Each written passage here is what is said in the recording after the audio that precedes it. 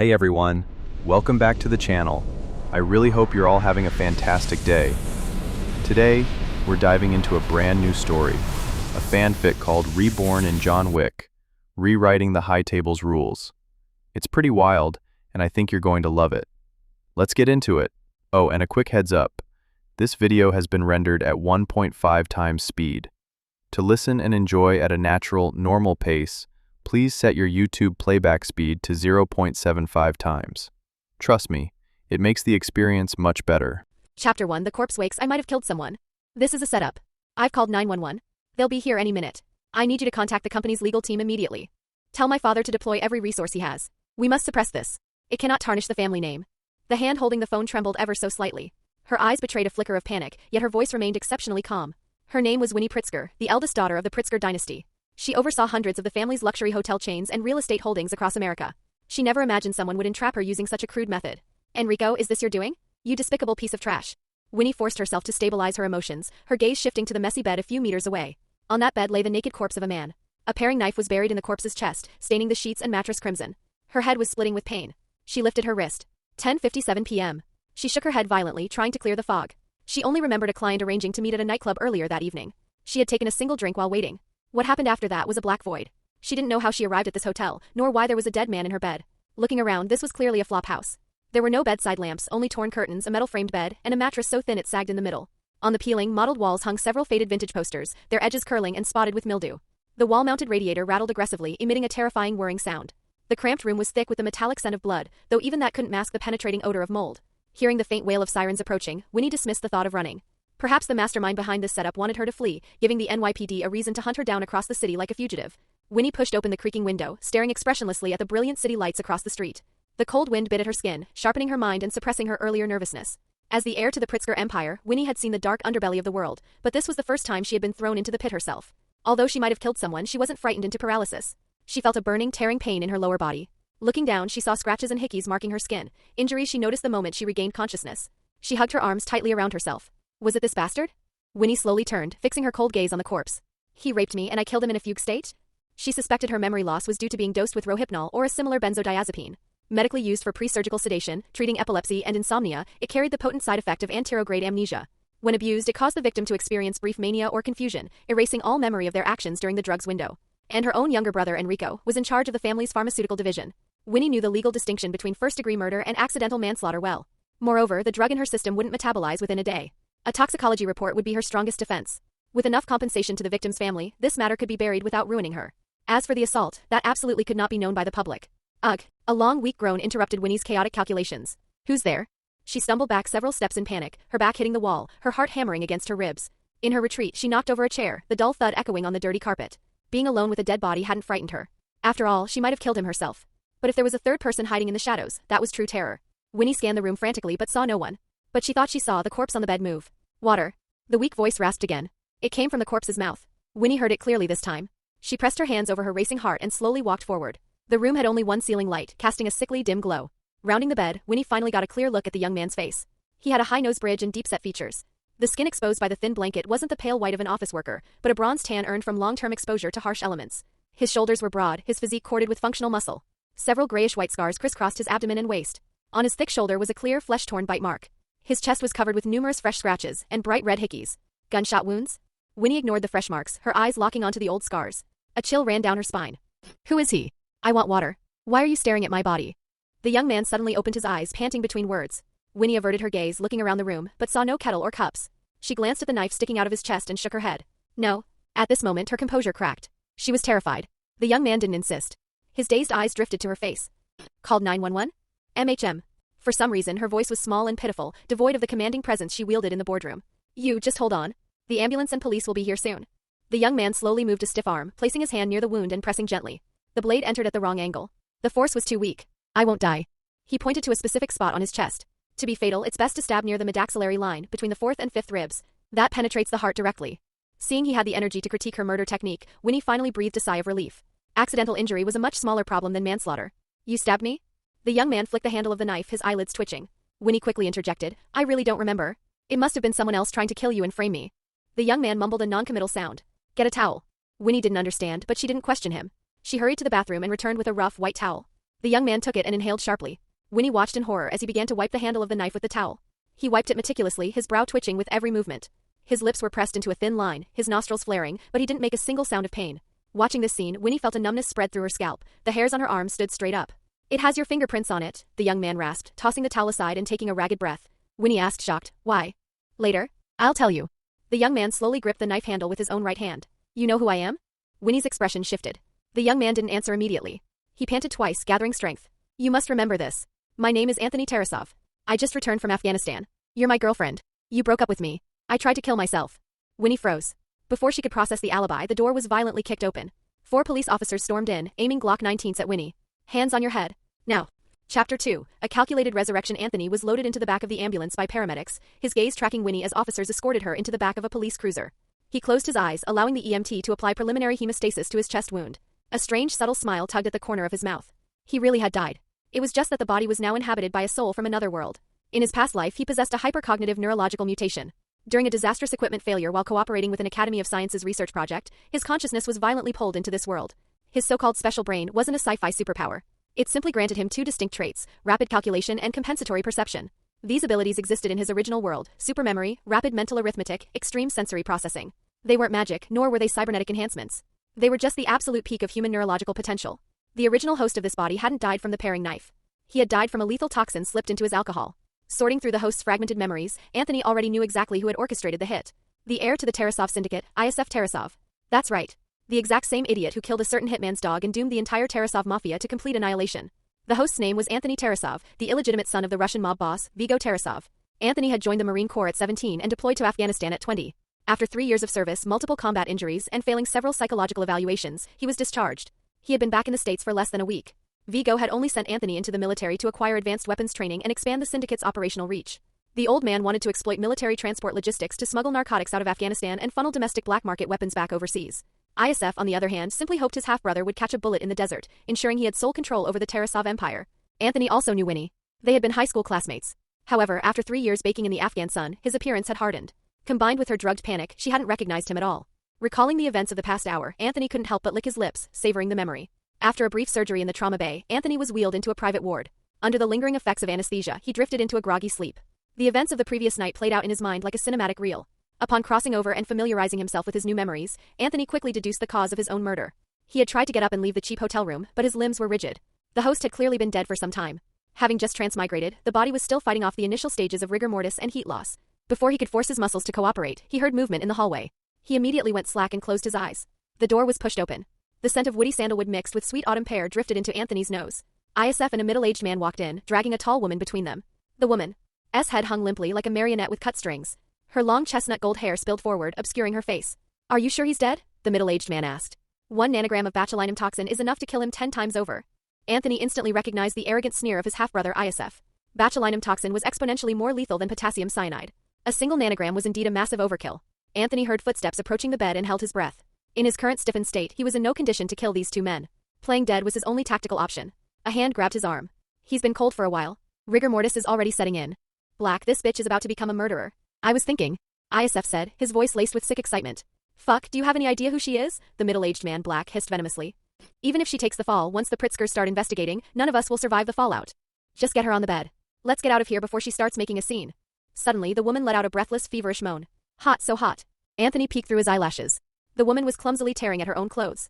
She wore a camel-colored cashmere trench coat over a creamy white silk blouse.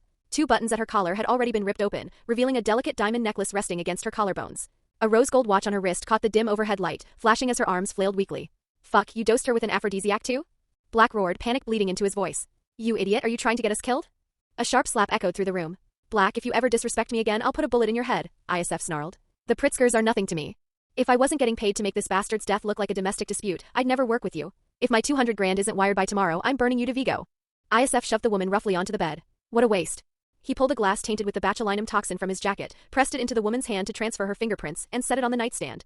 Once the door clicked shut, the woman began to writhe on the mattress, her fevered hands frantically tearing at her blouse. Anthony slowly turned his head, silently watching her performance. The woman sat up, brushing her tangled hair back. It revealed an exquisite oval face with a high nose bridge and deep-set eyes. She couldn't be older than her early 20s. Her face was flushed crimson, her eyes squeezed tightly shut. Her consciousness was fractured but fighting. Her trembling hands clutched her shirt together, only for the burning chemical desire to override her logic, forcing her to rip it open again. Beneath her lace bra, her skin was the color of warm ivory, glowing with a feverish sheen in the dim room. Her perfume drifted over him. It was intoxicating. Winnie? Anthony rasped, uncertain. His body was still fighting the stiffness of death. Just lifting a finger felt like moving a boulder. As he watched her struggle against the drug, Anthony began rhythmically clenching his hands, forcing the blood to circulate and sensation to return to his limbs. Winnie's dazed eyes fluttered open. She caught sight of a pair of bright predatory eyes staring at her from the other side of the bed. She froze. If you touch me, you're dead.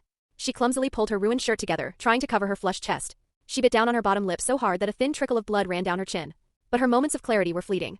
Seconds later, she descended back into the chemical haze. Get away. Winnie hugged her knees and frantically scrambled backward, desperate to escape the man sharing the bed. A loud thud echoed in the room. She had tumbled head first off the mattress. Anthony couldn't see her from his angle, but he felt the vibration of her body hitting the bed frame. After an agonizing minute of forcing his muscles to obey, a pair of strong, unnaturally cool arms reached down and hoisted her up. The collision of his cold skin against her fever-hot body triggered a violent chemical reaction in her brain. Winnie suddenly threw her arms around him, clinging to his cool torso. Her legs wrapped around his waist like a vice. Anthony's legs were still weak. Thrown off balance, he collapsed, taking her down onto the mattress with him. Winnie, you. Hot lips crashed against his, swallowing his words. Amidst the heavy, desperate breathing, the physically depleted Anthony simply couldn't overpower a woman driven to peak manic strength by a military-grade aphrodisiac. Fueled by Winnie's scratching nails and fiery aggression, Anthony's physical systems were forced to reboot rapidly. 3 years in the Marines. 3 years bleeding in the desert dirt. Anthony discarded the potential consequences and responded with equal intensity. Hearing the sharp sound of tearing fabric, he noticed her brow furrow in pain. Low growls and ragged breaths drowned out the rattling of the radiator. Hours later, the drug finally burned out. Winnie collapsed against him, falling into a dead sleep like a puppet with its strings cut. Noticing the tear stains drying on her cheeks, Anthony let out a heavy sigh. Winnie, I won't lie and say I didn't want this, but you forced the issue. Don't blame me when you wake up. Back in high school, you always lectured me about my grades. You even pulled my ears. Remembering the uptight honor student she used to be in, Thony couldn't help but laugh. He gathered his discarded clothes, searching his pockets for a cigarette, when a strange sound drew his attention. Winnie was thrashing, muttering incoherently in her sleep. The words spilled out so fast they bled together. Suddenly, her eyes snapped open. They were completely bloodshot. In a flash of chemically induced psychosis, she grabbed whatever wasn't bolted down and hurled it at him. Who do you think you are? You make me sick. Leave me alone, are you psychotic? I'm done with your bullshit. I never want to see you again. Anthony dodged and caught the incoming projectiles, a chair, a glass, a heavy glass ashtray. His blood ran cold. Fuck, a psychotic break? Anthony was stunned. In the United States, sleeping with a woman experiencing a severe mental episode was a one-way ticket to a rape charge. The crashing alerted the night manager, who began pounding on the splintering door. Anthony grabbed a sheet and wrapped it around Winnie's thrashing body. As the manager pushed the door open, Anthony kept his right hand hidden behind his back, ready to strike. It's fine, we're just having a disagreement, Anthony explained smoothly. The manager took one look at the beautiful woman screaming in Anthony's arms, currently trying to rip his ear off. Hey, a domestic dispute is none of my business. The manager winked conspiratorially. No need to call the cops, right? Anthony gently but firmly pried Winnie's fingers off his ear. No need, thanks. Just give us some privacy. All right. I'll hang the do not disturb sign, but keep the noise down. The manager adjusted the pistol tucked in his waistband and pulled the door shut. In the chaos, Winnie had blindly grabbed the paring knife from the nightstand. She lunged, driving the blade directly toward Anthony's throat. Anthony caught her wrist in a vice grip. His first instinct was to strike her jaw and knock her unconscious. But then a thought crossed his mind.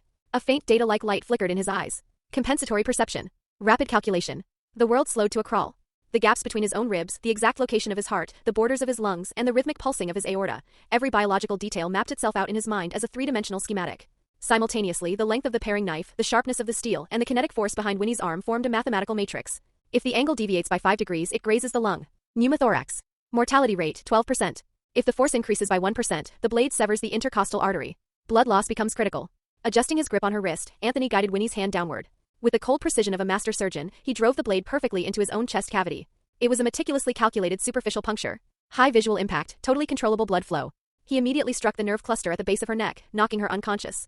He carefully laid her back on the bed, pulling the quilt up to her chin. Anthony looked down at the knife protruding from his chest, blood soaking his shirt. Well, I'm bleeding too.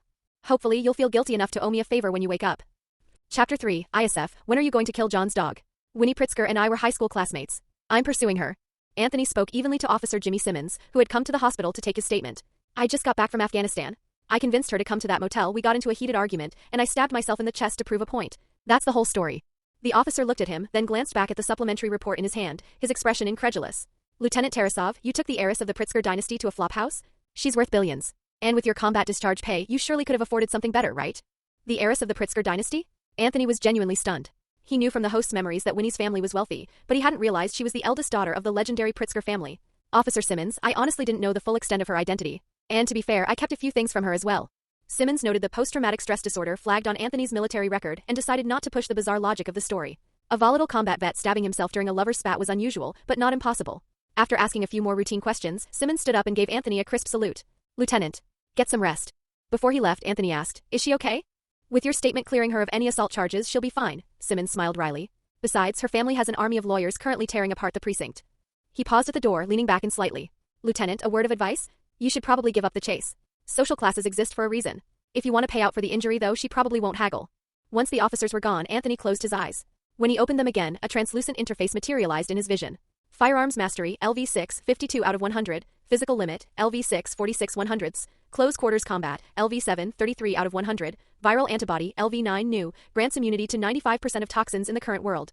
Rapid calculation, LV6, 87 100ths new. Mental calculation speed exceeds supercomputers, capable of instantaneously solving complex mathematical matrices. Compensatory perk. Eption, LV7, 77 100ths new. Neuroplasticity overrides standard visual functions, forming real-time 3D spatial modeling. These attributes had only materialized after he woke up in the hospital. The first three were the original host's hard-earned military skills. The viral antibody was a direct system adaptation triggered by surviving the botulinum toxin. "ISF," Anthony murmured, a cold smile touching his eyes. "When are you going to rob the boogeyman?" Even though John Wick was destined to dismantle the Tarasov syndicate, Anthony still wanted the pleasure of killing his half-brother himself. He had zero affection for either his half-brother ISF or his father Vigo. According to the host's memories, his mother had been a hostess at one of Vigo's nightclubs. After a single night of passion, Vigo threw down a few $1,000s and vanished. When she became pregnant, she was shoved into a dilapidated apartment building in Brooklyn, just 3 blocks from the worst parts of Queens. Forbidden by Vigo's enforcers from working or seeing other men, she survived solely on government food stamps and meager subsidies. It wasn't until Anthony was born that Vigo occasionally sent hush money or casually picked the boy up for a day to play the role of a father. Because of this fractured dynamic, Vigo's legitimate son, ISF, grew up harboring immense hostility toward Anthony, viewing him as filthy outsider. In truth, Anthony knew he was nothing more than a pawn to Vigo, a disposable asset meant to acquire a clean military record to facilitate the syndicate's arms and drug trafficking. Before enlisting, Anthony had endured ISF's constant humiliation without showing a shred of rebellion. But during his first year deployed in Afghanistan, his mother died suddenly under highly suspicious circumstances. Stuck overseas, Anthony had to beg a discharged squad mate to investigate quietly. The truth was horrifying: his mother hadn't died in an accident. She had been burned alive on ISF's orders. The host's severe PTSD was directly linked to the suppressed rage of this discovery. He had returned to New York specifically to seek revenge. But before he could even form a plan, ISF had poisoned him under the guise of a welcoming drink. Anthony knew the brutal realities of war. He knew that during the Extortion 17 Chinook crash in Afghanistan, SEAL Team 6 operators were wiped out because of a single lapse in operational vigilance. The host's death via poisoning was the result of that exact same lack of vigilance. Now, as a transmigrator possessing both system enhancements and the host's lethal military training, assassinating Vigo and ISF in secret would be child's play. But taking on the entire Tarasov syndicate alone? That was suicide. If he wanted to usurp control of the Tarasov family, he had to follow the established plotline and borrow John Wick's mythical wrath. Anthony leaned back, calculating how to subtly assist ISF in killing John's dog without alerting the boogeyman to his involvement. Currently, even with his Marine Corps background and cognitive cheats, his chances of surviving a direct gunfight with John Wick were less than 40%, and that was factoring in John's 5 years of rust and physical decline. Since he couldn't beat him, he would use him. First, he needed to establish a friendly rapport with John. If they formed a tentative alliance, the success rate of entirely dismantling the Tarasov loyalists jumped significantly. More importantly, his meta-knowledge of the plot meant he could manipulate the board to his advantage. But for the dominoes to fall, sorry, little Daisy. The Beagle had to die. As for John eventually going to war with the High Table? That was a problem for later. First, Anthony needed to secure the Tarasov throne. The Tarasov family wasn't just a dominant force in the New York underworld. They were a recognized mid-level faction under the direct rule of the High Table. Only by letting John Wick slaughter Vigo's fiercely loyal old guard could Anthony step in and completely subjugate the remnants of the gang. Even as an illegitimate son, once he controlled the syndicate's infrastructure, he would have massive resources and operational freedom in this dangerous world. While Anthony was mapping out his bloody ascension, the ward door was pushed open. A familiar scent of sandalwood and autumn pear drifted in. Winnie stood in the doorway, holding a bouquet of elegant white calla lilies. She was still wearing the same clothes from last night.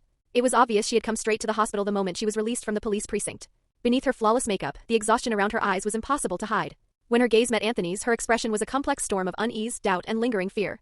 Behind her stood a sharp young female assistant in a tailored suit, carrying an expensive thermal food container. Winnie gave a slight nod. Understanding the silent command, the assistant quickly set the container on the bedside table, shot Anthony a brief, evaluating look, and immediately left the room. Winnie set the lilies down. The elegant flowers did nothing to soften the sterile hospital room. Her eyes drifted down to Anthony's chest, which was wrapped in thick, white bandages. The sight clearly triggered a flashback to the cold handle of the paring knife, the dark blood soaking his shirt, and the chaotic heat of. Winnie's fingers curled into tight fists at her sides. She forced her spine straight, drawing on the icy composure required of the Pritzker heiress. "I'll just call you Anthony," she said, her voice steady and practiced.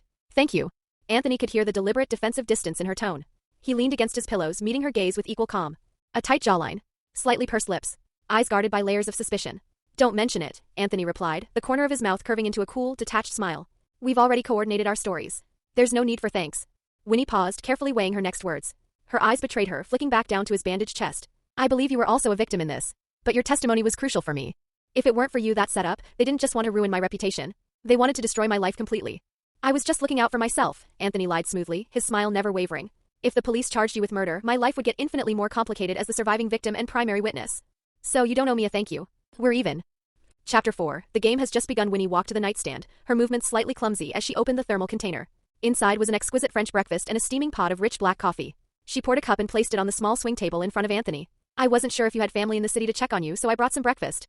Anthony shrugged his broad shoulders as best he could. The nerve block in my upper chest hasn't worn off yet. My arms aren't exactly cooperating, so I'll pass for now. A flash of cold calculation in Winnie's eyes vanished instantly, smoothly masked by a faint, practiced smile. She took a deep breath, seemingly coming to a decision. She picked up a bowl of warm broth, scooped a spoonful, and brought it to Anthony's lips. Anthony, last night, before the police arrived. She met his eyes, her gaze filled with intense scrutiny and a hint of unspeakable anxiety. In that room, besides our argument and me possibly stabbing you, what else do you remember? Her voice was pitched low, a cautious probe. Her eyes were locked onto his face, refusing to miss even the subtlest micro-expression. Last night, that powerful, bronze-tanned body. Those fresh scratches and hickeys. And the terrifying, burning ache between her thighs when she regained consciousness. These fragmented physical sensations stuck in her mind like needles, making it impossible to deny what had likely happened. Yet, the Rohypnol had erased the actual memory, leaving behind a horrifying blank slate. Right now, she desperately hoped that the man in front of her had also been heavily drugged and possessed zero memory of the night's events. She watched Anthony frown, his eyes narrowing as if straining to pull something from a fog. Do you have any impression at all? I mean, before the argument. She pressed the issue, a rare vulnerability and raw apprehension finally breaking through her icy exterior. She needed an answer, even if it was the worst one possible. Anthony observed the tension leaking through her forced composure. Those beautiful eyes were filled with absolute dread over the missing pieces of her memory. He remained silent for a few agonizing seconds, meeting her gaze with a perfectly crafted look of confusion and daze. Before? His brow slowly relaxed, and he shook his head with an apologetic sigh. I had a few drinks with some guys last night. I don't even know how I ended up in that shithole. The next thing I remember is waking up to you screaming, and then I saw you holding a knife, and then you stabbed me. Winnie stared intently into his eyes, searching for any trace of deceit. But she only saw Anthony's frank, unbothered gaze. Miss Pritzker, I couldn't even lift my arms last night until the adrenaline hit when the cops kicked the door in, Anthony said, looking suitably nervous. Was I drugged yesterday? Hearing this, the vice grip on Winnie's heart finally loosened. Her tense shoulders dropped a fraction, though her gaze remained complex. Regardless of the details, you saved me from a life-altering charge. I will remember this favor. After feeding him a few more sips of broth, her tone softened, carrying a hint of genuine concern.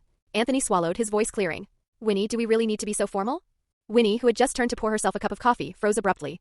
Her chestnut gold hair slid over her shoulder with the sudden stop. We were both pawns in someone else's sick game. Yes, you can call me Winnie. She managed a tight, polite smile. Anthony's gaze drifted, a faint, nostalgic smirk touching the corners of his mouth. I think it's been about 6 years. You're still as beautiful as ever, exactly the same as when you used to pull my ears and lecture me back at Scarsdale High. Boom. It felt as though a flashbang had gone off in Winnie's mind. She took a sudden, staggering step backward. Her hip bumped the heavy chair, emitting a harsh scrape across the linoleum floor. The coffee pot nearly slipped from her trembling hands. Winnie's eyes widened, truly seeing the face in front of her for the first time. The harsh bronze tan masked the pale complexion of the boy she remembered. The corded, muscular physique and broad shoulders had entirely replaced his once lanky frame. But those eyes with their trademark glint of rebellious playfulness. They perfectly matched the idiot from her past. The floodgates of Winnie's memory burst wide open. Before her eyes flashed an image of a tall, skinny boy who always hid copies of guns and ammo inside his textbooks. The boy who sat dead last in class rankings, but whose eyes always burned with a stubborn defiance. The chronic troublemaker she, as the honor council chair, used to drag by the ear, lecturing, Anthony Tarasov, don't you dare drag the freshman into your mess again. The boy who had clumsily asked her to the graduation prom, whose eyes had completely dimmed when she coldly rejected him, telling him, I don't have time to waste on a future dropout. Anthony, are you really Anthony Tarasov? Winnie's voice spiked an octave, trembling noticeably under the weight of extreme shock. She stared at him, her elegant composure utterly shattered. The Anthony that the dean of students had on speed dial? Seems you haven't completely forgotten me. Anthony grinned, flashing white teeth. Anthony Tarasov. Just got back from Afghanistan. Surprised? I certainly didn't expect that the woman I ran into at a flop house last night would be my high school honor council chair. But hey, at least the reunion wasn't totally boring. A massive wave of absurdity crashed over Winnie, leaving her completely at a loss. She looked at Anthony's frank, teasing gaze. Then she thought of the stab wound on his chest, the one she had likely caused. And the phantom, ambiguous aches radiating through her own body. A violent rush of heat surged into Winnie's cheeks.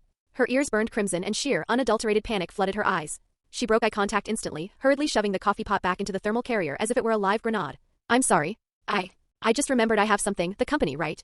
The board called an emergency meeting. She was babbling incoherently, her eyes darting everywhere except the hospital bed. Winnie practically fled. Forgetting every lesson in high society poise, she spun around and power walked toward the door in a blind panic. Winnie. Anthony's voice called out from behind her. Her hand hit the door handle, her steps halting abruptly. She didn't turn around. Let's get reacquainted, Anthony said, the smile evident in his voice. I'm Anthony Tarasov. It's really good to see you again. Winnie's back went rigid. She didn't reply. Like a startled swan, she yanked the heavy door open, desperate to escape. Just as she crossed the threshold, his voice rang out one last time. Winnie? Could you do me a favor and buy a dog? A 6-month-old female beagle. Winnie still didn't turn around. I can do that. I need her by tomorrow. I'll have my assistant handle it immediately. And with that, under the utterly baffled gaze of her assistant waiting in the hall, the Pritzker heiress fled in sheer panic. The frantic clicking of her designer heels rapidly faded down the hospital corridor. Only the lingering, intoxicating scent of sandalwood and autumn pear remained in the sterile room. Anthony effortlessly reached out, ignoring his previous claim about his arms not working, and picked up the cup of black coffee Winnie had poured. He took a slow sip. The bitter liquid burned down his throat. The playful smile vanished from his lips, replaced by a gaze as cold as a Siberian winter. Black. ISF. Vigo. He recited the names to the empty room, each syllable dripping with venom. The game has just begun. Chapter 5. ISF Sudden Intrusion. Orange evening light filtered through the slats of the hospital blinds. Anthony reclined against the headboard, his fingers idly tracing the thick bandages on his chest, his gaze fixed on the muted television mounted on the wall. Outside the door, Winnie took a deep, steadying breath. In her left hand, she carried a woven wicker carrier containing a black and white beagle puppy. In her right hand, she held another high-end thermal food container. We were just high school classmates. Besides, he doesn't remember anything, she whispered to herself like a mantra. What do I have to be embarrassed about? Winnie deliberately raised her chin, donned her polished executive mask, and pushed the door open. Anthony was still hooked up to N4, casually watching TV. Morning, Winnie, he said. A smile played on his lips as he looked up. His eyes quickly swept past her meticulously composed face and locked onto the small dog in the carrier. A little black head poked out of the wicker basket, its wet nose nuzzling against Winnie's expensive watch. It had a large domed skull, soulful hazel eyes, long drooping ears, and a pristine black and white coat. It was well muscled with a short back and broad loins.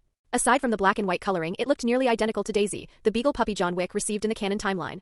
Seems the Honor Council chair is more efficient than a 911 dispatch, Anthony said, smoothly suppressing his genuine surprise. You found one that fast?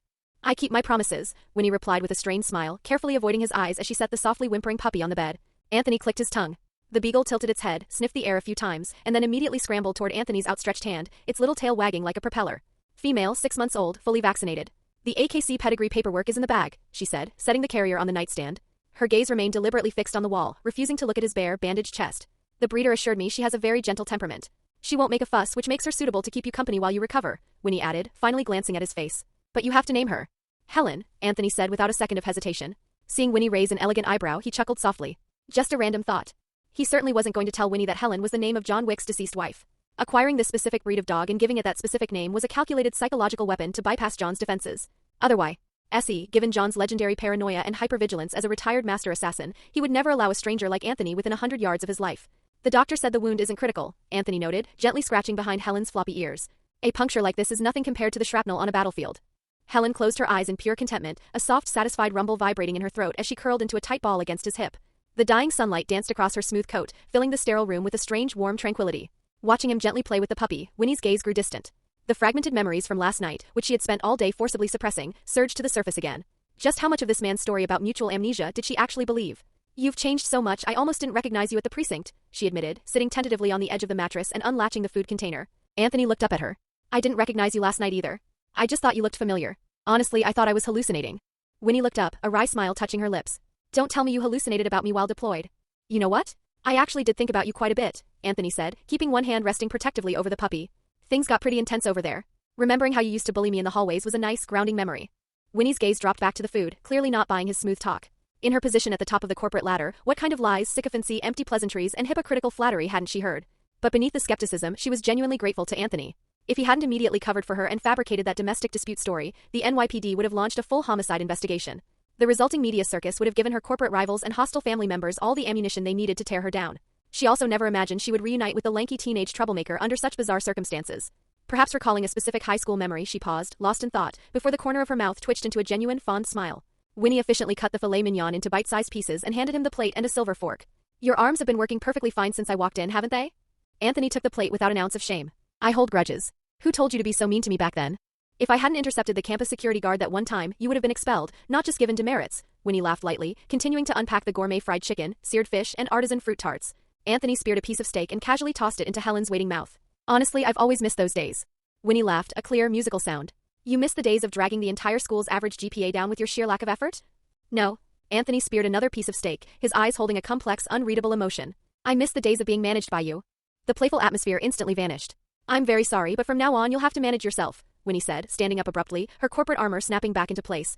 I have to get back to the office. I'll arrange for a courier to bring your meals starting tomorrow.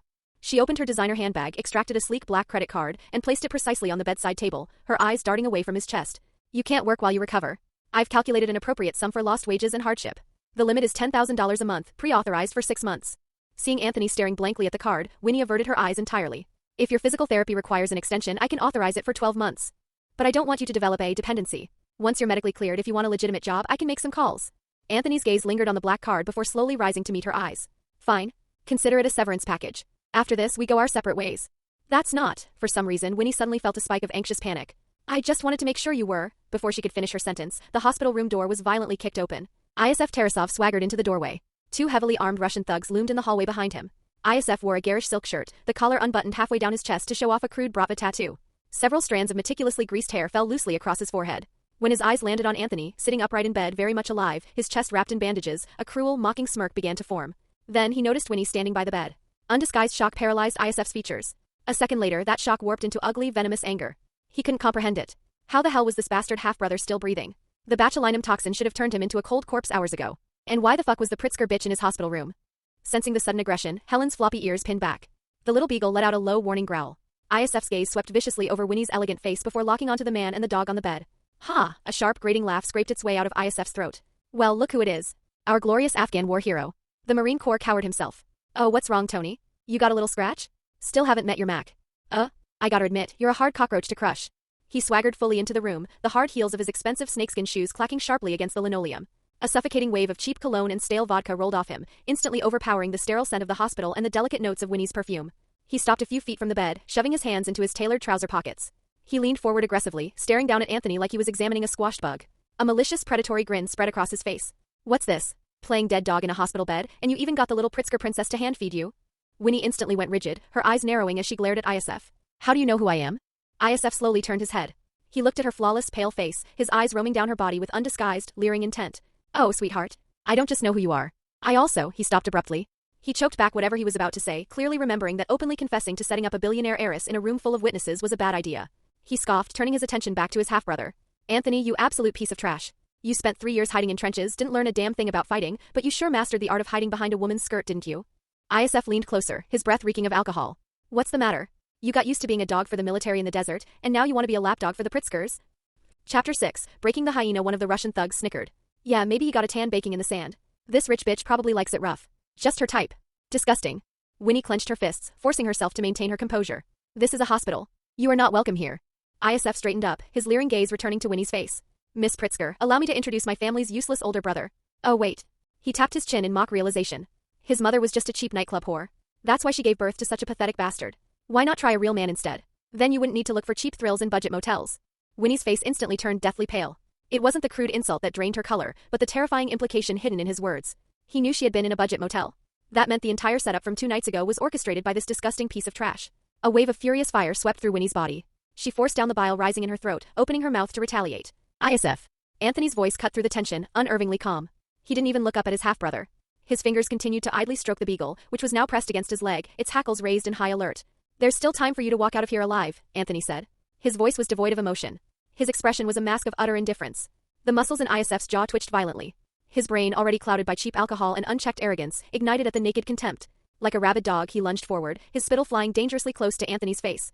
You're telling me to get out? Anthony, what the fuck are you? A bastard born to a whore. You played dead in Afghanistan for a few years and now you think you can talk back to me. 6 years. For 6 whole years, my father kept you and your short-lived bitch of a mother alive. Besides wasting our food and money, what the fuck are you good for? You think you can put on airs in front of me just because you latched onto some rich slut? He suddenly turned his wrath onto Winnie, jabbing a finger inches from her perfect nose. His eyes were manic. And you, Pritzker, I'm warning you. Stay the hell away from this trash, or you'll bring a world of pain down on your precious family. ISF snapped his gaze back to Anthony. Listen to me, you mongrel. Don't think for a second that just because you're back, Vigo is going to give you a second glance. If you don't want to die, get the fuck out of New York. Otherwise, I'll put you down myself. Just like this little rat. He thrust out his tattooed hand, snatching at the snarling beagle. A terrified yelp. A sickening crunch. The two sounds echoed through the room almost simultaneously. Just as ISF's fingers brushed Helen's fur, his wrist was caught in a vice grip by Anthony. In a blur of motion, Anthony's leg lashed out. A foot clad only in a white hospital sock, carrying the explosive, lethal power forged on the battlefield, slammed viciously into ISF's abdomen. ISF's arrogant tirade cut off abruptly. His eyes bulged from their sockets. All color drained from his face in an instant, replaced by a mask of agonizing pain and disbelieving shock. Over the puppy's frightened whimpers, Anthony swung his legs out of bed.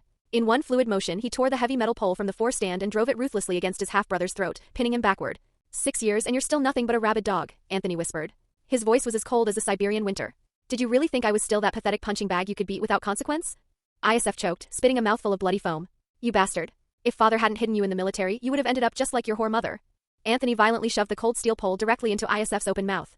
The sickening crunch of metal shattering teeth made Winnie's stomach violently churn. ISF's agonizing howl was trapped deep in his throat, suffocated by the steel rod, reducing his screams to wet, muffled gurgles. Bloody saliva tea rickled down the metal pole, dripping onto his ruined snakeskin shoes. The two Russian thugs froze in absolute shock.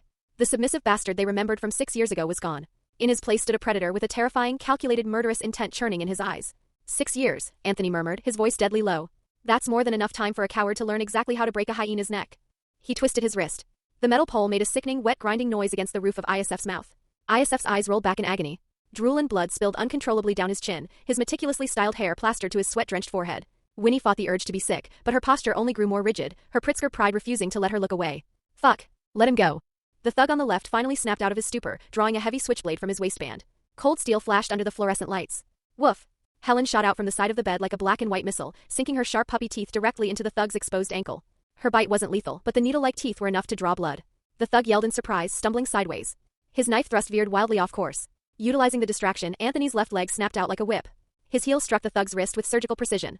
A loud crack resounded as the switchblade flew from the man's paralyzed grip, clattering uselessly under a medical cart in the corner. And you. Anthony's icy gaze locked onto the remaining thug on the right. He slowly yanked the metal pole free from ISF's mouth, a thick strand of bloody saliva trailing from the steel. Want to find out what it feels like to swallow this? The hospital room fell dead silent. The only sounds were ISF's violent, wet coughing and Helen's low, rumbling growl as she stood guard at Anthony's bare feet.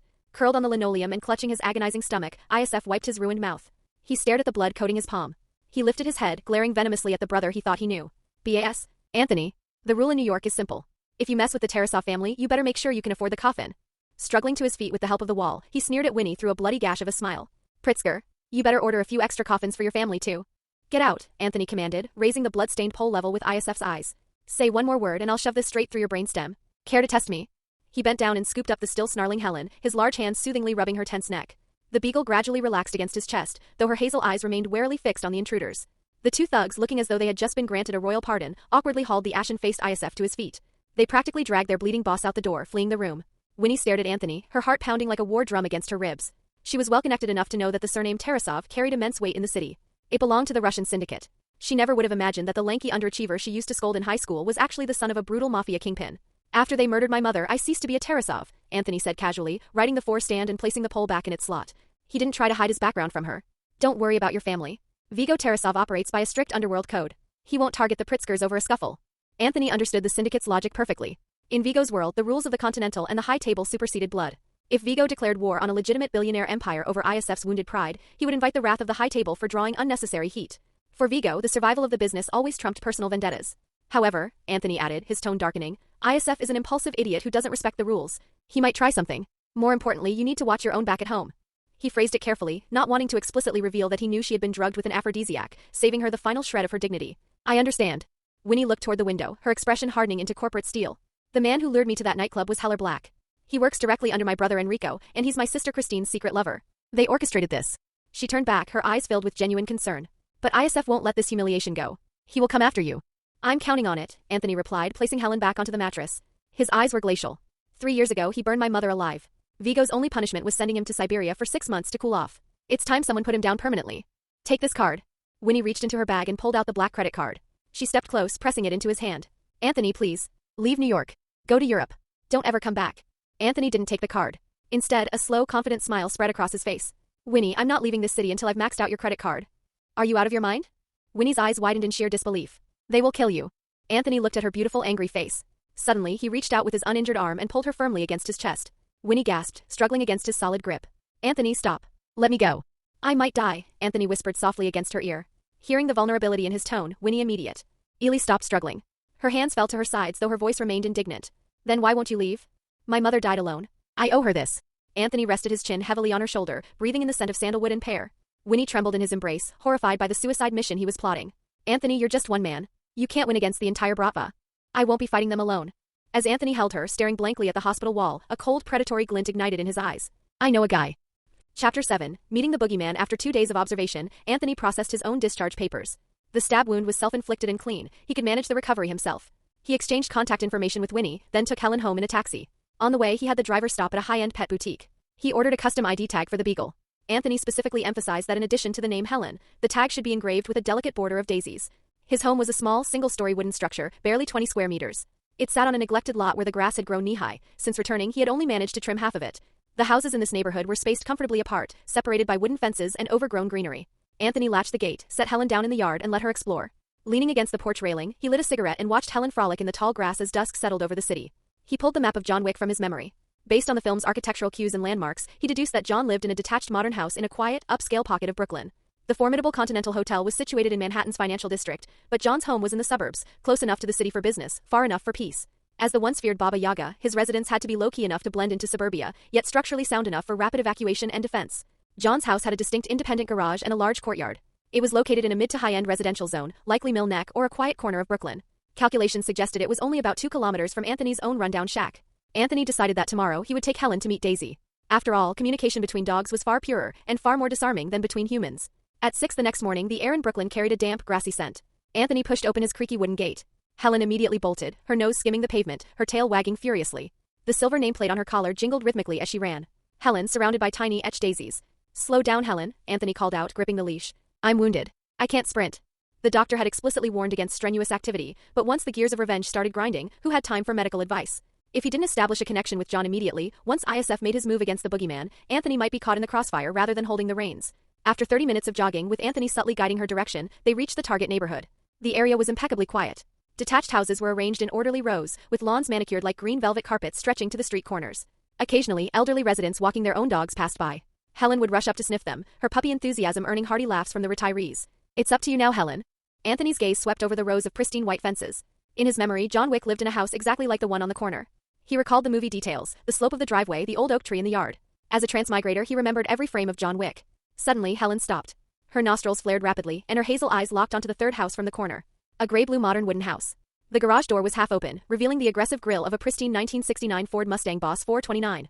A century-old oak tree cast dappled shadows across the lawn. Lying in the shade was a brown and white spotted beagle puppy. Daisy. Anthony had just taken a step when Helen lunged. She broke free from his grip and shot toward the yard like a black and white arrow, her claws scrabbling on the asphalt. "Hey. Helen, come back." Anthony broke into a run, a sharp twinge of pain radiating from his chest wound. But sharper than the physical pain was the silent alarm of his compensatory perception warning him of extreme danger. When Helen nosed open the unlatched gate and charged in, Daisy abruptly raised her head, a low, uncertain growl in her throat. The next second, the tension evaporated.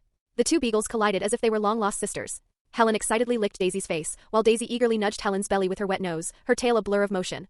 They began to chase each other in tight circles around the oak tree, kicking up divots of grass. "Damn it." Panting, Anthony skidded to a halt outside the fence. He deliberately placed his empty hands on the railing, adopting a non-threatening, submissive posture. "Sorry to disturb. Your little one seems friendly." The second-floor curtain swished open. John Wick appeared at the French window. He was wearing loose, dark pajamas, the sleeves casually rolled up. He wore his signature shoulder-length black hair, slightly disheveled from sleep pie. Red with a neatly trimmed beard. John's features were sharp, high cheekbones, thin lips pressed into a tight line. Beneath his deep brows were a pair of intense, melancholic gray-blue eyes. At this moment, those eyes held only wariness and cold scrutiny. Anthony swallowed hard. Even when this man was massacring the entire Tarasov syndicate in the movie, his eyes hadn't been this cold. This was the gaze of a man who had nothing left to lose. He raised the leash in his hand, moving with deliberate slowness. "Her name is Helen," he shouted to ensure John could hear him through the glass, pitching his voice to a standard New York accent. "6 months old. Don't worry, she's fully vaccinated. It's her first time out today. I didn't expect." He gave a wry, apologetic smile and spread his hands. "She saw a friend. I couldn't stop her." John didn't move. His gaze swept the perimeter, checking for threats. "Helen?" he murmured, looking down at the black and white beagle on his lawn. A flicker of raw pain passed through his eyes. Her coat pattern was startlingly similar to Daisy's. His eyes darted back and forth between Anthony and Helen, the ice in his gaze thawing a fraction. Daisy suddenly ran to the window beneath John, a dry stick in her mouth. She looked up and let out a series of happy awoo-awoo barks. Helen stood right beside her, wagging her tail and joining in the barking chorus at the man in the window. John's Adam's apple bobbed. He turned abruptly and vanished from the window. A few seconds later, the front door opened. He stepped onto the porch in cotton slippers, holding a mug of coffee. "Come in," John said, his voice gravelly and low. "Coffee or beer?" Anthony paused, looked at the two playing beagles, hesitated briefly, then nodded. "Sorry for the intrusion. Coffee, thank you." As they entered the living room, the two beagles trotted in behind them, occasionally nipping at each other's ears. The interior was minimalist but comfortable, lacking the sterility one might expect from the world's deadliest assassin. Above the fireplace hung a framed photo of John and his wife Helen on their wedding day. Next to it was a framed note with a hand-drawn daisy and the words "Never forget." John handed Anthony a mug, his gaze drifting back to Helen's collar. "May I?" "Be my guest," Anthony said softly. John crouched down and gently picked up the puppy. Helen looked at him docilely, licking his thumb. John stroked her head, his fingers trembling as they brushed against the steel nameplate on her collar. "Helen." And below the name, the delicate engraving of a daisy chain. John's breath hitched. He reached into his pocket and pulled out an old leather wallet. He opened it to reveal a photo of his wife. On her wrist was a silver bracelet with the exact same daisy pattern. "This can't be." John whispered. Helen's bracelet, it had daisies just like this. It was an heirloom from her mother. She always said daisies represented hope. New beginnings. Her nameplate, it has the same flowers. John's voice was so hoarse it was almost inaudible. He looked up sharply, a turmoil in his eyes that Anthony couldn't fully fathom. Daisy was the last gift she left me before she passed. She was afraid I'd be lonely. John's voice cracked. She said if I could learn to love Daisy, I could learn to live without her. Anthony feigned total ignorance, letting a look of sympathetic confusion wash over his face. Sir, I don't know what to say. My mother loved daisies when she was alive, Anthony lied smoothly. After adopting Helen yesterday, I had the engraver add them. I had no idea. John rested his forehead against the puppy's fur for a long moment. When he finally placed her back on the floor, a long absent softness lingered in his eyes. Forgive my wariness. After losing my wife, I learned not to trust coincidences. John Wick. He extended his hand. Thank you for bringing her by. Call me John. Anthony shook his hand firmly. Anthony Tarasov. Former Marine. Just back from Afghanistan. The moment their palms touched, John knew. The calluses, the grip strength, this hand had held a rifle for years. He didn't flinch at the surname. He simply asked, Tarasov? Any relation to Vigo? Hearing the name, a muscle in Anthony's jaw jumped. Unfortunately, he's my biological father. John heard the suppressed loathing in the younger man's voice. He didn't press. Anthony didn't elaborate. He didn't mention the brewing war with ISF. Revealing too much too soon would trigger John's bullshit detector. They like each other, John finally said after a long silence, watching the dogs curl up together on the rug. He looked at Anthony, the sharpness in his gray eyes receding further. You said you were in the Corps? First 3 years stateside, Anthony replied, meeting his gaze. Then 3 years in the sandbox. He knew John was also a former Marine. The tattoo across John's back, Fortis Fortuna Aduvat, was a dead giveaway. John didn't share his own history. He stared blankly at the wedding photo on the mantel, looking suddenly vulnerable. Anthony looked down at the two sleeping puppies and spoke softly. It seems they haven't just found a friend. Maybe they found a new beginning for us too. Right, girls? Daisy's ear twitched in her sleep. Helen rested her head on Daisy's flank and let out a contented sigh. Chapter 8, the breaking point. Over the next few days, Anthony took Helen out for a walk every morning. They would always end up sitting on John's porch for a while, or walking their dogs together around the quiet neighborhood. Anthony noticed that every time he visited, John reeked of bourbon and existed in a semi-conscious haze. He was always in the same loose pajamas, his hair disheveled, padding around barefoot or in slippers. No wonder he was so easily ambushed and beaten by ISF and his thugs in the original timeline. Anthony understood that the legendary assassin was currently enduring the most vulnerable period of his life. When Helen Wick died, John hadn't just buried his weapons, he had stripped off the spiritual armor that had kept the boogeyman alive for decades. Right now, John was drowning in acute post-traumatic stress. He was silent all day, repeatedly watching videos of his late wife on his phone, occasionally muttering to the empty rooms. With his mental defenses completely shattered, John poured every ounce of his remaining emotional capacity into the beagle Daisy. That was why, when ISF's men broke in during the dead of night, John's first instinct wasn't tactical evasion or lethal retaliation, it was to locate the dog. Anthony didn't warn John about the impending break-in. Aside from needing John to eliminate Vigo and ISF for him, Anthony genuinely needed John to wake up. Every morning, it was only when John saw Daisy playfully wrestling with Helen that a faint glimmer of life broke through the suffocating despondency in his eyes. I'm going into town for a haircut tomorrow and I'll pick up some groceries while I'm at it, John said one morning after they had walked about 3 miles, chatting intermittently. I probably won't be back until the afternoon. John, you really do need to get out more, Anthony said with a light laugh. When I was deployed, I couldn't even make it back for my mother's funeral. I didn't complain. I just refused to let the grief get me killed on the battlefield. He pointed back toward the other side of the neighborhood. My place is just down that way. You can bring Daisy over to play whenever. If you just stay locked in this house, John, you're going to rot. John forced a stiff, awkward smile. Thanks, Anthony. I'll try. With that, he gently tugged the leash, leading a reluctant Daisy back toward his front door. Helen whined, trying to follow her playmate, but Anthony held her leash firmly. After watching Daisy trot away, Anthony quickly turned his head, masking the cold calculation in his eyes. Anthony knew that if ISF had only stolen the antique Mustang, John Wick would have been a reasonable man. He would have handled it quietly. That was why Anthony had Winnie by a beagle. That was why he had deliberately provoked ISF at the hospital while holding Helen. He needed ISF to associate the beagle breed with humiliation and rage. Even if ISF hadn't shown up at the hospital that day, Anthony would have found an excuse to track him down and beat him senseless with Helen by his side. By doing so, he ensured that ISF harbored a subconscious hatred for the dog. When ISF broke into John's house to steal the car, the moment he laid eyes on Daisy, he wouldn't just ignore her. He would lash out. If Daisy lived, the boogeyman would remain asleep. And if the boogeyman slept, Anthony could never inherit the Tarasov Empire. Anthony understood that the trap he had laid was unspeakably cruel to John. But even without his interference, the timeline was rigid. ISF was always going to kill the dog. Anthony's manipulations were simply an insurance policy, a way to guarantee the inciting incident happened, while simultaneously positioning himself as John's ally in the aftermath. The moment John mentioned going out for a haircut, Anthony knew. He had triggered the gas station encounter. The timeline had arrived. What Anthony found slightly surprising was that after humiliating ISF at the hospital, the arrogant brat hadn't immediately sent hitmen to Anthony's rundown shack. Vigo, are you trying to rein in your wild horse? Anthony murmured to himself, chuckling darkly. It's useless. Since he had taken over this body, he owed the original host a debt. At the very least, he would avenge the murdered mother. Once Vigo and ISF were dead, Anthony would be the sole surviving heir to the Tarasov syndicate. Everything would fall perfectly into place. That evening, Anthony locked Helen safely inside his house, pulled on a heavy black raincoat, and stepped into the storm. The rain poured in sheets, drumming a relentless rhythm against the rooftops of Mill Neck. Anthony stood motionless in the shadows, positioned about 15 feet from John's property line, waiting patiently. Having walked this route every morning, he was intimately familiar with the terrain. More importantly, through his compensatory perception, he had already constructed a flawless, real-time 3D spatial model of John's house and the surrounding yard. He knew that by now John had likely finished half a bottle of bourbon and was passed out in bed.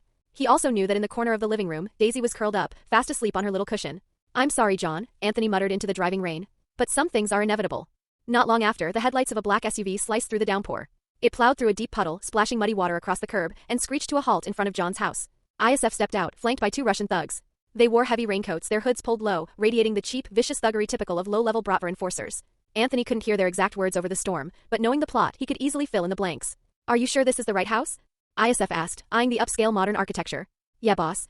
I asked around." "This is his place, Victor," one of the thugs replied. "It's just him and a dog. The mechanic at the shop said his wife just died. Guy's a drunk. He'll be easy to handle." "Fuck him. He actually had the nerve to refuse my offer." "Beat the shit out of him, then we take the car," ISF sneered. "I'll teach him what happens when you say no to me." A dark, twisted expression crossed ISF's face as the rain battered his hood. He remembered Vigo's furious warning after the hospital incident. "He is still useful to me. If you touch Anthony now, I will exile you to Siberia permanently." "Boss, look at that," Victor said obsequiously, pointing toward the garage. "The 69 Boss 429 is parked right there. It's a masterpiece." ISF spat onto the wet asphalt. "Since the old man won't let me kill that bastard Anthony right now, I guess this arrogant prick will have to be my punching bag tonight." When ISF kicked the front door open, the splintering of which shattered the quiet house, Daisy's frantic barking instantly followed. Upstairs, John was jolted from his alcohol-induced sleep. The emotion that flashed in his gray eyes wasn't fear, it was the groggy, chaotic confusion of a grieving civilian. "Sure, Daisy, it's okay," John muttered, rubbing his face. He threw on a loose robe, grabbed a heavy maglite flashlight from the nightstand, and slowly descended the stairs. He was only halfway down when a black figure lunged from the shadows of the landing. Thud! A solid aluminum baseball bat swung in a brutal arc, smashing directly into the side of John's head. Intense, blinding pain exploded in his skull. John's vision went black. His body went limp, tumbling violently down the wooden stairs before crashing heavily onto the living room floor. "Ha ha ha. Is this the tough guy who doesn't know how to show respect?" An arrogant, youthful voice echoed above him. John forced his heavy eyelids open, his vision swimming. 3 men in wet raincoats stood over him. The leader pushed back his hood. It was the entitled Russian kid who had pestered him at the gas station earlier that day. ISF laughed loudly, the sound piercing and grating over the drumming rain outside. "Look what we have here. A pathetic drunk and his little rat of a dog. Remember me, old man?" ISF crouched down, pressing the cold, wet barrel of the baseball bat roughly against John's cheek. "When you refused to sell me that Mustang today, I told you, everything has a price, asshole." John gritted his teeth, a fleeting, dangerous glint cutting through the haze in his eyes. "Not this car." Smack. "Shut the fuck up." ISF backhanded John viciously across the face. "Now where are the keys?" "Leave now," John rasped, his eyes hidden behind his disheveled hair, his voice dropping to a lethal calm. "And I'll pretend this never happened." He placed his palms flat on the floor, trying to push himself up. But his muscles, lethargic from months of drinking and the severe head trauma, refused to obey. Chapter 9. The boogeyman wakes. ISF spat on the floor and waved his hand dismissively. "Beat him. Let's sober this drunk up." John was instantly swarmed by the 2 Russian enforcers. Heavy fists rained down on him like hail. He tried to block the strikes, but his muscles were sluggish and uncoordinated. His head trauma and the sheer weight of numbers overwhelmed him. Within seconds, he was beaten bloody, pinned to the hardwood floor, unable to defend himself. "See that? This is what happens when you don't show respect," ISF sneered. He stepped heavily onto John's wrist, looking down at him with absolute contempt. "Now, where are the keys?" Suddenly, Daisy charged out from the kitchen.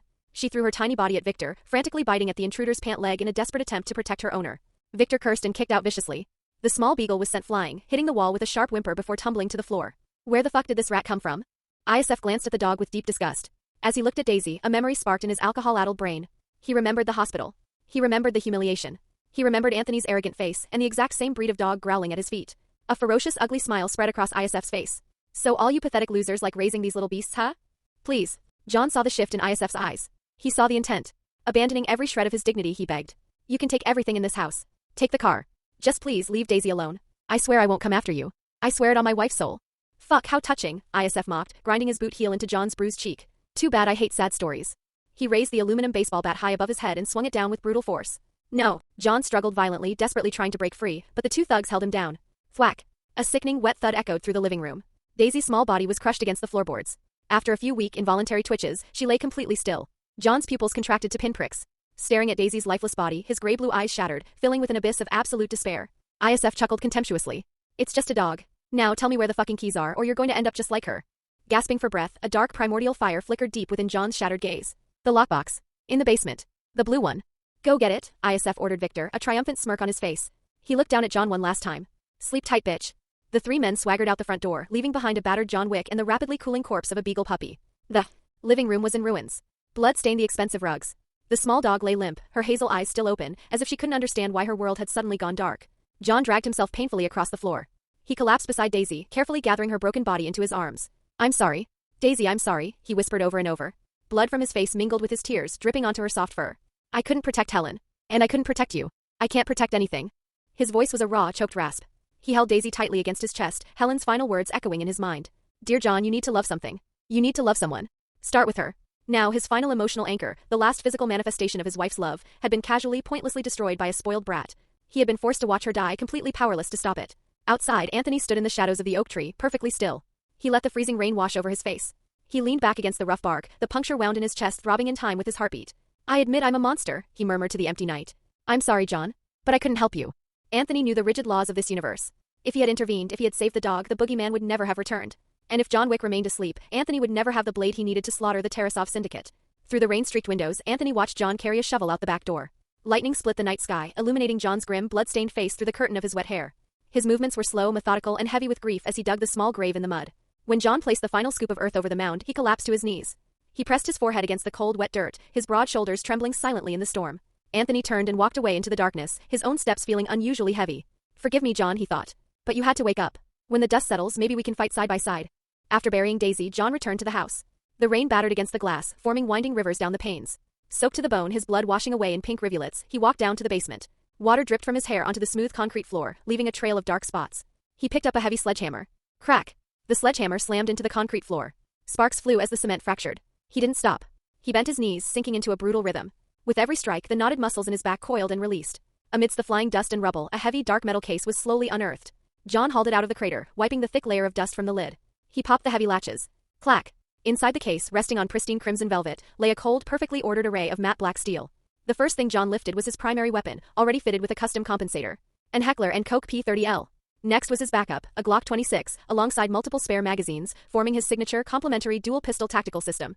Beneath the firearms rested 4M/M14 incendiary grenades, a Microtech UTX-70 OTF knife, and a serrated K-bar combat blade. Beside the arsenal sat neat stacks of heavy gold coins, the exclusive currency of the Continental and the High Table. You killed my dog, John whispered, his voice grinding like stone. I'll take your life. There was no trace of sorrow left in his gray-blue eyes. There was only an endless, freezing expanse of pure killing intent. John Wick, the mythical assassin who had once built an empire on a mountain of corpses, had officially re-entered the game. Anthony was right. Tonight, the New York underworld was going to drown in a storm of blood. The death of a puppy had awakened a slumbering god of death. ISF Tarasov had absolutely no idea what kind of apocalyptic nightmare he had just unleashed. He hadn't robbed an ordinary civilian. He had robbed the man known to the global assassin underworld as the Baba Yaga. The boogeyman. John Wick. The next morning, weak sunlight pierced the clouds, burning away the gloom of the storm over Mill Neck. Anthony clipped the leash onto Helen's collar and took her for her morning walk, casually steering their route toward Aurelio's chop shop, looking entirely unbothered. He hadn't slept a wink. His mind had spent the entire night replaying the image of John sobbing in the mud and ISF's arrogant, sneering face. ISF, I hope you have your running shoes on today, Anthony said softly, watching Helen strain against the leash. Because not even Vigo can save you now. Helen seemed to sense her owner's dark mood. As they approached the chop shop, she let out a low, rumbling growl. Parked directly in front of the garage bays was a pristine 1969 Ford Mustang Boss 429. The morning sunlight glinted coldly off its dark, polished chassis. Standing next to the stolen car were ISF and his two thugs, waiting for Aurelio to open the bay doors. Anthony sauntered forward, his hands in his pockets, the picture of relaxed confidence. Helen immediately caught the lingering scent of Daisy's blood on ISF's shoes. The hair on her spine stood up, and she began barking aggressively at the Russian. Hearing the sharp barking, ISF turned his head. His eyes landed on Anthony, and then on the beagle straining at the end of the leash, a dog identical to the one he had crushed the night before. Fuck me. Why do I have to look at this bastard's face again? ISF spat on the concrete. He glared at the beagle, his lip curling into an ugly sneer. You son of a bitch. We still have a major score to settle from the hospital. You have the balls to show your face to me? If you don't want me to finish what we started, get the fuck out of my sight. Anthony smiled, a cold, empty expression.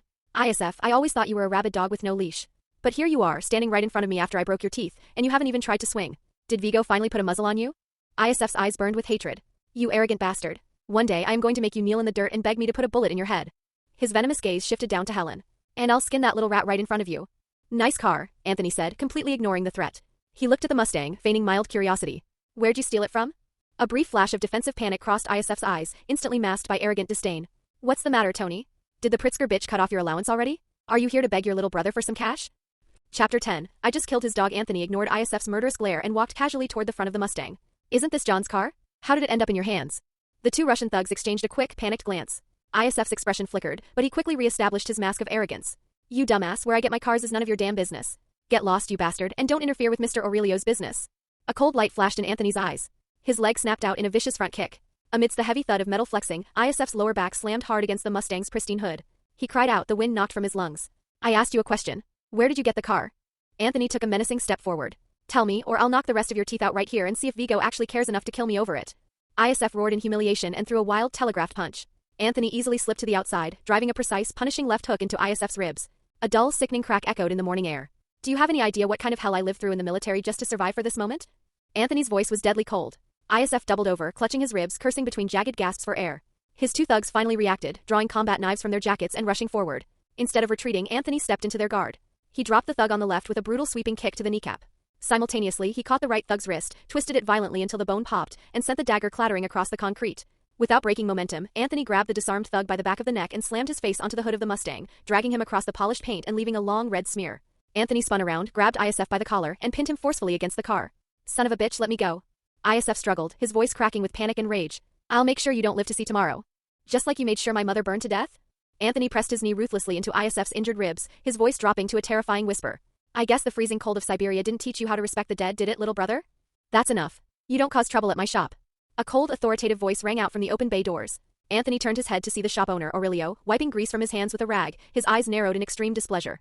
Anthony grabbed ISF by the hair, slammed his head once more against the Mustang's roof, and finally let him go. ISF scrambled backward, his chest heaving. He reached to the small of his back and pulled a sleek handgun. ISF, are you really going to discharge a firearm in my shop? Aurelio didn't flinch. His gaze darkened. Why don't you call your father Vigo and ask him if that's a good idea first? Anthony laughed mockingly. In Afghanistan, the Taliban insurgents had 10 times better trigger discipline than you. He slowly unzipped his jacket, revealing the Marine Corps emblem on his undershirt. Shoot me right here, ISF. Let Mr. Aurelio testify about how the Tarasov Syndicate murders U.S. combat veterans in broad daylight. ISF's hand holding the gun trembled slightly. Anthony took a slow, deliberate step forward, a terrifying smile on his face. You don't have the balls. Because you know Vigo can't afford the heat that comes with dropping a Marine on American soil. The words hit their mark perfectly. A flash of genuine fear crossed ISF's eyes. Vigo had warned him countless times, never cross the Syndicate's red lines. Never draw federal attention. Put the gun away, kid, Aurelio said, stepping between them. If you fire a weapon on my turf, Vigo will break your legs himself. Aurelio glanced at Anthony, opening his mouth to speak, but Anthony beat him to it, turning his icy gaze back to ISF. I'll ask you one last time. Why do you have John's car? John? Aurelio's eyes flickered. He hadn't expected this random kid to know the owner of the vehicle. But as Aurelio turned and truly looked at the vintage Mustang, recognizing the custom modifications and the pristine paint job, the color drained entirely from his face. Fuck. This was John Wick's car. At that moment, Aurelio's heart began to hammer against his ribs.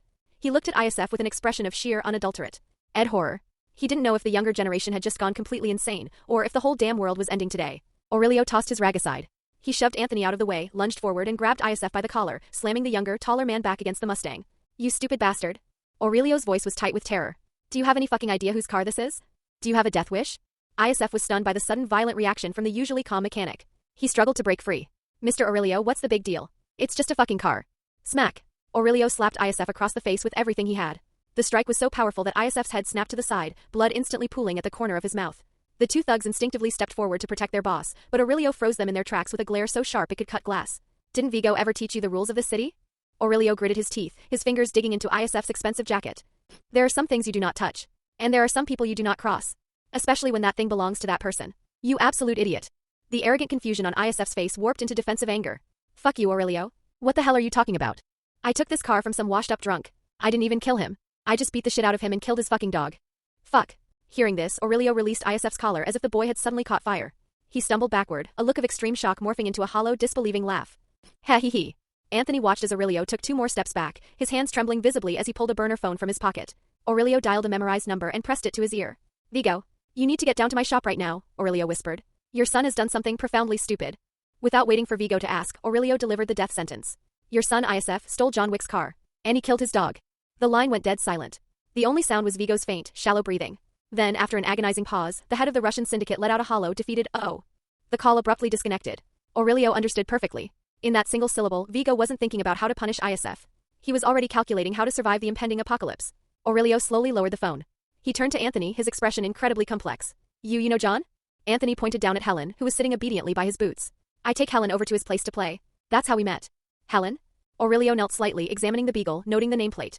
He exhaled a long breath. No wonder. Anthony calmly pulled out his own phone and dialed John's number. John, Anthony said when the line connected. Was your house broken into last night? Why is your Mustang parked at? He paused, looking up at the mechanic. Aurelio's, the shop owner supplied quickly. Aurelio's Chop Shop. I found your car at Aurelio's Chop Shop, Anthony reported calmly into the receiver. John, do you want me to drive it back to your place? No need. I'm coming over right now, John's deep, gravelly voice replied. He said the words, but there was zero gratitude in his tone. Only cold, mechanical intent. Aurelio closed his eyes and took a long, shaky breath. When he opened them, he looked at Anthony with unprecedented solemnity. Anthony, do you have any idea who John Wick actually is? We bonded over our dogs. I didn't ask for his resume, Anthony lied smoothly. I just know he's a grieving man who recently lost his wife. Aurelio stared at Anthony for a long moment, trying to read him. You need to leave. Right now. You cannot be involved in what is about to happen and you do not want to know. Anthony smiled thinly. Mr. Aurelio, I'm Vigo's illegitimate son. And John is my friend. I'm going to stick around and see if I can help. You're Vigo's kid? Aurelio was genuinely taken aback by the revelation. ISF, holding his bleeding lip, sneered from across the driveway. He's just a stray mutt the Tarasov family keeps around out of pity. You think you're worthy of calling yourself my brother? Aurelio looked at the stolen Mustang, then looked at ISF with an expression of pure pity. Your father is on his way here. We'll see if he even tries to save your life first. ISF scoffed disdainfully, intentionally leaving the blood smeared across his chin to play the victim. You hit me, Aurelio. Just wait until my father gets here. We'll see who needs saving. He spat another mouthful of bloody saliva onto the concrete. Fuck. Chapter 11, The Fear of Vigo Tarasov. 15 minutes later, a fleet of black Cadillac Escalades pulled slowly into the driveway of the chop shop. The door of the lead vehicle opened and Vigo Tarasov stepped out. The head of the Russian syndicate was tall, dressed in an impeccably tailored dark suit, his short gray hair neatly slicked back. He stood tall and straight, projecting an aura of absolute authority, but the tension burning in his eyes was impossible to hide. He was flanked by 4 heavily armed bodyguards, their expressions hard as stone. Vigo faltered for a fraction of a second when he noticed Anthony standing in the driveway, holding the leash of a beagle. Anthony offered a cold, mocking smile and pointed to the pristine 1969 Ford Mustang parked in the bay. Vigo, do you recognize this car? The moment Vigo laid eyes on the Mustang, the color completely drained from his face. He staggered back 2 steps, exhaling a single exhausted word. Fuck. Vigo fully understood the apocalyptic gravity of the situation. ISF hadn't just made a mistake. He hadn't just stolen a car. He had lit the fuse that would inevitably burn their entire empire to the ground. As the man who had personally unleashed John Wick on the underworld, Vigo knew the boogeyman's capabilities better than anyone alive. To John, that puppy wasn't just a pet. It was the physical embodiment of hope, a final gift from his late wife Helen. It was his anchor to a peaceful life. By severing that emotional anchor, ISF had uncaged a monster of unrestrained, biblical destruction. Vigo whirled around. He backhanded ISF across the face with explosive force, roaring in furious Russian. Do you have any idea who you just stole from? You absolute idiot. How many times have I told you? There are some things we do not touch. There are some people we do not cross. He grabbed his son by the lapels, lifting him onto his toes. But this time you crossed the devil himself. ISF covered his bleeding face, arguing defiantly. Dad, he's just a washed-up drunk. He couldn't even fight off 3 guys to protect his own dog. What the hell can he do to us? Shut up, you ignorant, arrogant fool. Vigo's roar echoed down the quiet street. He will come for you. And there is absolutely nothing you or I can do to stop him. Even I don't dare offend him. Do you know the legend of the man who killed 3 men in a bar with a fucking pencil? Do you know whose blood built the very foundation of this syndicate in a single night? At this moment, Vigo was caught between blinding fury at his son's monumental stupidity and paralyzing terror that the weapon he had forged was about to be turned against him. He had always viewed John Wick as Pandora's box. Once opened, it could never be closed. And ISF, in his infinite ignorance, had just smashed the box to pieces with a baseball bat. Vigo slapped ISF again, the crack echoing like a gunshot. Do you know why the entire New York underworld calls him the Baba Yaga? Because he is the one you sent to kill the fucking boogeyman. He will take your life silently in the dark, and you won't even know he was there until you're already dead. A heavy, brutal punch sank into ISF's stomach. The young man folded in half like a dying shrimp, his mouth opening in a silent, agonized gasp. He was trapped in his own grief. He was out of the game. Why did you have to wake him up? Vigo grabbed his son by the hair, forcing him to look at the stolen car. My foolish child, there are some problems in this world that cannot be solved with money and power. Seeing the genuine, unadulterated terror in his father's eyes, ISF was truly baffled. How could a legendary master assassin be ambushed and beaten to a pulp by 3 street thugs? Wasn't he just a pathetic, grieving drunk? Why was the most powerful man in the Russian mafia shaking with fear? Dad, don't worry. I can handle this myself, ISF gasped, trying to project confidence. Fuck. Vigo kicked his son hard in the ribs, infuriated that the boy still dared to talk back. He yelled, his voice bordering on frantic. If you say one more word, I will beat you to death right here myself. Vigo turned to Aurelio, desperately trying to soften his tone. Old friend. I assure you, this is entirely a misunderstanding. My son is an idiot. He had no idea whose car he was taking. I will personally apologize to John. I will compensate him for everything. You shouldn't be saying this to me, Aurelio said, shaking his head slowly. It's too late, Vigo. The moment ISF killed that dog, he signed his own death warrant. And the executioner will be here any minute. Vigo's face turned the color of ash. He suddenly spun around and locked his eyes on Anthony. Anthony, take your brother and leave. Right now. Get as far away from the city as possible. Aurelio looked at Vigo in disgust. This is how you handle it? I have to protect my son. Vigo snapped, stomping his foot in frustration. I will negotiate with John personally. If he lets ISF live, I will agree to literally any demand he makes. Seeing Anthony standing lazily by the Mustang, making absolutely no move toward the SUVs, Vigo roared. I told you to take your brother and get out of here. Are you deaf?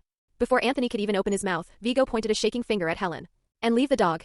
I'm giving it to John as compensation. Vigo, are you out of your fucking mind? Anthony laughed, a cold, exasperated sound. If you can't even protect him from John Wick, where the hell am I supposed to take him? His eyes were filled with open mockery. Or do you just want me to die with him to buy him an extra 10 seconds of running time? Anthony knew exactly how Vigo's mind worked. Vigo had forced him into the Marines hoping to forge a new assassin, a replacement for the retired John Wick. After all, John was an outsider. If Anthony could be molded into a weapon, Vigo would have a lethal enforcer tied to the family by blood. Anthony, are you betraying the Tarasov family? Are you betraying me? Vigo's eyes burned with sudden, desperate rage. Anthony met his father's furious gaze with absolute calm. Vigo, From the night your pathetic excuse for a son burned my mother alive, I ceased to be a Tarasov. So don't even dream about me dying to save your heir. Anthony reached down and scooped Helen securely into his arms. And don't even think about handing my dog over to save your own. Vigo was apoplectic that Anthony dared to openly defy him. His face twisted into an ugly snarl. He gestured for his bodyguards to move in, ready to teach the bastard a brutal lesson. Vigo, Aurelio warned sharply, stepping forward. If you want to live to see your son die. The implication hung heavily in the air. Time was up. Vigo panicked. He turned and screamed at his bodyguards. What are you waiting for? Get that idiot in the car. The bodyguards dragged the groaning ISF into the back of an Escalade. The convoy peeled out of the driveway, tires screeching against the asphalt as they fled. Exactly 5 minutes later, a sleek American muscle car rumbled down the street, pulling to a smooth stop outside Aurelio's chop shop. The driver's side door opened. John Wick stepped out. He was wearing a perfectly tailored, charcoal black three-piece tactical suit. His hair was slicked back, wet from a recent shower. When Aurelio saw John dressed like that, his heart skipped a beat. The hitman in the suit had returned. John was no longer the bleeding, grieving drunk from the night before. He had fully donned the mantle of the Baba Yaga once again. Beneath his meticulously combed hair, his gray-blue eyes were as cold and desolate as the Siberian tundra. There was zero humanity left in them. The suit fit him flawlessly, its dark fabric expertly concealing the lethal arsenal strapped beneath the lining. Aurelio had seen those eyes before years ago on the night John exterminated the Tarasov Syndicate's fiercest rivals. It was the kind of gaze that made the entire criminal underworld hold its breath. John didn't look at Aurelio. He didn't look at Anthony. He walked in dead silence toward the center of the shop, stopping in front of the 1969 Ford Mustang. His glacial gaze swept over the pristine chassis before slowly, methodically coming to rest on the smeared bloodstains Anthony had left on the hood. Chapter 12. An apology in blood. Aurelio stood by the bay doors, his hands held out at his sides, palms open to show he posed no threat. John, I had no idea they were going to bring your car here, Aurelio said. His voice was low, steady, and entirely sincere, trying to find a sliver of peace before the hurricane made landfall. Anthony leaned against the brick wall of the garage, casually stroking Helen's head as he observed the impending collision of titans. To Anthony's mild surprise, Vigo Tarasov hadn't fled. The Russian mob boss was still here, standing defensively between John and the garage exit. John finally spoke. His voice was eerily calm, devoid of any inflection. He destroyed my hope. John stopped inches from the Mustang's grill, not even granting Vigo the dignity of eye contact. Vigo, I need to see him. You have 24 hours. Vigo stepped forward, his posture tight. ISF didn't know it was your car, John. He is a stupid, spoiled boy. I will make amends in any way you can possibly imagine. Anthony noticed that Vigo's forehead was glistening with a fine sheen of sweat. The most feared ruthless syndicate boss in New York was currently standing in front of John Wick like a schoolboy waiting for a beating. Vigo took a slow, deep breath, trying to steady his racing heart. John, I swear to you. If you let ISF live, I will compensate you for every loss. I will deed you territory. I will take him out of New York tonight, and I swear on my life he will never show his face to you again. Vigo, Aurelio interjected quietly. There are some lines that simply cannot be uncrossed. John was out. He was retired. It was your son who personally dragged him back in. Vigo stared at John's stony profile, a profound despair leaking into his voice. I am begging you, John. I have apologized. I have promised you anything you want. What else can I possibly give you? John still refused to look at him. Vigo. He took away the only reason I had left to live. Watching the scene unfold, Anthony's hands unconsciously curled into tight fists. He recalled the absolute hollow despair he had witnessed in the rain last night as John buried the puppy. He knew John's heart was already dead. The man standing in the tailored suit was merely a ghost, existing solely to balance the scales in blood. Desperate, Vigo decided to play his final, most dangerous card. He pulled out his phone, dialed a secure number, spoke a few rapid words in Russian, and held the phone out to John. Winston, Vigo said, his voice trembling. He is on the line. I hope you will at least listen to him. John took the phone. His expression didn't change a fraction of a millimeter. Winston, I have been forced back in. He listened for a moment, then replied coldly, the rules of the high table are clear. Vengeance for a direct attack on one's home is a personal right. He hung up and tossed the phone back to Vigo. Vigo's face was completely drained of color. Winston, the manager of the New York Continental, had refused to intervene. That meant John's crusade of revenge was officially unsanctioned, but entirely unrestricted. So John, Vigo whispered, his voice dropping to a gravelly rasp. You truly intend to kill my only son? Aurelio shot an astonished glance at Anthony, who was still leaning silently against the wall. Only son? Anthony shrugged, offering Aurelio a knowing, cynical smirk. John finally turned his head. He looked at Anthony, his gray eyes narrowing slightly. You lied to me?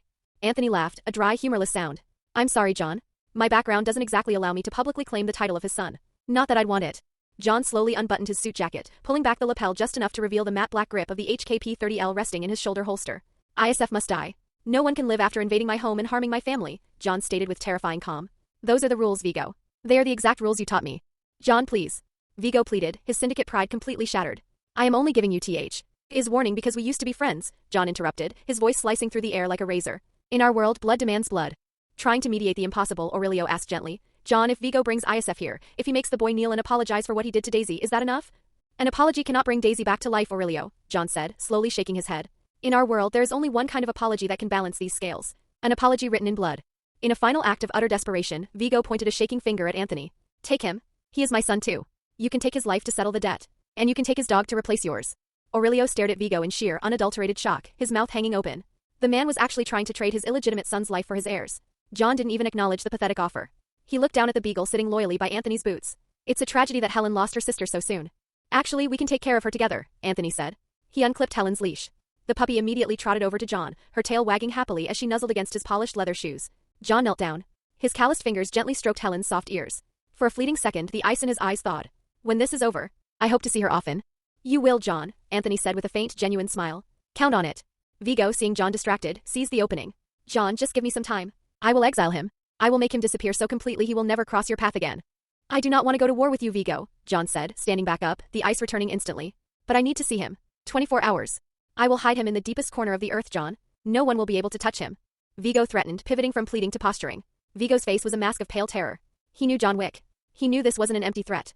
Years ago he had watched this man, with those exact same eternally calm eyes, single-handedly exterminate the entire Tarasov Syndicate's competition in one bloody night. You cannot do this to me, John. We used to be brothers. Vigo's voice was on the verge of total collapse. It is precisely because I remember our history that I am giving you the chance to hand him over, John said calmly, turning his back on the mob boss. I wouldn't waste a single word of warning on a true enemy. John turned to Aurelio. Clean up the Mustang. I need a loaner car. Aurelio nodded immediately. It's yours, John. The fact that John was willing to accept a loaner car gave Aurelio a microscopic glimmer of hope. At least the boogeyman was still capable of accepting professional goodwill, meaning he wasn't completely blinded by indiscriminate rage. Aurelio stepped close to Vigo, lowering his voice so only the Russian could hear. You can't run from him, Vigo. He will find the boy just like he finds everyone else. Your only option to save your empire is to hand ISF over. Do you even hear what you're saying, Aurelio? Vigo roared, spittle flying from his lips. That is my son. John remained completely indifferent to the outburst. Vigo gritted his teeth, his jaw clenching so hard it looked like the bone might snap. Finally, he gave a jerky, reluctant nod. Give me the time, John. I will bring him to you. John didn't say another word. He turned and began walking toward the loaner car Aurelio's mechanic had just pulled around. Do you actually believe his promise? Anthony called out casually from the wall. I don't care. John paused, glancing back at Anthony. He had clearly expected the lie. But rules are rules. I gave him the required notice. The high table cannot accuse me of breaking protocol. John nodded down at the puppy.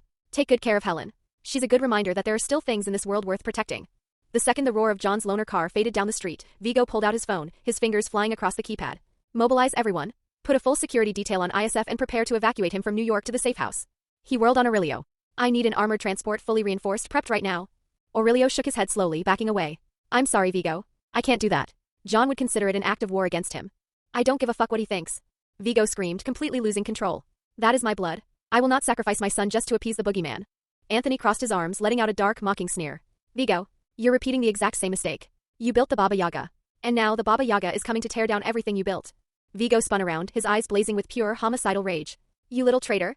I should have put a bullet in your head the day you were born, just like I should have done to your whore of a mother. Anthony met the threat with an utterly nonchalant shrug. You probably don't have the spare manpower to deal with me right now, old man. You should be using that time to figure out what kind of coffin to buy for your heir. Without waiting for a response, Anthony whistled sharply. Helen trotted to his side. He grabbed her leash and walked out of the garage without looking back. He knew exactly what Vigo was going to do next. The Russian boss would assemble a 12-man hit squad and send them to John's house tonight to kill the boogeyman before he could gear up. How could Anthony possibly pass up the chance to watch that beautiful massacre unfold? Chapter 13, Close Quarters Gunfight. Around 3 a.m., 3 black SUVs crawled over the flooded streets of Mill Neck, their headlights extinguished. 12 assassins dressed H.E.A.D. to toe in black tactical gear, deployed silently from the vehicles, fanning out to encircle John Wick's property. Watching from the shadows across the street, Anthony couldn't fathom why Vigo would send a squad of standard enforcers. Did Vigo actually believe that just because John had retired and aged a few years, he was no longer dangerous?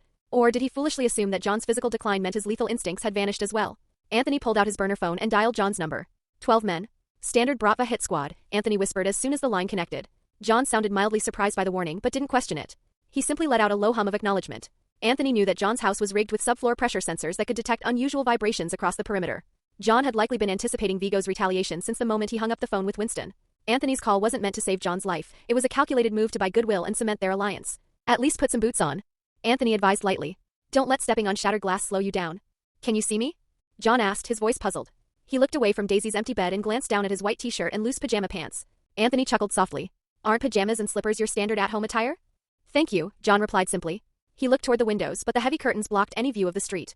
Inside the house, the silent alarm on John's bedside table began flashing red. The pressure sensors had been tripped. John immediately killed the master breaker, plunging the entire house into pitch blackness. Anthony smiled and hung up the phone. John was undeniably confident, perhaps even a bit stubborn about his age and rust. He hadn't even faced the high table's elites yet, but in the original timeline he had taken quite a few unnecessary beatings from Vigo's standard thugs. Although he always survived, his allies often paid the ultimate price for his stubbornness, like his mentor Marcus, who was brutally tortured and killed by Vigo later in the story. Anthony drew the Walther P99 he had purchased off the black market earlier that day. He smoothly screwed the heavy suppressor onto the threaded barrel and tracked the movement of the tactical flashlights sweeping across John's lawn. Thanks to his compensatory perception and his visits over the past few days, a flawless three-dimensional wireframe model of the house's architecture was locked into Anthony's mind. His understanding of the first floor's layout, sight lines, and cover points was arguably just as sharp as John's. As the alarm light flashed upstairs, John reached beneath his mattress, his right hand gripping the Heckler & Koch P30L. The cold steel of a custom compensator was already secured to the barrel. Are these guys really this unprofessional? Anthony muttered, shaking his head as the assassins began kicking in the doors with their tactical flashlights blazing, completely exposing their positions. Even if John is rusty, you shouldn't serve yourselves up as target practice. Anthony checked his flanks, ensured the street was clear, and moved in. He adopted the center axis relock (CAR) stance, pulling his arms in tight against his chest, the pistol bladed at a slight angle. This structure utilized the body's core to absorb recoil, allowing for incredibly rapid target acquisition and follow-up shots. More importantly, it was the perfect stance for close-quarters battle (CQB) in confined spaces like hallways and doorways. It maximized weapon retention, allowed for tight cornering, and minimized the shooter's profile. It was also, famously, John Wick's signature shooting style. Muzzle flashes strobed in the darkness as Anthony swiftly breached the rear kitchen door. At that exact moment, John was locked in hand-to-hand combat with two assassins on the second-floor landing. Using the narrow hallway to his advantage, John tripped the first assassin, grabbed his tactical vest, and sent him crashing to the floor with a brutal judo throw. Watching the struggle through the floorboards via his spatial modeling, Anthony could tell that John's physical strength had indeed atrophied during his retirement. Anthony estimated that John's current physical conditioning was hovering around LV5, while his firearms mastery was easily pushing LV8 or LV9. If it weren't for the legendary protagonist Halo, and the sheer incompetence of these thugs using glaring flashlights to broadcast their positions, John might not have survived fighting two armed men barehanded in a dark hallway. Anthony raised his Walther, aiming at the ceiling directly beneath the second-floor struggle. He fired two suppressed rounds through the plaster, targeting the assassin who was scrambling to get back to his feet. Upstairs, John heard the muffled pfft of the suppressor beneath him. The assassin he had just thrown suddenly collapsed, dead before he hit the carpet. Without pausing to question his sudden guardian angel, John smoothly executed the remaining assassin with a point-blank shot to the chest. Downstairs, a beam of light sliced through the darkness like a lightsaber, snapping toward the spot where Anthony had just fired. John tracked the beam through the floorboards. Realizing the shooter was in Anthony's blind spot, John crouched low against the wall and fired blindly through the floor. The 9mm hollow point tore through the pine planks and perfectly severed the encroaching assassin's throat. Anthony remained on the first floor, melding into the shadows of the living room, tracking the crisscrossing beams of tactical lights. An intruder's flashlight swept across the empty room. But before the beam could illuminate Anthony crouching behind the grand piano, the Walther P99 spat 3 tongues of suppressed fire. Pfft. 2 rounds struck the man's center mass, dropping his Kevlar. The third round punched through his windpipe, spraying a fan of crimson across the expensive wallpaper. A second assassin in the hallway fired blindly toward the piano.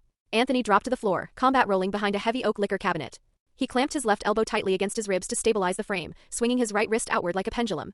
Pfft. 2 rounds punched through the corner of the pine cabinet, drilling precisely into the enemy's exposed chest.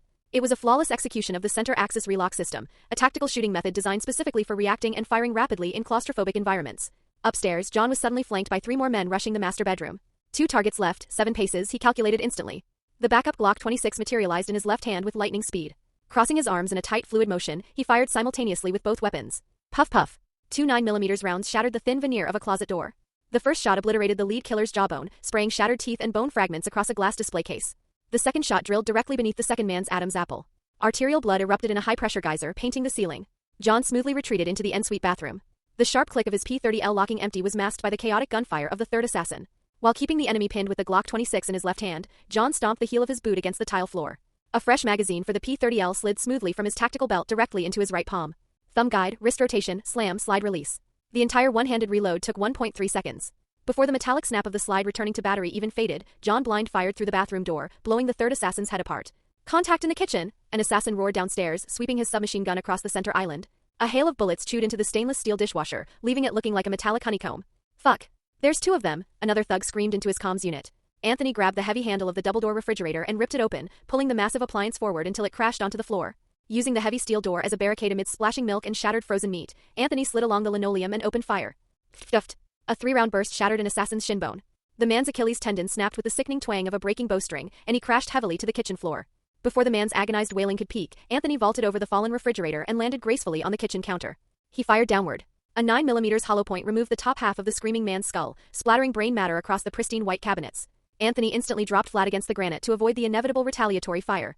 In the chaotic darkness, with muzzle flashes blinding his natural vision, his compensatory perception was his only true advantage. You're 7 o'clock. Behind the load-bearing column. Anthony shouted toward the ceiling. Upstairs, John spun on his heel. Using the hallway wall for leverage, he launched a brutal crescent kick into the back of an assassin's knee, forcing the man hiding behind the pillar to buckle. With a sickening crunch, John shoved the barrel of the Glock 26 directly beneath the man's jaw. Puff! A mist of blood and intracranial pressure exploded upward, raining down on the hallway chandelier. Group B, engage the target, the remaining squad leader yelled, falling back into heavy cover near the stairs. The muzzle flashes of their Glock 17s flickered like violent fireflies in the dark. A stray bullet shattered the massive 55-inch television screen downstairs. The pale blue electrical sparks briefly illuminated John's silhouette as he combat rolled across the landing. Amidst the hail of lead, John rebounded off the wall, twisting his torso midair. He fired a single shot. The bullet punched through the thick leather of a sofa chair on the ground floor, precisely entering the back of a prone assassin's skull. The man slumped over the armrest, his fingers still twitching against his trigger, spraying useless rounds into the floorboards. The two remaining assassins focused their heavy suppressive fire on John, pinning him down behind the banister of the second-floor stairs. High-velocity rounds chewed massive, jagged holes into the wooden floor. Flying splinters of oak cut thin, bloody lines across John's stoic cheeks. Chapter 14. Are you using me? Anthony fired 4 rapid rounds through the outer wall, the Walther P99 16-round magazine laying down a devastating curtain of suppressive fire. Under Anthony's pressure from below, John seized the opening and struck. He pressed the P30L suppressor directly against a gap in the floorboards. Puff puff. 2 rounds punched through the floor slab. The sharp, wet crack of bone detonating and a choked scream erupted from downstairs almost simultaneously. An assassin lunged from the darkness of the hallway. John executed a seamless combat roll, tracking the target's center mass and firing from the center axis the moment his knee hit the floor. 3 rounds, arranged in a tight inverted triangle, stitched across the man's chest and abdomen. The muffled, wet sound of a liver and lung cavity collapsing under hydrostatic shock was distinctly audible beneath the bulletproof vest. The ceramic insert C. Racked but held, the man's organs did not. The last surviving assassin closed the distance to arm's reach, driving a hard forearm strike toward John's throat. John deflected the strike, caught the wrist, and applied a brutal twisting joint lock. The moment the Glock 26 was kicked free from his grip, John's right hand drew the K-bar Tonto serrated blade in a single fluid motion, driving it upward from beneath the jaw. The blade's tip punched through the soft palate and penetrated the brainstem. The man was dead before his knees buckled. The house went completely silent. Anthony finished clearing the last 2 contacts on the ground floor, collected a heavy travel bag he had pre-staged by the rear door, and climbed the stairs. John was sitting on the floor at the top of the landing, his back against the wall, chest heaving. His white dress shirt was drenched through with a mixture of blood and sweat. He didn't look up at Anthony. He reached down and methodically extracted a long shard of glass embedded in his left side, preparing to tear a strip from his shirt to use as a field dressing. Anthony immediately caught his wrist. He pulled a small pouch from his jacket pocket, shook a measured dose of sulfa hemostatic powder directly into the open wound, followed it with a precise application of medical adhesive gel, and finished by applying firm compression with a pre-cut bandage strip. John looked up then, his gaze falling on the travel bag sitting by Anthony's feet. You came prepared. Anthony offered a thin smile. I treat every environment I enter as a potential battlefield. He nudged the bag with his boot. I'm running on essentially zero income right now. Since you certainly wouldn't want their weapons anyway, I picked them up. John didn't respond. He said nothing for a long moment. John, I know you could have handled these men alone. Anthony sat down against the wall beside him and lit 2 cigarettes from a battered lighter. But you're sitting here panting after a 12-man hit squad. You have to admit, you've got some rust to shake off. John glanced sideways at the cigarette being offered to his lips. He frowned slightly, as if debating refusing it out of pure stubbornness. He took it anyway. He pressed the P30L's magazine against his thigh, methodically loading fresh rounds, drawing a long pull of smoke between each round. Then he suddenly bent forward and coughed violently, a deep rattling convulsion that produced a mouthful of blood and a broken fragment of molar tooth. When the coughing subsided, he tapped the next round into the magazine without missing a beat. You used Helen to deliberately get close to me, John said quietly. It wasn't quite a question. The beagle's name was Helen. The nameplate engraved with daisies. Vigo's illegitimate son, who just happened to live 2 kilometers away. John simply could not accept that this many coincidences could accumulate around a single person. There were too many threads pulled together too neatly. Everything about their introduction, the dogs, the collar, the name, the daisies, had the structural logic of a premeditated approach. Before yesterday, I had no way of knowing who you were, Anthony said smoothly, keeping his face completely neutral. It was Helen who pulled toward your yard. Anthony deliberately avoided saying Daisy's name. The omission was pointed, and it left a small, quiet weight in the air. John turned his head, studying Anthony's profile. The room was too dark to read his expression clearly. He had quietly run a background check on Anthony over the past 48 hours. The information matched. The man genuinely had only been discharged and back in the country for a week. It was plausible he hadn't yet heard about John Wick through the underworld grapevine. However, according to the intelligence John had obtained from his network, Anthony was supposed to have died from ISF's poisoning. The fact that he was alive and functional was a significant anomaly. Whether that was connected to Vigo's orchestration remained unclear. Why did you help me tonight? John set the freshly loaded P30L aside. It was your own father who put a hit on me. Anthony lay back flat on the floor, folding his arms under his head like a pillow, staring at the blood-splattered ceiling. ISF burned my mother alive. I intend to dismantle the Tarasov syndicate. That's my entire agenda. Ha! John released a low, cold exhale of laughter. Do you understand what the Tarasov syndicate actually represents in New York? Anthony understood it perfectly. The Tarasov family was a mid-level enforcement arm operating directly beneath the High Table. If the High Table was the pope of the assassin world, then Vigo Tarasov was a regional cardinal, holding genuine local authority, but ultimately bowing to a power structure so far above him he couldn't comprehend its ceiling. Vigo's fatal error in the original timeline had been his unilateral decision to place a bounty on John's head, which violated the High Table's strict neutrality protocols governing continental property and neutral ground. The High Table didn't intervene during John's rampage through the Tarasov Empire. That wasn't an inability to stop John, it was deliberate, tacit approval. The High Table was using John as a scalpel to remove a disobedient pawn. I don't know and I don't particularly care, Anthony said cheerfully. Whether you kill ISF or not, I'm going to kill him myself. That's non-negotiable. A wash of red and blue light strobed through the front curtains. The doorbell chimed simultaneously. John slowly rose to his feet and made his way downstairs. Anthony followed him down. John opened the front door. 2 uniformed NYPD patrol officers stood on the porch, rain-dampened and unhurried. It was immediately obvious they knew John personally. One glance through the doorway at the vaguely visible Co. say in the hallway and the overwhelming smell of blood, and neither officer's expression changed by a single degree. "You're back in business?" one of the officers asked neutrally. "No," John replied with his characteristic calm. "I just finished handling some personal matters." "Understood." The officer paused for a moment of professional silence. "Good night, John." The officer's eyes shifted as Anthony appeared from behind John's shoulder. His expression flickered with genuine, involuntary surprise. "Lieutenant Tarasov? You're here too?" Anthony recognized both officers instantly. Officer Jimmy Simmons and Officer Nils O'Connor, the same two men who had taken his statement in the hospital after the stabbing incident. "Good morning, officers," Anthony said with effortless, casual ease. "You can drop the lieutenant. Anthony works." Jimmy's gaze shuttled back and forth between the two men's faces for several seconds, visibly struggling to construct a coherent explanation for how these two individuals ended up in the same house surrounded by a dozen dead Bratvar assassins. He apparently decided no satisfactory explanation existed. "All right then, Anthony." Jimmy shrugged professionally. "Have a good morning." As the patrol car pulled away, John stepped back inside and turned to look at Anthony. "Are you using me?" He asked it directly, his gray eyes searching. Anthony laughed openly. "What are you basing that on?" "I was just saying hello to old acquaintances." "Anthony," John said, his voice dropping to a low warning, "this path is extremely dangerous. You should leave now. I'll handle the cleanup." Anthony walked out onto the porch, stopping in the doorway as John reached for the handle to close it. "Two things, John." Anthony turned but didn't step back inside. "One, being Vigo's son means the two officers in that patrol car are going to stay loyal to me. You don't need to spend any political capital managing them. Two, I am going to kill ISF personally. That is my kill to make." He paused, then added, "One more thing. Vigo has placed a substantial bounty on your head. When you go to the Continental to cash coins for intelligence, watch your back around a woman named Ms. Perkins." He turned and walked away into the early morning without looking back. He knew John was going to call the cleaners. There was nothing more to do here tonight. Behind him, John stood in the dark doorway, his gray eyes fixed on Anthony's retreating silhouette, an expression of quiet, unsettled bewilderment on his scarred face. He couldn't understand how a man who had only been back from Afghanistan for a single week seemed to know far more about the New York underworld's moving pieces than any person in his position logically should. John didn't ask. He quietly closed the door. He had a visit to the Continental to plan. ISF had vanished into the city's criminal infrastructure, and only the Continental's intelligence network had the resources to track a Tarasov heir in hiding. As for Ms. Perkins, John let out a quiet, measured exhale through his nose. Who would dare to break the Continental's strict code of neutrality by taking a contract inside the hotel? The rules were absolute. Anthony walked home as the sun began burning off the last of the storm clouds. He took a scalding shower, dropped into bed, and slept for 5 hours with the focused, guilt-free efficiency of a soldier. When he woke up, he unzipped the travel bag on the kitchen table and took full inventory. The Bratva hit squad had carried Glock 17s almost universally. The standard police issue variant chambered in 9x19mm parabellum, with factory magazines running 17 rounds and extended variants pushing 19. All were in clean operational condition. Anthony counted 6 Glock 17s and over a dozen loaded magazines. He field-stripped each pistol, checked the barrels and receivers for damage, relubricated the slides, and reassembled them in silence. A modest but genuinely useful arsenal. Helen padded out from her crate in the corner, circling his legs and making soft, curious sounds. She poked her wet nose repeatedly at the pistols laid across the table, sniffing at the residual scent of burnt cordite and gun oil. After breakfast, Anthony clipped Helen's leash to her collar and took her out for their morning walk. When they reached John's house, the gate was latched shut. The garage was empty. The curtains were drawn. Helen poked her nose through the fence slats and called out several times, her tail wagging expectantly, waiting for an answering bark from inside the house. The yard remained silent. John had already left for the Continental. Helen nuzzled against Anthony's ankle, tugging slightly at the leash, asking to be let in to look for her friend. Anthony crouched down slowly.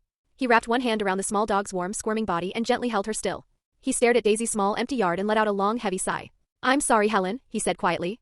Chapter 15. Why Can't It Be Me? The setting sun bled across the New York skyline, turning the glass towers a deep, violent red.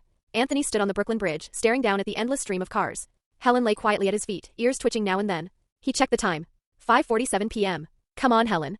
He patted the beagle's head. "We've got a show to watch tonight." He hailed a taxi. The car headed for Lower Manhattan, toward the Red Circle nightclub. Anthony closed his eyes and scenes from the film in his memory began to overlay the city like a ghost projection. John would track ISF down there. John would walk into a trap. And John would bleed for it. The Red Circle was never just a club. It was a snare that Vigo set using his own son as bait. Vigo knew John would lean on Winston and the Continental to get a location. So Vigo prepared 2 knives to catch him. The Red Circle's inner security. And the assassin waiting in the Continental. Tonight, Anthony intended to change one thing. Saving John would be incidental. His real goal was to put a bullet in ISF Tarasov with his own hands. "ISF Tarasov," Anthony murmured, fingers brushing the Walther P99 hidden under his coat. "Tonight you pay your debt. And as for Vigo," he added, a thin smile cutting across his mouth. "You broke the high table's rules. You're already dead." The taxi stopped 2 blocks away from the Red Circle. Anthony paid, then led Helen into a narrow alley behind a row of dumpsters. He crouched in front of her and held her gaze. "Helen, don't freak out if you hear banging. No matter what you hear, you don't bark. You don't scream. Understand?" Helen lowered herself to the ground, obedient, eyes locked on him. Anthony checked his kit. 1 Walther P99 with a suppressor. 2 Glock 17s taken from last night's hit squad. Spare magazines. A cheap pair of gloves. He pulled up a 3D map on his phone. Then he layered it with the club layout he remembered, building a fresh model in his head. A few minutes later, he spotted John stepping out of a taxi and walking into the Red Circle. Anthony didn't follow. He was hunting the escape car. He walked Helen through the nearby parking lot like a bored pedestrian on an evening stroll. After several rows, he found it. A black S-Class Mercedes, engine off, driver inside. The man behind the wheel was thick-necked, Eastern European, head lowered toward his phone. Anthony approached the window. The driver looked up. And froze. Because a pistol was already resting on the glass. My name is Anthony Tarasov, Anthony said softly. You know who I am? The driver nodded so fast it looked painful. Yes, young master. Anthony smiled. Where is my dear brother meeting you after he runs? The driver swallowed. Back door. I ask. Anthony's voice hardened. You answer. Or we gamble on whether I'm willing to shoot. The driver's throat bobbed again. The back door, he repeated, almost whispering. The suppressor gave a soft pop.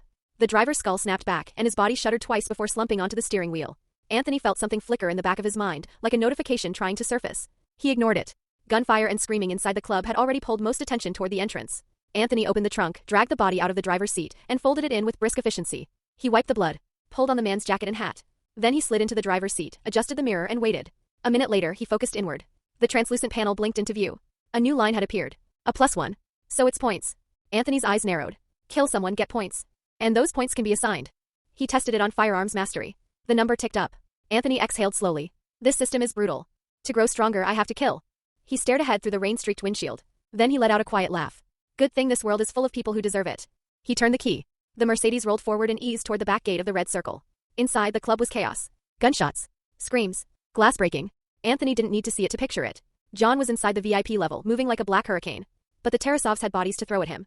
Even bad bodyguards became dangerous when they had numbers and preparation. Not long after, a side door burst open. ISF stumbled out. He was half naked, wrapped in a towel like a panicked idiot, wearing slippers that slapped wet pavement. His face was paper white. When he saw the Mercedes waiting by the back door, hope surged into his eyes. Drive.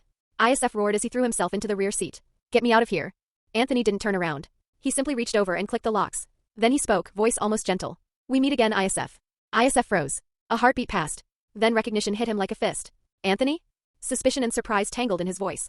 Did Dad send you? He leaned forward, furious. Start the car, you useless piece of trash. Are you waiting for that man to catch me and kill me? Anthony reached back and grabbed him by the throat. Then he slammed ISF's face into the center console with a dull, savage impact. Anthony's voice dropped to a whisper. Why can't it be me killing you? ISF gagged, eyes wild. If you touch me, Dad will make you die screaming. Anthony turned slightly. The Walther P99 pressed against ISF's forehead. You burned my mother, Anthony said. You poisoned me. And you still think you get to threaten me? Fear finally broke through ISF's arrogance. Anthony. His voice shook. I'm your brother. We share blood. Anthony chuckled. Want a secret? You poisoned Anthony Tarasov. And I'm not him. I'm something that crawled into his body from another world. 2 soft pops. 2 9mm rounds. ISF's head jerked. His body convulsed a few times, then sagged across the armrest. His eyes stayed open. Like he couldn't understand how the world could possibly end with him losing. Anthony glanced at the panel. Killing ISF gave 2 points. He didn't allocate them. Not yet. 1 point here and there barely moved the needle. He would stockpile them until they mattered. Then he cleaned. Fast. Professional. He dragged ISF into the trunk and packed him in beside the driver like luggage. He drove out the back gate, looped around, and brought the Mercedes toward the main entrance of the red circle. People were flooding out of the club in a screaming stampede. And then John emerged. Blood-soaked. Leaning forward. One hand clamped to his lower abdomen as if he was holding himself together through sheer spite. Anthony rolled down the window. Get in. John looked up. His eyes locked on the driver's face. Shock flashed across his expression. But he didn't waste time asking questions. He yanked the door open and dropped into the passenger seat. Chapter 16, I killed ISF. Not you. Helen scrambled onto John's lap, her wet nose sniffing frantically at his blood-soaked clothes. She searched for Daisy's scent but found nothing. After letting out 2 soft, confused whimpers, she began gently licking the bloodstains from his hands. John wrapped one arm protectively around the beagle, his deep, pain-clouded eyes fixed on the back of Anthony's head with a heavy, thoughtful expression. Anthony slammed his foot on the gas. The stolen Mercedes shot out of the red circle's back alley like an arrow. In the rearview mirror, 2 muzzle flashes strobed in the dark. Bullets struck the reinforced trunk with a pair of dull, heavy thuds. Turn left. Get me to the Continental, John ordered through gritted teeth, fresh blood seeping from the corner of his mouth. This time, Anthony didn't mock him about his rust or his age. After all, walking into a fortified club alone and fighting through 3 dozen armed men, whether John survived the night or not was a genuine question.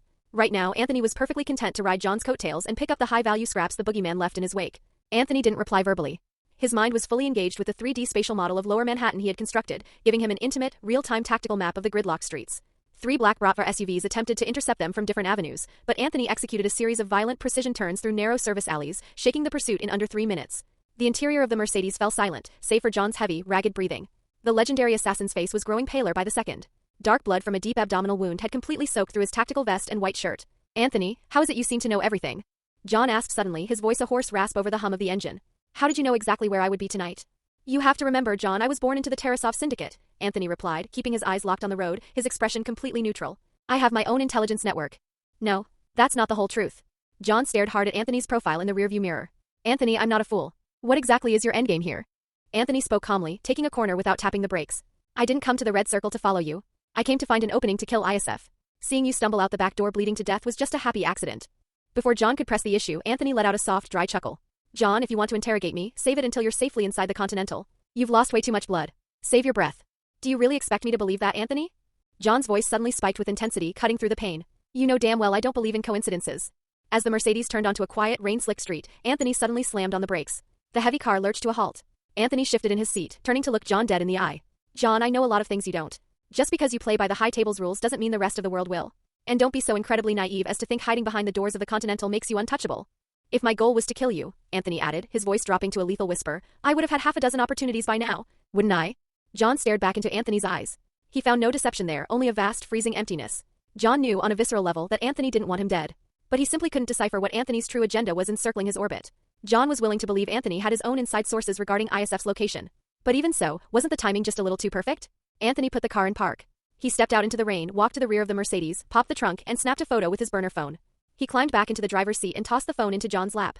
John looked down at the illuminated screen. He froze, sheer shock temporarily overriding his physical pain. It was a photo of ISF Tarasov's corpse, 2 bullet holes punched neatly through his forehead, stuffed into the trunk of the very car they were currently sitting in. He killed your dog. But he killed my mother. So I killed him. You shouldn't look so surprised, Anthony said, shifting the car back into drive and accelerating toward the financial district. John, I saw you walk through the front doors of the red circle. But I don't have your suicidal courage, so I waited out back in the shadows, Anthony explained, his voice low and steady. As God is my witness. ISF is dead. But I killed him. Not you. John stared at the photo of the dead mob heir in absolute silence. A faint shadow of lingering doubt still clouded his gray eyes. I knew your frontal assault was going to fail tonight, John. Because ISF hiding at the red circle wasn't a secret, it was a trap Vigo set specifically for you. Anthony pulled a crumpled pack of cigarettes from his jacket, lit one and handed it back to John. John took it with a bloody hand and drew a long, sullen drag. I'll admit, I used you as a distraction tonight, Anthony continued. If you hadn't kicked the front door in, I never would have had the opening to catch ISF slipping out the back. But John, listen to me. Vigo is going to blame you for this. He's going to hunt you to the ends of the earth. John remained silent for a long time. The cherry of the cigarette glowed dull orange in the dark cabin. Slowly, his right hand crept toward the spare magazine in his waistband. Why did you choose me? Anthony caught the subtle movement in the rearview mirror. You still suspect me? He understood exactly what John's question implied. John was challenging the very foundation of their meeting. John was asking if Daisy's murder had been orchestrated by Anthony all along. I didn't choose you, John. We just happened to possess the exact same intelligence regarding ISF's location tonight, Anthony lied flawlessly, lighting a cigarette for himself. When you run in the same circles, coincidences happen. Anthony stared straight ahead through the windshield, his tone hardening into absolute resolve. Whether you decide to continue your war against Vigo or not is your business. But I am going to watch his empire collapse. I am going to watch everything he cherishes burn to ash. And as for you, John. Anthony exhaled a plume of gray smoke. You are a sword that has been drawn from its scabbard. And you are destined never to be sheathed again. John suddenly doubled over, coughing violently. Fresh, bright red arterial blood spilled over his bottom lip and stained his collar. His complexion had shifted from pale to a sickly, translucent gray. He was going into hypovolemic shock from extreme blood loss. Hold on. You're not dying in my passenger seat, Anthony grunted, flooring the accelerator. Anthony. John's voice was a frail, breathless whisper. There is something familiar about you. Looking at you is like looking at a shadow of myself before I met Helen. I'll never be like you, John. Anthony cut him off sharply. You have an unbelievable capacity for suffering. I don't. I take responsibility for my own survival. I pulled your military file, John wheezed, fighting to keep his eyes open. Your tactical awareness, your physical execution, it far exceeds standard Marine infantry training. Sometimes when I watch you move, it feels like your eyes are seeing things the rest of us can't.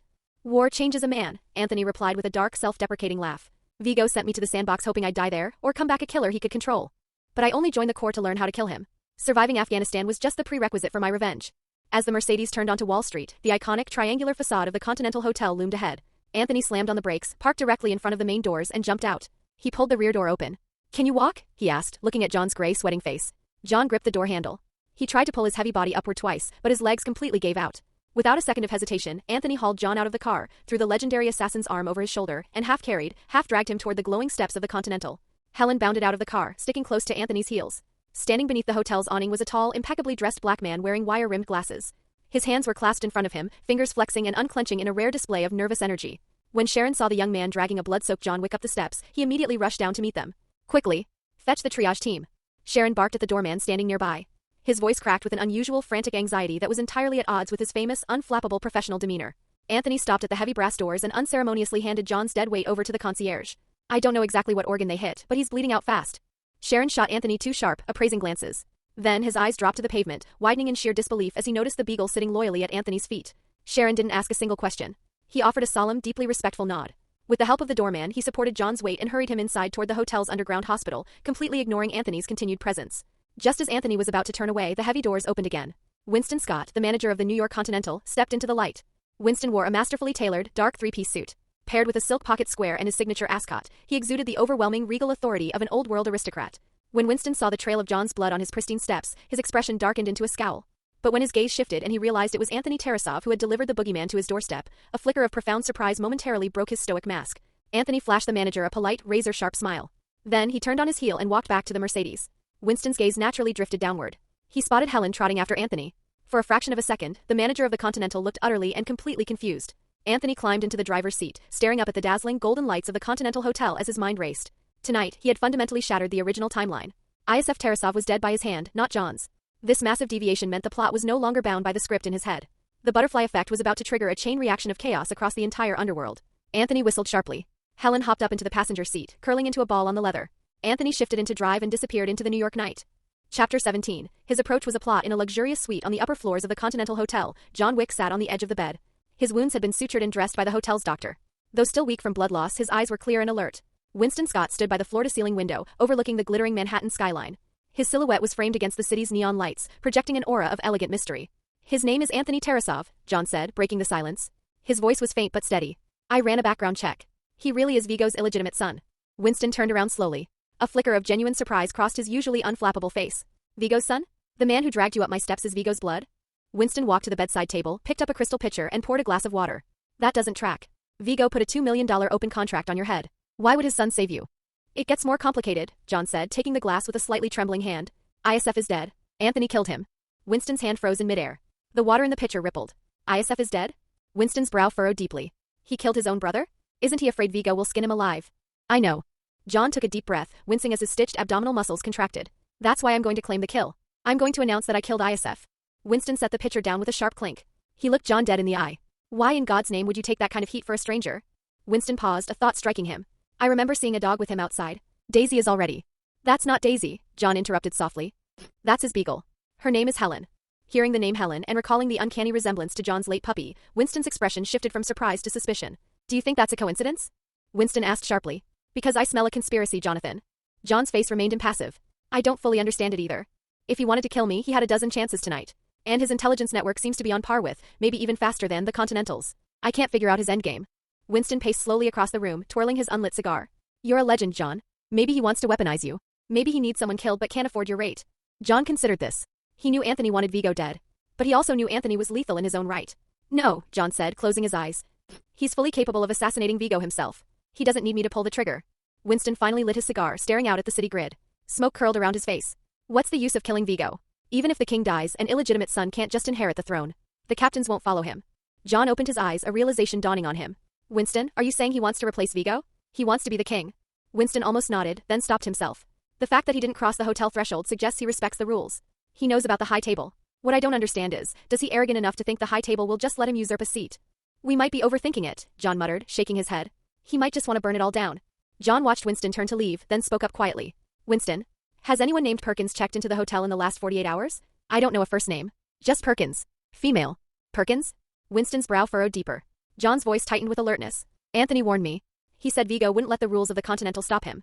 He said I needed to watch my back around a woman named Perkins. Winston's expression turned grave. He pulled out his phone, dialed the front desk, and spoke in a low, rapid tone. He listened for a moment, then hung up. Sharon confirms it, Winston said, his voice dropping an octave. A Ms. Perkins checked in earlier today. She's in room 818. Directly down the hall from you. John closed his eyes, replaying the lobby scene in his mind.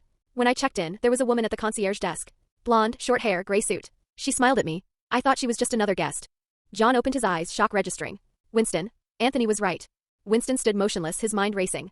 He prided himself on knowing everything that happened in his city. He never believed an outsider could have better intelligence than the Continental. But based on tonight's events, this Anthony Tarasov seemed to be playing 3 moves ahead of everyone, including John. Winston was a strategist. He sensed layers to this. Was Perkins part of Anthony's plan? Was she a plant to gain John's trust? Sharon, Winston said into the phone again, pull the full file on Ms. Perkins. Immediately. A moment later, Karen's voice came back crisp and clear. Ms. Perkins. High table certified elite assassin. Membership is in good standing. Winston hung up, speechless. There was no way Anthony Tarasov, an illegitimate son with no official standing, could hire a high-table elite like Perkins to stage a fake assassination attempt. She was the real deal. And she was here for the bounty. She must owe someone a favor, Winston murmured. Or she's greedy enough to break the rules for $2 million. She's here to kill me, John stated flatly. The Continental has a strict principle of neutrality, Winston warned, his voice turning cold. Even members of the high table cannot conduct business on these grounds. If Miss Perkins dares to lay a hand on you inside this hotel, her membership will be revoked. Permanently. Anthony said Vigo doesn't care about the rules anymore, John replied, a cold glint returning to his eyes. He knew the red circle was a trap. He knew about Perkins. He's been steps ahead of Vigo the entire time. Winston walked back to the window, tapping his ring against the glass. This Anthony, he's not just Vigo's son. How much does he know about you? Does he know who you were? If his intel is this good, he knows everything, John nodded. The way he looked at me, it wasn't like a stranger. It was like he'd studied me. Winston turned around, his expression complicated. I still don't buy the avenging his mother motive. It's too clean. If he knows this much, he knows Vigo is a high table asset. Attacking Vigo is attacking the system. He paused, exhaling smoke. Unless he has a much bigger plan. He wants Vigo dead, John repeated. He told me he wants to see Vigo's empire collapse. He wants everything Vigo cherishes to turn to ash. Revenge is a dangerous game, John, Winston warned softly. Especially when you don't know who's really moving the pieces. This boy saved you, yes. But make no mistake, he is using you. Do not let a Tarasov family civil war drag you into a conflict with the high table. John nodded slowly. Whatever his purpose, he saved my life. And he killed ISF. He avenged Daisy when I couldn't. Winston was silent for a moment. Rest, John. The Continental protects its own. He walked toward the heavy oak door, pausing with his hand on the brass knob. Regarding Miss Perkins, I'll have security keep a close eye on her. But remember the rules, Jonathan. We cannot touch her unless she breaks the rules first. If you strike first, you will be the one excommunicated. I understand, John said. After Winston left, John leaned back against the headboard, staring up at the ceiling, his mind a whirlwind of grief, pain, and suspicion. Chapter 18. Father, will the Lord forgive me? Meanwhile, after scrubbing the Mercedes and dealing with the body, Anthony finally returned to his small house in Mill Neck. He flipped on the lights. Helen bounded over, her tail wagging happily, before trotting back to her cozy crate in the corner. Anthony grabbed a cold beer from the refrigerator and stood in the shadows beside his living room window, gazing out at the quiet, pitch-black street. He wasn't particularly worried about Miss Perkins assassinating John tonight. After all, the legendary sniper Marcus would be watching over the Continental from a nearby rooftop, acting as John's guardian angel. Anthony opened the heavy travel bag he had carried out of John's house, extracting the captured Glock 17s. He carefully inspected the action on each pistol. He moved methodically through his small house, stashing the weapons in various hidden, easily accessible locations, under the sofa cushion, behind the refrigerator, taped beneath the bathroom sink. He ensured that no matter where he stood in the house, he was never more than a 2-second reach from a loaded firearm. Having just finished securing his perimeter, his compensatory perception suddenly spiked, sending a subtle, prickling warning down his spine. He killed the living room lights and eased back to the window. Peering through a sliver in the blinds, he spotted 2 silhouettes standing beneath the heavy shade of the oak trees on the east and west sides of his street. One of them appeared to be holding a pair of compact binoculars, pointed directly at Anthony's front door. Stalkers, Anthony sneered softly. Winston, is that you keeping tabs on me? Or did Vigo send some scouts? He drew the curtains completely shut and screwed the suppressor onto his Walther P99. Anthony pulled out his burner phone and opened a secure messaging app. Nick, I've got 2 tails outside my house. About 50 meters apart. Whoever they are, take them out. After sending the encrypted message, he popped the tab on his beer, took a long pull and waited in the dark. 10 minutes later, the quiet street was disrupted by the low rumble of engines. 2 unmarked sedans turned the corner without their headlights on. One stopped 30 meters up the street, the other coasted to a halt directly between the 2 hidden watchers. 4 men piled out of the vehicles in total silence, moving with terrifying, practiced efficiency. They drew suppressed pistols, cornering the 2 voyeurs before they could even reach for their radios. The 2 watchers were disarmed, struck hard in the temple, and dragged into the back of the sedans without a single gunshot being fired. The cars accelerated down the street and vanished into the night. A few minutes later, Anthony felt a familiar, subtle vibration pulse through his mind. He opened his system interface. 2 new attribute points had been added to his pool. Anthony raised an eyebrow in the dark. Interesting. He didn't have to pull the trigger himself. As long as he orchestrated the kill, the system credited him with the experience. His phone vibrated. A reply from Nick. Lieutenant. Trash collected and disposed of. Anthony set the phone down and glanced at the wall clock. It was just past 9 p.m. Winnie, what are you doing right now? He murmured. He considered calling the billionaire heiress, but quickly dismissed the thought. John Wick's murder schedule was far too packed for Anthony to be distracted by romance. Tomorrow, John was going to assault the Little Russia Church and burn Vigo's subterranean vault to the ground to cripple his syndicate. Thinking of the massive secret stash of hard currency and blackmail material, Anthony pondered for a moment, a slow, predatory smile spreading across his face. Sorry, John, but I'll be taking that cash. Anthony knew from his meta-knowledge that the church vault was Vigo's primary black money reserve. It contained millions of dollars in untraceable cash, gold bullion, and invaluable leverage. It would be a profound, unforgivable waste to let John simply incinerate it. Anthony intended to pocket that fortune before the boogeyman arrived with his incendiary grenades. He picked up his phone and dialed a heavily encrypted number. Hello? A deep, gravelly, instantly alert voice answered on the first ring. Bald Eagle calling Polar Bear. I've got a new op.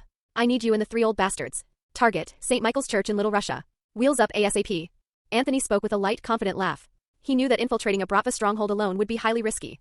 He was lethal, but he was still far from John Wick's mythical tier of one-man army capabilities, especially for a complex night raid requiring simultaneous breaches. To guarantee success and secure the heavy bags of cash, he needed his old fire team. Since he wasn't destined to be a lone wolf force of nature like John, he would play to his actual strengths, squad-level tactical superiority. A low chuckle came through the receiver. Lieutenant, I literally just walked through my front door. Anthony coughed. Yeah, well, I just thought of this. The target is Vigo Tarasov's private vault, Anthony said bluntly. Technically, my dear old dad's property. This time, the silence on the other end of the line stretched for several seconds. Nick, codenamed Polar Bear, spoke again, a hint of genuine disbelief coloring his tone. Lieutenant, are you absolutely sure you want to kick the hornet's nest while Vigo is already on a warpath? Don't worry about Vigo.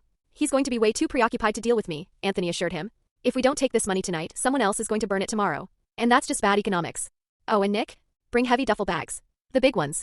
After serving 6 brutal years in the military, Anthony's total compensation, overseas hazard pay, domestic salary, and a lump sum discharge severance, amounted to a pathetic $380,000. For a force recon warrant officer, it was an insulting sum. Nick laughed, a dark rumbling sound. Since you've already made up your mind, boss, we're on our way to pick you up. 9:45 p.m. A narrow alleyway behind St. Michael's Russian Orthodox Church. An inconspicuous matte black utility van coasted to a stop deep in the shadows, its engine purring silently. Inside the cramped rear cabin, Anthony tapped a stylus against a glowing digital blueprint on a ruggedized tablet. 6 armed guards on the ground floor rotating 24-hour shifts. 1 dedicated guard in the basement vault, Anthony briefed his team. No internal camera feeds, Vigo doesn't want a digital paper trail of his blackmail drops. But they do use localized motion sensors in the main corridors and the altar sanctuary. If tripped, they ping directly to Vigo's central security hub. Radar, you're staying in the van. You handle the motion sensors, Anthony continued, assigning sectors of fire. Mike, you and I take the west entrance. Nick and Tom, you breach the east. Radar, what's your timeline? 5 minutes, Radar replied without looking up, his fingers flying across a customized cyberdeck. I'm already injecting the spoofing loop. It'll feed their hub a continuous all-clear loop shortly. The entire kinetic operation must be completed in 7 minutes, Anthony ordered, his voice dropping to a harsh command cadence. Remember our ROE. No survivors. Leave no witnesses to describe our tactics. He tapped the face of his tactical watch. Sync up. Check gear. Anthony drew his Walther P99, verifying the seating of his suppressor. To his right sat Nick, a lean, wire-taut Latino man with a faded shrapnel scar cutting across his right cheek. A former 75th Ranger Regiment warrant officer, he was the squad CQB and breaching specialist. Anthony slid open the van door and stepped out into the freezing rain, followed by the 2 remaining heavy hitters. Mike, a former Marine Force recon operator, was a savant with any weapon platform, functioning as the squad's designated marksman and overwatch. Tom was a towering, heavily muscled mountain of a man. A 10-year veteran of Delta Force, he specialized in extreme close-quarters elimination and had 30-7 successful hostage rescue operations under his belt in Afghanistan. These were the ghosts Anthony had bled with in the sandbox. A few minutes later, Radar tapped the screen of his tablet. System spoofed. Alarms are blind and localized comms inside the church are jammed. You're a go. Execute, Anthony whispered into his throat mic. 4 black-clad figures detached from the shadows of the alley, moving like phantoms as they dispersed to their breach points. At the east entrance, a Brava guard was leaning against the heavy wooden door, yawning widely, completely oblivious to his impending death. Anthony ghosted up behind him. His left hand clamped violently over the man's mouth, while his right hand drove a tactical combat knife cleanly across the guard's carotid artery. The man slumped into Anthony's arms without a sound. Mike caught the dead weight, dragging the bleeding corpse into the bushes before stacking up behind Anthony at the door. The interior of the church was cavernous, dark, and eerily quiet, illuminated only by the flickering glow of hundreds of votive candles near the altar. Through the comms, Anthony heard 2 soft whips. Nick and Tom had already secured the eastern corridor. The priest's private rectory was situated directly adjacent to the heavy steel door leading to the basement vault. Priest is in the rectory, Anthony whispered. Nick, Tom, secure the altar and clear the pews. Anthony and Mike moved silently across the nave, stacking up outside the rectory door. Mike covered the hallway with his suppressed rifle. Anthony eased the wooden door open. Inside the modest bedroom, an elderly Russian Orthodox priest was fast asleep, his chest rising and falling rhythmically, completely ignorant of the wolves in his sanctuary. Anthony glided to the edge of the bed. He reached out and clamped his gloved hand firmly over the priest's mouth, jolting the old man awake. Quiet, father, Anthony whispered in fluent Russian. He pressed the cold steel suppressor of his Walther directly against the priest's cheekbone. I need your full cooperation to open the vault. The priest's eyes went wide with terror, but he was a hardened man of the Brava underworld. He forced himself to calm down, glaring up at the intruder. My friend, the priest rasped against Anthony's glove. Do you have any idea whose holy ground you are standing on? Anthony widened his eyes in mock surprise. Isn't this Vigo Tarasov's territory? Oh no. Did I rob the wrong church? The priest stared at him, genuine horror dawning as he realized the intruder wasn't ignorant. He was fearless. If you know whose money this is. A suppressed gunshot coughed in the quiet room. A 9mm hollow point punched directly through the priest's left shoulder. The old man's face contorted in horrific agony, but Anthony's hand crushed his scream into a muffled, wet gurgle. Dear father, please don't waste our limited time with empty threats, Anthony said, his voice terrifyingly calm. Just do exactly as I say, open the vault, and I'll even come back tomorrow for confession. Anthony leaned closer, smiling beneath his tactical mask. Tell me, father, do you think the Lord will forgive me? Chapter 19. The preemptive strike. After the priest hurriedly threw on his black clerical robes, Anthony forced him forward at gunpoint, marching him toward the basement access door. In the nave behind them, Nick and Tom had already secured the altar area, silently dispatching the 2 remaining guards who had come to investigate the lack of radio check-ins. Take us down, Anthony commanded coldly. Remember, father, your continued survival is entirely dependent on your cooperation. The basement stairwell was dark and damp, ending in a heavy, reinforced steel door equipped with a biometric fingerprint scanner and a digital keypad. The trembling priest reached the door and pressed his thumb against the illuminated glass of the scanner. With a heavy mechanical clunk, the locking bolts retracted. The massive steel door hissed as it slowly swung outward. Behind the door lay a subterranean room roughly 20 square meters in size. It was packed from floor to ceiling with pallets of loose, unbanded currency. Several priceless religious icons and classical oil paintings hung haphazardly on the bare concrete walls, while stacks of antique Bibles and sacred golden chalices were piled carelessly in the corner. Jesus Christ. Look at all this paper, Nick whispered. Even as a hardened special operations veteran accustomed to raiding cartel compounds, the sheer volume of physical wealth took his breath away. There is roughly $6 million here. This is Vigo's lifeblood, the priest said, his voice trembling as he looked at the fortune. But please remember, my friends, the Lord is watching you. And remember this as well. Vigo will hunt down anyone who touches his wealth. He will not let this go unpunished. The priest had barely finished his sermon when Anthony raised his walther and shot him cleanly in the back of the head. The old man collapsed forward, his blood pooling over the stacks of $100 bills. Then go report me to your lord, Anthony said, his expression completely blank. He turned to his team, a satisfied smile breaking through his tactical mask. Boys, fill the bags. And pry open those wall safes. Vigo wouldn't use biometric steel doors just to protect loose cash. The 4 operators moved with ruthless, practiced efficiency. Tom and Nick began frantically stuffing bricks of cash into the massive heavy-duty duffel bags they had slung over their shoulders. Mike drew a heavy pry bar from his kit and went to work on the row of metal lockboxes bolted to the far wall. When leverage failed, he used specialized breaching rounds to blow hinges. Inside the lockboxes, they found gold bullion, stacks of classified documents, black market ledgers, and heavily encrypted micro-hard drives. Anthony personally sorted through the documents. He recognized the files. These were Vigo's shipping manifests, money laundering ledgers, and arms deal contacts involving the New York docks and various front warehouses. This was the blackmail material Vigo used to keep the city's politicians and police captains in his pocket.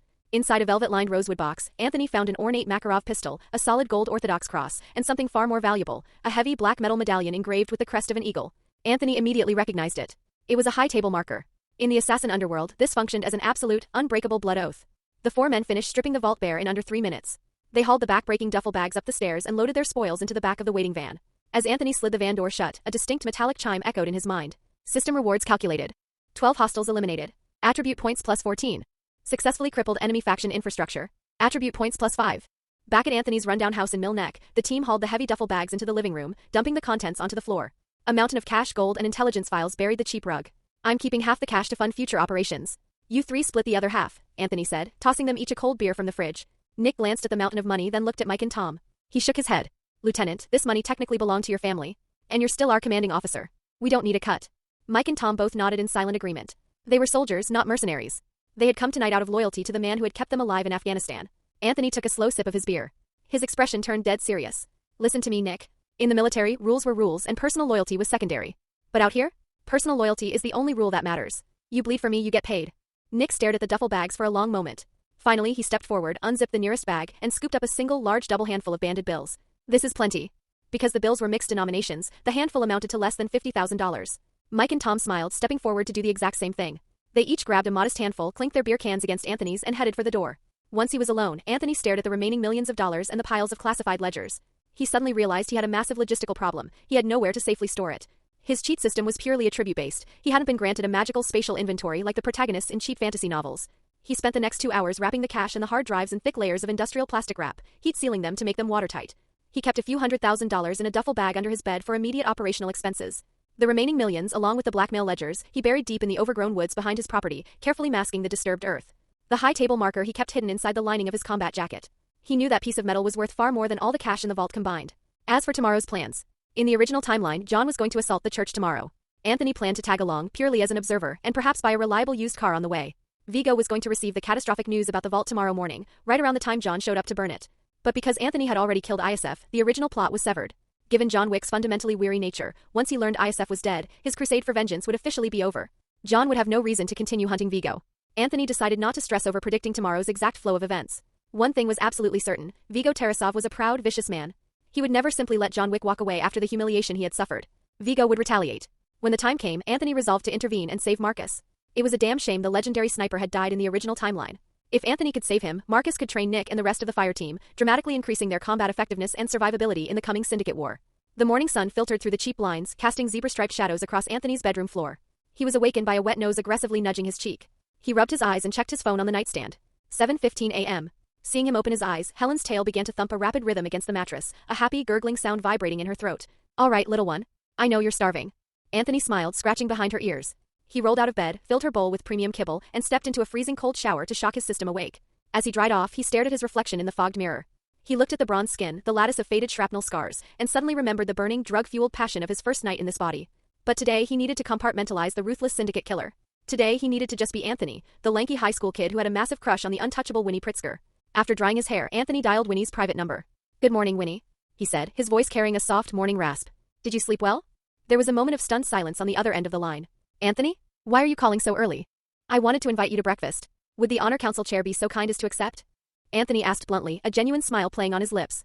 There was another long pause. Anthony could hear her soft, measured breathing through the receiver. Anthony, I am deeply grateful for your help the other night. But I think it is best if we maintain our distance, Winnie said, her voice snapping back into its icy, professional cadence. The Pritzker family cannot afford to be dragged into whatever underworld trouble you are involved in. Anthony leaned against the window frame, looking out at the gloomy, rain-washed rooftops of Mill Neck. Winnie, I just asked you to get some pancakes. I didn't propose marriage. You know what I mean, Anthony, Winnie said, her voice dropping slightly, losing some of its corporate armor. I'm not rejecting you because of the danger. It's just, I need to forget some things. Anthony understood instantly. Even though they had agreed to the mutual amnesia cover story to protect her dignity, Winnie couldn't look him in the eye without being confronted by the phantom memories of what they had done in that cheap motel bed. The shame was too fresh. I understand, Anthony said smoothly, not sounding the least bit offended. He smiled. When you're finally ready to let it go, you can buy me dinner. It's a deal, Anthony. Winnie hung up the phone, a faint, relieved smile evident in her final words.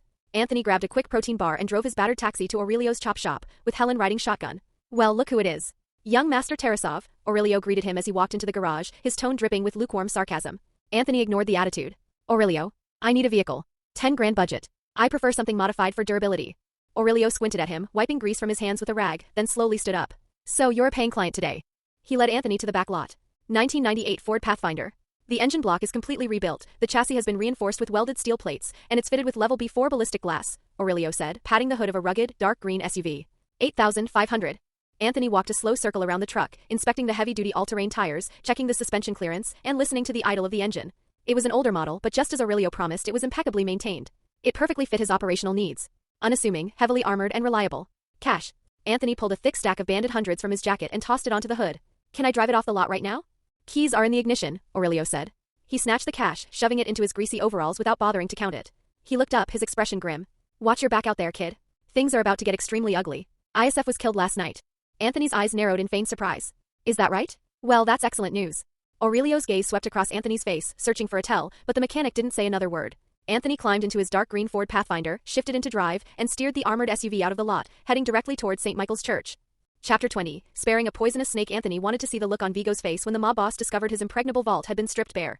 He parked his newly purchased Ford Pathfinder in a discreet spot across the street from St. Michael's Church. Shortly after 8 a.m., a fleet of black SUVs aggressively jumped the curb. Vigo Tarasov stormed into the church. 10 minutes later, Vigo emerged. Even from across the street, Anthony could see the sheer, unadulterated rage radiating from the Russian boss.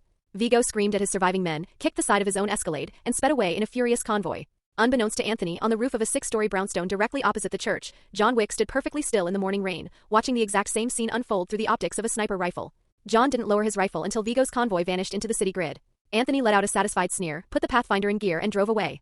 His burner phone began to vibrate. The caller ID displayed John's number. Anthony took a slow breath and pressed answer. Good morning, John. I heard the Continental doc patched you up and discharged you, Anthony said, his tone laced with light mockery. There were several seconds of heavy, static-filled silence on the other end of the line. Then John's deep, tightly restrained voice came through. Anthony, were you the one who hit St. Michael's Church last night? Don't tell me you actually thought Santa Claus came early, Anthony replied without a hint of hesitation. It was me. I knew you were planning to assault the church today to burn Vigo's vault. But that money is funding my retirement now. Understand? Anthony, ISF is dead. You killed him, John said, his voice carrying the dangerous edge of suppressed anger. I had no reason left to touch that vault. My business with Vigo was concluded. So why did you do it? Are you trying to force Vigo's hand? Or did you approach me from the very beginning just to use me as a battering ram to tear down his empire? Force you? Anthony scoffed loudly. John, you are the most lethal assassin on the eastern seaboard, but right now you're thinking like a naive civilian. It's going to get you killed. Let's talk about last night. Ms. Perkins snuck into your room. To kill you in your sleep. You overpowered her, but instead of putting a bullet in her brain, you left her alive with Harry standing guard. And because of your mercy, Harry is dead. John's silence was deafening. The attack had happened entirely behind the closed doors of the Continental. Only Winston, Sharon, and the cleanup crew should have known about it. Anthony pressed his advantage relentlessly. John, acting like a saint in this business isn't just going to get you killed. It's going to get the people trying to help you killed. So you slaughtered Vigo's men and stole his entire war chest, John said, pivoting the conversation, his tone growing dangerously serious. Do you have any idea the magnitude of what you've done? You are playing with fire, Anthony. Vigo will stop at absolutely nothing to find out who raided that vault. And if you think you can drag me down into the flames with you, you are mistaken. Cut the self-righteous bullshit, John, Anthony sneered, his voice turning cold. I warned you about Perkins. You ignored me. I am never going to let Vigo walk away in peace. If he wants to kill me, I'll be waiting. But honestly, I'm much more curious about whether Ms. Perkins enjoyed her breakfast this morning. I hear the Continental's Eggs Benedict is to die for. Remember this, John. Perkins is still breathing. Vigo's $2 million bounty is still active. They are not going to let you walk away just because you think the score is settled. They will hunt you and they will hunt the friends who helped you. John's breathing hitched slightly through the receiver. I know you worship the High Table's rules, Anthony continued ruthlessly. But she was a dead woman the exact second she stepped into your room with a gun. What the hell were you waiting for, John? Were you waiting for her to press her High Table medallion against your eyelids before you finally pulled the trigger? Letting a poisonous snake go isn't an act of mercy. It just guarantees it's going to bite your throat out tomorrow. There was a long, heavy silence on the line, accompanied only by the faint hiss of cellular static. A cold glint flashed in Anthony's eyes. Damn it. It was exactly as he feared. Even with the advanced warning, John's rigid adherence to his internal code had screwed things up. Perkins had broken the Continental's absolute rule by attacking John in his room. Yet, because John didn't want to technically commit a murder on Continental grounds himself, he had merely subdued her and left her tied to a chair under the watch of his friend Harry. Predictably, Perkins had broken free, murdered Harry, and escaped. It was the exact same maddening flaw John exhibited in the original timeline. In the film, John caught Vigo, but instead of executing him, John tried to force Vigo to call off the bounty. Vigo agreed, only to immediately turn around and brutally torture and murder John's mentor Marcus.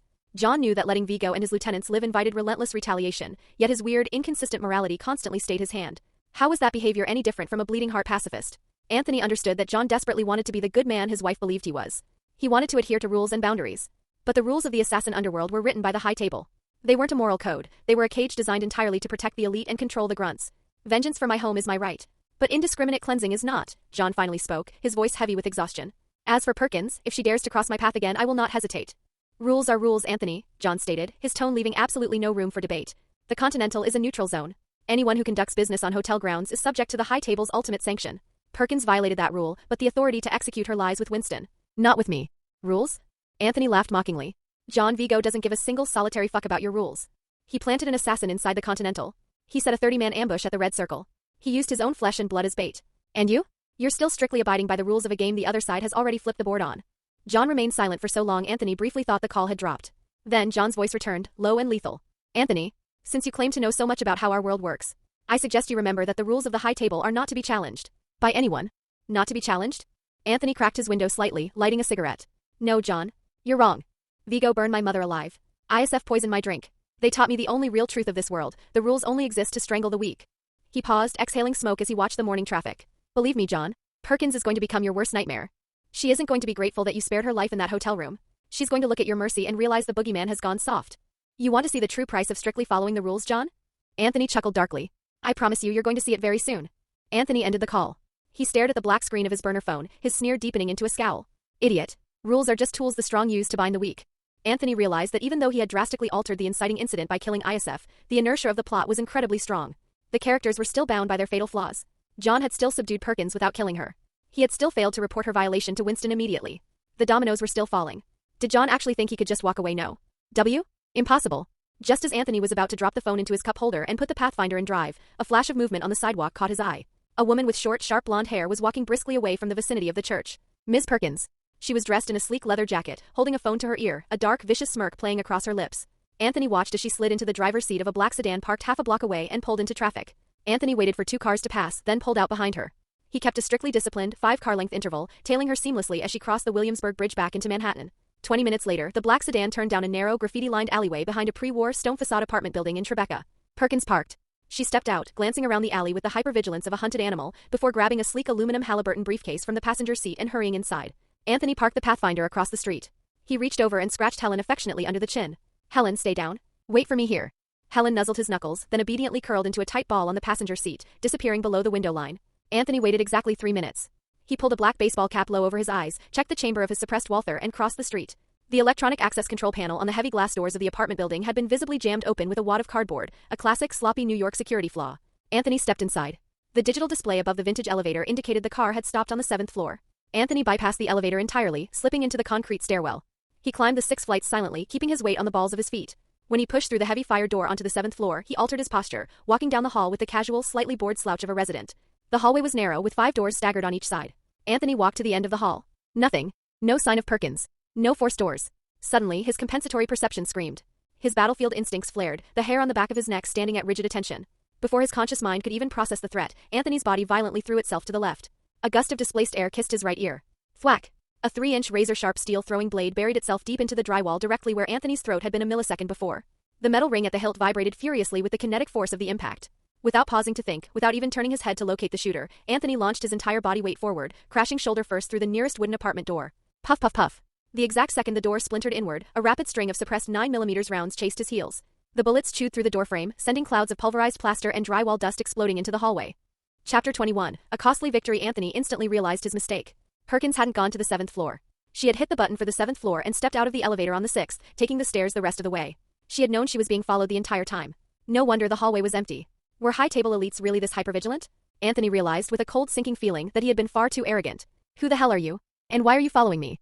The moment Anthony dove through the splintered doorway into the apartment's front room, Perkins's voice echoed from the hallway behind him. His compensatory perception pinpointed her exact location outside the door, but the Walther P99's 9mm rounds wouldn't reliably penetrate the reinforced concrete load-bearing wall separating them. He had lost the element of surprise and he was cornered. "You've got it all wrong, miss," Anthony called out, gripping the Walther tightly with both hands, tracking the doorway. "I just wanted to watch you bleed." 3 suppressed shots snapped through the doorway in response, forcing Anthony to duck behind a heavy oak bookshelf. Perkins moved along the exterior wall like a ghost. When she finally hooked the corner to enter the apartment, Anthony fired a rapid 3-round burst. He missed. The bullets merely chipped 2 holes in the drywall, inches from her shoulder. It was as if she had pre-calculated his exact firing angle. The moment Anthony extended his arm to shoot, a return volley of bullets grazed his sleeve, forcing him to violently yank his hand back behind cover. Anthony gritted his teeth. The skill gap between a standard Bratver enforcer and a high-table elite was massive. He hadn't seriously expected his 3 shots to hit her, he was playing a different angle. His 3rd shot hadn't been aimed at Perkins. It had been aimed at the ceiling. Specifically, the fire sprinkler head mounted above the living room. PSHHHH. A torrential downpour of chemical-smelling water erupted from the ceiling. Even with her short hair, the sudden deluge plastered Perkins's blonde locks across her eyes, momentarily blinding her and ruining her sightlines. Predictably, the moment the water hit her, she fired blindly into the room to lay down suppressive cover while she retreated. Anthony wasn't about to give her the space to regroup. He fired 2 precise shots through the waterfall, forcing her backward. One of the rounds grazed her left bicep. "Fuck," Perkins snarled, retreating rapidly into the adjacent kitchen. She pressed her back against the cold tile of the kitchen wall, wincing at the sharp, burning pain in her arm and the rapidly spreading chill of her soaked clothes. The fire sprinklers continued to hiss loudly, flooding the living room and masking the sound of footsteps. "You broke the rules, Perkins," Anthony called out, his voice calm and carrying over the sound of the water, intentionally trying to psychologically unbalance her.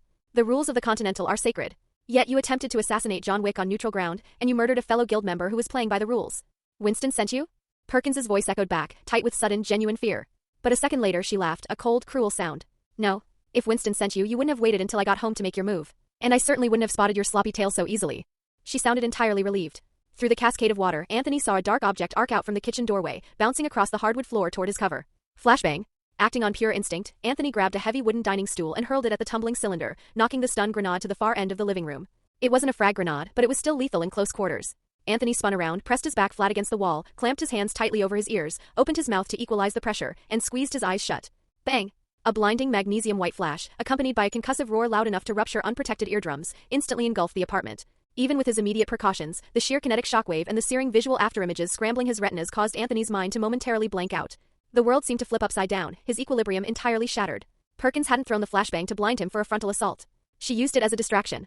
Instead of rushing out of the kitchen, she swiftly and silently vaulted through the kitchen window onto the exterior fire escape, flanking him from an incredibly tricky angle. Her movements were terrifyingly fast. She clearly knew every inch of her safe house's layout, and she was maneuvering to shoot Anthony in the back while he was deafened and disoriented. Despite the intense ringing in his ears and the vertigo spinning the room, Anthony raised his pistol and fired a blind, suppressive burst toward the kitchen doorway. He was fighting blind. His compensatory perception couldn't model the entire apartment while his primary senses were scrambled by the flashbang. But he knew how assassins thought. After throwing a stun grenade, she absolutely wouldn't stay static in the kitchen, and she wouldn't push a fatal choke point like the front door. The balcony. Relying purely on spatial memory, Anthony pivoted and fired 3 rounds toward the living room's balcony window, then staggered backward, putting a load-bearing wall between himself and the glass. Perkins was darting across the fire escape like a shadow, leaping from the kitchen exterior to the bedroom balcony in 3 silent bounds. Anthony's body coiled like a taut spring. The exact millisecond Perkins shattered the bedroom window to breach inside, he twisted his torso violently to the side. System. Allocate points. In a fraction of a second, Anthony dumped all 23 of his hoarded attribute points directly into compensatory perception. Compensatory perception, LV8, 12 out of 100, the upgrade hit him like a lightning bolt. Anthony's brain shifted into hyper-overdrive. Rapid computing, instantaneous modeling, and compensatory perception trajectory deduction fused together in a frenzied, autonomous symphony of survival. An ocean of sensory data flooded Anthony's consciousness. Visual acquisition. The contraction rate of Perkins's right deltoid muscle fiber bundle is 12.3 centimeters per second. Scapula will fully retract for firing posture in exactly 0.5 seconds. Auditory analysis. Respiratory rate 28 breaths/min lung lobe expansion is elevating her firing arm by an angle of 0.7 degrees. Weapon parameters. Her barrel temperature is elevated. Rifling expansion has increased her bullet spread by 0.15 degrees. Countless streams of raw data instantly converged into a glowing golden trajectory matrix inside Anthony's mind. Subjective time slowed to an agonizing crawl. Perkins pulling the trigger looked like a stuttering, frame-by-frame film reel. Index finger flexor contraction, 0.17 seconds. Bullet muzzle velocity, 420 meters per second. Required evasion reaction time, 1.04 seconds. Gunfire roared deafeningly in the confined bedroom. High-velocity rounds trailing scorching currents of displaced air crisscrossed the space between them. The scarlet ballistic prediction lines burned themselves into Anthony's retinas. 3 blazing warheads hurtled toward his center mass. Anthony snapped his head backward, buying himself 0.03 seconds. The first bullet carved a burning line of blood across his collarbone, missing his jugular by millimeters. As he violently twisted his torso, the second bullet grazed his ribs, shredding his jacket. The third bullet punched cleanly through the meat of his left forearm. The excruciating, tearing pain ripped an involuntary grunt from his throat. If he hadn't been wearing the ultralight Kevlar weave beneath his jacket, he would be a corpse on the floor right now. Even with his newly upgraded hypercomputing brain, his physical nervous system hadn't fully recovered from the flashbang shockwave. His body simply couldn't move as fast as his brain was calculating. And Perkins was genuinely terrifyingly fast. Perkins landed in the rue. Her eyes widening in momentary shock as she realized her guaranteed triple tap had failed to kill the man in front of her. Anthony didn't hesitate. He pulled the Walther's trigger, the muzzle flashing violently in the dim room. A 9mm hollow point drilled into the outside of Perkins's right thigh as she charged forward. Ugh! Perkins let out a sharp, suppressed hiss of pain. Her high-speed advance was brutally interrupted. Her leg buckled, and her immense forward momentum sent her staggering. She slammed heavily into a heavy wooden wardrobe with a sickening thud. The impact knocked her pistol from her grip, sending it clattering under the bed. Even disarmed and wounded, she didn't pause for a fraction of a second. Anthony's compensatory perception screamed warnings of impending close-quarters lethality. Perkins anticipated his follow-up shots. She pushed off the wardrobe, dodging Anthony's gunfire with erratic serpentine movements, advancing with the feral speed of a cornered predator. In 2 quick, desperate bounds, she closed the distance to within striking range. As she moved, she swept her hand across a desk, slapping a heavy metal pen holder. The pens flew toward Anthony like a shotgun blast of shrapnel. Anthony instinctively raised his wounded left arm to shield his face, a fresh spike of agony shooting up to his shoulder. Hidden flawlessly amidst the flying pens was a sleek 3-inch stiletto dagger she had drawn from her sleeve. If Anthony hadn't raised his arm to block the debris, that hidden blade would have buried itself directly in his left eye. Instead, it sank deeply into his forearm, the force of the throw driving it to the bone. Anthony stumbled backward, gasping. Through the pain, he could clearly see the cold, merciless light in Perkins's eyes, a pure, bloodthirsty madness. She didn't stop. She lunged forward, her left hand snapping downward. A second hidden blade slid from a concealed sheath on her wrist, gripped tightly in her fist. She thrust the dagger horizontally, aiming to open Anthony's throat from ear to ear. Simultaneously, her right hand dove to the small of her back, drawing a miniaturized backup pistol. A perfectly synchronized, lethal double strike. In the exact millisecond the dagger thrust toward his neck, Anthony stopped trying to dodge. He allowed his body to fall stiffly backward, letting gravity pull him away from the blade. His head slammed hard against the drywall behind him. The cold steel of the dagger, carrying the absolute chill of death, grazed the tip of his nose, slicing a thin line across his skin. Pinned against the wall, Anthony retracted his right arm, bringing the Walther P99 in tight against his ribs in the CAR stance. At point-blank range, he pulled the trigger as fast as the sear would reset. Bam bam bam bam bam. A rapid string of scorching 9mm rounds hammered into Perkins's chest. She was wearing a high-end Kevlar vest, but it couldn't absorb the kinetic energy of 5 rounds fired from less than 12 inches away. The blunt force trauma alone shattered her ribs and collapsed her sternum. Perkins's chest caved inward. Her eyes bulged impossibly wide. A geyser of dark arterial blood erupted from her mouth, splashing across Anthony's jacket. Even as the life drained from her, those icy eyes remained locked onto Anthony, filled with incomprehensible, utter shock. She stared at him as if desperately trying to understand how this unknown, seemingly average man had systematically dismantled every single one of her lethal calculations. A wet, gurgling sound rattled from her ruined throat. Her right hand twitched violently, her dying nervous system still trying to raise the backup pistol to finish the job. But her body was completely broken. Her legs gave out and she collapsed heavily, her dead weight slumping directly onto Anthony's chest. Anthony couldn't move. He was pinned against the wall, completely exhausted. He let his head slide down the drywall until he hit the floor, Perkins's corpse resting across his lap. He dropped the empty pistol, spreading his hands flat against the floorboards. He gasped for air, his chest heaving as if he were trying to suck all the oxygen out of the room. He sat there for 3 solid minutes, letting his heart rate drop from the stratosphere, before he finally mustered the strength to shove Perkins's heavy, blood-soaked body off his legs. He slowly pushed himself backward, supporting his weight on his trembling arms, leaning his back against the wall. He was breathing rapidly, a mixture of cold sweat and warm blood sliding down his forehead and stinging his eyes. Looking at the elite assassin's ruined body, a profound, chilling realization washed over him. A high-table elite was a completely different species from a Force Recon Marine. If he hadn't spent his entire military career obsessively training for CQB, and if he hadn't dumped every single point he owned into compensatory perception at the exact moment she breached the window, he would absolutely be a corpse right now. Anthony fought through a wave of nauseating dizziness. He gritted his teeth, stood up on shaking legs, and ripped the stiletto dagger out of his forearm with a wet, tearing sound. He tossed the bloody blade onto Perkins's chest. A chime echoed in his mind. Elite Assassin eliminated. Attribute points +8. More Power Stones equals more chapters. Chapter 22, Is Marcus worth saving? Anthony washed the blood and plaster dust from his face and hands in Perkins's bathroom sink. He stripped off his ruined tactical jacket and blood-soaked shirt, stuffing them into a garbage bag he found under the sink. He grabbed a random, oversized hoodie from Perkins's closet to cover his soft armor and the fresh, bleeding lacerations on his arms and ribs. He packed his gear and dragged his utterly exhausted, aching body out of the apartment, leaving the bloody battlefield behind. The sustained, muffled gunfire had clearly startled the other residents on the floor. None of them dared to open their doors, but as Anthony limped down the hallway, he could feel terrified eyes peering at him through a dozen peepholes. No one tried to stop him. No one called the police. This was New York, people knew when to look the other way. Back in the Pathfinder, Anthony slumped heavily into the driver's seat and tossed the garbage bag of bloody clothes into the back. Helen immediately scrambled into his lap, her wet nose sniffing anxiously at the scent of blood and gunpowder clinging to him. Anthony started the engine, drove 2 blocks to put distance between himself and the safe house, and pulled into an empty alley. He put the car in park, lit a cigarette with shaking hands and took several deep, desperate drags. I will never underestimate a high-table elite again. He knew exactly why he had survived. Perkins's ultimate downfall was her arrogance. She had underestimated him. If she had treated Anthony with the same lethal caution she reserved for John Wick or other elite assassins, she would have simply shot him in the back of the head from the fire escape while he was blinded by the flashbang. But she hadn't. She had chosen to close the distance. She had insisted on engaging in hand-to-hand combat, likely intending to cripple him and interrogate him to find out who he was working for. That arrogant decision to capture rather than kill had given Anthony the microscopic window he needed to leverage his compensatory perception and outdraw her at point-blank range. Anthony tossed the cigarette butt out the window, took a slow, steadying breath, and pulled out his burner phone. He dialed John Wick's number. John picked up on the second ring but didn't say a word. "Stop doing the brooding, silent assassin routine, John," Anthony rasped, wincing as a sharp pain flared in his ribs. "Listen to me carefully. Before I killed her, Perkins managed to inform Vigo that Marcus was the sniper who saved your life at the Continental last night." Anthony paused, letting the weight of the information settle.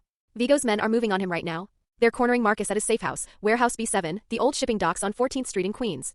Whether you get there in time to save him or not is your business." Without waiting for John to process the shock, Anthony hung up the phone and crushed it in his fist, tossing the broken plastic onto the passenger floorboard.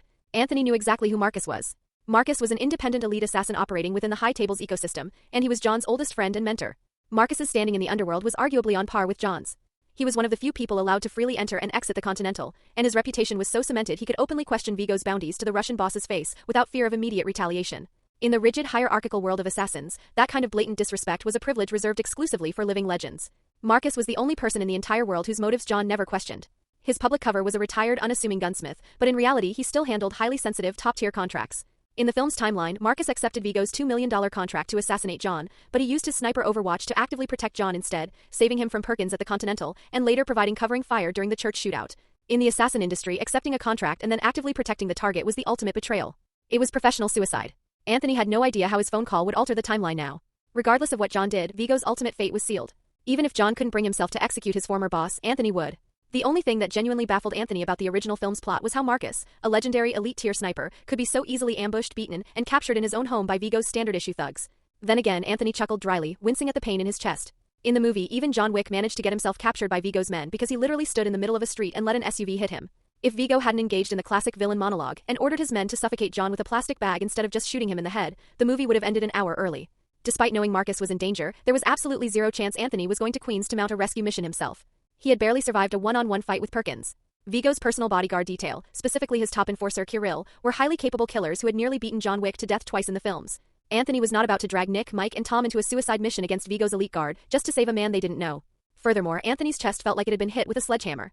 Every breath was a struggle, his fractured ribs grinding against his soft armor. He had completely lost his combat effectiveness for the next 48 hours. He was not John Wick. He did not possess the Baba Yaga protagonist aura that allowed John to get stabbed, shot, hit by cars, and thrown off balconies, only to wake up the next morning and kill 50 people. Anthony drove home, parked the Pathfinder in the garage, and limped inside. He threw the bloody clothes and Perkins's oversized hoodie into the fireplace, doused them in lighter fluid, and struck a match. He stood under a scalding shower for 20 minutes, scrubbing the grime and dried blue from his skin. He carefully applied antiseptic ointment and tight butterfly bandages to the grazing bullet wounds on his collarbone and ribs, and wrapped his punctured forearm tightly in fresh gauze. Exhausted beyond measure, he finally collapsed onto his mattress. He pulled out his personal phone, found Winnie's number, and hit dial. He listened to the ringing, his fractured ribs throbbing in time with his heartbeat. "This is the second phone call in 12 hours, Winnie's voice came through the receiver, tinged with a mixture of corporate exhaustion and faint amusement. "Anthony, please tell me you aren't calling from a hospital bed again." "I'm not in a hospital, but I'm pretty banged up." "I definitely can't cook," Anthony said, allowing a genuine, tired smile to bleed into his voice. "Could I convince the future CEO of the Pritzker Empire to bring me some food? You can put it on my credit card." "Don't play cute with me, Anthony Tarasov," her tone suddenly shifted from amused to stern. "Are you getting yourself into violent trouble again? Just like you did in high school." "I saw the morning news. There was a massive shootout at the Red Circle Club last night. Dozens of people dead. The anchors are saying it's connected to the Russian syndicates. To ISF Tarasov. Are you?" "Winnie, how could a nightclub shootout possibly have anything to do with me?" Anthony interrupted smoothly, injecting just the right amount of defensive innocence into his tone. "But it is true that I got jumped by a couple of muggers and took a beating. You know I don't have any family left. Right now you're really the only friend I have in this city." There were several seconds of heavy silence on the other end of the line. Anthony could hear her taking a slow, deep breath, clearly fighting a losing battle against her own empathy. "Send me the address. You manipulative bastard." She hung up the phone with a sharp click. Anthony chuckled softly, wincing at the pain in his ribs, and texted her his location. 40 minutes later, the front doorbell chimed. Anthony shuffled to the door and pulled it open. Winnie stood on the porch, holding a massive, insulated catering box bearing the logo of a high-end Manhattan steakhouse. She took one look at Anthony's pale face and bruised jaw, her expression hardening. "Well, you look like you're going to survive the week," she said flatly. "It wasn't that serious. Just a disagreement with two guys over my wallet," Anthony lied smoothly, shrugging his good shoulder. The movement pulled at his stitched forearm, causing him to involuntarily grit his teeth. Winnie snorted in disbelief. She pushed past him into the house, leaving a trail of crisp, expensive perfume in her wake. Her chestnut blonde hair was pulled back into a severe, elegant ponytail. She was dressed impeccably in a tailored dark navy cashmere coat, a cream-colored silk blouse, and knee-high brown leather boots. She looked entirely out of place in Anthony's rundown, dusty living room. She slammed the heavy catering box onto the cheap coffee table. The sharp clack of the metal clasps popping open caused Helen, who had been wagging her tail excitedly, to immediately sit down and freeze. Winnie didn't ask about his injuries. She treated the situation with the exasperated familiarity of a mother dealing with a delinquent child. She did a quick, sweeping lap of the living room, kitchen, and hallway. "Your house is somehow in worse condition than your high school locker," she declared, turning around to glare at him, her hands planted firmly on her hips. At least back then, the janitorial staff would occasionally intervene. "You don't have a job. You sit in this dusty house all day. And you're apparently still getting into fistfights in alleys. You are completely hopeless, Anthony. Truly." Anthony sank slowly into his battered armchair, letting his heavily bandaged left arm rest carefully on the armrest. His right hand reached down to gently knead Helen's soft, floppy ears. He didn't argue. He just watched her with a gentle, appreciative smile, perfectly content to let her scold him. "Do you want something to drink?" he offered mildly. "I only have cheap beer and black coffee." "Shut up," Winnie ordered. She lifted the lid off the insulated box. A three-tiered stainless steel food container was stacked inside. As she unlatched the tiers, the rich, mouth-watering aroma of slow-roasted beef, garlic, and rosemary filled the small room. From the very bottom of the box, she pulled out a small glass jar wrapped in a velvet napkin. "This is Helen's organic pumpkin and boiled chicken puree. Please do not let your filthy hands touch her bowl while you serve it," Winnie instructed. She began unpacking the rest of the feast. "Your meal consists of authentic Russian borscht, half a roasted chicken, and a seasonal vegetable salad. It's enough calories to feed you for 2 days." She pulled out a wooden dining chair, spun it around, and sat down hard, her leather boots tapping an impatient rhythm against the floorboards. "Do you have any concept of how incredibly busy I am right now?" she demanded. "I was supposed to be doing a site inspection for the new boutique hotel build in Central Park right now, but you ruined my schedule. This afternoon I have to go to City Hall and fight with those bureaucratic vultures over zoning and land tax exemptions. Tomorrow morning at 7 a.m., I fly to Chicago for a board meeting, then a red-eye to Detroit, and then back to New York by Friday for a family trust summit." She leaned forward, her sharp blue eyes locking onto his bruised face. "How can you possibly live such a carefree, aimless life and still manage to get yourself beaten up like a common street thug? If it weren't for the fact that I've known you since we were teenagers, I wouldn't give you the time of day." She looked at the thick, bloody gauze wrapped around his forearm, her angry facade cracking just a fraction, revealing a sigh of genuine exhaustion. "How did I end up stuck with a classmate who is so utterly addicted to causing trouble?" Anthony picked up a slice of still warm homemade apple pie from the catering box with his uninjured right hand. The flaky, buttery crust crumbled slightly, dusting his bandages. "If I told you I got these injuries rescuing an old lady from a mugger, do I need to recite your disciplinary record from the high school administration?" Winnie cut him off, a cynical sneer returning to her lips. "Like the fight on the football field? You claimed you were protecting a freshman from bullies. But the security footage clearly showed you walking up and kicking the varsity captain's locker door into his face completely unprovoked." The memory hit them both simultaneously, pulling them back a decade in an instant. 17-year-old Anthony, clutching a torn copy of Guns and Ammo magazine, blood dripping from a split lip onto the pristine, checkered handkerchief a furious Winnie Pritzker was shoving into his hand. The teenage girl pinching his ear with a terrifyingly stern expression. "Anthony Tarasov? If you cause one more scene this semester, I swear I will personally call the campus police and have you dragged to juvenile detention." "You told me I had a brain made of pigskin." Anthony laughed suddenly, the memory easing the tension in his chest. His bronze, scarred face softened into a boyish grin. "It was an accurate assessment," Winnie laughed, the icy corporate executive finally vanishing, replaced by the girl he remembered. "I also remember you got suspended for 2 solid weeks because of that fight." "His name was Mike Jensen," Anthony corrected her, taking a bite of the pie. "And I kicked his locker because he made a crude comment about you in the locker room. I heard his family moved to Alaska the next year." Chapter 23, "I need a driver, Anthony. Since you got yourself suspended from school, I had to come to your house every single day after my own classes to tutor you," Winnie said, pulling Helen, who was happily inhaling her pumpkin puree, up onto her lap. "My mother genuinely thought I was secretly dating someone. She almost locked me in my room." Anthony listened quietly, his spoon moving slowly through his borscht, a soft, warm smile playing at the corner of his bruised mouth. "And you absolute idiot, you used every single one of my study notebooks as a sketchpad. Guns. Detailed anatomical diagrams of guns. And little fat pigs lying on their bellies sunbathing on the margins of my calculus notes." The two of them shared a brief mutual smile. And then a quiet, comfortable silence settled between them, broken only by the gentle rhythm of Anthony's spoon tapping the side of the thermos. Winnie watched him eat with the single-minded intensity of a man who hadn't had a proper meal in days, her expression complicated, somewhere between exasperated tenderness and deep, unspoken worry. She reached over and grabbed the empty humidifier bucket from behind the sofa, her posture snapping back to business. "I am completely done with making a 40-minute detour across Manhattan to play food delivery driver for you." She set the bucket down with a decisive thud. "Report to my company's New York office next Monday morning. I need a personal driver and security escort. The weekly salary is $3,000 with full medical insurance. Stick with me for 10 years and there's a pension waiting for you at the end of it." She crossed her arms. "At the bare minimum, it is a legitimate legal job. Something you apparently have no experience with." "Thank you, Winnie. I genuinely mean that." Anthony set his spoon down slowly, shaking his head. "But I can't accept it. Not right now." Her brow furrowed immediately. "Why? You would sincerely rather get stabbed in alleyways than have a steady income?" "This isn't about the work." Anthony pulled a paper napkin from the dispenser and wiped his mouth. "I have some things I need to finish. When those things are done, I will genuinely think about your offer. I just can't accept anyone's generosity right now." "Anthony, is there something you're not telling me?" Winnie's voice rose slightly with urgency, her blue eyes narrowing. "You are doing it again.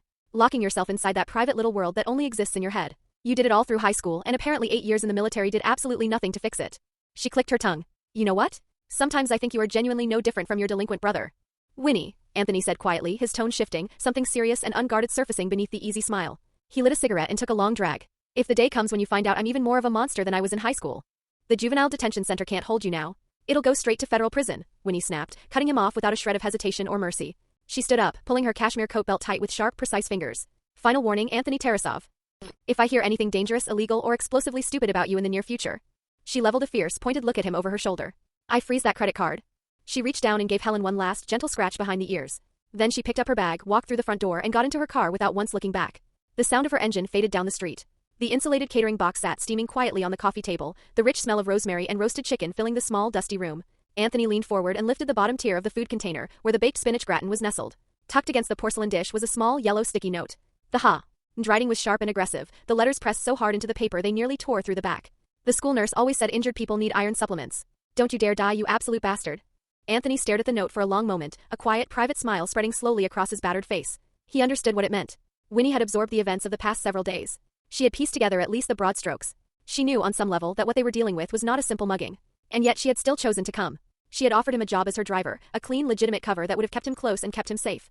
That offer wasn't just out of high school nostalgia or a sense of duty to an old classmate. It was, at least in part, an acknowledgement of the blurry, unspoken thing that had passed between them in that hotel room.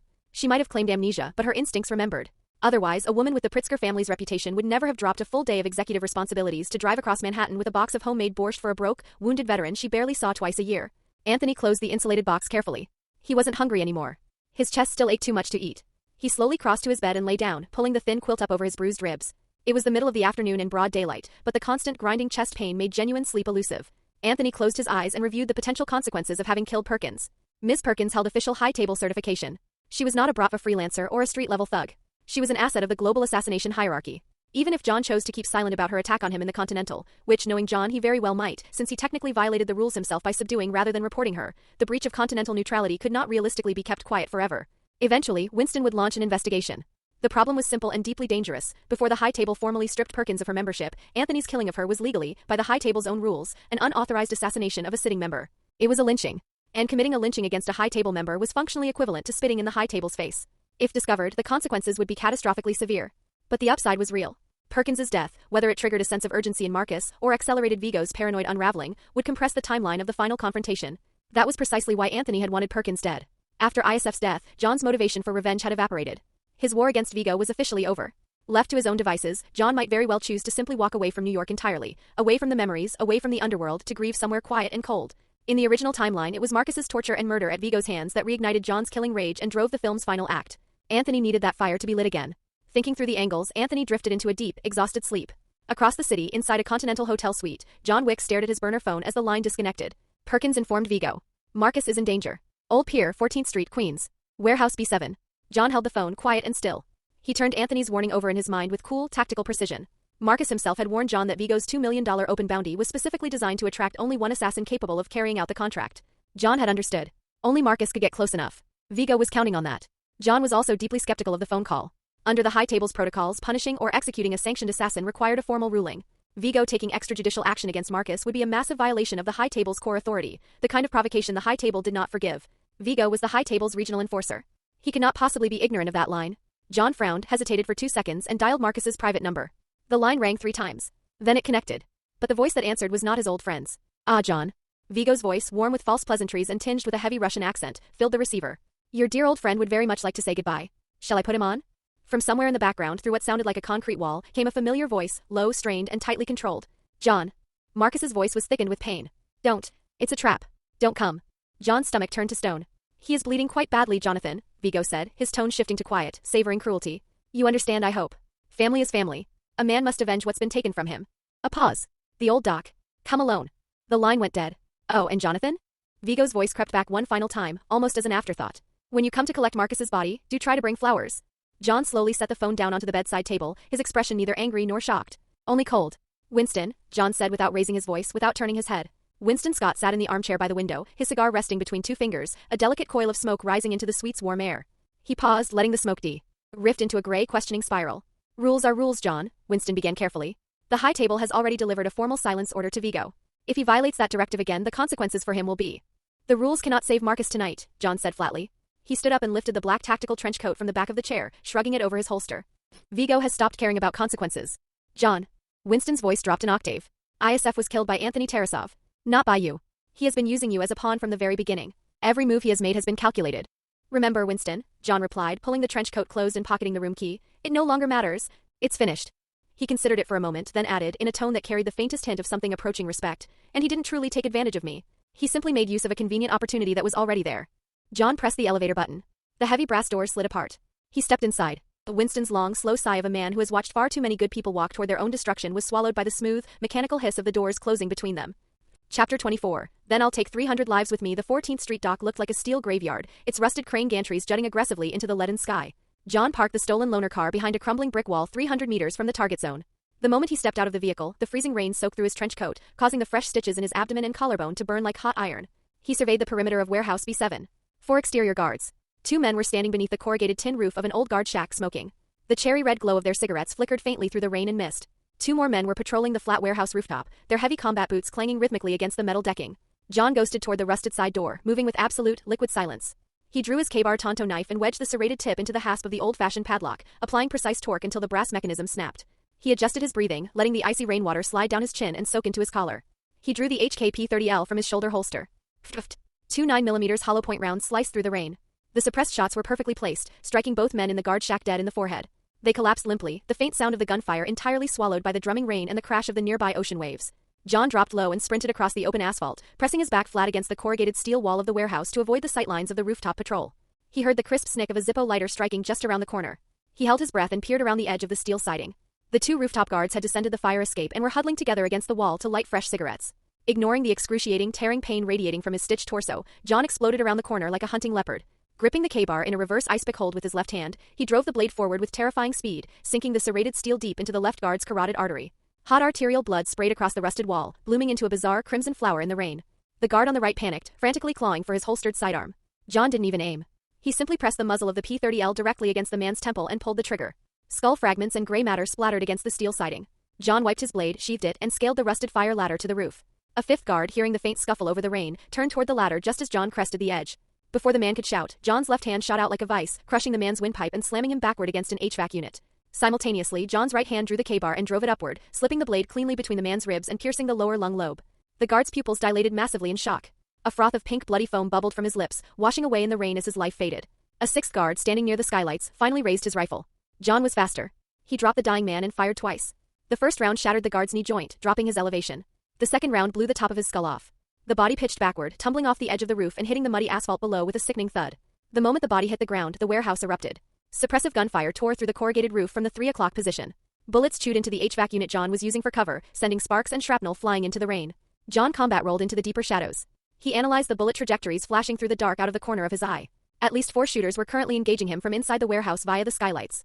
John holstered the P30L. He reached down and stripped a Heckler & Koch UMP-45 submachine gun from the dead guard at his feet. He dropped to one knee and fired a sustained burst through the thin metal roof. The heavy .45 caliber slugs punched through the steel easily, and a sharp scream echoed from the catwalk below.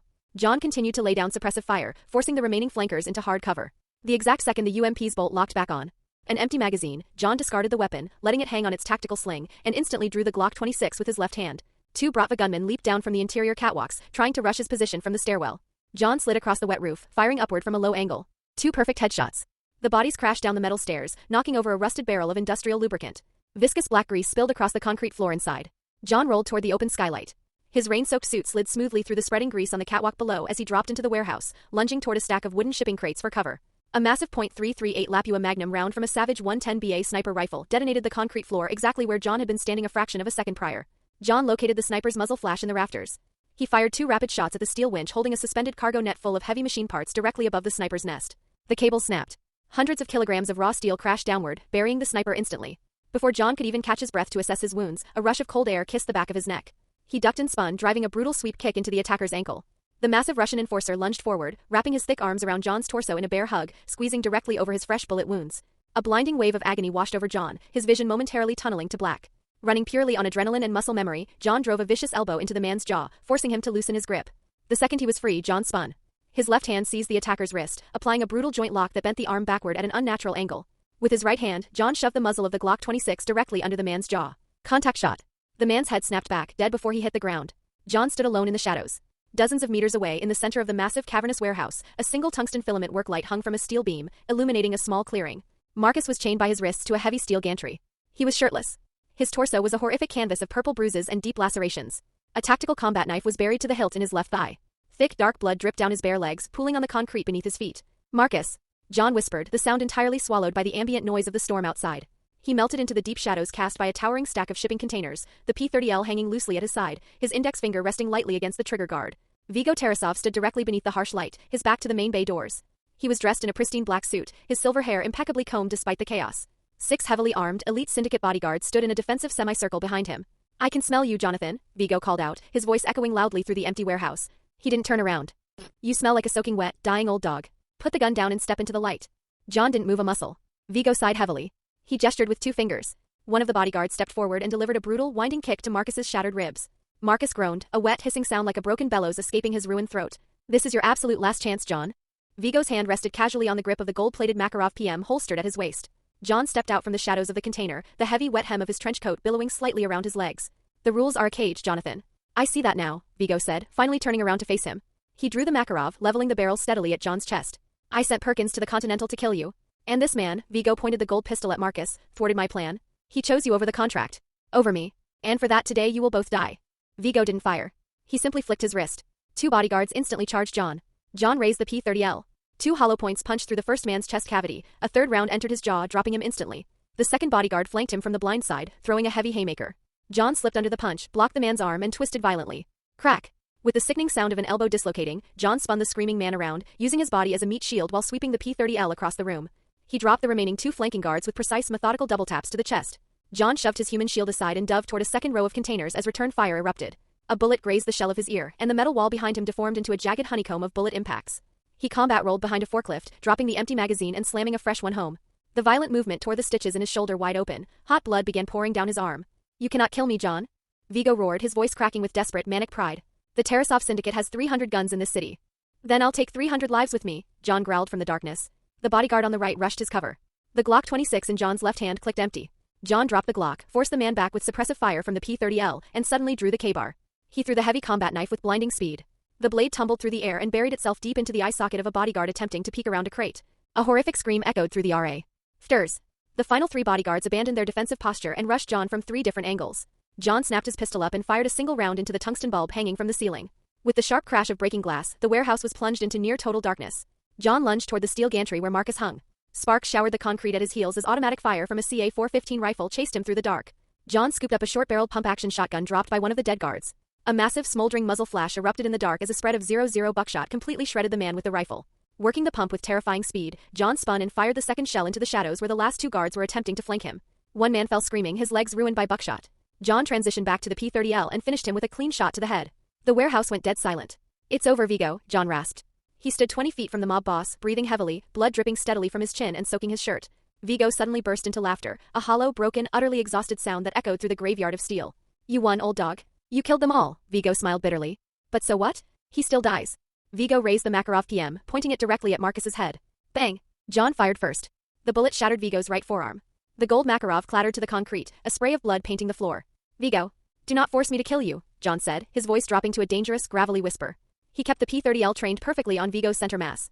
Viggo slowly turned his head, his gaze intensely scrutinizing. "What if I want to force you, Jonathan?" Viggo reached down with his uninjured left hand, scooped the Makarov off the floor, and began to raise it toward John. John didn't give him the chance to level the barrel. He pulled the trigger. A 9mm round punched cleanly through Viggo's left chest. The kinetic force of the impact threw Viggo backward.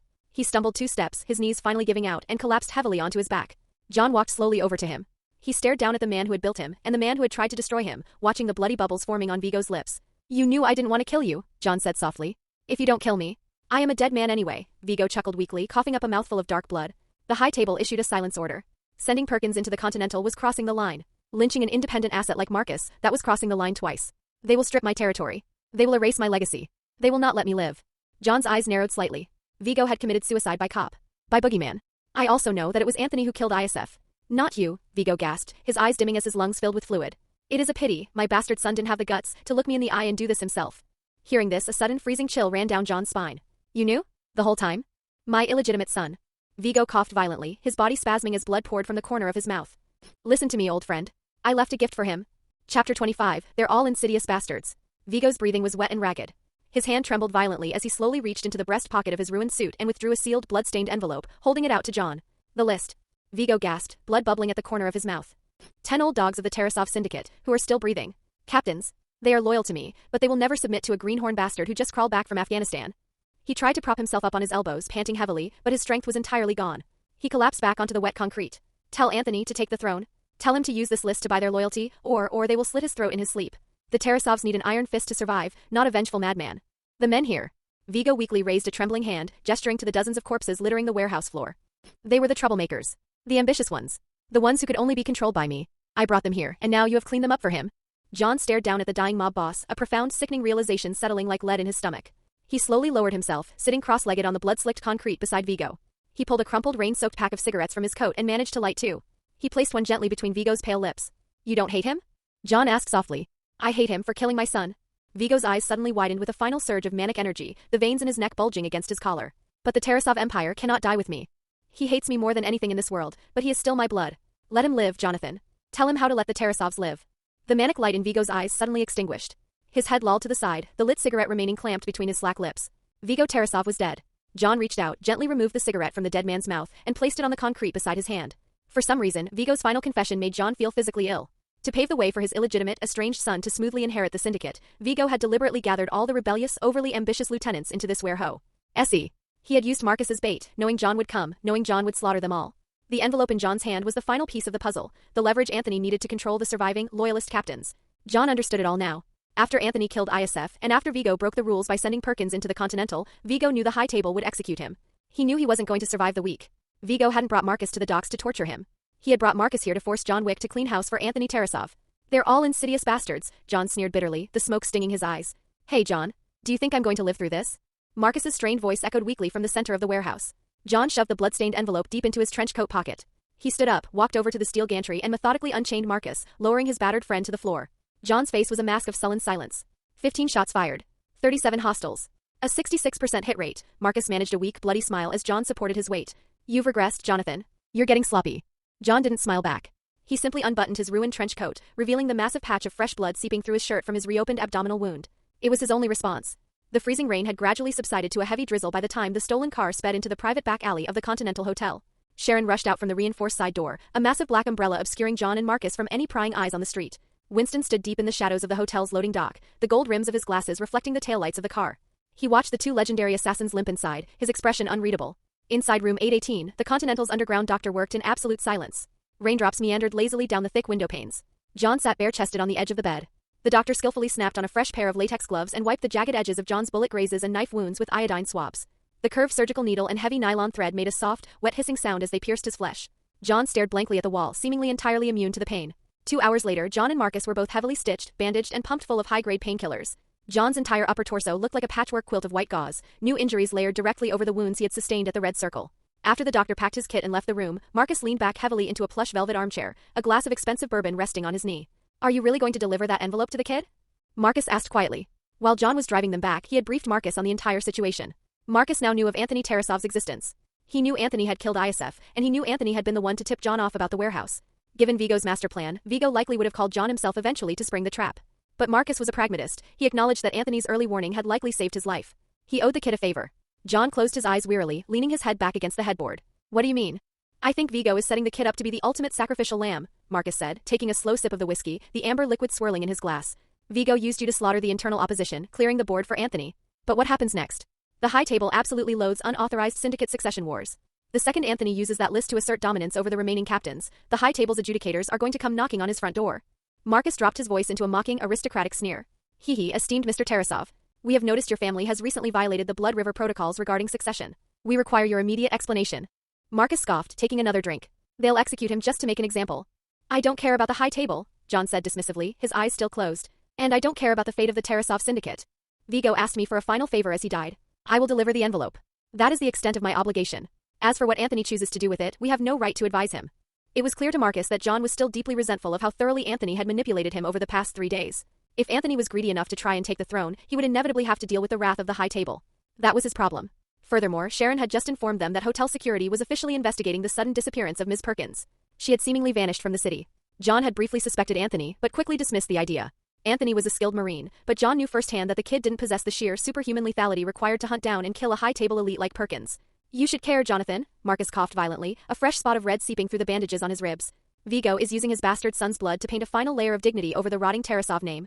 In Vigo's twisted mind, a son who dies violently while trying to clean house is better for the family legacy than a cowardly leader kneeling to be executed by the high table. That's exactly what the old man planned. John finally opened his eyes. His face was gaunt, his eyes sunken into deep, dark, bruised shadows. His usually immaculate hair was a greasy, tangled mess, and a thick, rough scruff covered his jaw. He looked like a man who had been dead for a week.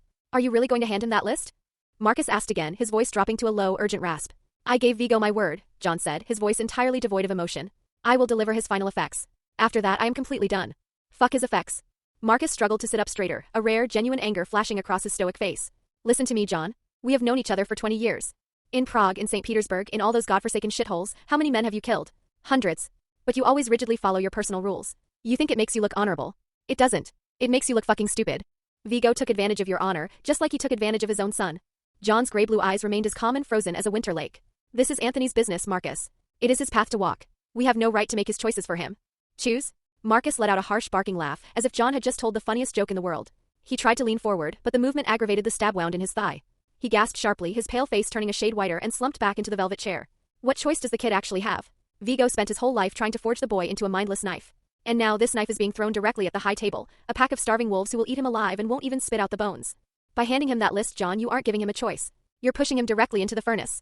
Marcus gripped the heavy crystal tumbler tightly, taking a long, angry swig. As for your precious rules, there is only one actual rule in this damn underworld. Survival is the only victory. And Vigo knew that. He even calculated the exact size of his own coffin to ensure he won the final hand. John didn't argue. He stopped talking entirely.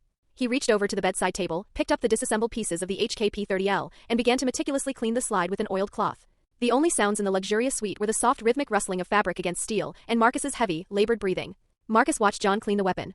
It was a posture Marcus knew well, it was John's physical manifestation of an absolute refusal to communicate further. The wall had come down. Marcus finally slumped back deep into the chair, letting out a long, defeated sigh. Dog shit. Marcus muttered helplessly, closing his eyes against the dim light. It's all dog shit. After a long time, John finished reassembling the pistol. He racked the slide, locked it, and finally replied to the silence. No matter what you say, I have to deliver that envelope to Anthony. This is the end, Marcus. My end. I'm out. Marcus opened his eyes and stared at his oldest friend for a long, heavy minute. So long that the sound of the rain lashing against the windowpane seemed to fade away entirely. Finally, Marcus slowly raised his glass of bourbon into the air, a sad, knowing smile touching his lips. Cheers to the finish line, old friend. Chapter 26. Gold coins represent the right to speak. The next morning, the rain had settled into a steady, freezing drizzle. Inside a high-end, discreet coffee shop adjacent to the Continental Hotel, Anthony sat perfectly still in a corner booth. His right arm was heavily bandaged beneath a thick wool sweater, his left hand idly stirring a cup of black coffee. John Wick and Marcus sat across the table from him. Both older men looked battered, bruised, and deeply exhausted. Vigo is dead, John said, his voice flat and devoid of any triumph. Anthony didn't look up from his coffee cup. His expression remained entirely neutral. Marcus is alive and sitting here. Your presence already told me the ending. Marcus let out a dry, raspy chuckle, studying the young man across from him. I have to admit, I'm curious, Anthony. How exactly did you know who I was, let alone where Vigo was holding me? You'll get used to it, Anthony replied, finally raising his eyes. He offered a faint, cryptic smile. At least for the foreseeable future, no one in this city knows more about how things are going to play out than I do. He looked at Marcus's sunken, bruised face. Of course, some minor details have gone slightly off track. But the overarching direction of the plot remains the same. Marcus naturally didn't understand the metacontext of Anthony's words, but the deep frown lines on his forehead deepened noticeably. The kid's absolute confidence was unnerving. John completely ignored the cryptic exchange. He looked at Anthony, his gray-blue eyes piercing. You truly don't care at all? That your father is dead? Why should I? Anthony took a slow sip of his coffee. As long as he's in the ground, it doesn't matter to me who put the bullet in him. John didn't react to the callousness. He reached into the inner pocket of his trench coat, withdrew a crumpled, blood-stained and rain-streaked envelope, and slid it across the smooth wooden table. His last words, John said quietly. He said he wanted you to take over the Tarasov syndicate. He said he hoped you could keep it alive. Anthony casually reached across the table for the envelope. Before his fingers could touch the paper, Marcus's hand slammed down, pinning the envelope to the table. His expression was dead serious. Anthony, you need to fully understand what this piece of paper means, Marcus warned, his voice low and gravelly. I strongly suggest you think this through before you make a decision that can't be unmade. Anthony simply pulled his hand back, completely unbothered. Unlike you two, I don't have millions of dollars stashed under a floorboard. I'm Yoon. Gee, I'm broke and I need a stepping stone to build capital. You don't understand the reality of the Tarasov family's existence, Marcus pressed, leaning forward. Taking this envelope means you are agreeing to step into Vigo's shoes. It means you will be working for them. Anthony tilted his head, feigning genuine confusion. Why would I have to work for anyone?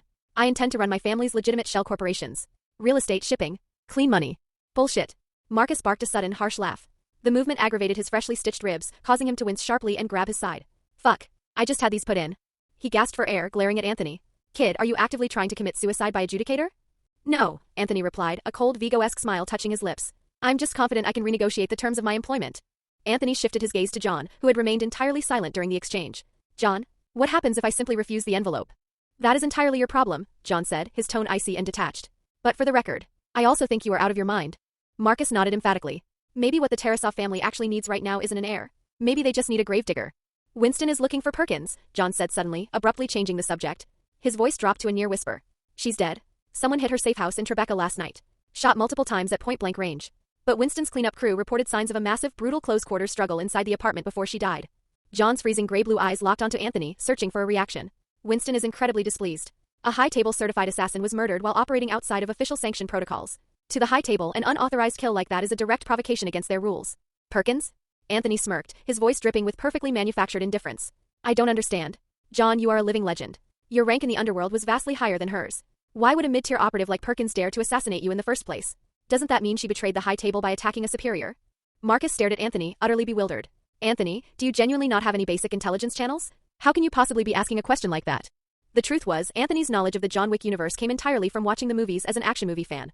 He knew the broad strokes of the plot, the major characters, and the cool action set pieces. But he lacked a nuanced understanding of the dense bureaucratic world-building and the complex legal hierarchy of the assassin underworld. Marcus let out a long sigh and began to explain the reality of the high table structure. High table assassins were broadly divided into two categories, faction affiliates and independent assets, lone wolves. Perkins was a faction affiliate. She belonged exclusively to the Vigo Tarasov syndicate. Her retainer, her weapons, her safe houses, all of her operational expenses were reimbursed by Vigo's organization. Her attempt to assassinate John wasn't a rogue action. She was officially carrying out a direct order from her faction leader, fulfilling a sanctioned, open bounty. John, conversely, had been retired for over 5 years. He had surrendered his territory and his standing. In the eyes of the high table's bureaucracy, he was currently classified as a non-factional individual. He was essentially a free asset, stripped of institutional protection, making him entirely legally viable to be hunted under the rules of an open contract. Perkins, as a certified assassin carrying out a faction leader's bounty, was operating perfectly within the system. In the high table's ecosystem, upholding the procedural rules of a contract always superseded an individual's past reputation or historical rank. Once a bounty was officially authorized and published by the switchboard, legacy status meant absolutely nothing. Okay, I understand the faction politics now. But there's another thing, Anthony said, leaning forward. I know the gold coins are the primary currency. But I really don't understand the exchange rate. How exactly are they valued? It was a question that had always bothered him when watching the films. In the movies, the economy of the gold coins made zero logical sense. A single gold coin could buy a shot of bourbon at the Continental Bar, pay for a night in a luxury suite, cover the disposal of a dead body, or be used as a down payment to hire a mid-level assassin for a hit. The value fluctuated wildly. Marcus chuckled, a knowing glint in his eye. You're thinking like a civilian, Anthony. This isn't about the monetary value of gold. It's about your right to speak within the circle. Marcus reached into his pocket. Here. He slid a heavy gold coin across the table. Anthony picked up the specialized coin, examining it closely in the dim light of the coffee shop. It was roughly 4 centimeters in diameter, incredibly heavy, and minted from a solid gold-plated copper alloy. The obverse face featured the high table's iconic eagle emblem at the center, surrounded by the Latin inscription, Ex Unite Vires, from unity, strength. The reverse side featured a relief of a lion and a shield, with a tiny Roman numeral 12 engraved at the bottom, representing the 12 oligarchic families that comprise the ruling seats of the high table. Anthony knew from his meta-knowledge that Vigo had offered a massive $2 million cash bounty for John in the first film. Yet, in the subsequent films, the high table's global open contract manhunt for John was entirely transacted using gold coins, not paper currency. In John Wick, Chapter 2, the gold coins John paid to the Rome Continental were enough to purchase a custom-tailored ballistic suit, a blah. CK Market Armory, and an untraceable international escape route. It was exactly as Winston, the manager of the New York Continental, had once famously said, "You are not buying alcohol with these coins, Mr. Wick. You are buying the right to drink in my establishment without getting your head blown off." Or, as the Bowery King had put it, when the clinking of the coin falls, it is either the start of a service or the end of a life. The coins weren't money. They were physical manifestations of a social contract. They were favors. They were proof of membership in an exclusive lethal society. John looked at the gold coin resting in Anthony's palm, his expression darkening with a mixture of weariness and regret. Anthony didn't hesitate. He casually stuffed Vigo's blood-stained envelope into his jacket pocket, then seamlessly palmed the gold coin, slipping it into his jeans. He ignored the deeply complicated warning looks from both John and Marcus. He reached over, scooped Helen up from where she had been sleeping on John's lap, and stood up. Well, I suppose this is goodbye. Without another word, Anthony turned and walked out of the coffee shop, stepping out into the freezing New York rain. Late autumn rain meandered down the living room window panes like countless tiny transparent snakes. Anthony sat cross-legged on his worn living room rug. The meticulously disassembled components of his Walther P99 were spread out across the cheap coffee table. He was slowly, methodically wiping the firing pin assembly with a cotton cloth lightly soaked in Hoppa's No. 9 gun oil. Helen was curled into a tight ball at his feet, her soft ears twitching occasionally in rhythm with the metallic clack-clack of Anthony reassembling the slide. Deep within his consciousness, his compensatory perception extended outward like an invisible, hypersensitive spider web. At this exact moment, a highly complex, glowing virtual combat model was projected across Anthony's mind's eye. He was systematically reliving the brutal, near-death CQB engagement with Ms. Perkins from 2 days prior. Target repositioning to exterior fire escape. Wind speed, 3.2 meters per second. Barometric pressure, 112 hectopascals. Anthony closed his eyes, the phantom echoes of suppressed gunfire ringing in his ears. Opponent weapon, 9mm hollow point.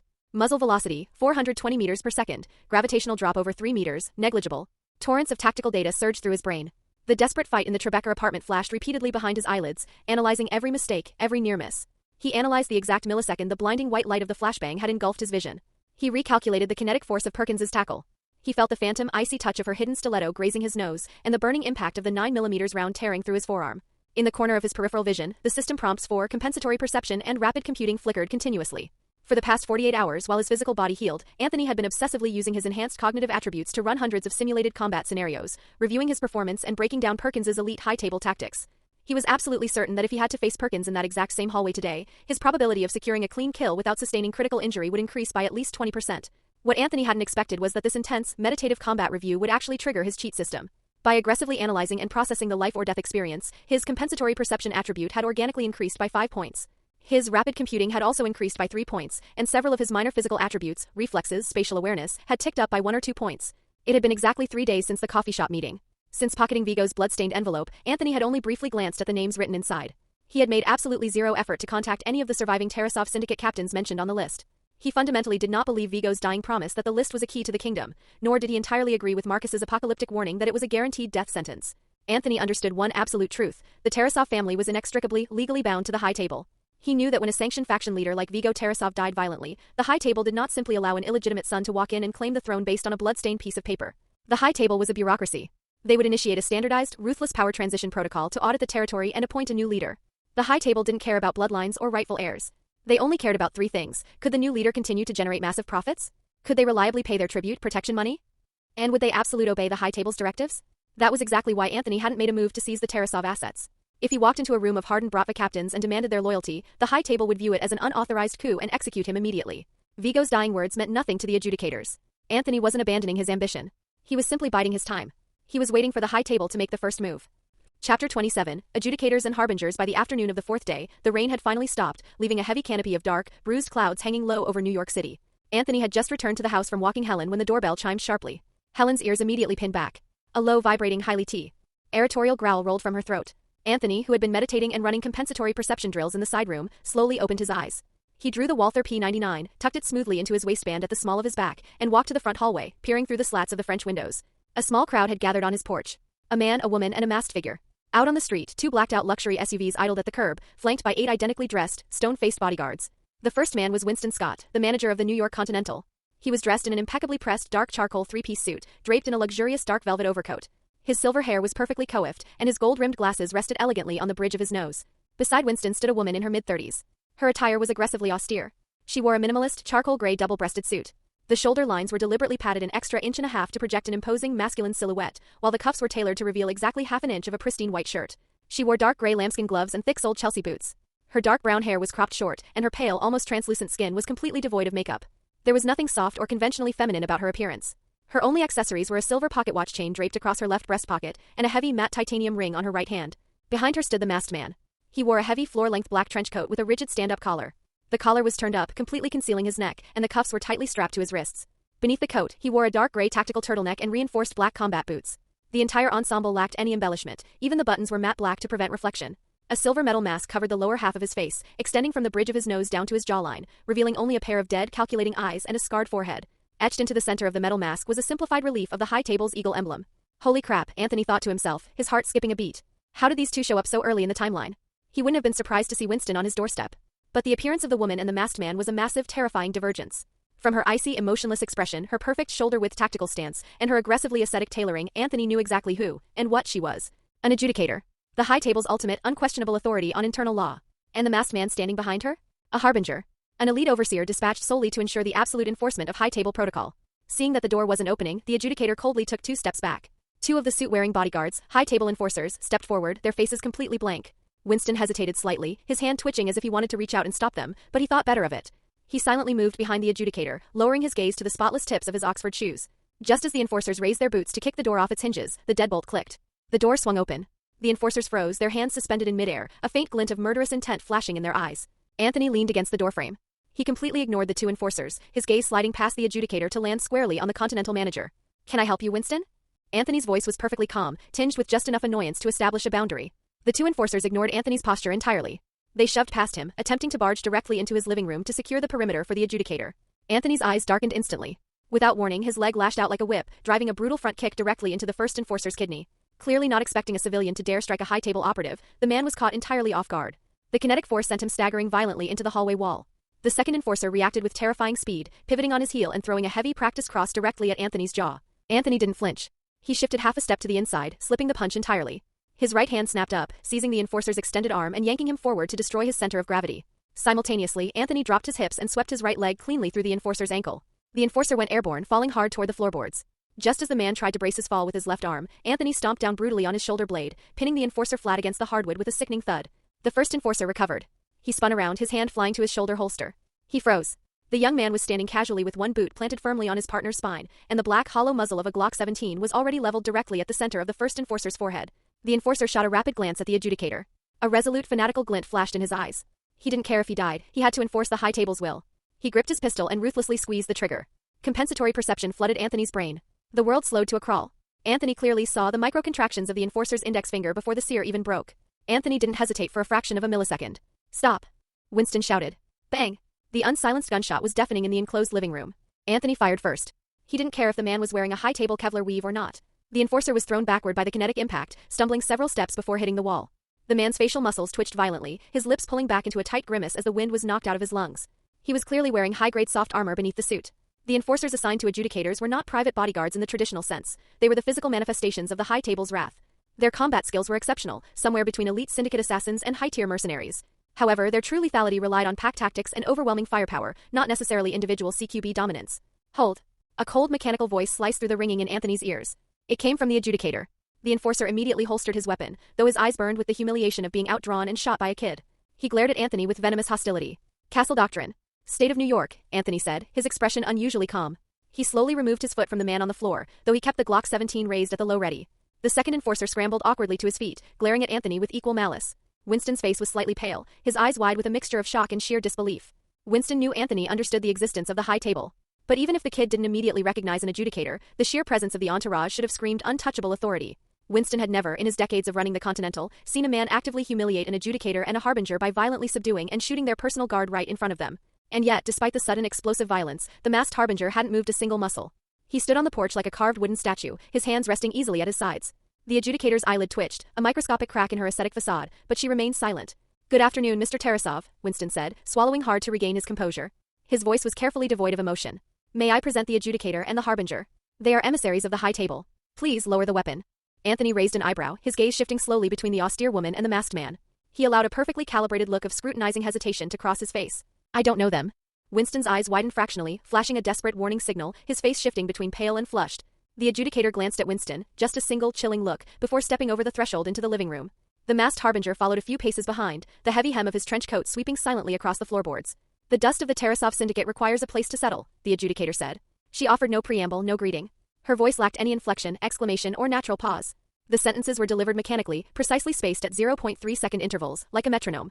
She surveyed the dusty, run-down living room, making no move to sit down. She kept her gloved hands clasped formally behind her back. "Vigo Tarasov is dead. He has left behind an absolute vacuum. New York requires stability." The two enforcers stood exactly 1 meter behind her, their right hands hovering over their suit jackets, staring unblinkingly at Anthony. The harbinger found a shadowed corner of the room and simply stopped moving, blending into the background. Anthony knew exactly what the adjudicator was here to do. He didn't reply immediately.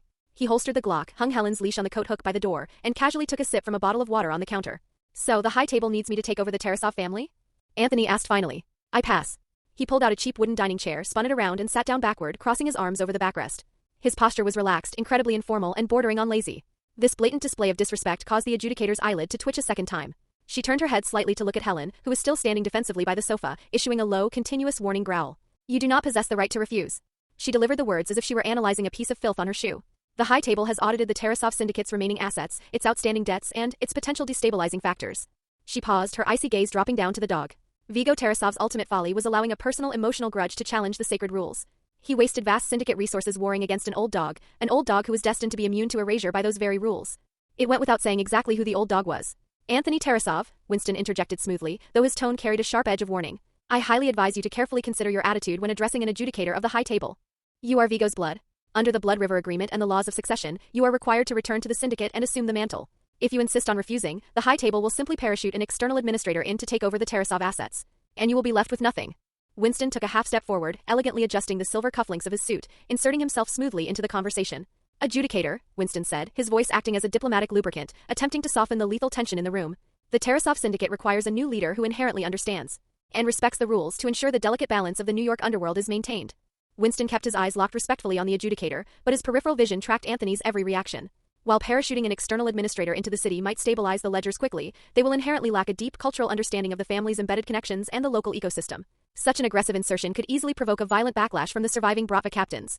I submit that Mr. Tarasov, as the last living descendant of Vigo, possesses a natural advantage, and the potential to handle these internal syndicate affairs with far more efficiency.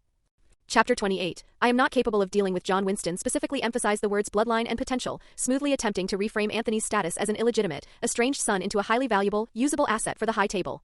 Potential? The adjudicator's tone and expression were both sub-zero. It was a display of absolute, unadulterated contempt. Rolling in the dirt in Afghanistan, managing to luckily avoid becoming fertilizer, and then returning home to manipulate a retired legend into slaughtering your own brother and your own father. Is that what you classify as potential, Mr. Scott? Her icy gaze swept over the thick bandages wrapped around Anthony's right arm. The high table should have simply dispatched a proxy administrator to liquidate the assets. However, it is a matter of record that Vigo Tarasov officially designated you as his heir before his heart stopped. And the high table respects the dying wishes of its sworn servants. Anthony leaned back in his wooden chair, a cold, knowing smile playing on his lips. He remembered this from the films. Adjudicators never voluntarily touched any objects in a room, including chairs. They never sat down. By remaining standing while speaking to a seated opponent, this vertical physical distance overtly created a psychological courtroom dynamic. She was the judge looking down from the bench, Anthony was the defendant in the dock. However, beneath his relaxed posture, Anthony's compensatory perception was working in overdrive. He noted that Winston's respiratory rate had subtly increased by 3 breaths per minute since the adjudicator started speaking. More importantly, he noticed the adjudicator's stance had shifted. The angle of her lead foot had pivoted exactly 17 degrees toward the door. This micro-expression suggested that despite her aggressive, contemptuous dialogue, the adjudicator actually had an alternative agenda. She wanted to leave quickly, which meant she wanted a deal. Winston, being a master manipulator, had clearly deduced her true intentions as well, hence his smooth attempt to broker the succession. Anthony had already pieced together the meta-narrative. In the original timeline, after Vigo and ISF died, control of the Tarasov syndicate fell to Vigo's brother, Abram Tarasov, the villain of the opening sequence in John Wick. Chapter 2. Abram was terrified of John Wick and eventually bowed to pressure, becoming one of the very few syndicate bosses in the franchise to make peace with John and survive. But Abram wasn't here. Vigo had named Anthony. So the high table wants me to be their puppet? Anthony lit a cigarette, chuckling through the smoke. You want me to keep the Tarasov machine running so you can keep collecting your taxes? I apologize. I only learned how to kill people in Afghanistan. They didn't teach a course on how to be a corporate puppet. A puppet? The adjudicator's voice suddenly dropped an octave, turning somber and dangerous. It is a cornerstone. Vigo Tarasov's ultimate failure stemmed from allowing a personal, senseless hatred to override his operational duties. He wasted vast organizational resources, and he even attempted to fracture the absolute neutrality of the Continental Hotel. And for what? To hunt down a retired target whose past service was still highly respected by the high table. John Wick. As she said the name, the adjudicator leaned slightly forward. The sudden, aggressive movement caused the highly sensitive Helen to drop into a crouch, her forelimbs splayed, poised to strike. A cold glint flashed across Winston's gold-rimmed glasses. Mr. Tarasov. The high table does not micromanage family affairs. You would simply be required to occasionally fulfill specific directives from above. Anthony remained entirely unmoved. He was beginning to see the shape of the puzzle. The high table was looking for a specific vulnerability, an angle to exploit. And Anthony needed an angle of his own to survive this encounter. Furthermore, Mr. Tarasov, Winston continued smoothly, playing the bad cop to push the negotiation forward. The death of Ms. Perkins requires an immediate explanation. Street camera footage recovered by our cleaners shows you entering her Tribeca apartment building precisely at the time of her murder. I killed her, Anthony stated flatly, not bothering to deny it. The adjudicator's lips twitched slightly, but she remained silent. She cast a brief, sideways glance at Anthony before returning her icy stare to the growling dog. Anthony caught that glance. There was a strange, calculating glint in her eyes. Winston's face stiffened in genuine shock for a fraction of a second before he recovered, taking a deep, steadying breath. Mr. Tarasov, do you have any concept of what confessing to that means? That I'm going to be hunted by the high table? Anthony chuckled, exhaling a plume of smoke. Please, Winston. The very fact that an adjudicator and a harbinger are standing in my living room today proves that my potential value to the table far surpasses the life of one dead assassin. Winston coughed lightly into his fist, shooting a nervous glance at the motionless, masked harbinger in the corner. Let me ask you a question, Mr. Scott, Anthony said, his tone turning sharp. Where exactly was your legendary Continental security when Ms. Perkins attempted to assassinate John Wick in his bed? The rules explicitly state that no business may be conducted on Continental grounds. Yet, when she kicked in John's door with a suppressed pistol, your hotel security did absolutely nothing to intervene. Winston frowned deeply. Are you actively questioning the authority and operational integrity of the high table? No, Anthony flicked his cigarette ash onto the floorboards. I'm saying the rules are simply shackles designed to bind the weak. Perkins clearly didn't care about the rules, Anthony continued, his eyes locking onto Winston's. She was sent into the Continental by Vigo Tarasov, a legitimate, high-table certified employer. Winston paused, adjusting his glasses. Vigo was officially eliminated under a silence order for violating the Blood River Pact. Ms. Perkins, as his direct operative, was guilty of a capital crime for acting on that illegal order. Anthony chuckled darkly, a bit of ash falling onto his bandaged arm. Who gave a mid-tier assassin like Perkins the sheer audacity to break the Continental's absolute rule just to collect a bounty? Let me guess. Anthony raised his right hand and slowly traced the shape of a balancing scale in the air with his index finger. If someone in a very high place secretly condoned that assassination attempt, does that mean John Wick was already considered a thorn in the high table's side? Anthony shifted his gaze, staring directly into the adjudicator's pale eyes. Let me guess the table's grand strategy. The high table intends to use old blood oaths or trumped-up accusations of betrayal to back John Wick into a corner. You want to isolate him, prevent him from ever forming an independent faction, and then legally hunt him down like a dog. Isn't that right? Winston's expression shattered. He didn't believe for a second that Anthony possessed some massive shadow intelligence network. He realized that this kid simply possessed a terrifying, almost prophetic level of deductive reasoning. Anthony's words struck Winston like a physical blow. Winston's brilliant strategic mind raced, connecting the dots Anthony had just laid out. If ISF was secretly manipulated into provoking John retaliates. Vigo intervenes, and Perkins is subtly encouraged to break the rules to kill John. It all made horrifying, perfect sense. If John had executed Perkins inside the Continental, he would have broken the rules himself. He would have been declared excommunicado. The high table could have legally unleashed the entire underworld on John Wick, effectively using Vigo's personal grudge to cleanly eliminate a retired legend they viewed as a loose end. No wonder John refused to pull the trigger on Perkins in his room, Winston realized with a jolt. John knew. He knew someone was trying to hand the high table a legal excuse to execute him. And now an adjudicator and a harbinger had arrived in New York in person. Cold sweat instantly soaked the back of Winston's tailored shirt. The conspiracy was vastly larger than Vigo Tarasov. The adjudicator's left pinky finger trembled, a microscopic tell. Regardless of your baseless conspiracy theories, you are still an uninitiated civilian who confessed to the illegal execution of a certified high table member. Anthony scoffed loudly, his voice turning to ice. He completely cut her off. Winston, Anthony barked, not even looking at the adjudicator. Do you honestly think the high table is going to publicly back a dead assassin who fundamentally broke their most sacred rule by attempting to murder a respected veteran on continental grounds? The adjudicator's voice dropped to an absolute zero. Are you threatening the high table, Mr. Tarasov? Winston, desperate to de-escalate the situation before the harbinger drew his weapon, spoke rapidly. By executing Perkins, you have forcibly involved yourself in high table affairs. Your identity is automatically converted to that of an active participant in the underworld, which means you are subject to the rules. Anthony reached over and crushed his cigarette out in a cheap glass ashtray. He let out a dark, genuine laugh. All right, Madame Adjudicator. I despise speaking in riddles. Since you went through the trouble of coming to my house, let's lay all our cards on the table and talk business. The adjudicator hesitated for a fraction of a second. She shot a sharp, dismissive glance at Winston. Winston understood immediately. He offered a slight formal bow, turned on his heel, and exited the house, taking the two remaining enforcers with him. The masked harbinger remained perfectly still in the shadowed corner of the room, never uttering a single sound. With Winston gone, the adjudicator faced Anthony directly. Her voice remained rigidly mechanical. You will assume control of the Tarasov syndicate. You will become the patriarch, officially recognized and sanctioned by the high table. Anthony reached into his jacket, pulled out the crumpled, blood-stained envelope Vigo had given John, and tossed it onto the coffee table. Vigo gave this to John before he died. It contains a list of the syndicate's hidden loyalists and the treacherous captains. Obviously, I could purge the traitors myself. But I believe your enforcers are far more efficient at sending a message. Anthony leaned forward. Clean house for me. Erase the ambitious captains. But leave the loyalists alive to serve me. He shifted his gaze to the silent, masked figure in the corner. Mr. Harbinger, I assume you will oversee the purge to ensure it aligns with high table protocol. The Harbinger finally spoke.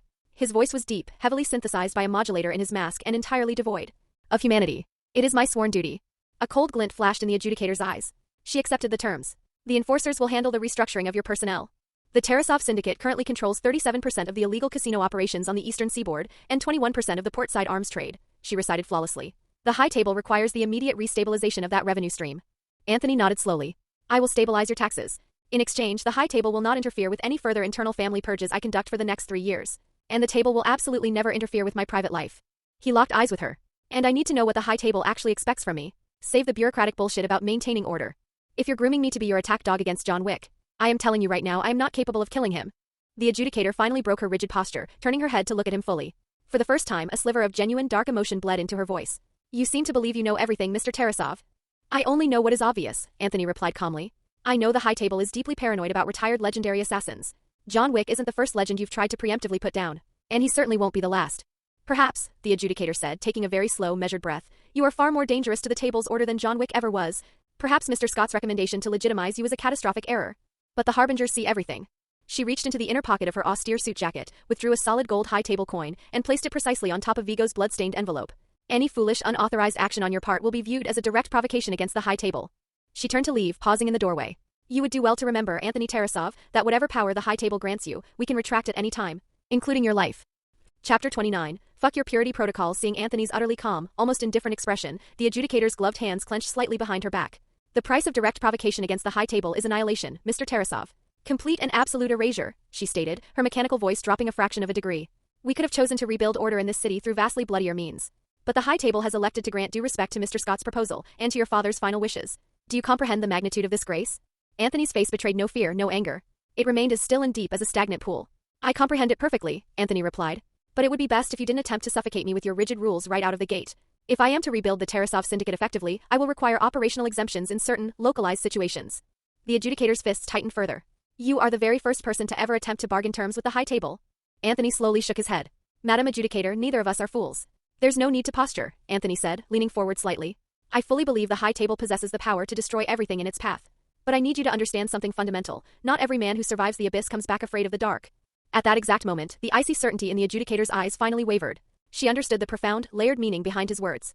Anthony had danced with death in the deserts of Afghanistan and returned hollowed out, but alive.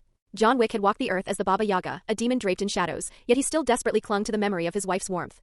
Marcus, despite being a sworn operative of the High Table, still possessed a bond of brotherhood strong enough to die for. These were men who could not be controlled simply by waving a rulebook in their faces. Anthony held the adjudicator's deep, gray stare and continued ruthlessly. Madam Adjudicator, you and I both know that in the High Table's dictionary there is no such word as ally. There are only pawns, Anthony said, his voice dropping to a dangerous whisper. Whether it's an excommunicated legend, or even you. Because the people who write the absolute rules are always the ones most adept at breaking them when it suits their agenda. For the first time since she had entered the house, the adjudicator's robotic eyelids twitched uncontrollably. A flash of genuine, undisguised shock rippled across her austere face. She stared at Anthony for 10 full seconds, her mind racing as she fundamentally reassessed the young, scarred veteran sitting in front of her. He wasn't just a thug. He saw the strings. Finally, the adjudicator released her clenched hands. The movement was as sharp and precise as a calibrated instrument. She broke eye contact, and when she spoke again, her voice had returned to its flawless mechanical cadence. Mr. Scott's recommendation has been accepted by the High Table. For now. She emphasized the words for now with crystalline clarity. She turned sharply and walked toward the front door, the heavy hem of her charcoal suit jacket remaining perfectly stiff. Just as she was about to cross the threshold, she stopped. Without turning around, she delivered her final verdict, the words turning the air in the room to ice. Remember this, Anthony Tarasov. The High Table will grant you exactly one opportunity to prove your worth. The scales of justice will not tip in your favor a second time. The erasure of the High Table is not an empty philosophical concept. It is a physical reality. The masked harbinger lingered for a moment, his dead eyes sweeping over Anthony one final time, before silently following her out the door. Anthony didn't stand up to see them out. He remained seated in the dining chair, displaying absolutely zero reverence for their departure. He honestly wasn't worried about the High Table's immediate threats. If John Wick alone could dismantle the High Table's global infrastructure, what could John, Marcus, and Anthony accomplish together? Once Anthony fully secured the Tarasov assets, he planned to immediately begin courting the Bowery King. With the Bowery's vast, invisible intelligence network backing him, Anthony could operate entirely in the shadows. A few moments later, Winston walked back into the living room. His usual mask of urbane sophistication was slightly fractured. He reached into his velvet overcoat and placed an object gently onto the coffee table. It was a specialized medallion, slightly larger and significantly heavier than a standard gold coin. It was cast in solid, pure gold. The center featured a flawless high-relief engraving of the High Table's eagle emblem, encircled by an intricate border of woven thorns and heavy chains. The eagle's eyes were inlaid with 2 microscopic rubies that caught the dim light, gleaming like drops of congealed blood. The family crest, Winston said, his voice returning to its usual smooth baritone, though a profound solemnity shadowed his eyes. This is the new seal of the Tarasov Syndicate. It represents the High Table's official recognition of your succession. But it is also a shackle. Accept this and you officially become Lord Tarasov. You enter the ranks of the High Table's sanctioned elite, enjoying all the corresponding privileges, and bearing all the inescapable, fatal obligations. Winston sighed softly. Vigo's entire empire, every legitimate shell corporation, every illegal port operation, is now yours. Within the next 48 hours, the Syndicate's accountants will contact you to transfer the core ledgers, the deeds to the safe houses, the GPS coordinates of the armories, and the locations of the treacherous captains who require your immediate attention. Winston paused, his sharp gaze searching Anthony's perfectly calm face. The adjudicator's parting words were not a negotiation tactic, Anthony. When the High Table invokes erasure, they mean the complete, absolute deletion of a person from both physical existence and historical record. Look at what they are trying to do to John. Consider that my final piece of advice. Winston bowed slightly, the movement meticulously formal. The Continental Hotel always welcomes guests who abide by the rules, Lord Tarasov. I wish you the best of luck. As Winston turned and walked toward the door, Anthony finally spoke. Winston. The manager paused. You can just call me Anthony. Winston offered a faint, acknowledging smile and stepped out into the rain. Anthony was finally alone in the house with Helen. He leaned forward and picked up the heavy, solid gold family crest. The cold, metallic weight of it grounded him. The ruby eyes of the eagle seemed to stare back at him, pulsing with a dark, blood-red light in the gloomy room. Abide by the rules? Anthony muttered, a cold, predatory smile slowly curving his lips. Of course I will. He spoke softly to the empty room, addressing the invisible, crushing pressure of the High Table's authority that now surrounded him. But the rules are only ever written to serve the victors, aren't they? He opened his hand. The heavy gold crest dropped onto the wooden coffee table with a sharp, resonant clack. The freezing New York autumn rain continued to fall in a steady, miserable drizzle, as if it intended to drown the city. Anthony sat on the worn sofa in his rundown mill neck house. Helen was curled comfortably at his feet, her large brown eyes tracking the rain lashing against the windowpane with lingering suspicion. It's okay, little one, Anthony murmured, reaching down to gently ruffle the fur on top of her head. He picked up his phone and dialed Winnie's number. It rang 3 times before she answered. The background noise was chaotic, the echoing announcements and rolling luggage of a busy airport terminal. Anthony, Winnie's voice came through, sounding strained and deeply exhausted. Please tell me you don't need me to order you emergency medical supplies. I just landed at O'Hare. I have to deal with the Chicago board members for the next 48 hours. I'll be back in New York by Friday. I'm fine. Just be careful in Chicago, Anthony said, leaning his head back against the sofa cushions, watching the gray light filter through the blinds. When you get back to the city, I'll take that job as your driver. There was a long, stunned silence on the other end of the line. Anthony, I'm genuinely so happy to hear that, Winnie finally said, her voice softening, a real smile audible in her tone. Just please, try not to cause any international incidents between now and Friday. I think you'll make a very good driver. Me? Anthony laughed, a genuine, self-deprecating sound. I'm just a washed-up veteran who crawled out of a trench. I can barely keep my own living room clean. The list of lies grows longer every day, Mr. Tarasov, Winnie replied, her voice slipping effortlessly back into the stern, affectionate cadence she used to scold him with in high school. You just focus on learning the streets of Manhattan and wait for me to get back. The call ended. Anthony lowered the phone. Helen let out a soft whine, intuitively sensing the complex shift in his emotions. Don't worry, Helen, Anthony whispered, gently scratching behind her ears. We all have our own wars to fight. He had officially taken control of the Tarasov syndicate. With the explicit backing of the high table's adjudicator, he held the ultimate trump card against the Brava captains. He wouldn't even have to fight them himself, the enforcers would clear the board for him. But Anthony had absolutely no intention of managing the day-to-day operations of a mafia empire. He was going to take the job as Winnie's driver. It was the perfect cover. It kept him close to the only person he actually cared about, and it allowed him to operate the syndicate entirely from the shadows. They both had to take responsibility for each other now, didn't they? His only immediate concern was the timeline. He needed to know exactly when Santino D'Antonio, the arrogant Italian Camorra boss, was going to show up at John's house with a grenade launcher to call in his blood oath. Anthony desperately hoped Santino's arrival was still months away. He needed time to consolidate his power and stabilize his new empire. In fact, after his conversation with the adjudicator, Anthony was beginning to strongly suspect that Santino's explosive reappearance in John Wick. Chapter 2 wasn't just a coincidence. It was highly likely the high table had actively manipulated Santino into cashing in that marker. The overarching goal was always to eliminate John Wick, using the rigid rules as the executioner's blade. What Anthony couldn't initially reconcile was why.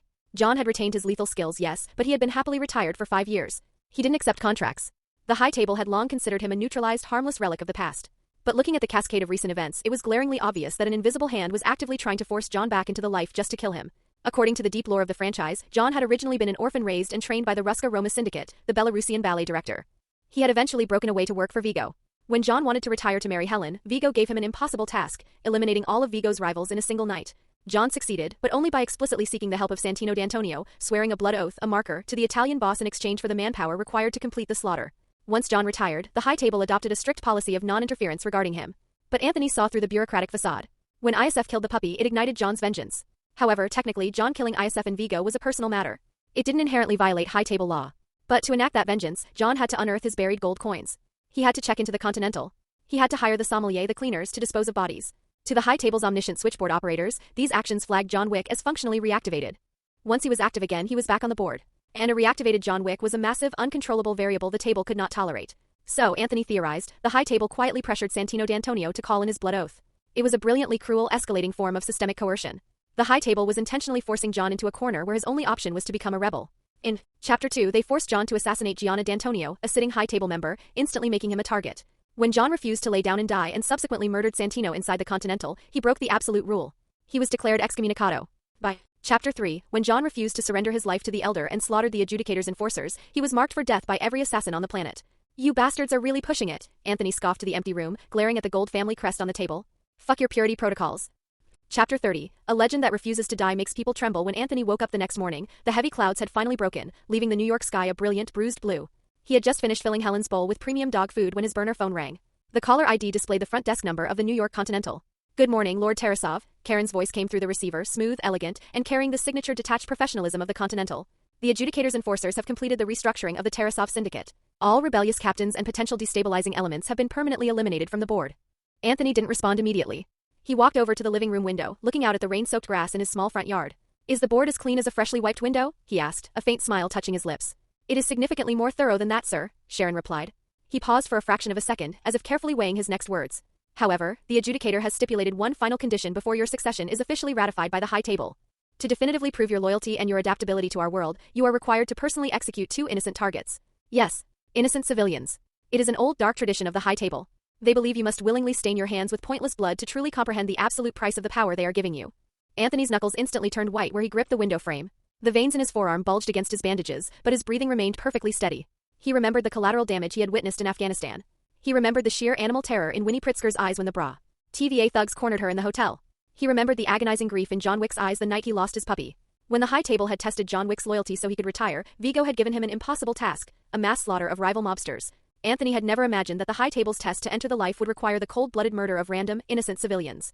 But he understood the brutal logic behind it. If he took the Tarasov throne but refused to pass this psychological test, the adjudicator would instantly classify him as a moralistic threat, a loose cannon, and order his immediate execution. That was exactly why the High Table hadn't punished him for killing ISF, Vigo, or even Perkins yet. They were waiting to see if he could be broken and molded into a compliant monster first. Are there specific operational requirements? Anthony asked. His voice was terrifyingly calm, devoid of a single ripple of emotion. The targets must be completely unrelated to you. No prior history, no enemies, no business competitors. A truly random act of violence, Sharon instructed, his voice carrying a microscopic hint of sympathetic hesitation. Once the task is completed, you may present yourself at the Continental. Anthony. Sharon dropped the formal title, speaking man-to-man. I must warn you. Once you cross this specific line, there is absolutely no turning back. The adjudicator stated, if you choose to withdraw right now, the High Table will simply parachute in a proxy administrator. You will be left with nothing, but you will be allowed to live a peaceful civilian life. A peaceful life? Anthony almost barked a laugh. Since the moment he woke up in this universe inside the body of Anthony Tarasov, peace had become the most absurd, luxurious fantasy imaginable. He was destined to either become John Wick's greatest enemy or his greatest ally. There was no middle ground. Furthermore, by slaughtering the vault guards and executing Perkins, he had already shattered the High Table's laws. If he suddenly showed weakness and rejected the Tarasov throne now, the High Table wouldn't let him live in peace. They would simply send waves of assassins to his house until he was dead, tying up a loose end. For me, Sharon, the rules of the High Table have never been about making choices, Anthony said, his voice dropping to a low, cold rasp. They are only ever about survival. There was a long, heavy silence on the other end of the line. I understand, Sharon said softly, his voice returning to its flawless, indifferent mask. Please remember, Lord Tarasov, the Continental Hotel always welcomes guests who abide by the rules. The line clicked dead. Anthony stood by the window for a long time. Helen abandoned her food bowl and padded over to him, lying quietly across his boots, as if she could sense the freezing, murderous aura settling over the room. The blood of the innocent. The High Table always used the most elegant bureaucratic language to disguise the most barbaric sociopathic demands. But Anthony was not without options. He was a tactician. He knew how to exploit a loophole. An image flashed through his mind, Blake. Blake was the mid-level executive at Sterling Pharmaceuticals.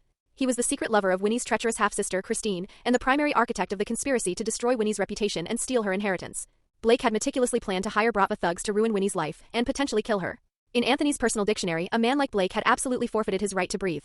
The High Table demanded the blood of someone who wasn't a competitor or enemy of the Tarasov syndicate. Blake was a civilian corporate executive. He fit the technical criteria perfectly. The High Table didn't actually care whose blood was spilled, as long as they saw Anthony spill it on command. Helen, stay here and guard the house, Anthony said. He changed into a dark, tailored overcoat that easily concealed his shoulder holster, and tucked the suppressed Walther P99 into his waistband. Daddy needs to go farm some stats. The streets of downtown Manhattan were slick with rain, reflecting the dazzling midday sunlight. Anthony pulled up a dossier photo of Blake on his burner phone. He memorized the man's arrogant, sculpted features in 2 seconds, then deleted the file. He drove his armored Pathfinder to the financial district, parked legally, and walked confidently into the towering glass and steel administrative lobby of Sterling Pharmaceuticals. He approached the sleek marble reception desk and offered the young receptionist a charming, entirely disarming smile. Good afternoon. I'm here regarding the new purchasing contracts. I need to see Mr. Blake. The receptionist tapped her keyboard, checking the digital logs. She offered a polite, apologetic smile. I'm sorry, sir, but I don't see your company listed on Mr. Blake's appointment schedule for today. Anthony leaned casually against the counter.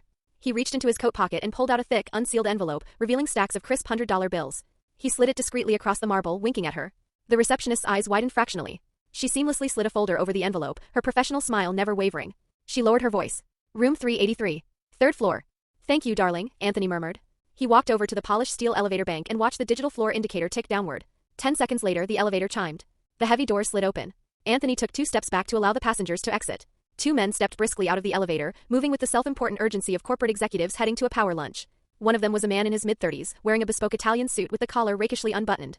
His hair was perfectly, expensively tousled, and he was gripping a black leather Tom Ford briefcase tightly in his left hand. Anthony blinked in mild surprise. Well, isn't that incredibly convenient? It was Blake. Hey, Mr. Blake. Anthony called out loudly, his voice echoing across the cavernous marble lobby. I think you dropped something. The shout instantly drew the attention of the receptionist, several passing executives, and the 2 armed, uniformed security guards standing near the revolving front doors. Blake stopped, an annoyed scowl crossing his face. He turned around, glancing dismissively at Anthony, then looked down at the pristine marble floor. There was nothing there. The fuck are you talking about? Blake snapped arrogantly. What did I drop? Your life, Anthony grinned, his eyes going dead. He drew the Walther P99 with blinding speed.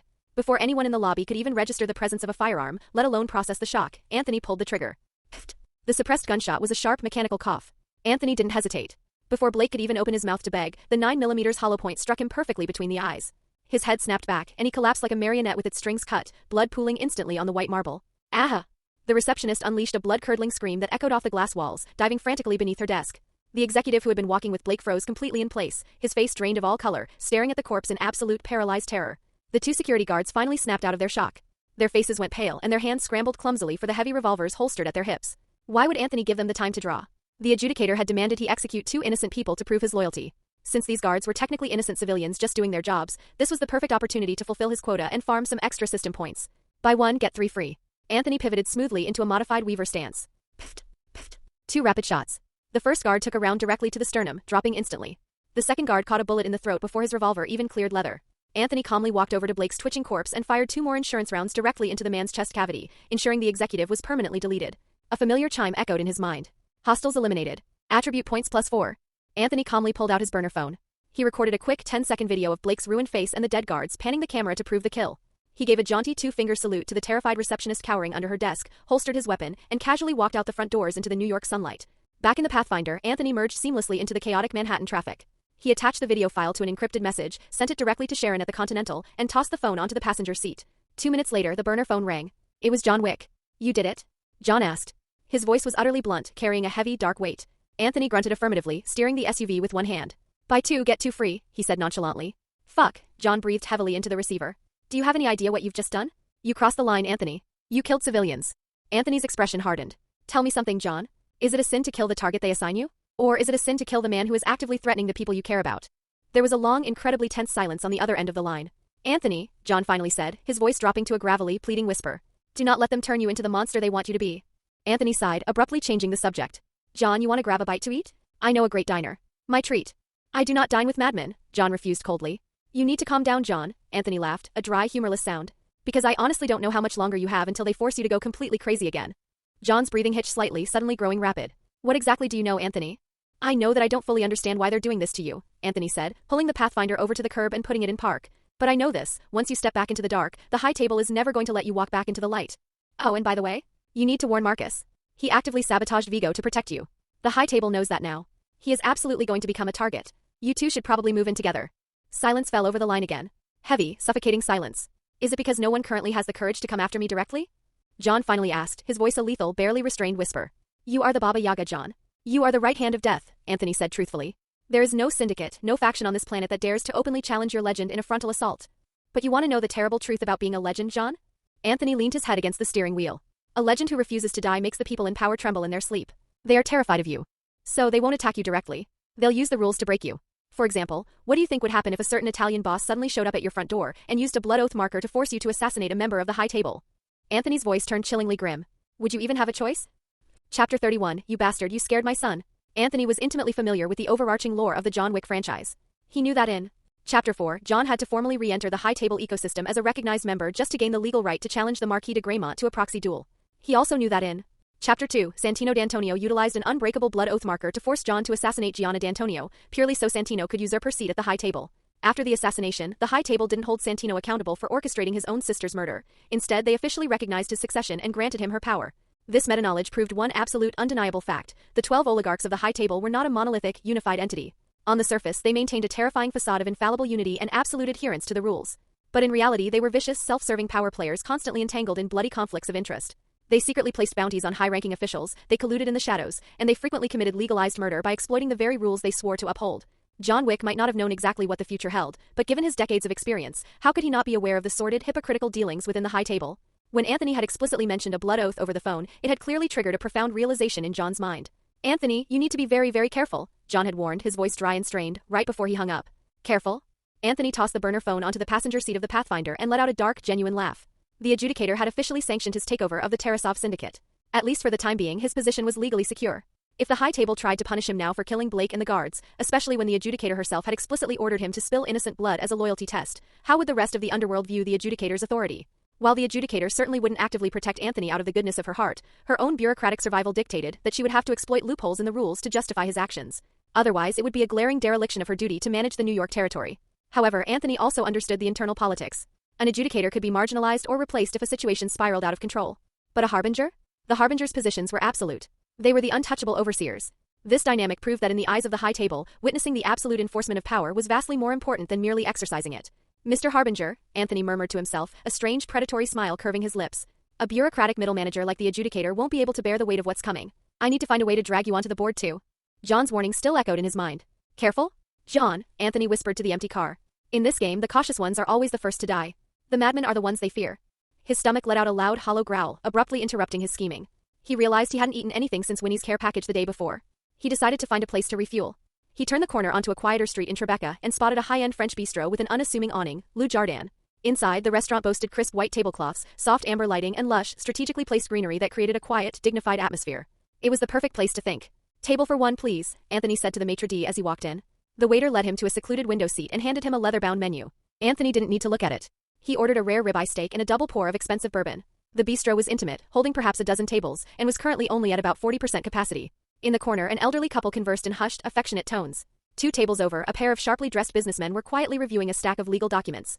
The overall ambience was peaceful and highly civilized. At least it was supposed to be. What the hell is this garbage? I want a burger. Right now. A shrill, piercing child's voice suddenly shattered the quiet elegance of the dining room. Anthony looked up. A boy roughly 7 or 8 years old was standing directly in the middle of the main aisle, aggressively stabbing the pristine white tablecloth with a heavy silver fork. The expensive cocoa vin on the plate in front of him had been haphazardly mashed into an unappetizing paste. The boy's parents, a wealthy-looking couple in their early 30s, were both staring intently at their smartphones, seemingly entirely oblivious to their child's obnoxious behavior. Mark, sit down and be quiet, the mother said without bothering to look up from her screen, her tone dripping with lazy dismissal. No, this French food is disgusting. I want fried chicken and a hamburger, the boy screamed at the top of his lungs. Suddenly, the boy grabbed his heavy porcelain dinner plate and violently hurled it onto the hardwood floor. The plate shattered like a small bomb. Shards of porcelain flew across the aisle, and a thick spray of dark wine reduction splashed directly onto the hem of a woman's dress at the adjacent table. Jesus Christ, the woman shrieked, jumping up from her chai. And staring in horror at her ruined skirt. I'm sorry, ma'am, the boy's father finally put his phone down, though his voice carried absolutely zero genuine apology. Kids like to act out sometimes. I'm sure you understand. Understand? Your brat just ruined a $3,000 Dior dress, the woman shouted, her voice trembling with sheer outrage. It's just a dress, the father replied, offering an arrogant, dismissive shrug. Don't make a scene over a child who doesn't know any better, lady. The atmosphere in the restaurant instantly froze. The other patrons began to whisper uncomfortably, their eyes darting nervously between the entitled family and the furious, victimized woman. Anthony took a slow sip of his bourbon, his eyes narrowing slightly. This pathetic little farce reminded him of an old fundamental rule of the high table. Chaos is the breeding ground for power. And in chaos, the weakest are always the first to fall. Hey, you. The boy suddenly wheeled around, pointing a sticky finger directly at Anthony. Why the hell are you staring at me? Anthony slowly lowered his crystal glass to the table. His scarred face went completely blank. Suddenly, a brilliant, incredibly dangerous idea clicked into place in his mind. He had just figured out the perfect way to force the Harbinger into the game. I wasn't staring at you, kid. I was looking out the window, Anthony replied, forcing a mild, completely neutral smile, attempting to appear accommodating. You're lying, the boy shrieked. He jumped off his chair, stomped over to Anthony's table, and pointed directly at his face. You were looking at me, you bastard. And I don't like your eyes. The boy's parents finally stood up and strolled over to Anthony's table. The mother placed a manicured hand on the boy's shoulder, a hollow gesture to signal him to be quiet. The father looked down his nose at Anthony, taking in the man's dark coat and the fading bruises on his jaw. Sir, the father began, raising his chin arrogantly. Please do not stare at my son like that. You are frightening him. Anthony gently swirled the bourbon in his glass, listening to the soft clink of the ice cubes against the crystal. I wasn't looking at him. I was simply thinking about my work. You're lying to cover it up. I saw you, the mother interrupted, her voice shrill and accusatory. You were glaring at him. Mark is a very sensitive child and your aggressive posture scared him. Right on cue, the boy began to dramatically sob, though his eyes remained entirely dry. Listen to me very carefully, Anthony said, leaning slowly back into his chair. His dead eyes swept over the parents. I am not in a particularly good mood today. I highly suggest you take your sensitive son back to your table, finish your overpriced meal in silence, and leave. It will be significantly better for everyone involved. Are you threatening us? The mother gasped, her face flushing crimson with indignation. Do you have any idea who my husband is? He works at City Hall. A cold, razor-thin smile curled the corners of Anthony's mouth. Lady, this is New York. Everyone knows someone important, Anthony said softly. But in this specific room at this exact moment, the only thing that actually matters is... He paused, his voice dropping to a gravelly, chilling whisper. My steak is getting cold and you are wasting my time. You arrogant piece of shit. The father slammed his fist onto Anthony's table, causing the silverware to rattle loudly. Tell me your name right now. I'll have you run out of this city by tomorrow morning. Be my guest, Anthony said calmly. He offered a slight, mocking shrug and casually reached for his steak knife. Before his fingers could touch the silver handle, the boy suddenly lunged forward. He grabbed the heavy glass of ice water sitting on the table and hurled the contents directly into Anthony's face. The freezing water hit him perfectly, soaking his hair, streaming down his cheeks, and completely drenching the collar of his shirt. The entire restaurant plunged into absolute dead silence. Every single patron in the room was staring at the scene in horror. Anthony didn't flinch. He didn't blink. He slowly reached for a linen napkin and meticulously dried his face. His movements were incredibly deliberate, projecting an aura of terrifying, coiled restraint. You know, Anthony said, his voice so quiet it was almost a hum. Where I grew up, if a child was this profoundly disrespectful, his parents would teach him a severe lesson in manners. And if his parents failed to teach him, someone else would.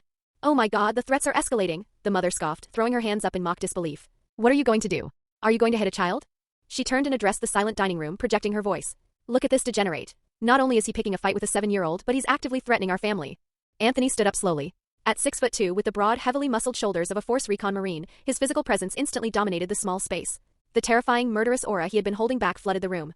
I was hoping today would be peaceful, Anthony said directly to the parents, his eyes locking onto the father's. But you two insisted on reading from the exact same tired script. The father puffed out his chest, desperately trying to maintain his aura of entitled arrogance despite the sudden primal fear screaming in his hindbrain. Listen to me, you fucking thug. You can't scare me, the father sneered, stepping closer. My name is David Miller. I have connections you can't even fathom. If you so much as lay a single finger on my son, I will make sure you rot in a federal cell for the rest of your miserable life. Chapter 32, Murder is not illegal. I like this rule. Anthony smiled. It was a smile entirely devoid of warmth, curving his lips like the blade of a sickle. Interesting. He slowly reached into the inner breast pocket of his tailored coat, withdrew a crisp $100 bill, and placed it neatly on the table to cover the cost of his untouched bourbon. His expression turned freezing cold. Do you want to know why I was staring at your son? Anthony asked, his voice dropping to a hypnotic, lethal calm. Because looking at him reminded me of the fatal consequences of ignoring the rules. And you, as his father, not only failed to correct him, but actively enabled his sheer disrespect, operating under the delusion that your petty municipal status elevates you above consequences. David looked into Anthony's dead, fathomless eyes. A sudden primal shiver ran down his spine. He swallowed hard and took a half step backward. What exactly are you trying to pull here? David demanded, his bluster faltering. Anthony's smile widened just a fraction, taking on a terrifyingly polite edge. People like you will never understand the reality of this city. You think power is a job title at City Hall. You think it's social connections and a healthy stock portfolio. He paused, glancing around the silent dining room to ensure every single patron and waiter was listening. True power is when you break the most sacred rules in broad daylight, and no one dares to utter a single word to stop you. The tension in the restaurant spiked to a suffocating level. The woman whose Dior dress had been ruined, along with the businessmen and the elderly couple, all watched with bated breath, suddenly realizing they were trapped in a room with a predator. All right, Mark, that's enough, David said, abruptly grabbing his son's hand. He couldn't place exactly who Anthony was, but his survival instincts were finally screaming at him to de-escalate. We're going to eat somewhere else. The mother violently slapped her husband's hand away, her voice hitting a hysterical pitch. David, this thug just threatened our family. How can you just tuck your tail and slink away? Do you want these people laughing at us? No. Emboldened by his mother's screeching defense, the boy's arrogance flared back up. I want him to apologize to me. Make him apologize right now. Seeing the sheer, suicidal entitlement radiating from the family, Anthony suddenly burst into genuine laughter. You people are genuinely exhausting, he sighed, shaking his head. Sir, the restaurant manager finally appeared from the back, nervously wringing his hands, his face pale and sweating. Perhaps we should all step back and calm down? Anthony turned to the manager, his expression instantly softening into polite apology. Of course. I am very sorry for causing a disturbance in your lovely establishment. The manager let out a massive sigh of relief. Thank you, sir. Thank you so much for understanding. How can we calm down? The mother suddenly shrieked, pointing a manicured finger at Anthony. This isn't over. I am calling the police. I will make you pay for threatening my son, you piece of trash.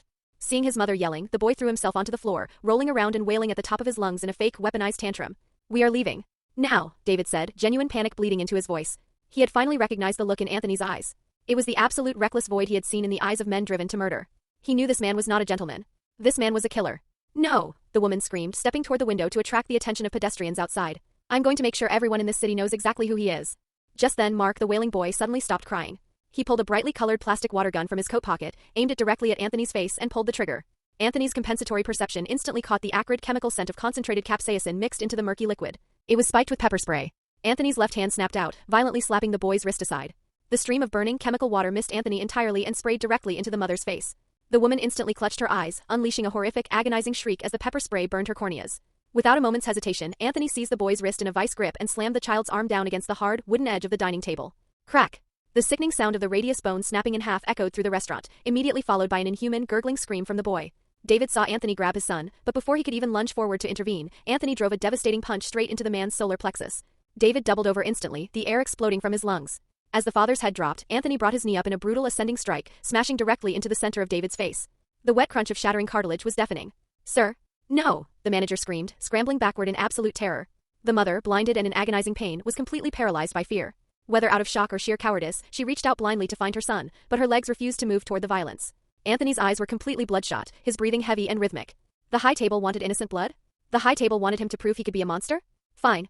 He reached down and snatched the heavy serrated steak knife from his table. He stepped into David's staggering form and plunged the blade deeply into the side of the man's neck. Hot arterial BL. It geysered over the white tablecloth. Anthony ripped the blade out and drove it a second time, sinking it to the hilt directly into the center of David's chest. The City Hall official collapsed, dead before he hit the floor. The mother's vision cleared just enough to see her husband fall. She screamed, a raw, tearing sound, and turned to run toward the kitchen. Anthony caught her in 2 strides. He grabbed a fistful of her hair and violently slammed her face first onto the nearest dining table. Crystal wine glasses and silver cutlery shattered and scattered across the floor. Manners, Anthony whispered coldly into her ear, pressing her down into the broken glass. Manners are the absolute responsibility of the parents. And you clearly failed. The steak knife sliced cleanly and effortlessly across her throat. Ignoring the agony of his shattered arm, the boy was frantically scooting backward across the hardwood floor, his eyes wide and glazed with unfathomable terror, unable to formulate a single syllable. Anthony stepped over the mother's twitching body, reached down and grabbed the boy by the ankle, dragging him effortlessly back to the center of the bloody aisle. The boy trembled violently, his eyes pleading for a mercy he didn't have the voice to ask for. Anthony crouched down, his face a mask of absolute terrifying calm. He looked the boy dead in the eyes. In our world, Mark, there is no such thing as being ignorant to the consequences of your actions. There are only survivors and there are corpses. I am sorry your parents chose the latter for you. The boy's final suppressed gasp was cut short as Anthony drove the knife home. The restaurant fell deathly silent, save for the rhythmic, dripping sound of blood pooling onto the polished hardwood floor. The remaining patrons had crammed themselves into the farthest corner of the room, huddling together like terrified sheep. The manager was cowering behind the brass cash register, sobbing and shaking uncontrollably. Anthony stood slowly amidst the 3 bleeding corpses. He took a deep, measured breath, letting his elevated heart rate return to a resting baseline. The wail of approaching police sirens grew rapidly louder down the street. Anthony didn't run. He stood calmly by the table, picked up a clean white linen napkin, and began meticulously wiping the blood from his hands and the handle of the knife. 2 NYPD cruisers screeched to a halt on the curb outside. 4 uniformed officers burst through the front doors, their hands securely on their holsters. When they took in the horrific, blood-soaked scene, a slaughtered family in the middle of a high-end bistro, the color drained from their faces. NYPD, raise your hands and get down on the ground. Do it now, the lead sergeant roared, drawing his Glock and leveling it at Anthony's chest. One of the younger officers flanking the sergeant suddenly paused. His eyes widened as he recognized Anthony's face from an underworld dossier circulated by the precinct's corrupt liaisons. The young officer immediately stepped close to the sergeant and whispered urgently into his ear. The sergeant's expression morphed from aggressive fury to sudden, profound dread. His gaze wavered and the barrel of his service weapon slowly tilted downward toward the floor. Anthony looked up at the officers, a serene, chilling smile on his face. Instead of raising his hands, Anthony reached into the inner pocket of his coat. He didn't draw a weapon. He withdrew a single, heavy high-table gold coin. He tossed it casually underhand toward the sergeant. The gold coin spun through the air, catching the amber light of the restaurant chandeliers, before landing perfectly in the sergeant's waiting palm. The sergeant looked down at the coin. He saw the eagle emblem. He saw the Latin inscription. His face went entirely ashen. He quickly stepped forward, practically bowing as he respectfully handed the gold coin back to Anthony. He took a wide, cautious step backward. I apologize for the disturbance, sir, the sergeant said, his voice trembling with forced deference, loudly enough for his fellow officers to hear. We will handle the cleanup and report this to the proper authorities. You are free to leave. Anthony nodded gracefully to the terrified sergeant. He tossed the blood-stained linen napkin onto the ruined table and stepped over the bodies. He walked slowly out of the restaurant, passing right through the formation of horrified, bewildered police officers who didn't dare lift a finger to stop him. Once outside, Anthony didn't rush to his car. He stood on the sidewalk, looking up at the bright afternoon sun filtering through the New York skyline. A dark, mocking smile crept onto his lips. Is this the sense of absolute superiority that comes with high table power? He checked his system interface. Hostiles eliminated. Attribute points +3. His heart began to race with an inexplicable, intoxicating thrill. The high table was universally recognized as the absolute, supreme authority in the global criminal underworld. But Anthony now fully grasped the true extent of their reach. They didn't just control assassins and mobsters, they completely, utterly owned the police forces, the politicians, and the bureaucratic infrastructure of the world. It allowed their sanctioned lords to commit mass murder in broad daylight, surrounded by witnesses, without facing a single ounce of legal punishment. It was the fundamental reason why, no matter how massive the shootouts got in the movies, the police never truly intervened. I have to admit, Anthony whispered to the wind, shaking his head in dark amusement. This kind of world building is fucking awesome. Chapter 33, he is terrifying because he is testing his power. The wail of police sirens faded into the distance long ago, but the vivid images of the 3 corpses remained burned into Anthony's mind. David's distorted, ruined face. The woman's paralyzed, terrified pupils. The boy Mark's final, involuntary tremor. It feels surprisingly good, Anthony murmured to himself, a genuine dark smile playing on his lips. Things he would have never dared to even imagine doing in his past civilized life, he could now execute without a single shred of hesitation or consequence. He rolled the heavy high-table gold coin back and forth across his knuckles, watching it reflect the cold metallic light of the New York afternoon. The absolute sweeping power of the high table allowed him to forge his own personal order out of the chaos. The burner phone lying on his passenger seat suddenly vibrated violently. The screen lit up, displaying the Continental. Anthony didn't answer immediately. He leisurely pulled the armored Pathfinder over to the curb, put it in park, and took a moment to light a cigarette. He knew this call was coming. After Sharon received the video of Blake's execution, the concierge would have immediately reported it up the chain. But more importantly, the harbingers had eyes everywhere. The slaughter at Le Jardin was far too public to stay hidden for more than a few minutes. Who is this? Anthony finally answered, his voice languid and dripping with feigned boredom. Anthony, Winston's voice crashed through the speaker. It was a stark, jarring contrast to the manager's usual urbane elegance. What in the absolute hell did you do at Le Jardin? Have you completely lost your mind? There were no diplomatic pleasantries. No formal preamble. Winston was furious. The sheer rage in his voice seemed to physically assault Anthony's eardrums through the radio waves. Anthony slowly exhaled a thick ring of smoke, squinting at the pedestrians hurrying down the sidewalk ahead of him. I had a lovely lunch. And I finally took care of some things I wouldn't have dared to do before. Wouldn't have dared? Winston practically spat the words through gritted teeth. Fuck, Anthony. Is there a single atrocity in this world you wouldn't dare to do? I can accept Blake's execution at the pharmaceutical company. That was the adjudicator's mandated loyalty test. But a family of 3? Butchered in a high-end restaurant in broad daylight? And one of them was a 7-year-old child. Are you trying to pave your own road to hell? He was 8, actually, Anthony corrected, his tone incredibly relaxed. And frankly, I think his age was the root of the problem. Since he was statistically guaranteed to drag his parents down to hell sooner or later anyway, and God is clearly too busy to intervene, I decided to handle the paperwork for him. As for the road to hell, I'll go ahead and scout the route for you, Winston. Jesus Christ. Winston took a sharp, ragged breath, desperately trying to rein in his surging emotions, but the tremor in his voice was unmistakable. Do you possess even a fractional understanding of the line you just crossed? The adjudicator just contacted me. She has never spoken to me in that tone before. The Harbinger's network is already gathering the physical evidence and preparing to report this directly to the table. Anthony casually flicked his cigarette ash out the window. What evidence do they need, Winston? The restaurant's CCTV footage? The terrified testimonies of the eyewitnesses? Or perhaps they just want to document how a high-table representative was openly humiliated by civilians. Do not play these manipulative games with me, Anthony. Winston finally snapped, his composure breaking entirely. This was not a sanctioned underworld hit. It wasn't even a street brawl. The high table has an absolute bottom line, and you just dragged their sacred rules through the mud in front of a dozen civilians. Rules? Anthony sneered, his voice dropping to a harsh, mocking rasp. Tell me, Winston, what exactly is the high table's bottom line? Is it the ancient Latin inscribed on a gold coin? Is it the parchment of a blood oath? The fundamental rule of the high table is that those who serve it possess absolute authority. No sanctioned lord may be slighted, insulted, or threatened by the mundane world without immediate, lethal consequence. Hearing Anthony actively twisting the high table's own brutal philosophy to defend a public massacre caused Winston to pause in sheer disbelief. He quickly recovered. What kind of deranged nonsense are you spouting? I have already seen the preliminary security footage, Anthony. That family was just being arrogant. They verbally provoked you. You escalated it. That kid was just a spoiled brat who didn't know any better. Anthony remained completely silent for 5 long seconds. Then he suddenly burst into laughter. It wasn't his usual dry chuckle, it was a fractured, chilling laugh tinged with genuine, unstable madness. A spoiled brat? Winston, I just crawled out of the blood and sand of Afghanistan. In my world there is no such thing as an unruly child. There are only combatants and there are corpses. He paused, and when he spoke again his voice was a low, terrifyingly intense whisper. Do you want to know the truth? Every time I close my eyes I see the ruptured bodies of my squad. Every time I smell chemical propellants, my hands shake uncontrollably. Today, in that restaurant, the moment that kid pointed a weapon at my face and pulled the trigger, I wasn't in Tribeca anymore. I was back in Kandahar. The bullets were whistling past my ears and the air tasted like blood and dirt. Winston fell dead silent. He clearly hadn't anticipated Anthony playing the trauma card with such raw, convincing intensity. PTSD is not a legally viable excuse for slaughtering civilians, Anthony, Winston said. His voice had softened marginally, but it remained stern and unyielding. It's not an excuse. It's a physiological realit. Why? Anthony countered, a bitter chuckle escaping his lips. The high table handed me the Tarasov Syndicate. They handed me millions in gold, and they handed me the power of a god. I am standing on the razor's edge of a cliff, Winston. Anthony's voice swelled with manufactured, righteous indignation. And that pathetic, entitled family stood in front of a room full of witnesses and actively mocked my authority. They threatened to use their petty city hall connections to destroy me. They threatened to push a lord of the high table into the abyss. The rustling sound of heavy paper came through the receiver.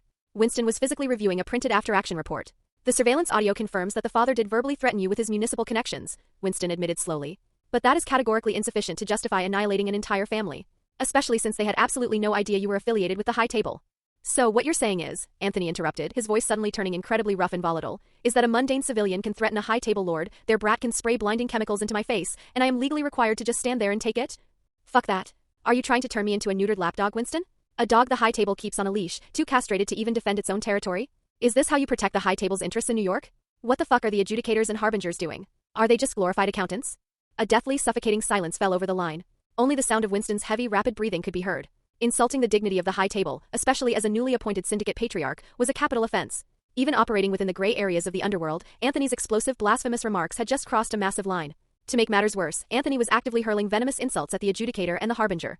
Winston had no idea how to proceed, because Anthony had absolutely no idea who was currently standing in the room with him. Winston stood in his private office at the Continental. He slowly covered the receiver of the phone with his hand and turned around, his face pale. He has severe PTS. Before Winston could even finish the sentence, he stopped. The adjudicator was standing precisely 3 feet behind his desk. Her face remained a flawless mask of ascetic indifference, but the absolute sub-zero coldness in her eyes had surprisingly faded. Her posture was as rigid and straight as a javelin. Every sharp fold of her charcoal gray suit seemed to exude a localized chill. She wasn't looking at Winston, she was gazing up at a massive oil painting hanging on the office wall, depicting a medieval knight swearing a blood oath of allegiance to a sovereign lord.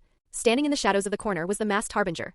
And for the very first time there was a clear, unmistakable hint of dark amusement visible in the harbinger's dead eyes. He is actively defending the supreme authority of the high table, the harbinger spoke. His heavily synthesized mechanical voice vibrated through the room. The dignity of our existence must always be defended with blood. No, harbinger. He is testing us, the adjudicator corrected, her voice cutting through the air like a scalpel.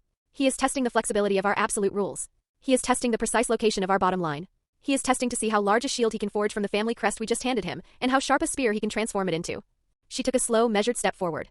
Her thick-soled Chelsea boots made absolutely no sound against the priceless Persian carpet. The PTSD? It is a clumsy, transparent, yet highly effective legal smokescreen. Regardless, the harbinger replied, his tone final. He upheld the high table's superiority in his own brutal manner. With that, the harbinger turned away, signaling he was no longer interested in debating the semantics of the slaughter. Unaware of the audience, Anthony continued weaving his intricate web of manipulation through the phone. His tone was perfectly balanced between the offended sternness of a mob boss and the terrifying hair-trigger neurosis of a combat veteran. In my eyes, Winston, that family represented a direct, intolerable challenge to our supremacy. What is the fundamental purpose of the High Table? It is to maintain absolute, unquestionable order. As a newly sanctioned lord, I have zero tolerance for any civilian who insults the very foundation of our existence. I maintained our order in the most direct, undeniable way possible. Anthony's voice dropped to a final, lethal ultimatum. If the adjudicator considers eliminating a blatant cancer to be an overstep, and if she considers upholding the High Table's dignity to be madness, then tell her to find some other spineless puppet to sit on the Tarasov throne. Because I won't put up with it. I'll walk away right now. And we'll just have to see how the New York underworld celebrates the High Table's sudden, pathetic display of magnanimity tomorrow morning. Chapter 34. Anthony, you magnificent bastard. There was a long silence on the other end of the phone, punctuated only by the faint hiss of static electricity. Winston knew all too well the destructive power of rumors, especially in an underworld where prestige and bullets were the only true currency. If a mundane civilian could openly question and insult the authority of a High Table lord, and if that transgression went unpunished, the very foundation of their absolute terror would crack. He could almost envision the adjudicator's perpetually frozen face contorting at the sheer audacity of Anthony's defense. However, against all logic, Anthony's bizarre, psychotic outburst actually served to genuinely uphold the fundamental doctrine of the High Table. Winston finally spoke, his voice grave. The adjudicator wants to see you in person. This afternoon at 4 o'clock on the top floor of the Continental. The harbinger will be present to record the inquiry. Of course, Anthony grinned, the tension leaving his shoulders. I'll be there on time. Inside the luxurious private office at the Continental, the adjudicator's lips curled down very slightly, a micro-expression of profound disgust that Winston had never seen on her face before. She had just finished reviewing the unedited audio logs intercepted from the restaurant's security feed. The deceased David Miller never mentioned the High Table throughout the entirety of the conflict, the adjudicator stated flatly. Furthermore, at no point did he refer to the table as pretentious idiots. Winston's heart plummeted into his stomach. After committing a wanton public massacre, Anthony actually possessed the sheer, sociopathic audacity to blatantly fabricate a false testimony to Winston, knowing full well he was likely on a speakerphone monitored by the High Table. That is an undeniable felony, Winston said, his voice trembling, whether from profound anger or sheer worry he couldn't tell. Contempt of the rules, fabrication of evidence to an official, and the unauthorized slaughter of innocents. Innocent? The adjudicator interrupted sharply, her gray eyes narrowing into absolute daggers. The definition of innocent was immediately nullified the exact second that boy unholstered a weapon containing a chemical irritant and discharged it at the face of a newly appointed High Table patriarch. The scales of our justice never tip in favor of the weak or the mundane, Mr. Scott. They only exist to uphold the order itself. Her voice grew even colder, taking on a metallic resonance. David Miller did not utter those specific words, yes. But it is an undeniable fact that he arrogant condoned his son's physical assault on Lord Tarasov. His municipal arrogance, his profound ignorance, and his wife's foolish encouragement fundamentally polluted the absolute order of that environment. Anthony Tarasov's behavior was excessively violent and brutally unrefined. He requires a severe formal reprimand. However, judging purely from the empirical results, the adjudicator paused, an incredibly rare hesitation, as if she were painstakingly selecting the most precise, legally unassailable words. He eliminated a potential source of chaos that would have continued to breed trouble. And he did so in a highly efficient, terrifyingly deterrent manner. Winston felt a sudden, profound chill race down his spine. Adjudicator, are you implying? I am implying exactly what I said, Winston, the adjudicator replied, turning her gaze back to the sprawling view of the New York skyline. Her tone had regained its usual mechanical indifference. Anthony Tarasov has just taught us a very specific lesson regarding blood and lies. He proved that when absolute, unchecked madness is combined with meticulous predatory calculation, our own rules can be weaponized against us. He completely fabricated a motive, yet he coincidentally achieved the exact psychological effect the High Table requires. His actions will be classified as a bloody, highly public warning to the mortal world. A reminder of what happens to those who dare to pry into, or even accidentally challenge, the underground order. The restaurant's CCTV footage can easily be redacted to perfectly uphold the dignity of the High Table, she stated coldly. After all, the dead cannot refute the official narrative. And the living only need to accept the truth we choose to present to them. She tilted her head slightly, her cropped brown hair gleaming under the amber lights of the office. Tell Anthony he is required to provide a highly detailed, logically sound medical explanation regarding his stress response. Furthermore, her tone dropped to absolute zero. This is the first and the absolute final time he will be afforded this leniency. The High Table does not require a knife that cannot be controlled. If he cannot learn to temper his bloody edge and keep it sheathed within the parameters of our rules, then authorizing the immediate erasure of a newly appointed patriarch, while administratively troublesome, is certainly not impossible. Winston bowed deeply, his face pale. Understood, adjudicator. As he watched the austere woman walk silently out of his office, Winston suddenly felt a wave of profound, bone-deep weariness wash over him, followed by a spike of inexplicable fear. Through a frenzied killing spree and a brilliant sociopathic web of sophistry, Anthony had successfully won himself a breather. But in doing so, he had inextricably shackled himself to the High Table's cold, grinding war chariot. This bastard. He completely ignored the spirit of the rules, choosing to violently exploit the letter of the law instead. He was vastly more dangerous and unpredictable than John Wick ever was. If John had encountered that entitled family in a restaurant, he would have simply paid his bill and left quietly. At most, he might have flashed his sidearm to intimidate the father. John would never have gone on a rampage and slaughtered them. But Anthony? As the adjudicator correctly deduced, Anthony was actively, aggressively testing the absolute limits of the High Table's tolerance. And the terrifying part was, his improvised excuse of PTSD and defending the table's dignity had worked perfectly. Even if Anthony managed to survive this current crisis, who knew what catastrophic, irreparable damage he might cause to the ecosystem later? If I had known he was this much of a sociopath, I would have begged the high table to parachute their own agent into the Tarasov seat, Winston muttered through gritted teeth. He walked over to his antique liquor cabinet and poured a generous measure of single malt scotch. The amber liquid swirled in the heavy crystal glass, reflecting his deeply solemn, aging face. He picked up his personal encrypted phone, navigated to Anthony's secure number, and hovered his thumb over the dial button for a long time. He ultimately didn't press it. On the other side of the city, Anthony hung up the burner phone and tossed it onto the passenger seat. The cigarette he had been holding had burned all the way down to the filter, the heat stinging his fingers. He dropped it out the window. He didn't suffer from combat PTSD. He never had. He was perfectly, coldly rational. But in this treacherous underworld, the objective truth was rarely the most important factor. What mattered was who could spin the most compelling, legally sound narrative, and who possessed the sheer audacity to weaponize the rules against their makers. Anthony knew that if Sharon had been the one to call him back, he would have never spouted that psychotic manifesto about defending the table's honor. But the moment he heard Winston's uncharacteristic rage, he knew the stakes were different. More importantly, he knew that the adjudicator and the harbinger would be actively monitoring Winston's communications regarding a public massacre. He had delivered a performance directly for the harbinger. And based on Winston's sudden silence on the call, Anthony's high-sounding, fanatical rhetoric had landed exactly as intended. He had successfully forced the high table to share the burden of his crimes. He started the Pathfinder's engine and took a slight detour, pulling into the parking lot of a discreet, mob-affiliated pharmacy in Queens. He walked in and purchased a bottle of heavy-duty sleep aids and a bottle of prescription anti-anxiety medication. Back in the SUV, he popped the caps, poured a handful of the pills out the window into the gutter, and placed the half-empty bottles on the passenger seat. They were essential props for his upcoming theatrical performance with the adjudicator. When he finally pulled into his driveway in Mill Neck, Helen began barking excitedly from the backyard, clearly sensing her master's return. Anthony unlocked the front door, and the massive Malinois immediately rushed over, leaning her heavy head affectionately against his thigh. He walked into the living room and deliberately placed the bottle of anti-anxiety medication in a highly prominent position on the coffee table, right next to the solid gold family crest. Then he walked into the bathroom, turned on the faucet, and aggressively splashed freezing cold water onto his face. He stared at his own scarred, dripping reflection in the mirror. "You're going to need an Oscar-caliber performance this afternoon, Anthony," he whispered softly to himself. "But remember, you aren't just acting. To survive this ecosystem, you have to dance on the razor-thin tightrope the high table has strung up for you." Luckily, that steel cable seemed strong enough to support your weight for now. Anthony understood the reality of his position. How could Viggo Tarasov have ruthlessly ruled the New York underworld for decades without occasionally slaughtering innocent people who got in his way? He absolutely did. The implicit rule was simple: as long as the patriarch handled the incidents discreetly and maintained the broader peace, the high table would turn a blind eye to the collateral damage. From the exact moment he received the loyalty test order from Sharon, Anthony knew his takeover of the syndicate was functionally guaranteed. Since the adjudicator and the harbinger were technically the ones sponsoring his rise to power, he had every reason to immediately create a massive, chaotic burden and force them to share the administrative weight of it. Even if he hadn't conveniently run into that profoundly obnoxious family at the restaurant, Anthony would have actively hunted down a similar situation. There was never a shortage of entitled, arrogant civilians in America willing to pick a fight with the wrong person. In retrospect, the adjudicator and the harbinger had swallowed the bait and accepted the blame quite easily. Even if they fundamentally despised Anthony's lack of restraint, they were bureaucratically trapped. They had to grit their teeth and endure his madness to protect their own investment. After taking a long, scalding shower to wash away the scent of blood and pepper spray, Anthony lay down on his worn sofa and closed his eyes, immediately entering a deep state of compensatory perception. He mentally projected himself back into the dining room of Le Jardin. But this time he altered the simulation. He imagined that every single patron in the restaurant, the elderly couple, the businessmen, the manager, were highly trained high-table enforcers. He visualized them armed with suppressed Glocks, combat knives, and even composite tactical bows, launching a synchronized, 360-degree assault on his position. Anthony's compensatory perception analyzed the incoming threat vectors, while his rapid computing attribute meticulously deconstructed the complex ballistic trajectories and CQC strike patterns. A massive, highly complex matrix of intersecting attack paths illuminated his mind's eye. 0.3 seconds. That was exactly how much time he had to react when 7 elite enemies attacked simultaneously. Chapter 35. Are you saying John is doomed? Simulation start.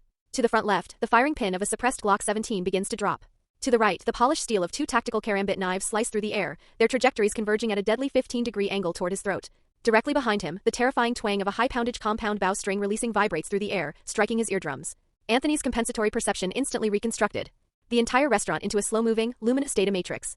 The micro-twitch of the lead enforcer's index finger pulling the trigger was quantified in his mind as a pressure change of exactly 0.3 newtons. The microscopic 0.05 mm deflection of the pistol barrel, caused by the sudden shift in ambient temperature, was seamlessly incorporated into his real-time ballistic equations. The subtle, aggressive tremors of the knife wielder's wrist joints were converted into precise angular velocity parameters. The drag coefficient and rotational spin of the carbon fiber arrow at the exact moment of its release were calculated instantly. In Anthony's mind's eye, 7 lethal attack vectors intertwined, forming an inescapable spiderweb of death. The 9mm hollow point round would travel at roughly 380 meters per second, striking his heart in precisely 0.8 seconds. The 2 karambit blades would cross his position in 3.8 seconds. The carbon fiber arrow from the compound bow would trace a flawless, silent parabola, expected to penetrate his right shoulder blade in 1.5 seconds. Simulation analysis. Adjust body posture leftward by exactly 1.7 degrees. Shift center of gravity forward by 3 centimeters. By executing this seemingly microscopic movement, Anthony mathematically forced all 4 immediate attack trajectories to simultaneously deviate from their lethal strike points, resulting in grazing wounds instead of fatal hits. Simultaneously, he anchored his right heel into a specific, slightly raised groove in the hardwood floor. He used the resulting kinetic recoil to generate a pre-calculated 0.5-second rotational displacement of his entire body. In the simulation, he grabbed 3 heavy silver forks from the ruined table and threw them with blinding speed. One fork struck the fletching of the incoming carbon fiber arrow, drastically altering its flight path and causing it to violently impale the wrist of another gunman advancing from the flank. The remaining 2 forks wouldn't be fatal, but they struck the lead enforcer's chest plate with enough kinetic force to disrupt his shooting stance. Simulation analysis. This action forces the target to experience a mechanical lag of 0.2 seconds and increases their upper body muscle tension by 18%, ruining their follow-up shots. However, during this initial, grueling mental simulation, Anthony deliberately handicapped himself by not incorporating his suppressed Walther P99 into his defense matrix. He wanted to test his pure physical evasion and environmental adaptability. The result? No matter how flawlessly he dodged or how brilliantly he utilized the restaurant's cutlery, he only managed to survive for 1 minute and 25 seconds against 7 elite high-table enforcers. After managing to kill 3 of them with improvised weapons, the simulation ended with Anthony being fatally gunned down by the remaining 4. Anthony immediately reset the matrix and ran the simulation again, this time incorporating the use of his firearm. The analysis drastically improved. Despite sustaining 3 non-fatal gunshot wounds to his extremities, he successfully eliminated all 7 enforcers within 40 seconds. He stubbornly repeated the firearm simulation 3 more times, refining his angles and reducing his ammo expenditure. The results remained consistently accurate. It was a sobering realization. The gap between his current system-enhanced abilities and the legendary prowess of John Wick was still massive. If the Baba Yaga had been caught in this exact scenario, the enforcers likely wouldn't have even lived long enough to squeeze off a second shot. After completing the 4th intense mental simulation, a wave of profound, agonizing dizziness washed over Anthony. The sheer cognitive strain of running the compensatory perception matrix had exhausted his brain. He slumped back against the sofa cushions and immediately fell into a deep, dreamless sleep. When Anthony finally opened his eyes, night had fallen. The world outside the window was pitch black, and the living room was filled with the acrid, lingering haze of cigarette smoke. Before his eyes had even fully adjusted to the gloom, Anthony's combat instincts flared. He rolled violently to his right, his hand instantly snatching the Walther P99 off the coffee table, aiming it blindly into the shadows. The living room lights were off. The faint, multicolored glow of distant neon signs filtered through the blinds, casting long, eerie shadows through the pervasive blue smoke. If he hadn't recognized the 2 stoic, utterly silent men sitting across from him, he would have assumed he was about to be assassinated. Helen was sitting happily at the far end of the sofa, wagging her tail in greeting. Beside her sat John Wick and Marcus. Sleeping soundly, Lord Tarasov? Marcus broke the heavy silence first, a hint of dry, barely perceptible sarcasm lacing his gravelly voice. The entire New York underworld is practically being turned upside down by the high-table spies, and here you are, catching up on your beauty rest. Anthony slowly lowered the pistol, rubbing his throbbing temples with his free hand. Are you 2 ghosts? You don't know how to use a doorbell or make a phone call before breaking into my house. Marcus pointed a finger at the burner phone resting on the coffee table. We did call. Repeatedly. We honestly assumed the adjudicator had already ordered your execution, so we came over to check if you were a corpse yet. Anthony picked up the phone. Sure enough, there were 7 missed calls. 3 of them were from the Continental switchboard. Anthony dialed the number back. Sharon answered almost immediately. Good evening, Lord Tarasov, Sharon said, his voice as calm and unflappable as ever. Please present yourself at the Continental Hotel tomorrow morning at 9 o'clock sharp to officially finalize the handover of the Tarasov Syndicate assets. Anthony Express. Ed his brief gratitude and Sharon politely disconnected. John hadn't spoken a word. He sat perfectly still, gently scratching Helen's chin with his fingertips. The massive dog had her eyes squeezed shut in pure bliss, her tail rhythmically thumping against the sofa cushions. John's dark, heavy gaze was locked onto Anthony. There was a complex mixture of profound confusion, lingering anger, and genuine surprise in his eyes. Anthony groaned, propping himself up. His brain still throbbed with a dull, cold-like ache from the brutal mental simulations. If you're going to break in, make yourselves useful, Anthony grumbled. Pour me some water and make some coffee. I assume you know where the kitchen is. Marcus let out a short, raspy chuckle. He reached over, pulled another cigarette from the pack resting on the table, lit it, and took a deep, contemplative drag. His eyes held a sharp, scrutinizing gaze. I genuinely want to crack your skull open and see how your brain works, Anthony, Marcus said, blowing smoke toward the ceiling. You completely slaughtered a family of 3 in a public restaurant, including a child. The fact that the adjudicator didn't instantly twist your head off your shoulders is the undisputed miracle of the year. Anthony grinned, the ache in his head fading slightly. He reached for his own pack of cigarettes and lit one. What are you jealous? Mass murder and cover-ups are time-honored traditions of the high table. I'm just doing a little practical field exercise before I officially take office. Marcus snorted. Winston was the one who formally recommended you to the table, Marcus said. He was so unhinged with rage over this stunt that he nearly shattered the marble reception desk with his cane. An out-of-control mad dog. That was his official assessment of you roughly half an hour ago. What the hell were you thinking, kid? Using a steak knife to butcher civilians in front of a dozen witnesses? The adjudicator's temporary acceptance of your rule can be legally converted into an immediate erasure at any second. Did you honestly think that little gold eagle emblem was a literal get-out-of-jail-free card? The corners of Anthony's mouth twitched upward, revealing a smile completely devoid of warmth. I've been thinking a lot about the high table's philosophy lately, Anthony replied smoothly. When push comes to shove, who do you think the scales of their justice actually tip toward? A family of arrogant, mundane civilians who actively provoked and insulted a member of the underworld? Or me, the newly minted Lord Tarasov they specifically chose to maintain their precious revenue streams? The adjudicator explicitly ordered me to prove my loyalty by executing innocent people. I simply overachieved my quota by 2, and incidentally cleaned up some entitled garbage that was polluting my environment. The massive difference is, Marcus countered, his voice rising slightly in frustration, you spilled that blood in the bright sunlight. You tore a massive public hole in the veil of shadows that the high table relies on to operate. You need to understand this, Anthony.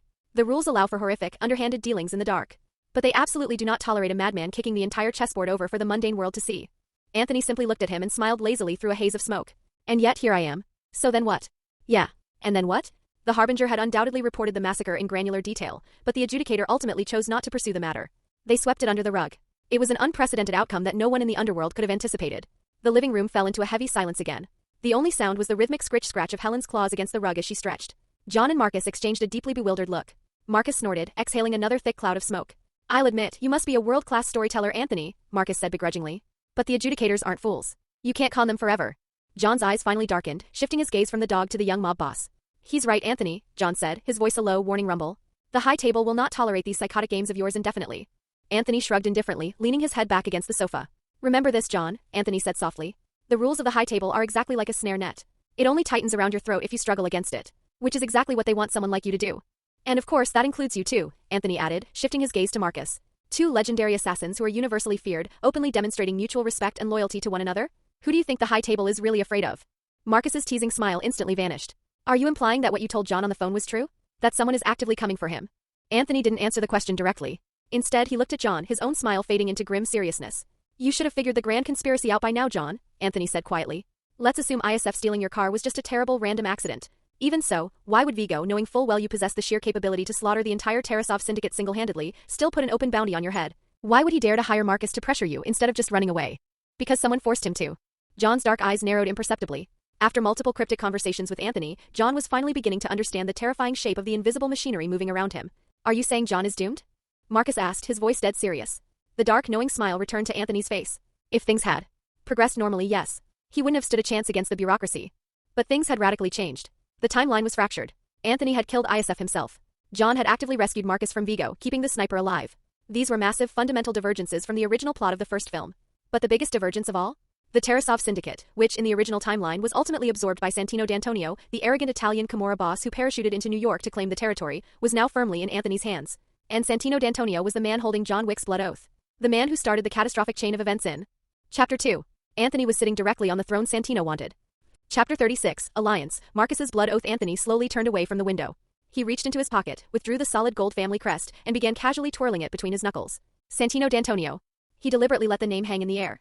As he uttered it, he watched John's expression instantly freeze. Do you remember him, John? Does he still hold the blood oath marker you personally signed and handed over when you needed an army to complete Vigo's impossible task so you could retire?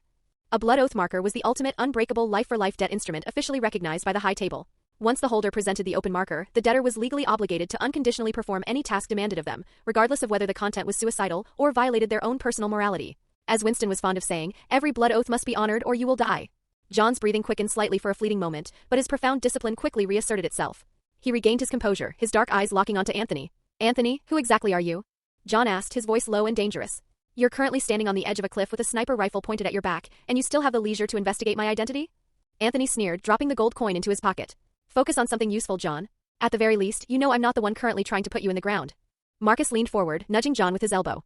He sat up straight, addressing the younger man. Anthony, what happens if John simply performs the task? What if he pays off his debt to Santino? Anthony turned his head, staring back out the window at the suffocating New York night. Marcus, someone wants him dead. Completely erased. If John refuses the marker, he violates the absolute rule.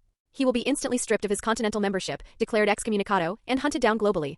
But if he accepts it and completes the task, the High Table's elimination protocols will be activated immediately anyway. This isn't about him repaying a debt. This is about them forcing him to pick up a gun again so they have a legal excuse to execute him. Santino D'Antonio is just an actor on a stage. A convenient puppet pushed to the forefront, Anthony said, lighting a fresh cigarette and taking a deep drag. Think about it. Where else do you think a sniveling coward like Santino got the sheer guts to use a blood oath to try and leash the Baba Yaga? He's doing it because he knows he has the High Table standing directly behind him. Because the 12 oligarchs sitting in those high-back chairs need a knife sharp enough and heavy enough to carve away a piece of troublesome flesh, without getting their own hands dirty. Marcus suddenly stood up, crushing his cigarette but violently into his palm, ignoring the burn. Anthony, stop fucking trying to scare us, Marcus growled. If they try to trap him like that, aren't they afraid John will just storm their churches and kill them all? To Marcus's surprise, John didn't agree. He silently stubbed his own cigarette out in the glass ashtray and asked a question in an utterly flat, emotionless voice. Anthony, who is Santino going to force me to kill? Gianna. His own sister. Gianna D'Antonio. In the deep, smoky twilight of the living room, Marcus's breathing suddenly stopped entirely. John's movements froze. It was explicitly clear that both veteran assassins knew exactly who Gianna D'Antonio was. She wasn't just a Camorra boss. She was a seated member of the High Table. They are terrified of your calm, John, Anthony said, sitting back heavily on the sofa, making no move to turn on a lamp. You are a living legend. A legend who possessed world-shattering destructive power, yet simply chose to walk away and retire. Your very existence is a walking mockery of the High Table's illusion of absolute control. They need you to take action. They need you to shed blood again. They need to officially brand you as a rule breaker. Only then can they legitimately authorize their damn purity protocols and completely erase you from the face of the earth, proving to the underworld that no one escapes. Anthony honestly wasn't entirely sure if his grand conspiracy theory was canonically correct. But judging from how the events of the films cascaded into one another, ISF breaking into John's house and killing Daisy really did feel like the first domino in a massive, orchestrated setup. Now, regardless of whether his specific deductions were right or wrong, the apocalyptic facts of Chapter 2 were about to be laid bare before John. It was a reality John could no longer ignore or avoid. Anthony fully intended to use his meta-knowledge, playing the role of the prophet, to bind these two legendary assassins firmly to his own faction. Once this triangle was forged, it would instantly become the most stable, lethal entity operating within the High Table's ecosystem. From the exact moment you walked out of the Continental Hotel 5 years ago and decided to retire, your fate was sealed, John, Anthony said, leaning into the role of the doomsayer. The only difference now is the method of execution. Will you be slowly strangled to death by their bureaucratic rules? Or will you be forced to dig your own grave with Santino's blood oath? Since John and Marcus already fundamentally believed Anthony's initial warnings, the more sordid and inescapable Anthony made the conspiracy sound, the stronger their innate, rebellious mentality would become. John Wick was like a massive lethal python trying to hibernate. He absolutely did not want to move a single inch unless violently disturbed. He didn't actively seek trouble, he only moved when provoked. But when he did move, he was unstoppable. Marcus, however, was a tactician. He would try to seize the initiative. Anthony, is there any way out of this? Marcus asked. Despite his deep, lingering skepticism about Anthony's sanity, he chose to believe the kid's intelligence for the time being. Anthony slowly shook his head. No clean solution. Is John going to die? Marcus's gravelly voice trembled slightly with genuine concern for his oldest friend. Anthony paused for a long moment, letting the silence stretch. I don't know the final outcome yet, but I know he's going to be backed into a horrific situation. In the darkness, John finally looked up. And what about you, Anthony? Aren't you worried that by taking over the Tarasov syndicate, you're putting yourself directly in the crosshairs? Anthony understood the underlying implication perfectly. He replied calmly, my primary condition for formally accepting the Tarasov throne from the adjudicator was this: I will never offer a bounty on your head, John, and I will never actively target you. Marcus let out a skeptical snort. Anthony spread his hands, a terrifyingly arrogant smile cutting through the gloom. Don't laugh, Marcus. At the very least, I currently have the official, stamped endorsement of both the adjudicator and the harbinger protecting my neck. Silence descended upon the room once more. Only the three faint, imposing outlines of the men were visible in the heavy darkness. Marcus broke the silence first. Anthony, what exactly is your endgame in telling us all of this? I'm telling you this. Anthony's gaze shifted, looking straight ahead, because the three of us are currently in the exact same sinking boat. The High Table has its all-seeing eye fixed on John. And sooner or later, that eye is going to pivot to you, Marcus. After all, you actively sabotaged Vigo to help John survive. And the High Table hates traitors more than anything. You know I don't give a shit about the table, Marcus chuckled darkly. But I think your assessment of the threat is accurate. John stared at Anthony with freezing intensity. So what is your plan? It's relatively simple, Anthony said, his voice dropping to a conspiratorial whisper. We use the High Table's own rigid rules to turn the board upside down. The adjudicator just handed me a golden ticket. I intend to use it to its maximum potential. Marcus frowned, his brow furrowing in the dark. You mean, you're going to just keep killing people? I'm going to kill the people who deserve to be killed, Anthony's smile stretched, carrying a genuine hint of violent madness. For example, those arrogant fools who try to challenge my newly acquired authority. And those bureaucratic pawns who genuinely believe they can manipulate the rules to trap us. He looked directly at John. Let's just see how things unfold. When the time comes, and it is absolutely necessary, you two can provide the tactical assistance. And I will provide the flawless intelligence. Marcus stood up, shaking his head. Anthony, no fucking way. The three of us alone cannot dismantle the entire High Table. Anthony shook his head in return. I have no intention of dismantling the High Table. I just want to make sure we stay alive long enough to see tomorrow. Finally, John spoke. His voice was incredibly slow, low, and terrifyingly firm. I will not be your knife, Anthony. Anthony smiled. You already are, John. The only difference is, I haven't personally wrapped my hand around the hilt yet. So, Daisy was. John suddenly surged to his feet. His imposing silhouette in the darkness instantly resembled a drawn sword, vibrating with lethal intent. Anthony's compensatory perception flared, clearly sensing the massive, suffocating wave of killing intent radiating from the legendary assassin. John was piecing it together. Did Anthony orchestrate the dog's death to activate him? No, Anthony interrupted sharply, cutting the thought off immediately. He would take the truth of his transmigration to his grave. I'll be completely honest with you, John.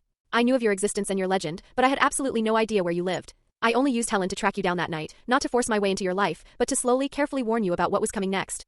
John remained standing, his dark eyes staring coldly at Anthony's head, analyzing his micro-expressions. Did you know ISF was going to break into my house that night? Anthony leaned back against the sofa, his posture relaxing, his voice becoming equally cold and indifferent. John, if you're going to question my fundamental motives after I just handed you the keys to your survival, then we can break off all ties right now. Walk out that door. As for whether you live or die when Santino shows up, that's none of my fucking business. Seeing that the fragile alliance was about to violently shatter, Marcus quickly stepped between them. Both of you shut the fuck up. One of you is about to be led by the nose to the slaughterhouse. And the other is a cocky brat who dares to provoke a living legend without fully understanding his own limitations. Marcus grabbed John by the shoulder and forcibly pulled him back down onto the sofa. He turned to Anthony. Anthony, you know he desperately needs to know the truth about Daisy. All I knew was that ISF wanted to steal his vintage Mustang. Anthony blurted out, infusing his voice with the perfect amount of defensive frustration. I never in a million years imagined the idiot would actually target the puppy. Marcus studied Anthony's face for a long moment. Then he walked around the coffee table and extended his hand toward the young mob boss. Anthony, from this moment forward, we operate as an alliance. You provide the intelligence and the foresight. We provide the tactical methodology. And we let God sort out the bodies. Marcus turned his head, glaring down at John. John, are you a fucking mute tonight? John remained silent for a long, tense minute. The gears were turning in his head. Finally, he gave a single, stiff nod. Agreed. Marcus reached inside his trench coat. He withdrew a heavy, circular silver locket. It was a blank, unregistered blood oath marker. He flipped it open, revealing the pristine silver surface and the built-in, sterilized needle. Without hesitating, Marcus pressed his thumb against the needle. He smeared his bloody fingerprint directly into the center of the silver dish, formally binding himself.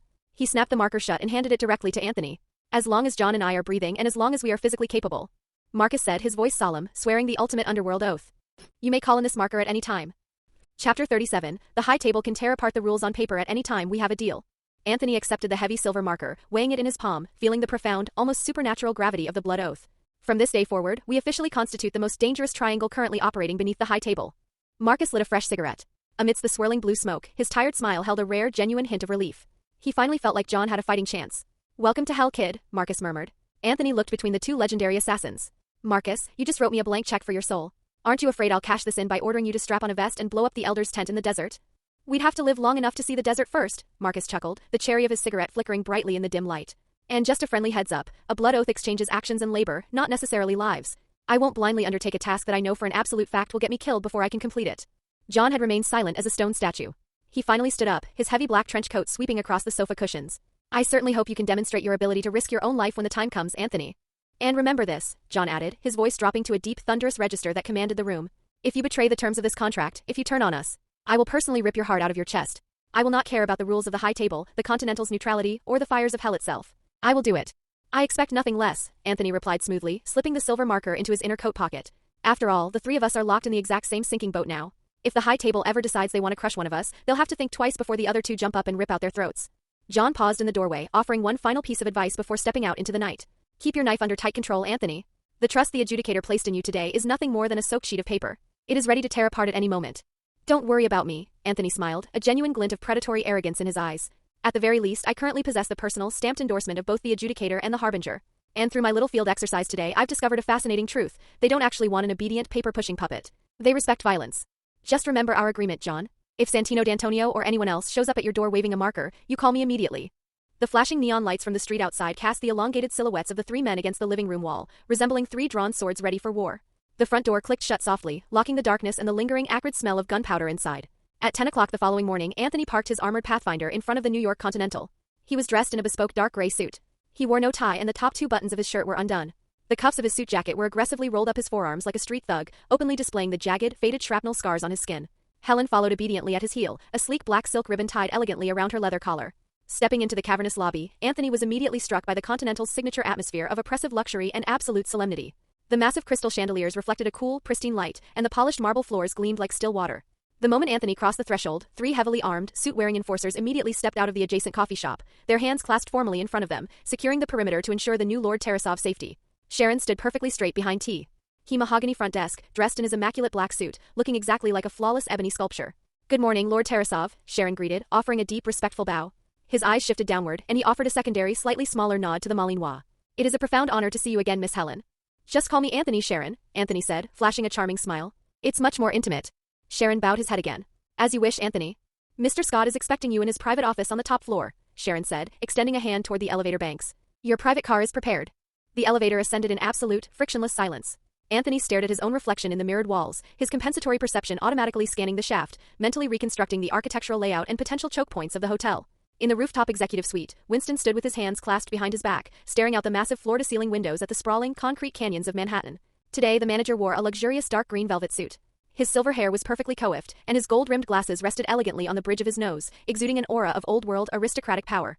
The walls of Winston's private office were entirely constructed from the cold, brushed alloy of heavy deposit safes, radiating a metallic chill that mingled perfectly with the heavy scent of old money, secrets, and premium tobacco. Ah, Anthony, Winston said, turning around with a flawless, professional smile. Or should I formally address you as Lord Tarasov? Anthony is perfectly fine, Anthony replied casually, taking a seat. He genuinely liked the shrewd old manager. Just like I address you as Winston. Winston gestured elegantly toward an ornate humidor resting on the coffee table. Please, help yourself. They are exceptionally good. Anthony didn't stand on ceremony. He selected a thick Cuban cigar, snipped the cap with a silver cutter and lit it, taking a long, appreciative draw. Seeing the young man's relaxed demeanor, Winston's professional smile faded into something far more genuine and calculating.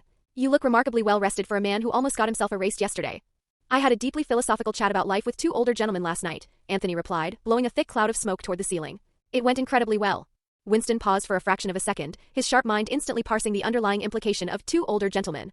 He didn't pry. Instead, Winston reached across his desk and pushed a massive, thick portfolio of legal documents bound in leather toward Anthony. Congratulations. Upon your signature, you are officially the de facto controller of 37% of the illegal casino operations and 21% of the portside arms trade in the New York underworld. All the asset ledgers, the deeds to the safe houses, the GPS coordinates and passcodes for the armories, and the updated roster of the surviving corps captains are inside. The total discounted value of the physical assets is approximately $550 million. Anthony didn't even glance at the documents.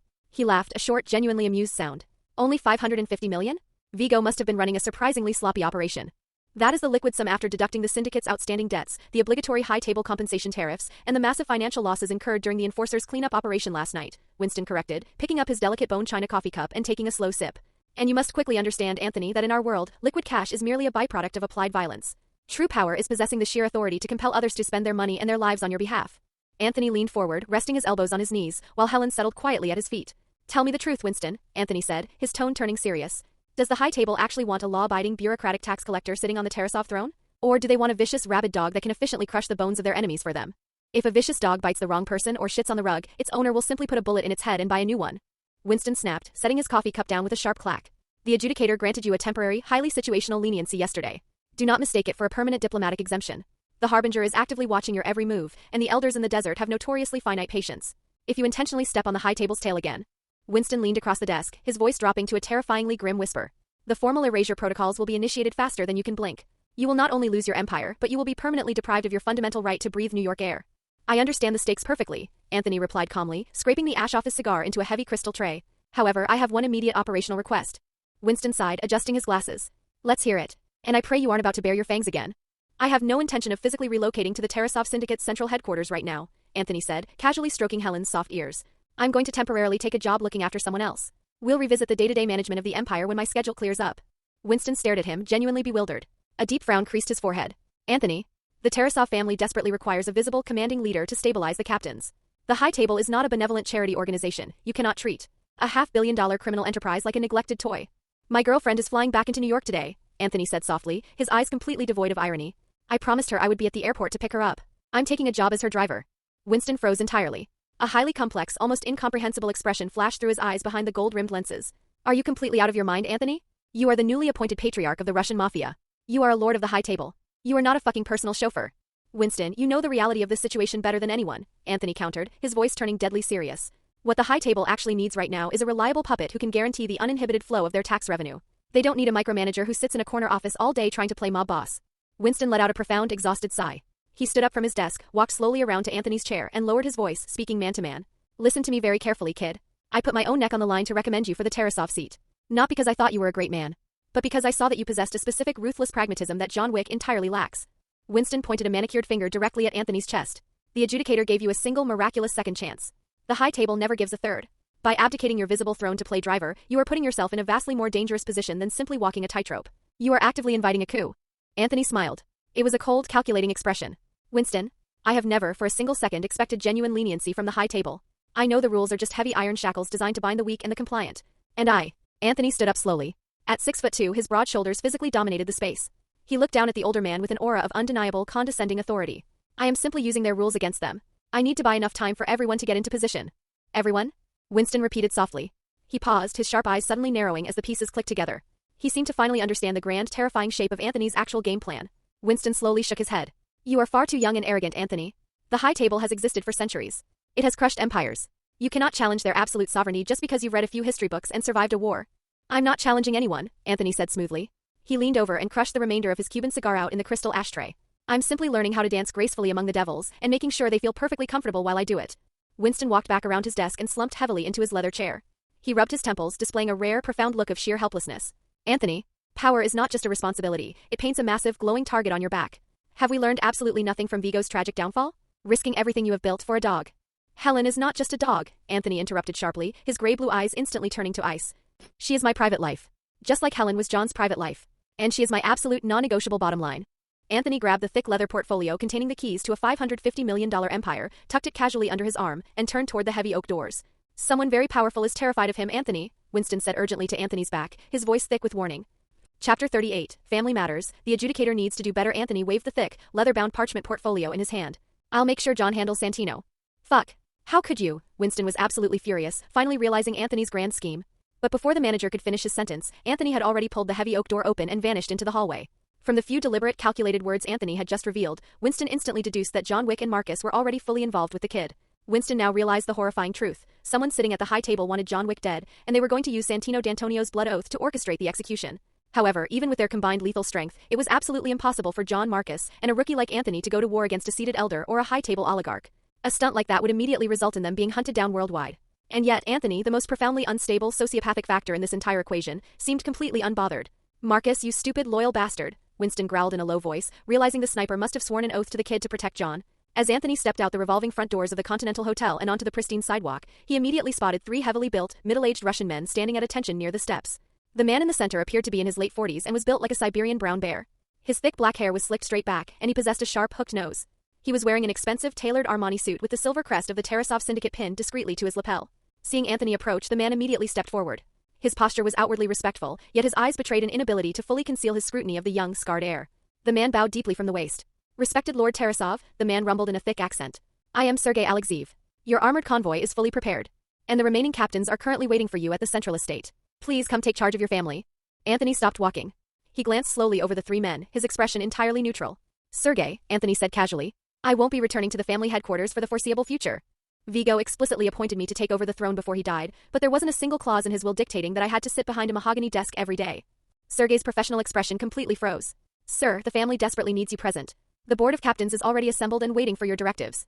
Then let them keep waiting, Anthony replied, a flash of genuine displeasure crossing his face. Effective immediately, my uncle will act as the temporary proxy manager of the Tarasov Syndicate. He will be solely responsible for maintaining daily logistical operations. There is absolutely no need for anyone to contact me unless an extinction-level decision requires my signature.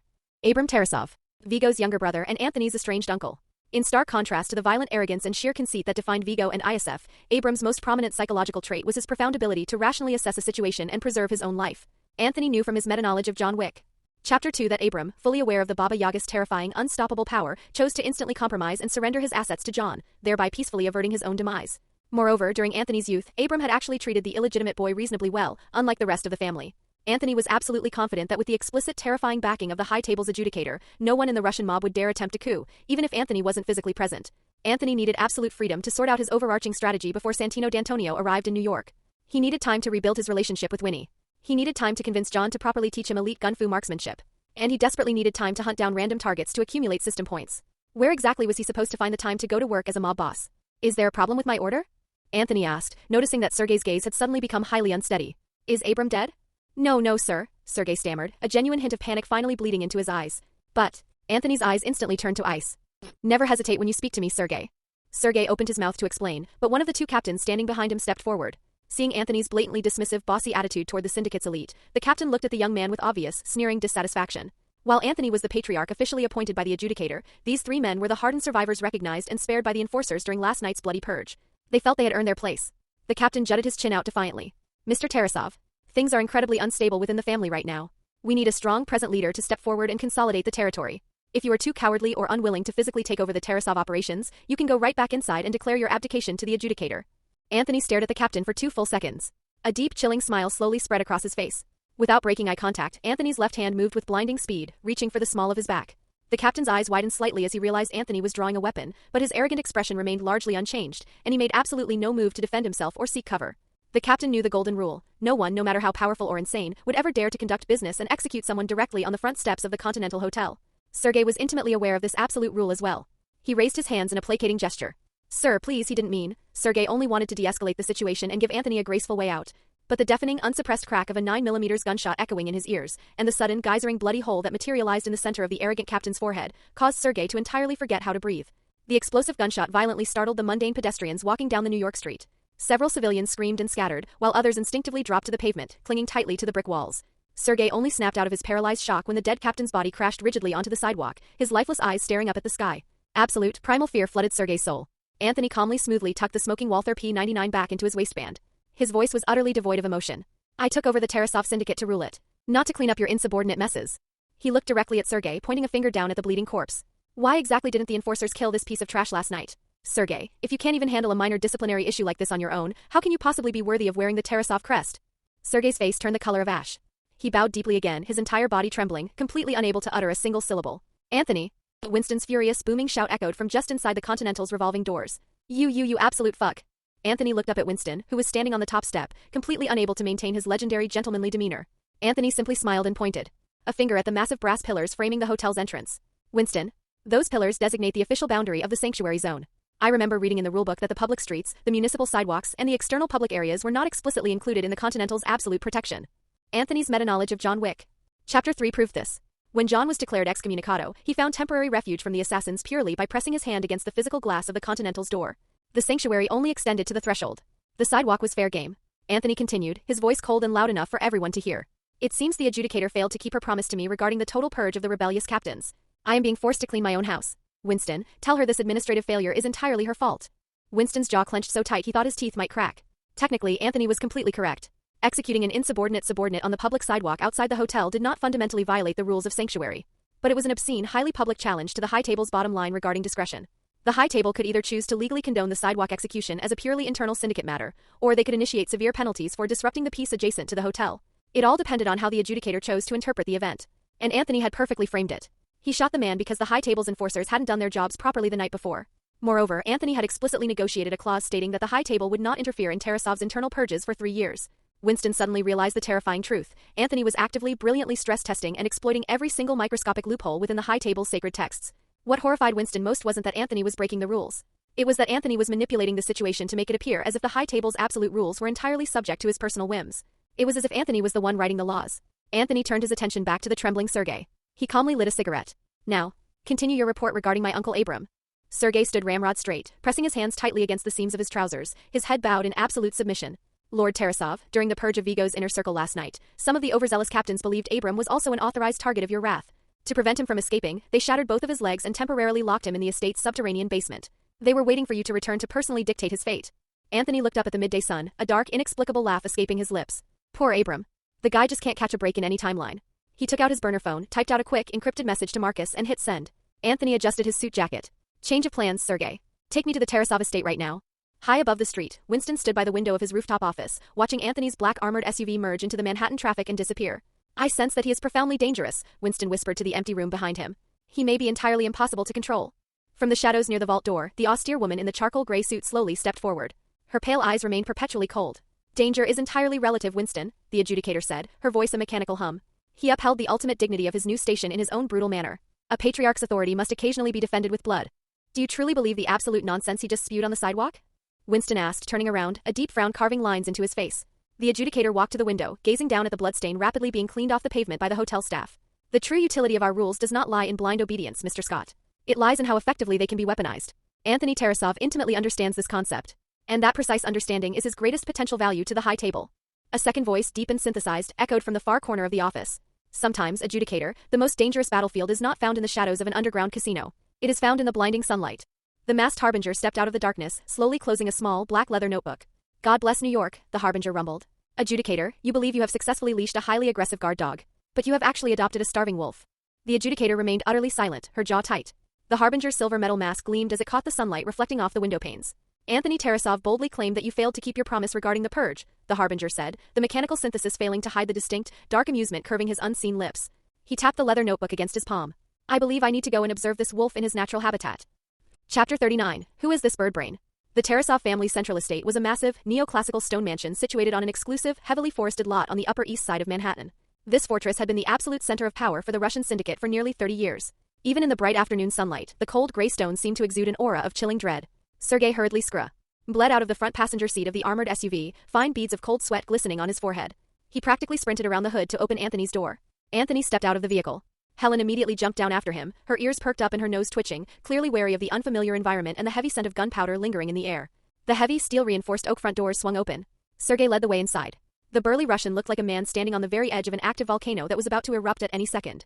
Ever since Anthony had casually drawn his weapon and executed Andrei Borodin on the sidewalk outside the Continental, Sergei had been living in a state of constant, suffocating fear.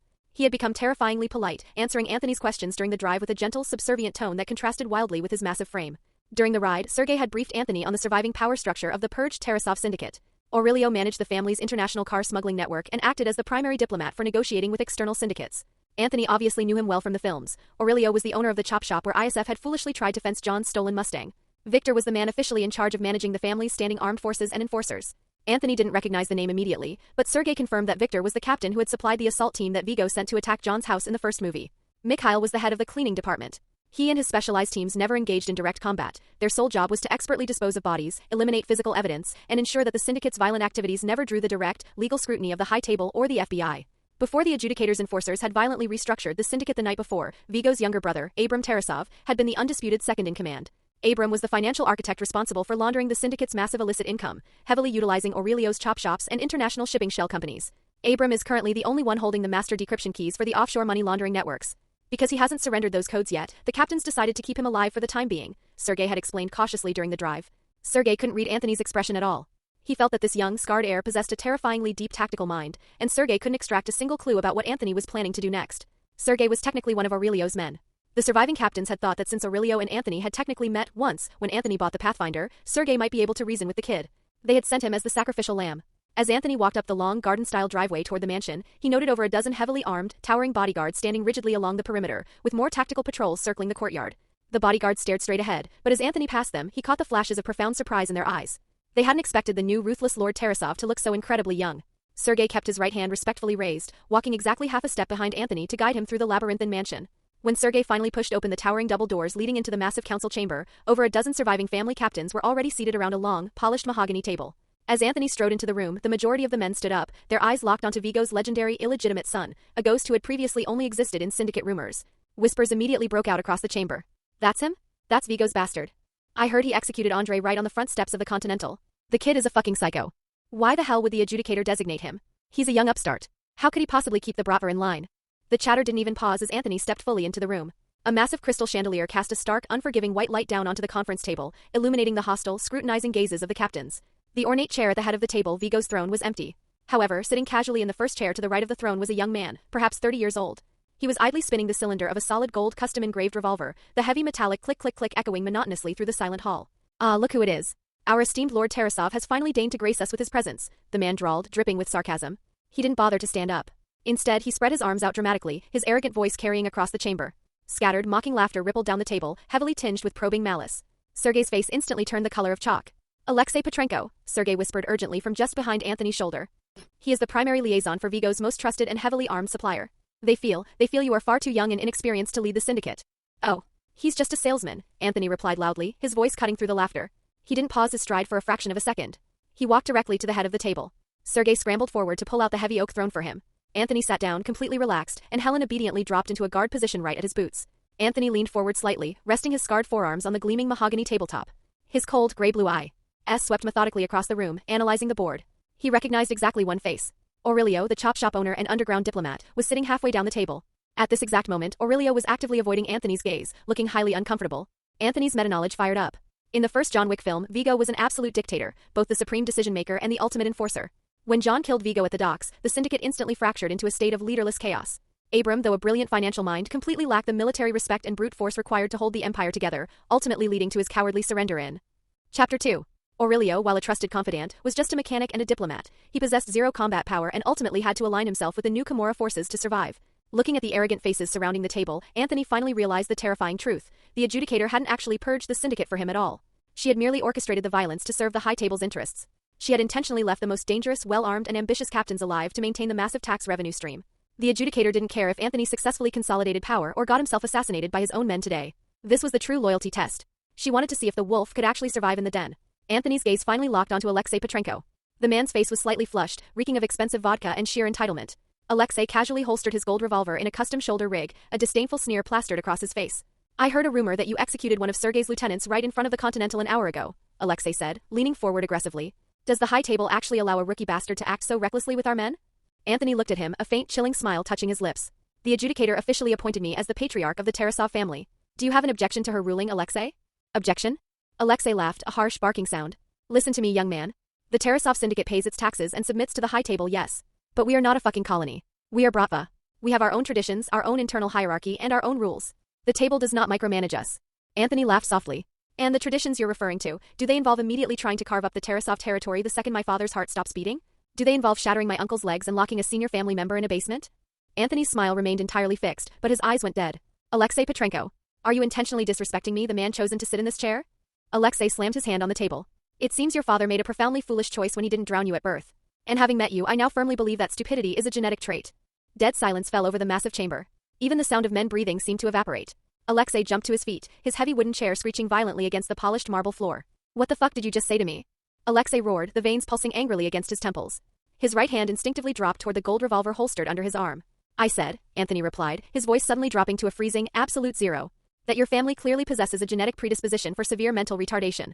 Alexei froze, his hand resting perfectly still on the grip of his revolver. His eyes were locked onto Anthony in sheer disbelief. Sergei, Anthony asked calmly, not breaking eye contact with Alexei.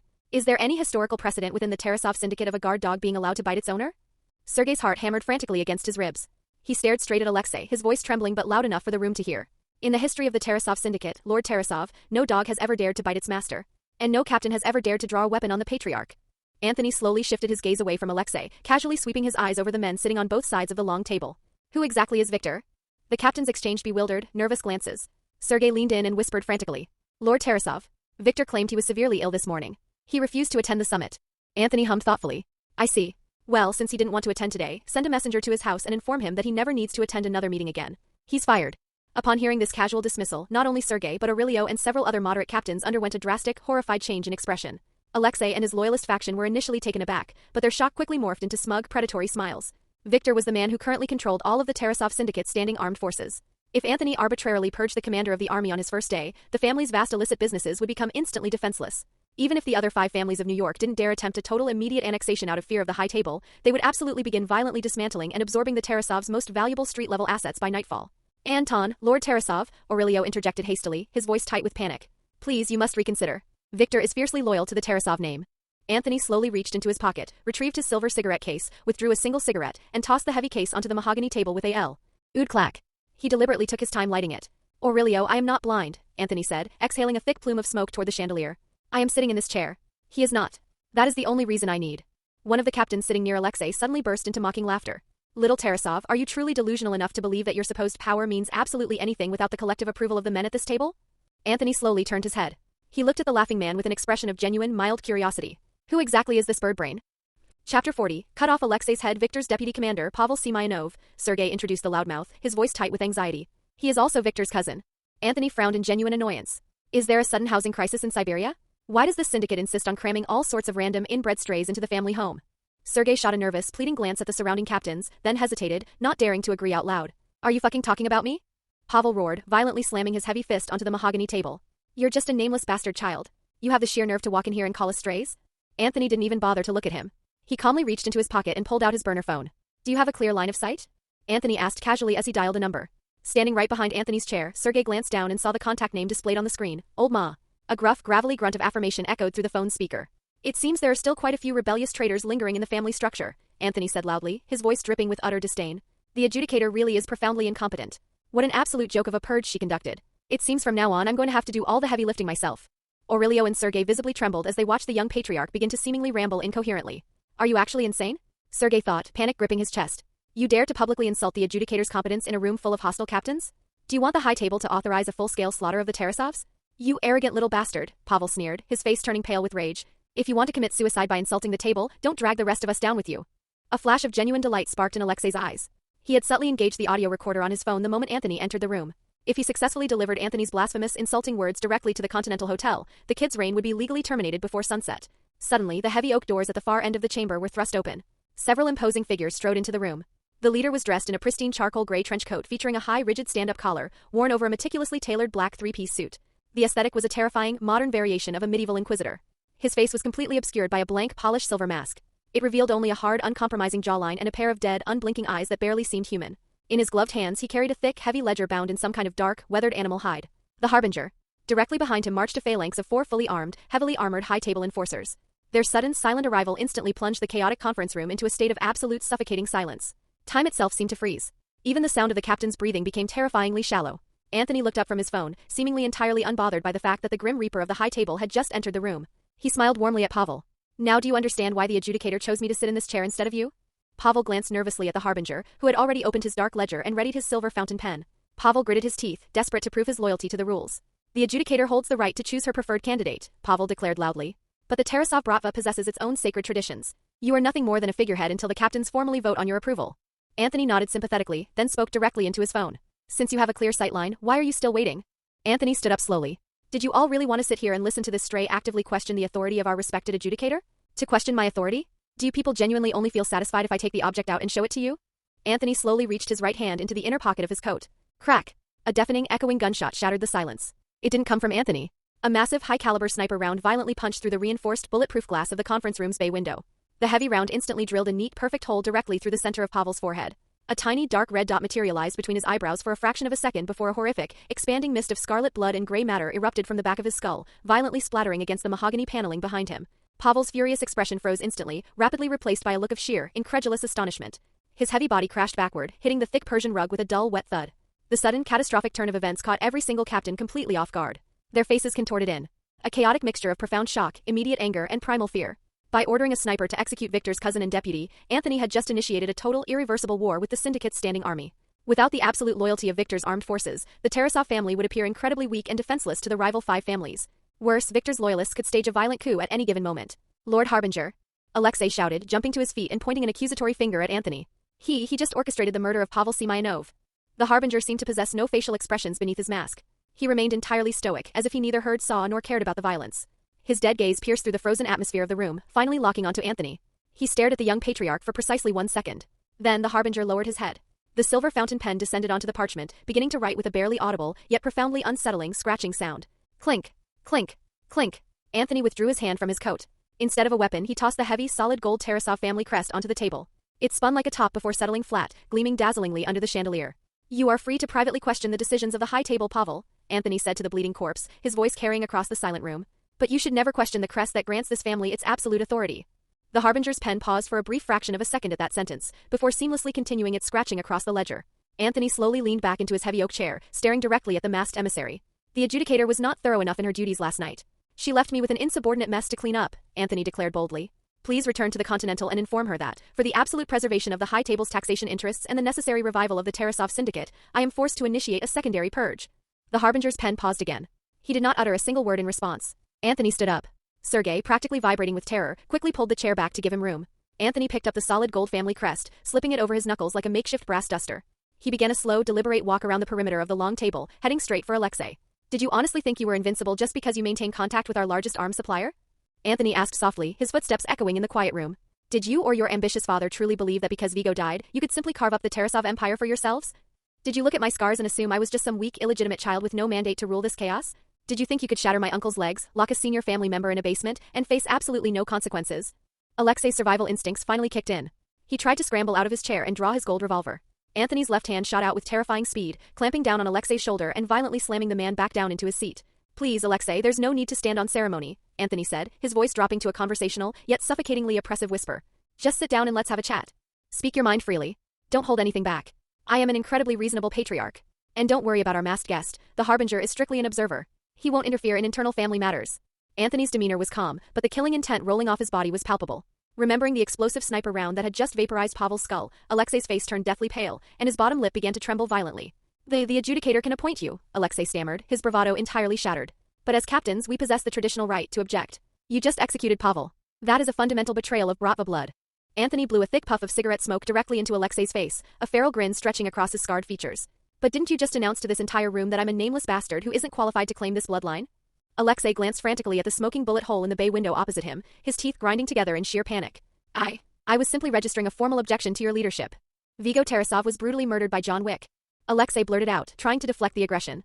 If you can personally hunt down the Baba Yaga and avenge your father, the captains will unanimously agree to let you take over the syndicate without further bloodshed. Revenge? Anthony's grin widened into a manic, chilling expression. Aurelio, wouldn't ordering me to hunt down John Wick be the exact same thing as ordering my execution? Aurelio swallowed hard and nodded slowly. Anthony tightened his grip on the solid gold crest resting between his knuckles. What the Tarasov syndicate desperately requires right now is a highly decisive, ruthlessly practical patriarch. Not a suicidal puppet who lets greedy captains lead him by the nose to pick fights with boogeymen, Anthony whispered, leaning in close. Vigo's idiotic obsession with revenge has already cost this family far too much blood and gold. I suspect that you and your mysterious supplier actually want me to attack John Wick so that the Tarasov Syndicate is completely annihilated, leaving the territory wide open for you to claim. Alexei looked desperately toward the silent, masked emissary. Lord Harbinger.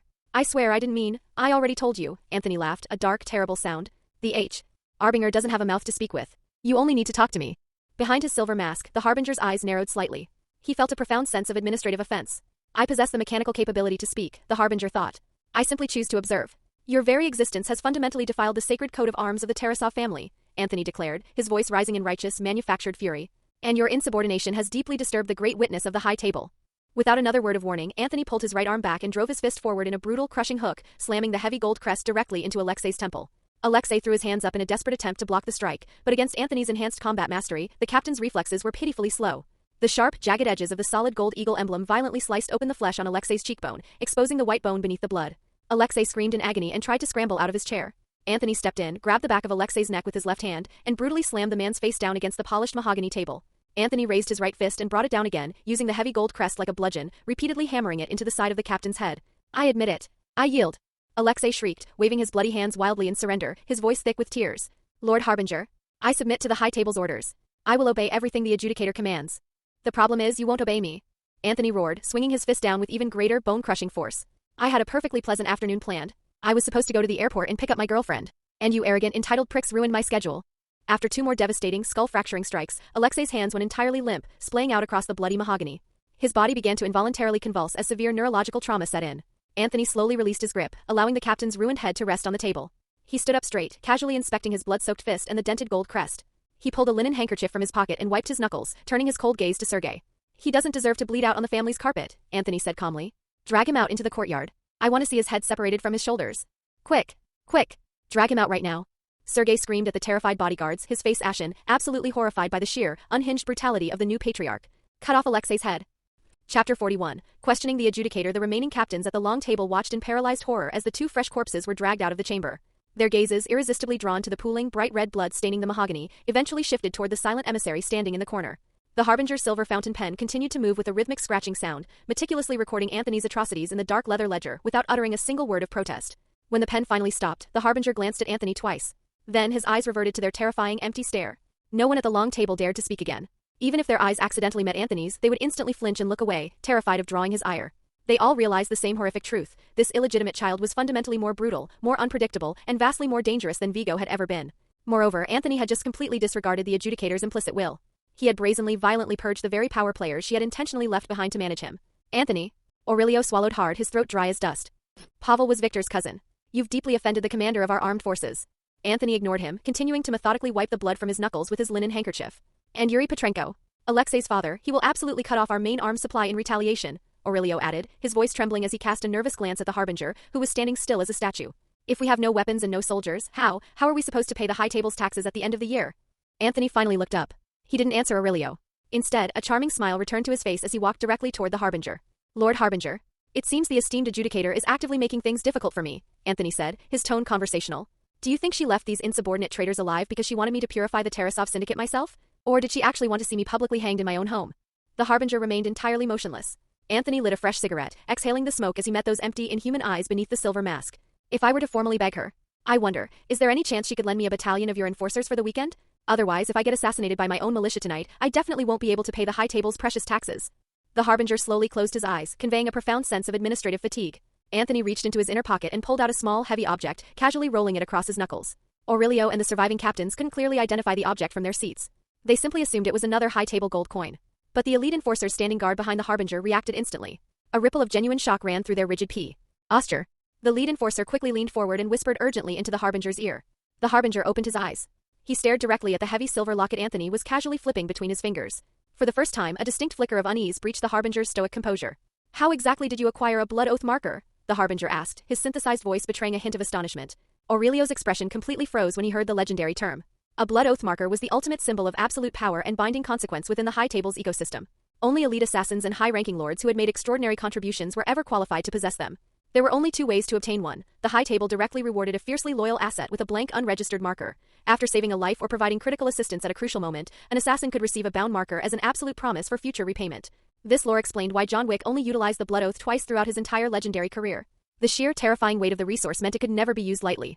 The high table possessed two absolute, unbreakable ironclad rules. No business may be conducted on continental hotel grounds. Every blood oath marker must be honored. The high table may forgive extreme violence, but it will never ever tolerate the invalidation of a contract. This doctrine proved that honoring a blood oath actually held a higher priority than almost anything else. It was the ultimate sacred link that maintained the hierarchical order of the global underworld. When the demands of a blood oath conflicted with other bureaucratic rules, the debtor was legally obligated to prioritize the contract. When the harbinger's eyes shifted down to look at the massive Malinois sitting quietly at Anthony's feet, his eyelid twitched involuntarily beneath the mask. He recognized the dog from the Continental security footage. He knew exactly whose marker Anthony was currently holding. He actually bound John Wick to his service. The harbinger slowly reached into his trench coat and withdrew a secure satellite phone. Just as his thumb moved to press the speed dial button, Anthony interrupted him. "Dear harbinger, if you are administratively hesitant to speak your mind, please allow me to speak for you." The harbinger paused. He finished dialing the number, handed the phone directly to Anthony, and returned his attention to his dark ledger. The call connected instantly. There was no greeting from the other end, only the faint hum of static. "Your Excellency Adjudicator," Anthony said. The mocking smile vanished from his face, replaced by an expression of cold, professional respect. "I have just executed two high-ranking captains with powerful backgrounds within the Tarasov Syndicate. If leaving them alive was your personal test of my capabilities, then I accept the challenge. I will personally annihilate the family's standing militia and sever the arms dealers myself," Anthony stated boldly. "However, if you were simply deceived by their apparent loyalty during your purge, then for the sake of the high table's dignity, I strongly believe the Enforcer Division owes me a formal explanation." "Harbinger," the adjudicator's emotionless, metallic voice crackled through the speaker. She completely ignored Anthony's rant, choosing to verify the harbinger's presence on the line. "The boy is conducting his business," the harbinger replied loudly, his synthesized voice echoing slightly in the room. After a long, tense moment of silence on the line, the adjudicator spoke directly to Anthony. Her voice was freezing. "You are not satisfied with the empire I handed you?" A cold smile crept back onto Anthony's face. "My lord adjudicator, I have a philosophical question for you. Is the Tarasov family's loyalty to the high table fundamentally based on absolute fear or profound respect?" Vigo Tarasov ruled this syndicate with pure, unadulterated fear. And what was the ultimate result? Total collapse the second a real threat appeared. Effective today, I am fundamentally rewriting the rules of the Tarasov Syndicate. I will not allow blind fear to cripple this family, nor will I be bound by their idiotic traditions. Anthony's voice hardened into steel. "The high table granted me this throne. But you did not grant it to me so I could sit here and act as an obedient puppet for greedy captains. You granted it to me so I could rebuild the Tarasovs into a weapon." The adjudicator remained utterly silent on the other end of the line. Anthony pressed his advantage. "I am absolutely loyal to the high table. Therefore, the men sitting in this room must be absolutely loyal to me.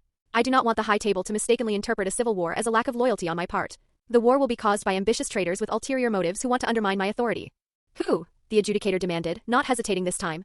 Anthony bowed his head slightly, playing the role of the devoted servant perfectly.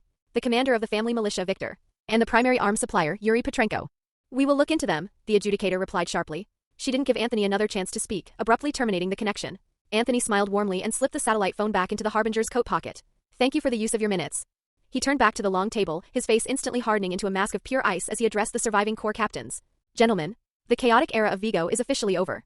We currently face only two choices. Choice 1, we continue to blindly indulge in Vigo's idiotic vendetta against the Baba Yaga until every last member of this syndicate is lying in a morgue.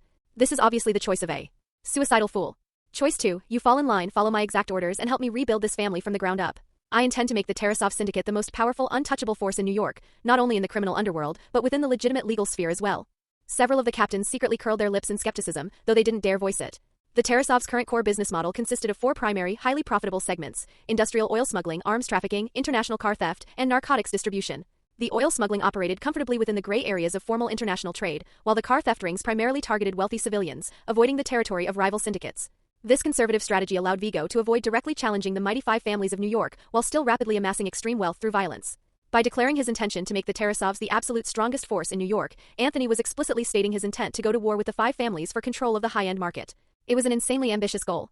Anthony seemed entirely oblivious to their disdainful looks. He turned away from the table, his voice returning to a normal, conversational tone as he addressed his terrified guide. "Sergei, take me down to the basement. I want to see my Uncle Abram." The air in the subterranean wine cellar was freezing and deeply damp, carrying the rich, earthy fragrance of aged oak barrels mingled with the distinct metallic scent of dried blood. Massive floor-to-ceiling wooden vats lined the stone walls like a legion of silent giants. The only illumination came from a few small, grated air vents high up near the ceiling, casting thin beams of pale light that caught the swirling dust particles in the air. Abram Tarasov lay strapped to a rusted iron cot in the center of the cellar. Both of his legs were brutally twisted at unnatural, agonizing angles, his shins heavily wrapped in blood-soaked bandages. His normally shrewd face was swollen and covered in deep purple bruises. This man, once widely respected for his brilliant tactical mind and diplomatic tact, now looked completely broken. His skin was ashen, his lips were cracked and bleeding, and his once meticulously styled gray hair was matted to his forehead with sweat. His eyes were cloudy with pain and fever, but they widened slightly, clearing as he focused on Anthony stepping into the light, followed by the ghostly, masked figure in the gray trench coat. "Anthony?" Abram's voice was a hoarse, trembling rasp, filled with sheer disbelief. Even though he hadn't seen his estranged nephew in several years, the familial resemblance, and the aura of sheer danger the boy now possessed, was unmistakable. "It's me, Uncle Abram," Anthony said softly, walking over and kneeling down beside the iron cot. "I had some administrative business to take care of upstairs. I'm sorry I'm late." Abram's breathing hitched, his chest rising and falling rapidly. A profound mixture of confusion, hope, and deep-seated wariness flashed through his feverish eyes. Are you the patriarch now?" Abram gasped. Anthony offered a gentle, reassuring smile. "The adjudicator personally selected my bloodline to lead the syndicate."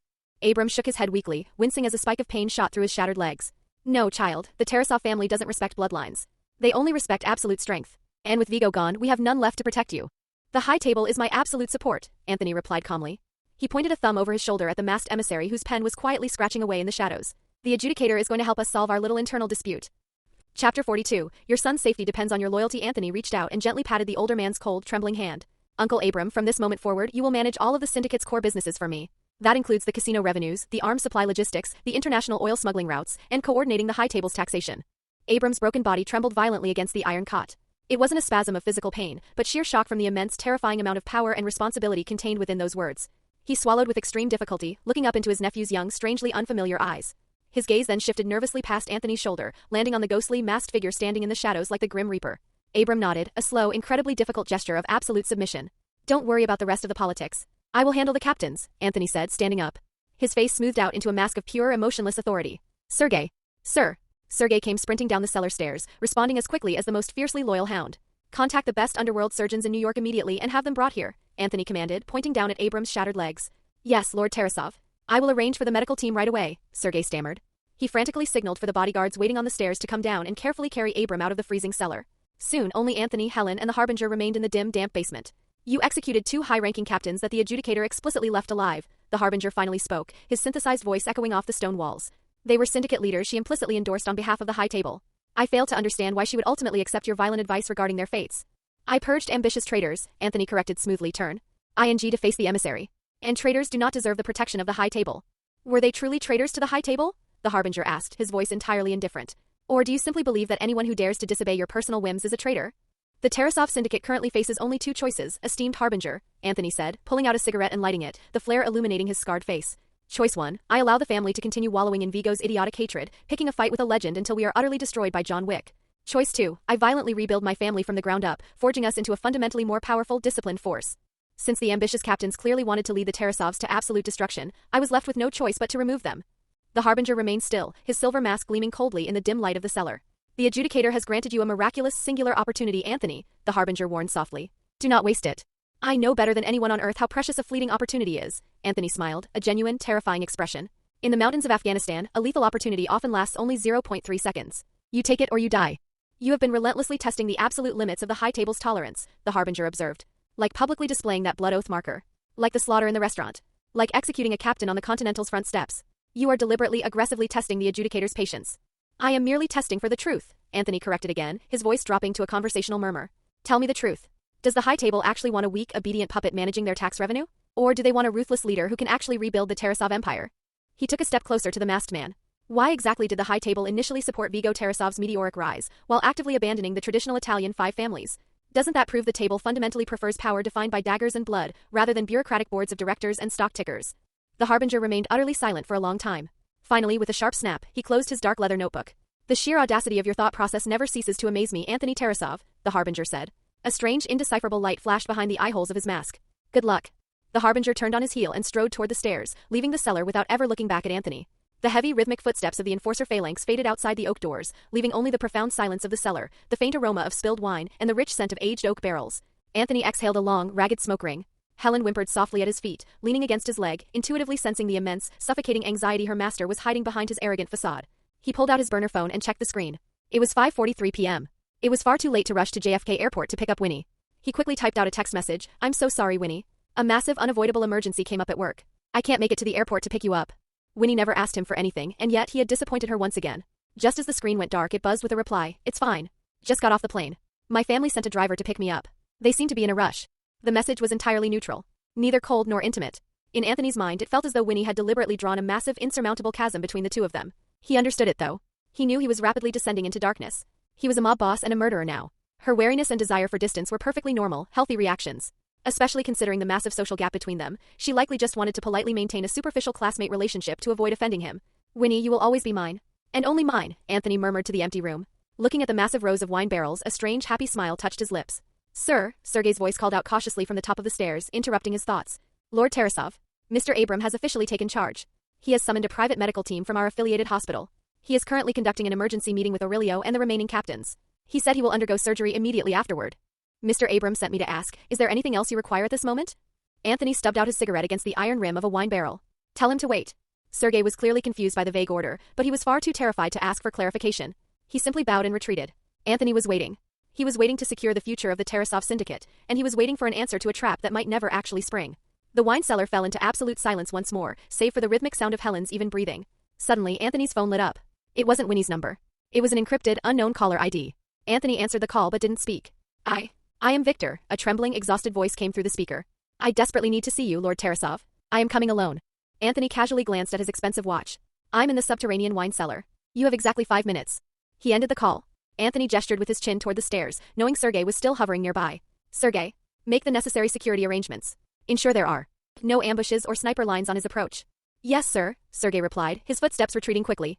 Anthony leaned comfortably against a massive oak barrel, closing his eyes to rest his mind. Helen curled up securely over his boots, her warm body pressing firmly against his calves. A few minutes later, the sound of heavy, irregular, dragging footsteps echoed down the stone stairs. Victor emerged into the dim light of the cellar. He was a hardened, graying veteran, but right now he looked like a corpse. His right arm hung at a grossly unnatural, dislocated angle from the elbow, and his tailored suit was heavily soaked in fresh blood. His face was the color of dirty parchment, and cold sweat plastered his graying hair to his temples. Lord Tarasov, Victor rasped, immediately dropping to his knees, his head bowed low in utter submission. Because of Pavel's sheer arrogant foolishness. I have come to beg for your forgiveness. Anthony didn't move from his relaxed position against the barrel. He didn't even open his eyes. Tell me the truth, Victor, Anthony said softly. Why exactly were you absent from today's summit? And why did you deliberately send your idiotic deputy Pavel to provoke me? I received an anonymous tip this morning that you were planning to totally purge the armed forces, Victor explained hoarsely, fighting through the pain of his shattered arm. Alexei Petrenko told me, he said that you were entirely unfit to take over the Tarasov Empire. So I hesitated to attend. And Pavel used that hesitation to threaten me. Oh? Pavel wanted to replace you as commander? Anthony sneered, finally opening his eyes. Did he have some kind of leverage over you? Or did Alexei promise him the promotion if he helped stage a coup? After a long, agonizing silence, Victor finally confessed. My son, he is currently studying in Moscow. Alexei used him as leverage to threaten me. How old is your boy? 19 years old. He is in his second year at the military academy, Victor replied, a profound, desperate hint of paternal tenderness flashing through his pained eyes. Pavel swore that if I didn't cooperate with Alexei's coup, he would order Yuri Petrenko's Russian contacts to attack my boy. Anthony pushed himself off the barrel, turning his back to the kneeling commander. Do you want to know why the adjudicator's enforcers didn't execute you in your sleep last night, Victor? Because I was once Vigo's most loyal, decorated warrior, Victor whispered. No. Because if you are truly loyal, you cannot be easily coerced, Anthony corrected sharply, spinning around, his eyes flashing with cold fury. I understand the primal instinct to protect your family, Victor. I really do. But the Tarasov Syndicate is not a fucking charity organization. Victor lowered his head until his forehead almost touched the stone floor. I understand completely, sir. I will accept whatever punishment you deem necessary. Punishment? Anthony chuckled darkly. What kind of theatrical punishment would satisfy you? Do you want me to amputate your other hand? Or perhaps you prefer I beat your skull in with a gold coin like I did to Alexei? Victor snapped his head up, sheer visceral terror flashing in his eyes, before quickly averting his gaze again. Stand up, Victor, Anthony commanded. Victor groaned, struggling to his feet, wincing violently as his dislocated arm shifted. Anthony reached into his pocket and handed the trembling commander a cigarette, even striking a match to light it for him. Listen to me very carefully, Victor. I am offering you exactly 2 options, Anthony said, his tone utterly devoid of emotion. Option 1, you formally retire today. You move down to Florida or anywhere else on the planet you'd like to go. The Tarasov Syndicate will pay out your full pension, guaranteeing you can live comfortably and safely for the rest of your life. Victor violently shook his head. I will never abandon the Tarasov Bratva, sir. I swore a blood oath to. Then we will proceed with option 2, Anthony interrupted smoothly, raising a hand to silence him. Your 19-year-old son will be immediately recalled from Moscow. He will assume the official title of Commander of the Armed Forces, reporting directly to my uncle Abram. You will remain by his side as his senior tactical advisor. You will personally teach him the absolute definition of the word loyalty, until he is fully capable of running the army independently. Victor stared at Anthony, a chaotic storm of absolute despair, sheer terror and trapped anger swirling in his eyes. Lord Tarasov, please, he is only 19 years old. Anthony stared back, his face a mask of stone. Yes, exactly as you thought. Your son's absolute safety now depends entirely on your absolute loyalty to me, Anthony said, his voice dropping to a lethal whisper. This is a hostage negotiation, Victor. Not a favor. More importantly, the Tarasov army desperately needs fresh, hungry blood. Not the stagnation, numbness and treacherous ambition that you and Pavel allowed to fester. Victor remained frozen in silence for a full, agonizing minute. Helen paced slowly around Anthony's boots, issuing a low, warning growl at the bleeding man. Finally, Victor swallowed his pride and his fear. He gave a sharp, emphatic nod. Yes, sir. I understand, Lord Tarasov. Excellent, Anthony smiled warmly, reaching out to pat Victor's uninjured shoulder. Now go upstairs and get your arm reset. Sergei has already arranged for a world-class surgeon. Victor turned heavily to leave, but paused at the bottom of the stairs. Sir, what about Yuri Petrenko? He still controls the arms supply. Do not concern yourself with Yuri, Anthony replied, his eyes turning to absolute ice. The High Tables Enforcer Division is currently handling him. I assure you, those who actively betray the Tarasov Syndicate will not meet a pleasant end. Victor bowed deeply, a shiver running down his spine as he realized Anthony had somehow weaponized the High Table against his own captains. He turned and limped up the stairs. Chapter 43, Don't thank me too soon, I might mess things up. Anthony watched Victor's bleeding, broken figure disappear up the stone stairs. He finally let out a long, shuddering sigh of relief, dropping his cold, terrifying mob boss persona for just a moment. Stepping out of the subterranean cellar, Anthony saw Abram sitting in a wheelchair, weakly giving instructions to the remaining captains waiting outside the main conference room. Anthony walked over, casually gestured for the captains to give them privacy, and then leaned down to whisper something directly into Abram's ear. A strange, incredulous light flashed in the older man's cloudy eyes. He stared at his nephew for a long moment, then gave a firm, understanding nod. By the time Anthony returned to the city, Manhattan was already brightly lit for the night. The neon signs from the storefronts illuminated his scarred face as he drove the armored Pathfinder down the busy avenues. He was just trying to find a quiet place to grab a steak when his personal phone buzzed. It was Winnie. I'm currently at the corner of 52nd Street and 5th Avenue, right near the Plaza Hotel, Winnie said quickly. Get here as fast as you can. And please bring a smile and a lot of patience. When Anthony finally pulled up to the plaza, he saw Winnie pacing back and forth on the sidewalk. She looked highly anxious, a stark contrast to her usual composed, aristocratic demeanor. He handed the keys of the Pathfinder over to a very intimidated valet and walked toward her.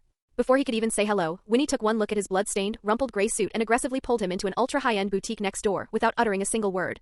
Anthony obediently kept his mouth shut, deciding to just go with the flow and let her do whatever she wanted. Winnie marched directly up to the head tailor and pointed to a display mannequin. A navy blue worsted wool suit. The entire set. Now, the shop assistant's eyes lit up with dollar signs. She smiled brilliantly. Right away, Miss Pritzker. Please wait just one moment. A few minutes later, several assistants hurried over carrying velvet trays laden with clothing. Anthony genuinely gasped when he saw the haul. A flawless, bespoke navy suit. A solid color, incredibly soft cashmere turtleneck sweater. Handcrafted Italian leather Oxfords. A Vacheron Constantine dress watch to borrow for the evening. Even a silk pocket square folded into a perfect, razor-sharp line. The shop assistants wore faint, knowing smiles, their gazes darting between Winnie and Anthony with a distinct hint of romantic ambiguity. The overwhelming pampering made even a hardened combat veteran like Anthony feel genuinely uneasy. Aside from his mother when he was a child, absolutely no one had ever bought him clothing like this. It didn't matter how expensive it was, the simple, undeniable meaning behind the gesture was what truly hit him. Go change into your clothes, Winnie urged him with a small, genuine smile, noticing his scarred face was slightly flushed. We're going to be late. The shop assistant guided Anthony toward the luxurious fitting rooms. Before stepping inside, he glanced back over his shoulder at Winnie. She gave him a cheerful, highly uncharacteristic wink. It was a subtle, flirty gesture that the ice-cold Winnie Pritzker had never made before. Anthony's heart instantly started racing like a jackhammer. Oh no. She definitely has ulterior motives towards me tonight. But then Anthony remembered the sheer, uncharacteristic anxiety she had displayed outside the hotel, and a sudden pang of dread hit him. Wait. Anthony muttered to himself as he pulled the cashmere sweater over his head. She's not about to introduce me to her parents, is she? A few minutes later, Anthony stepped out of the fitting room, still grumbling under his breath about the tight fit of the jacket across his broad shoulders. Miss Pritzker, you have absolutely phenomenal taste, the head tailor gushed. Your boyfriend looks incredibly dashing in this cut. Thank you, Winnie said softly. She looked Anthony up and down, her expression pausing for a fraction of a second as she took in how genuinely handsome and imposing he looked in the bespoke tailoring. Her smile remained politely reserved. Anthony took the heavy shopping bag containing his blood-stained mob suit from the assistant and formally offered his arm to Winnie. Winnie hesitated for a brief moment, then gently slipped her hand into the crook of his arm. Is something wrong? Anthony asked nervously as they walked out of the boutique and into the cool night air. It's not too late to tell me I'm walking into a trap, you know. Winnie could feel the hard, coiled muscle of his arm trembling very slightly beneath the fine wool. She suppressed a mischievous urge to tease him. My family practically ordered me to attend a high-society blind date tonight at the plaza, Winnie confessed. Anthony instantly understood the entire setup. A wave of profound disappointment washed over him. Wow. That is so incredibly cliché. Anthony groaned. Let me guess, you want me to play the role of your fake boyfriend tonight to scare off the wealthy suitors? Winnie leveled a fierce glare at him. You are going to do me this favor, Anthony. Or I swear to God I will cancel your unlimited credit card right now. Furthermore, Winnie added, her amber eyes narrowing threateningly, I also know for a fact that you gave false testimony to the NYPD regarding your whereabouts during a certain pharmaceutical executive's death. Anthony chuckled, entirely unbothered by her weak attempt at blackmail. So you're threatening to AG me down with you if I don't play along? That's exactly how it is, Winnie said. A deep, hidden hint of genuine worry flashed in Winnie's eyes, but she desperately tried to mask it so Anthony wouldn't see. She didn't dare tell Anthony the terrifying truth. Blake, the pharmaceutical CFO, had been brutally executed the night before, and the entire Pritzker family empire was currently in a state of absolute paranoid chaos. The family had no idea who was targeting their pharmaceutical assets. Winnie pictured her father, Tristan Pritzker, and his perpetually calculating, ruthless face. He was actively waiting for her to make a single fatal mistake. He was waiting for an excuse to aggressively dismantle her hotel empire and divide the highly profitable assets among her greedy relatives, particularly her ambitious older brother Enrico. Tonight's blind date was likely a political trap designed by her father to force her into a disadvantageous corporate marriage. As they walked toward the grand, gilded entrance of the Plaza Hotel, Anthony suddenly spoke up. Winnie, do you actually know who I am now? Do you know what I've become over the last 48 hours? Winnie tightened her grip on his arm and lowered her voice to a whisper. All I know is that you are my oldest high school classmate. And right now, you are the only person in this entire city that I actually trust. The rare, profound vulnerability shining in Winnie's eyes struck Anthony right in the heart. All right, Anthony sighed, his demeanor shifting from nervous to totally focused. What are my operational parameters? Winnie breathed a sigh of relief, a flash of deep gratitude warming her features. It's relatively simple. We just pretend we're on a serious date. Stay physically intimate, but don't overdo it and make it look trashy. No matter who asks you a question, just tell them we've known each other since high school and recently reconnected in the city. Do not mention your military service in Afghanistan. Do not mention the Tarasov Syndicate. Just talk warmly about our high school days. That sounds overly complicated, Anthony said, shifting his arm so he could securely hold her hand instead. But lying to wealthy people is basically my core competency. As long as I don't have to physically slap someone across the face, I think we'll be fine. Winnie nodded, though a deep unease still lingered in her gaze. Be careful, Anthony. My family might aggressively test you. Let them try, Anthony chuckled, a hint of his mob boss arrogance bleeding through. Trust me, Winnie. I've survived much tougher interrogations than this. As they stepped into the grand lobby and approached the private elevators, Winnie took a deep, steadying breath. Are you ready? Always, Anthony replied. They stepped into the opulent, mirrored elevator. As the gold door slid shut, Winnie briefly rested her head against his shoulder. Thank you, Anthony, she whispered. Don't thank me too soon, Anthony replied dryly, watching the floor numbers rapidly tick upward. There is a highly statistical probability that I am going to drastically mess this up for you. No, you won't, Winnie said, looking up at him. Her amber eyes flashed with an incredibly complex emotion that Anthony's tactical mind completely failed to decipher. Aside from your terrible academic grades, you have never once let me down, Anthony. Hearing such profound, genuine praise from her made Anthony's heart ache with a strange, heavy guilt regarding his dark, violent secrets. Massive crystal chandeliers cascaded from the ceiling like a waterfall of frozen stars, bathing the entire ballroom in a blinding golden splendor. Immaculately dressed waiters carrying silver trays of vintage champagne navigated gracefully through the sea of silk gowns and bespoke tuxedos. The soft murmur of hushed whispers, the delicate clinking of crystal flutes, and the crisp rhythmic sound of designer high heels clicking against the polished marble floor created the unmistakable, suffocating background music of New York high society. This was the grand ballroom on the top floor of the Plaza Hotel. It was an exclusive sanctuary for the elite, a world of generational wealth and power that ordinary civilians could scarcely comprehend. While Winnie had slipped into a private suite to change into her formal evening wear, Anthony had been left leaning casually against a marble pillar near the entrance, waiting in profound boredom. It is so incredibly annoying that you aren't allowed to smoke in this godforsaken palace, Anthony grumbled internally. When Winnie finally emerged, Anthony's breath hitched. She was wearing a stunning, minimalist dark green velvet gown. The sleek cut perfectly accentuated her elegant curves without being overly revealing. Her posture highlighted the graceful, swan-like curve of her neck and shoulders. Her chestnut gold hair had been swept up into a sophisticated high bun, with a few loose curled strands framing her face, making her sharp, amber eyes appear even deeper and more calculating. Heavy emerald earrings dangled from her lobes, swaying gently with every confident step she took. Anthony was genuinely floored. Why do women dress like they are literally going to war for these kinds of social events? Have you seen enough?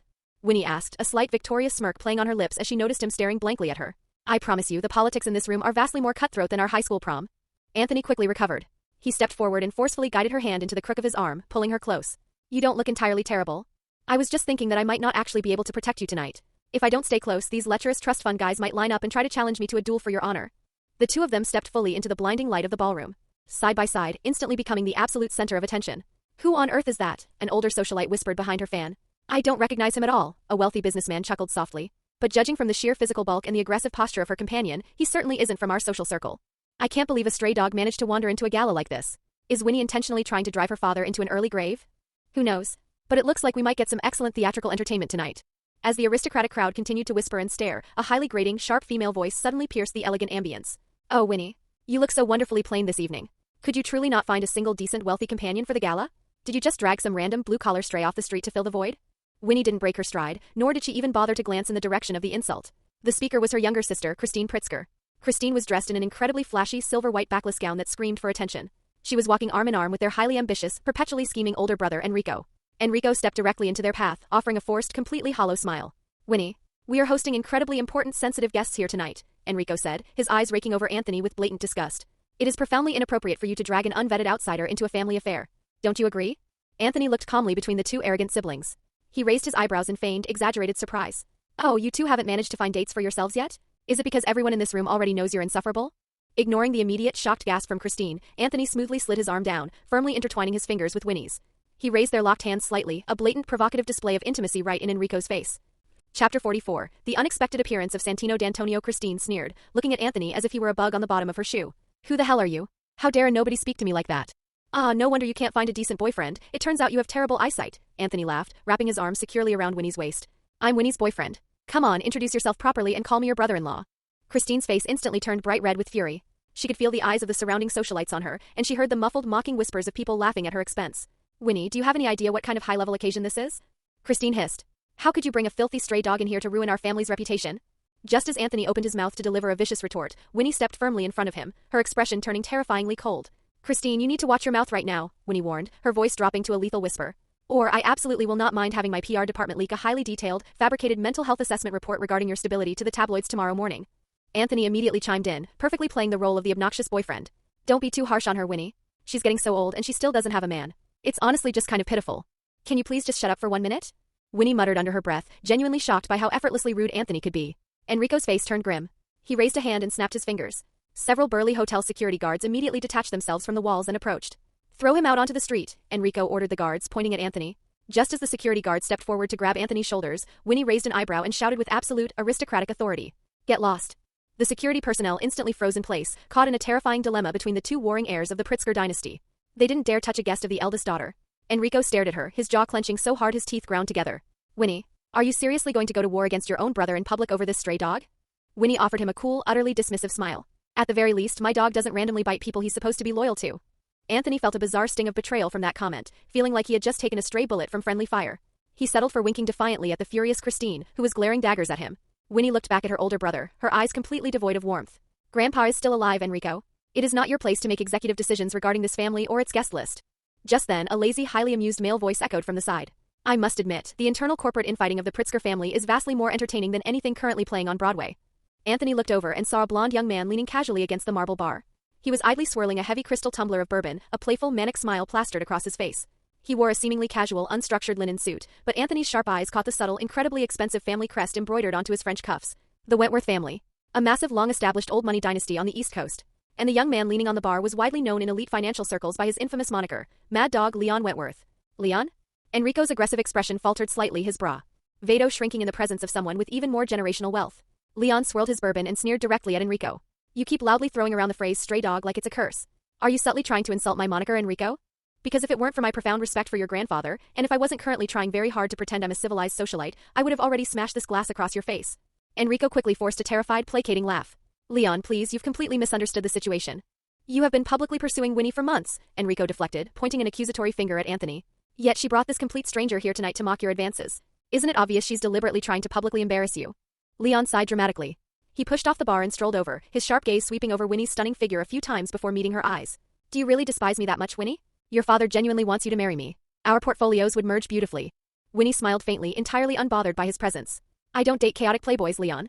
And your financial nickname is literally Mad Dog. It's a bad brand alignment for my hotels." Leon didn't seem angry in the slightest. He turned his attention to Anthony, looking him up and down. "To be completely honest with you, pal, you aren't nearly good enough for Winnie. But I genuinely like your arrogant personality." He extended a manicured hand. "Leon Wentworth." "Anthony Tarasov," Anthony replied smoothly, taking the man's hand in a firm grip. Leon's playful gaze suddenly sharpened significantly.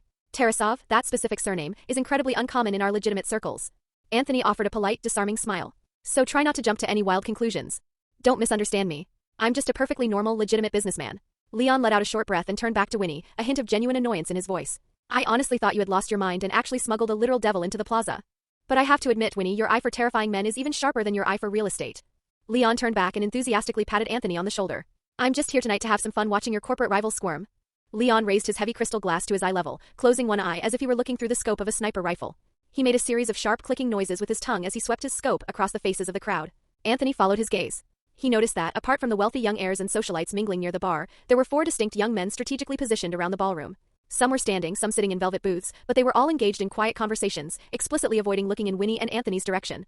Before Anthony had even stepped out of the elevator, his compensatory perception had automatically deconstructed the layout of the grand ballroom, establishing tactical sightlines and mentally modeling the behavior of every single person present.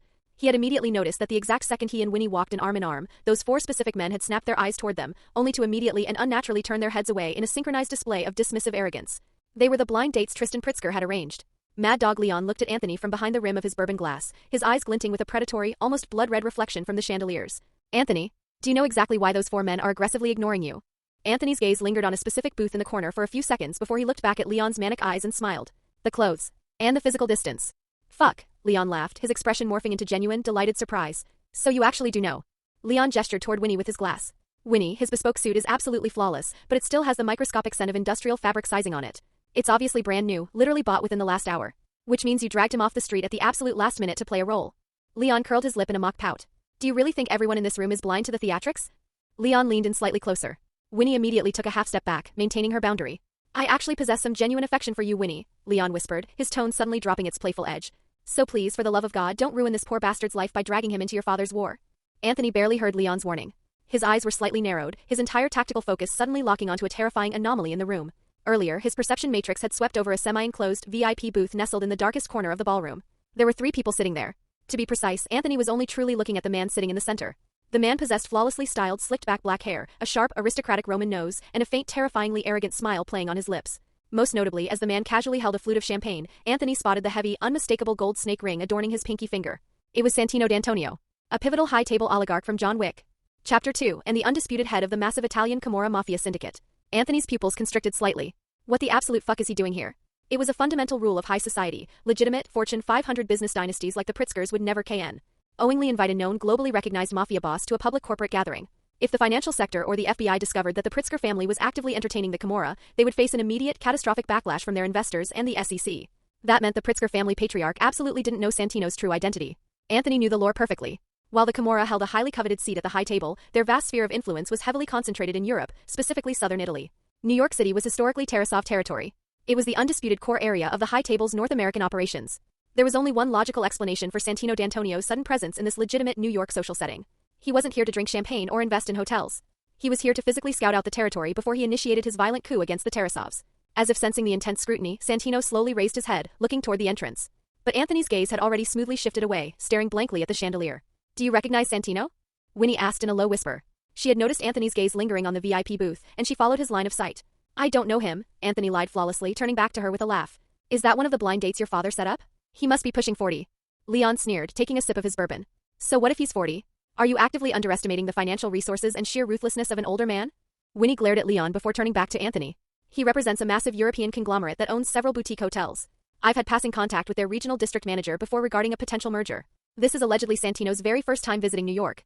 Anthony turned to Leon. Are you familiar with his family's portfolio? Leon shook his head, a hint of suspicion in his eyes.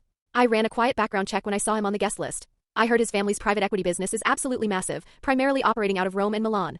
Leon's gaze swept over the Italian before he pursed his lips in distaste. But honestly, he feels off. Maybe he's just another slick European imposter trying to squeeze his way into American high society. Crazy Leon, you need to watch your words before you insult an investor, Winnie chastised him sharply. You stay here and entertain Anthony. I'm going to go over to the booth and formally say hello to maintain appearances. After Winnie gracefully walked away, Leon smoothly plucked 2 fresh glasses of champagne from a passing waiter's tray and handed one to Anthony. So what's your actual deal? Leon asked, squinting suspiciously at Anthony. Are you a hired corporate caregiver? An escort? A surrogate lover? How much is she paying you an hour for this performance? Anthony perfectly understood the insult. Leon assumed he was a cheap gigolo. We are classmates, Anthony replied coldly. He didn't pay the insult any real attention. His mind was racing with the geopolitical implications of Santino's presence, and he wasn't in the mood to banter with a trust fund kid. As if the universe wanted to confirm Anthony's darkest tactical theories, Santino suddenly stood up from his booth. He ignored Winnie entirely and began walking directly toward the bar. Santino's footsteps were relaxed, perfectly measured and undeniably elegant. He moved through the crowd exactly like a lion casually surveying a new hunting ground. He stopped directly in front of Anthony. He didn't bother to introduce himself. He simply gestured with his chin toward where Winnie was standing, his dark eyes locking onto Anthony's face. Give up the girl and walk away, Santino commanded, his Italian accent thick and dripping with absolute authority. And exactly who do you think you are? Anthony asked, taking a slow, defiant sip of his champagne. Do you honestly think you can order me around just because you're older than me? Leon burst into genuine, delighted laughter, slapping Anthony hard on the back. You know what, Anthony? I've officially decided I want to be your friend. Chapter 45, I don't want John to die before me. Give up what exactly? Anthony set his champagne flute down on a passing waiter's tray, a playful, highly aggravating smile pulling at his lips. Give up my exclusive right to make Winnie laugh so happily tonight? Leon nearly choked on his expensive bourbon. He coughed, then burst into genuine, barking laughter, slapping Anthony hard on the shoulder. Holy shit, man. You've got some serious nerve talking to a whale like that. Santino's pupils contracted slightly, but his face maintained that flawless, condescending smile typical of European high society. Young man, you clearly failed to grasp the gravity of this situation, Santino drawled, his deep voice heavily accented with aristocratic Italian. His tone sounded exceptionally elegant, yet it carried a lethal, barely concealed threat. Miss Winnie deserves vastly better than a temporary playmate. There are certain high-stakes games in this world that nobodies like you are simply not equipped to participate in. Anthony took a deliberate half-step forward, violating Santino's personal space. He looked the Italian boss dead in the eye, fully utilizing his slight height advantage. What's the matter? Have you forgotten the basic rules of fair competition as you've gotten older? Or perhaps... Anthony slowly swirled his fresh glass of champagne, his eyes turning lazy and predatory. You're just so used to having your heavily armed lapdogs solve all your problems for you, you've completely forgotten how to actually use your brain. Santino's eyes instantly turned to freezing ice. But he quickly regained his composure. He leaned forward slightly, lowering his voice to a dangerous hum. You possess an extraordinary amount of misplaced guts. But unfortunately for you, loudmouths like that usually end up in terrible, highly unidentifiable situations. The two heavily suited bodyguards standing directly behind Santino instinctively took a synchronized step forward, their hands drifting toward their waistbands. But Santino raised a single manicured finger to stop them. Anthony's eyes flicked to the bodyguards. He instantly recognized the woman on the right. It was Ares, the incredibly skilled mute assassin who served as Santino's primary enforcer. Really? Anthony took a slow, mocking sip of his drink, his eyes perfectly calm. If having guts gets you killed, then how on earth are you still breathing in your late 30s? Leon lost his battle for composure and genuinely spat a mist of bourbon into the air. Holy shit. The absolute disrespect. Santino's knuckles turned stark white as he gripped his champagne flute in a death grip. The vein in his temple throbbed violently. He had never, in his entire pampered aristocratic life, been spoken to with such blatant suicidal disrespect. Especially not by an unknown American nobody. Easy now, boys, Leon chuckled, smoothly stepping between the two men to act as a physical buffer.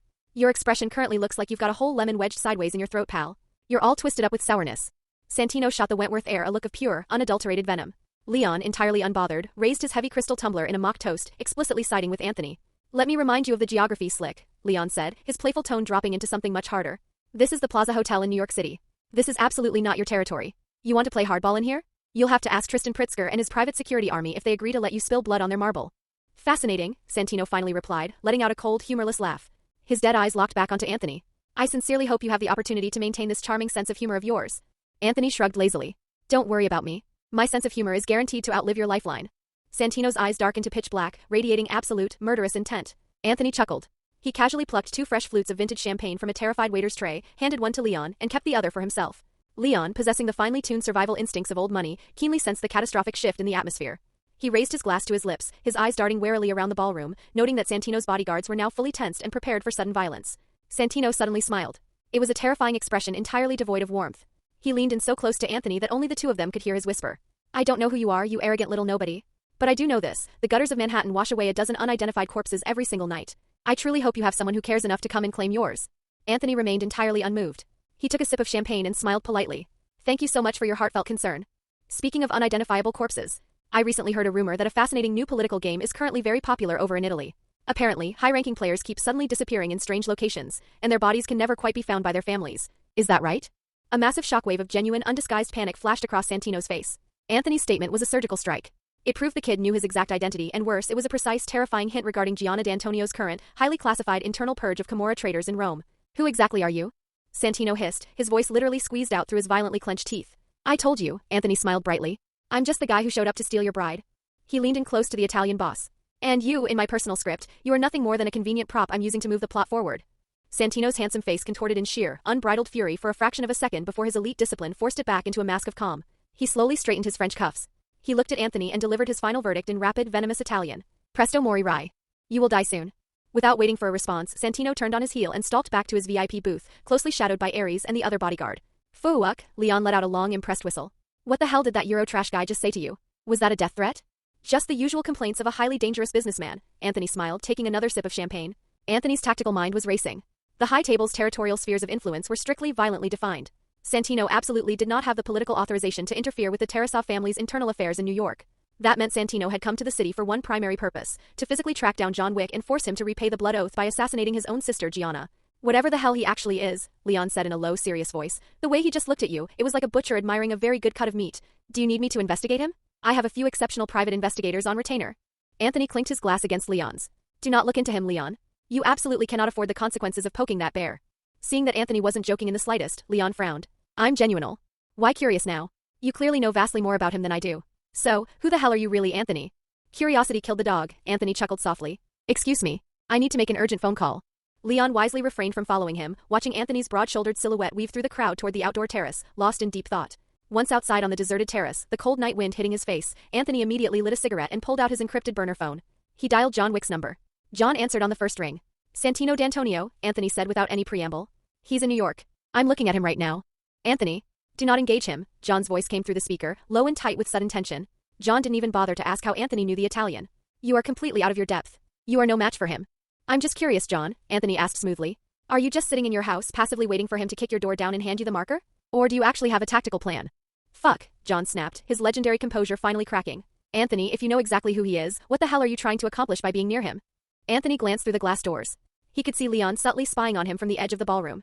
He laughed softly into the phone. I want to change the plot. Anthony, you are actively asking to be killed. John growled. Suddenly, Marcus's gravelly voice came through the line. The sniper had taken the phone from John. What exactly do you want to do, kid? Marcus, are you fucking crazy? John's muffled shout could be heard in the background. Do you have any idea what you're encouraging? Anthony entirely ignored John's background protests and spoke directly to Marcus. Marcus, if Santino officially corners John and physically presents the blood oath marker first, John is completely trapped by the rules. He'll have absolutely no way out, and the high table will execute him later regardless of his compliance. But if I am the one who officially calls in my blood oath first, then the three of us are legally bound together, and we are all trapped in a war against the table. Which horrific scenario do you choose? Marcus let out a dark, raspy laugh. Like you said, Anthony, John is just a stubborn blockhead. He has no mind for politics. Frankly, I'm terrified the idiot is going to die before I do. Excellent. Then let's officially share the burden of this war between the three of us. Anthony laughed. But honestly, I have a much better temporary solution. I'm listening. Tell John to immediately leave the country. He needs to travel the world. As long as Santino cannot physically locate him to hand over the physical marker, John is not legally obligated to perform the assassination. That is actually a brilliant stall tactic, Marcus agreed, the relief evident in his voice. Since John technically hasn't been informed that Santino is in New York yet, he isn't legally fleeing from a contract. Let that arrogant Italian bastard waste his time flying all over the globe trying to track a ghost. Anthony thought for a moment, finalizing the strategy. Tell John to head to Europe. Have him get close to the Bowery King's intelligence network over there. And if he finds the time, he should probably pay Gianna D'Antonio a visit in Rome and quietly warn her about her brother's ambitions. Understood, Marcus smiled. John won't be using this specific phone for a while. Call me directly if you need tactical assistance. John's voice returned to the line, sounding deeply cynical. Do you honestly think Santino is powerless just because I leave the country? He's vindictive. He'll immediately start hunting down Marcus. He'll start hunting down you. John, please, Anthony said casually, exhaling a cloud of smoke into the New York skyline. I'm currently on a very nice date with my beautiful girlfriend. I frankly don't have the time or the energy to play mafia games with him right now. Just pack your bags, get out of New York tonight, and buy me at least 1 week of breathing room. Fuck me, so that's what this is really about? Marcus laughed loudly into the receiver. I honestly thought you were proposing this just to save John's life. You just want a vacation. A good boss knows how to perfectly balance his illicit empire and his love life without getting overly stressed, Anthony laughed. I need to go. Santino is undoubtedly having his people run a deep background check on me right now. They'll probably trace my face and report it to Winston by midnight. I know, Marcus said. He hung up the phone. Chapter 46, The Filth of the Wealthy Always Smells Foul. Anthony knew the brutal lore of the timeline perfectly. Whether John eventually accepted Santino's blood oath and assassinated Gianna, or whether John and Marcus decided to just shoot Santino in the face immediately, the end result would be the exact same. It would attract the absolute terrifying wrath and endless pursuit of the Italian Camorra Mafia. Even if John managed to successfully persuade Gianna D'Antonio to abdicate peacefully and disappear, the high table's bureaucratic machinery would still eventually find a legal loophole to take action against him. Anthony rubbed his temples, a headache forming behind his eyes. Don't steal his car and absolutely under no circumstances kill his dog. But honestly, the cruelest thing you can possibly do to John Wick is destroy his memories of his wife. ISF had been hunted down and slaughtered for killing the dog. Santino had been hunted down and executed in the Continental for blowing up John's house and destroying his wife's mementos. If Santino can't physically locate John, he probably won't resort to blowing up his house out of spite. Anthony sighed internally. Just to be safe, Anthony quickly pulled out his burner phone and sent a highly encrypted text message to Marcus. Santino might try to blow up John's house to draw him out. Tell John to pack up all his important photos and his wife's belongings immediately before he skips town. In the original timeline, Anthony had failed to save John's dog. This time, he was absolutely determined not to let the man's precious memories be erased by a rocket launcher. Since John was actively leaving the country and going off the grid, there was no need for Anthony to actively pressure him anymore. The Baba Yaga was in the wind. Anthony. Winnie hurried over to the terrace doors, pulling him out of his tactical reverie. She looked incredibly nervous. My father just arrived. He wants to see you immediately. Please, Anthony, do not act rashly. Speak politely and respectfully. As soon as she finished speaking, the wealthy crowd in the ballroom parted like the Red Sea. A tall, highly imposing man in his late 50s walked slowly and deliberately toward them. Tristan Pritzker, the ruthless president of the Pritzker Group and Winnie's father. He was wearing an impeccably tailored, custom-made Armani tuxedo. The graying hair at his temples was meticulously trimmed to project an aura of distinguished, seasoned authority. Directly behind him, Enrico and Christine followed closely like two gloating, predatory vultures waiting to pick over the scraps. Tristan's cold gaze fell entirely on Anthony. His scrutiny and absolute contempt were undisguised. He looked Anthony up and down. Winnie informed me that you were her high school classmate.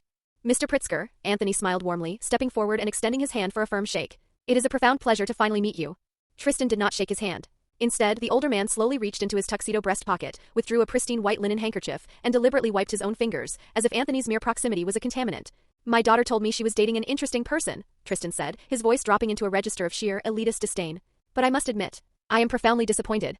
Just as Winnie opened her mouth to defend him, Tristan raised a single hand, silencing her with absolute patriarchal authority. The Winnie Pritzker Hotel Group personally manages over 100 five-star luxury properties worldwide, generating over $300 million in revenue annually, Tristan stated. His voice wasn't a shout, but the baritone timbre carried perfectly, ensuring the surrounding socialites and corporate rivals could hear every single word of the humiliation. My daughter's partner should, at the absolute minimum, possess a background and pedigree worthy of her social standing. He should not be a temporary hired actor whose tailored suit was quite obviously purchased off the rack an hour ago. A chorus of soft, suppressed chuckles and polite sneers rippled through the surrounding crowd. Enrico chimed in at the perfect opportune moment. Dad, I genuinely heard a rumor that Winnie just grabbed some random guy off the street to fill the void tonight. You know how dangerous these modern dating apps are, they're full of grifters and con artists. I am deeply worried that my naive sister is being scammed out of her fortune. Christine covered her mouth in a mock display of horror, giggling loudly. Winnie, please tell me you didn't actually hire an escort for the evening? Oh my god, that is just so incredibly pitiful. Enrico pressed his advantage. And Dad, you should know, this exact guy was just incredibly rude and aggressive toward Mr. D'Antonio by the bar. He possesses absolutely no social grace or manners. Anthony sighed heavily. He leaned over and whispered loudly into Winnie's ear. Does your entire bloodline suffer from a terminal disease where if they don't actively mock people, their organs shut down? Standing slightly to the side, Mad Dog Leon's shoulders began to tremble violently as he desperately tried to suppress a bark of laughter. Tristan's eyes narrowed into dangerous slits. Young man, do you have absolutely any idea who you are currently speaking to? Anthony nodded thoughtfully. I do. I'm currently speaking to a tired old man who is desperately trying to weaponize his daughter's romantic life to secure a European business merger. The entire ballroom fell into a state of absolute suffocating silence. You could hear a pin drop. Winnie actually gasped, her hand flying to her mouth. Oh god, she thought. He's doing it again. He's speaking without a filter. Tristan's face instantly turned the deep, mottled purple shade of a bruised liver. You, how absolutely dare you? Anthony smiled coldly, the mob boss persona bleeding back into his eyes. Where I spent the last few years in Afghanistan, Mr. Pritzker, we don't really have the concept of insolence or politeness. We usually just shut our enemies up with a bullet. Tristan's brow furrowed in sudden confusion and wariness. Afghanistan? You are a military man? Force Recon Marine, Anthony shrugged casually. And quite frankly, I'd vastly prefer having an AK-47 pointed directly at my forehead than have to sit in a boardroom and dictate someone else's livelihood using an Excel spreadsheet on Wall Street. Leon Wentworth entirely lost his battle for composure. He threw his head back and laughed out loud. God damn it, I absolutely love this guy. Am I supposed to interpret that as a physical threat? Tristan sneered, taking a step forward to try and physically intimidate the younger man. You had better believe that with a single phone call to the NYPD commissioner, you will be rotting in the back of a police cruiser before midnight. Listen to me very carefully, kid. I can tell you with absolute, undeniable certainty that Winnie requires a partner who can significantly expand her global business portfolio. She does not need a penniless mercenary who just talks a big game. Dad! Winnie finally snapped, her voice trembling with genuine anger. Anthony is he is my boyfriend. I demand that you treat him with basic human respect. Respect? Enrico scoffed loudly, gesturing dismissively at Anthony. He isn't even worthy of carrying the Pritzker family name. A woman of the Pritzker bloodline should only marry someone of equal or greater social standing. Literally every single bachelor in this room is vastly superior to him. Shut the fuck up, Enrico, Leon interrupted, his voice dropping its playful edge and turning freezing cold. I genuinely do not care if Anthony has money or not. Even if he's dead broke, I will personally financially back him. Are you truly arrogant enough to think you trust fund kids are richer than the Wentworth dynasty? Leon swept his arrogant, manic gaze across the silent crowd, daring anyone to challenge his family's net worth. No one did. Christine immediately went on the defensive. At the very least, we know exactly where our loyalties lie, Winnie. The Pritzker family requires absolute corporate stability right now, not this ridiculous, dramatic solo show you're putting on. A highly calculating, predatory glint flashed in Tristan's eyes. He had found his angle. Winnie, the family empire desperately needs to unite right now, Tristan said smoothly, playing the concerned patriarch. Your highly emotional, unstable decisions regarding your personal life are going to make our external investors severely question your professional judgment. I believe the board of directors will need to formally discuss at the next quarterly meeting whether you should temporarily step down as CEO of the hotel group to focus on your personal life adjustments. Anthony turned his head and looked at Leon in genuine bewilderment. Do all wealthy families resort to such blatantly underhanded, pathetic methods to orchestrate a corporate coup? Don't speak absolute nonsense. Leon scoffed, looking genuinely offended by the comparison. My family is incredibly united. If anyone in my bloodline ever actively tried to usurp my executive power, I would just hire a highly rated hitman off the dark web and have them all brutally murdered in their sleep. Christine's eyes widened in sheer, sudden horror. She whipped her head around and pointed a trembling finger at Winnie. Winnie, is that what you did? Oh my god. Winnie, how could you be so utterly vicious? Enrico gasped, dramatically pointing a finger directly at his sister's nose. You had them killed so you could absorb my pharmaceutical company, didn't you? Winnie trembled with absolute, blinding fury at the insane, unfounded accusation. Anthony stepped close and gently draped his arm around her tense shoulders, pulling her securely against his chest. The filth hiding behind the walls of wealthy families always smells the most foul. Anthony shot a questioning look at Leon, silently asking for context regarding the siblings' sudden panic. Leon immediately provided the exposition. Enrico runs the family's pharmaceutical division. A guy named Blake, his primary CFO and accounting director, was found shot to death yesterday. That's all. Anthony turned his cold gaze back to Christine. If you really want to point fingers, you could easily assume I'm the one who pulled the trigger. Don't blindly throw murder accusations at your sister. Christine instantly latched onto the bait. That must be exactly what happened. You were a trained military killer and Winnie hired you to execute Blake. As soon as the words left her mouth, the surrounding onlookers, and even a few of Tristan's loyalists, began to chuckle and shake their heads. It was a painfully stupid accusation. Just 30 seconds ago, Anthony clearly had absolutely no idea what had happened to Enrico's company and had to ask Leon for the context. It was glaringly obvious to everyone in the room that Anthony couldn't possibly be the hitman. God, she really is a profound idiot, Leon scoffed loudly, entirely unimpressed by the Pritzker siblings. Leon stepped forward, taking command of the room. To my personal vetted knowledge, the hotel group managed by Winnie has seen a 30% net increase in raw profits over the past 2 fiscal years. Under her leadership, the market share has expanded into the top 10 in the entire United States. And what about the rest of you? Leon's manic gaze swept over Tristan, Enrico, and Christine like a judge reading a death sentence. Tristan, the disastrous Las Vegas casino project you personally spearheaded last year hemorrhaged $200 million. Enrico, The pharmaceutical company you supposedly manage has entirely failed to meet its projected targets for 3 consecutive quarters, and the SEC is already preparing to audit you. As for Christine, my private investigators tell me you can't even file a basic quarterly financial report without your accountants holding your hand. The old man's judgment of you all is entirely accurate. The only thing you three are actually good for is fighting like rats over power and profit. Leon looked around at the crowd, which was gradually quieting down to absorb the brutal financial roast. His voice became even more forceful and authoritative. The ultimate success of the Pritzker family was never based solely on the prestige of your surname. It was built on actual, tangible ability. So, if your corrupt board of directors officially decides to question Winnie's professional competence purely because of her personal dating life. Leon turned and offered Winnie a brilliant, shark-like smile. Come work for the Wentworth Group. I'll immediately install you as CEO of our hospitality division, and I'll personally keep an eye on your terrifying boyfriend. Give me 2 years and we will violently acquire the Pritzker Group in a hostile takeover and hand it back to you as a wedding gift. Leon's absolute, undeniable threat caused Tristan's face to turn a sickening shade of gray. Leon, I will be having a very long discussion with your father regarding this profound disrespect. I may be clinically crazy, Tristan, but I'm absolutely not stupid, Leon shrugged, curling his lip in a feral sneer. If my father even attempts to interfere in my business affairs over this, I will personally ensure that his offshore accounts are frozen, and he'll only be able to find escorts who accept store credit. Anthony stared at the young billionaire. The guy truly was utterly insane. He was perfectly willing to go to war and argue with absolutely anyone, regardless of their status. He really is a mad dog that bites anyone in sight, Anthony thought with genuine admiration. But honestly, he's a really great guy. Chapter 47, Winston, I am going to kill Anthony. Tristan Pritzker simply could not comprehend how this supposedly penniless, uneducated street thug named Anthony had managed to instantly align himself with Leon Wentworth, one of the most volatile and powerful young billionaires on the East Coast. He scrutinized Anthony's perfectly composed face and asked, his tone dripping with profound suspicion. Who exactly are you, young man? I've already told you, old man. Anthony's mocking smile remained entirely unchanged. I am Winnie's former high school classmate. But during my combat tours in Afghanistan, I learned a very valuable tactical lesson. Absolutely never underestimate your opponent, no matter how ordinary they may appear on the surface. Actually, Tristan, since everyone in this ballroom is perfectly aware of the brutal truth, there's really no need for you to keep hiding behind polite corporate excuses. It only took Winnie 2 short years to aggressively elevate the Pritzker Hotel Group to a level of market dominance that you entirely failed to reach in decades of management. So the 3 of you are profoundly jealous. Not only are you openly sowing discord on your own board of directors, but you're actively ganging up to bully her in public. Don't stand there and preach to me about family values, old man. Do you genuinely treat her like your own blood daughter? Have you already actively plotted to systematically ruin her corporate reputation and make her disappear from the executive suite without a trace? Or were you just planning to have her killed? Enrico, his eyes narrowing with a sudden primal fear that Anthony had figured out their endgame, roared defensively. What the absolute hell are you talking about, you lunatic? Anthony completely ignored the frantic brother and smiled warmly at Tristan. Even if you do manage to successfully force Winnie out of the company, what on earth are you going to do with these 2 colossal idiots? His cold gray-blue eyes roamed freely over Enrico and Christine's panicked faces. A cowardly, good-for-nothing son desperately hiding a massive dark side, and an incredibly dim-witted daughter who only cares about finding her next wealthy lover to fund her lifestyle? Fuck yes. Leon actually stomped his bespoke leather shoe on the marble floor in pure, unadulterated glee. So having actual intelligence really does come in handy. You can casually orchestrate insults that structurally devastate people.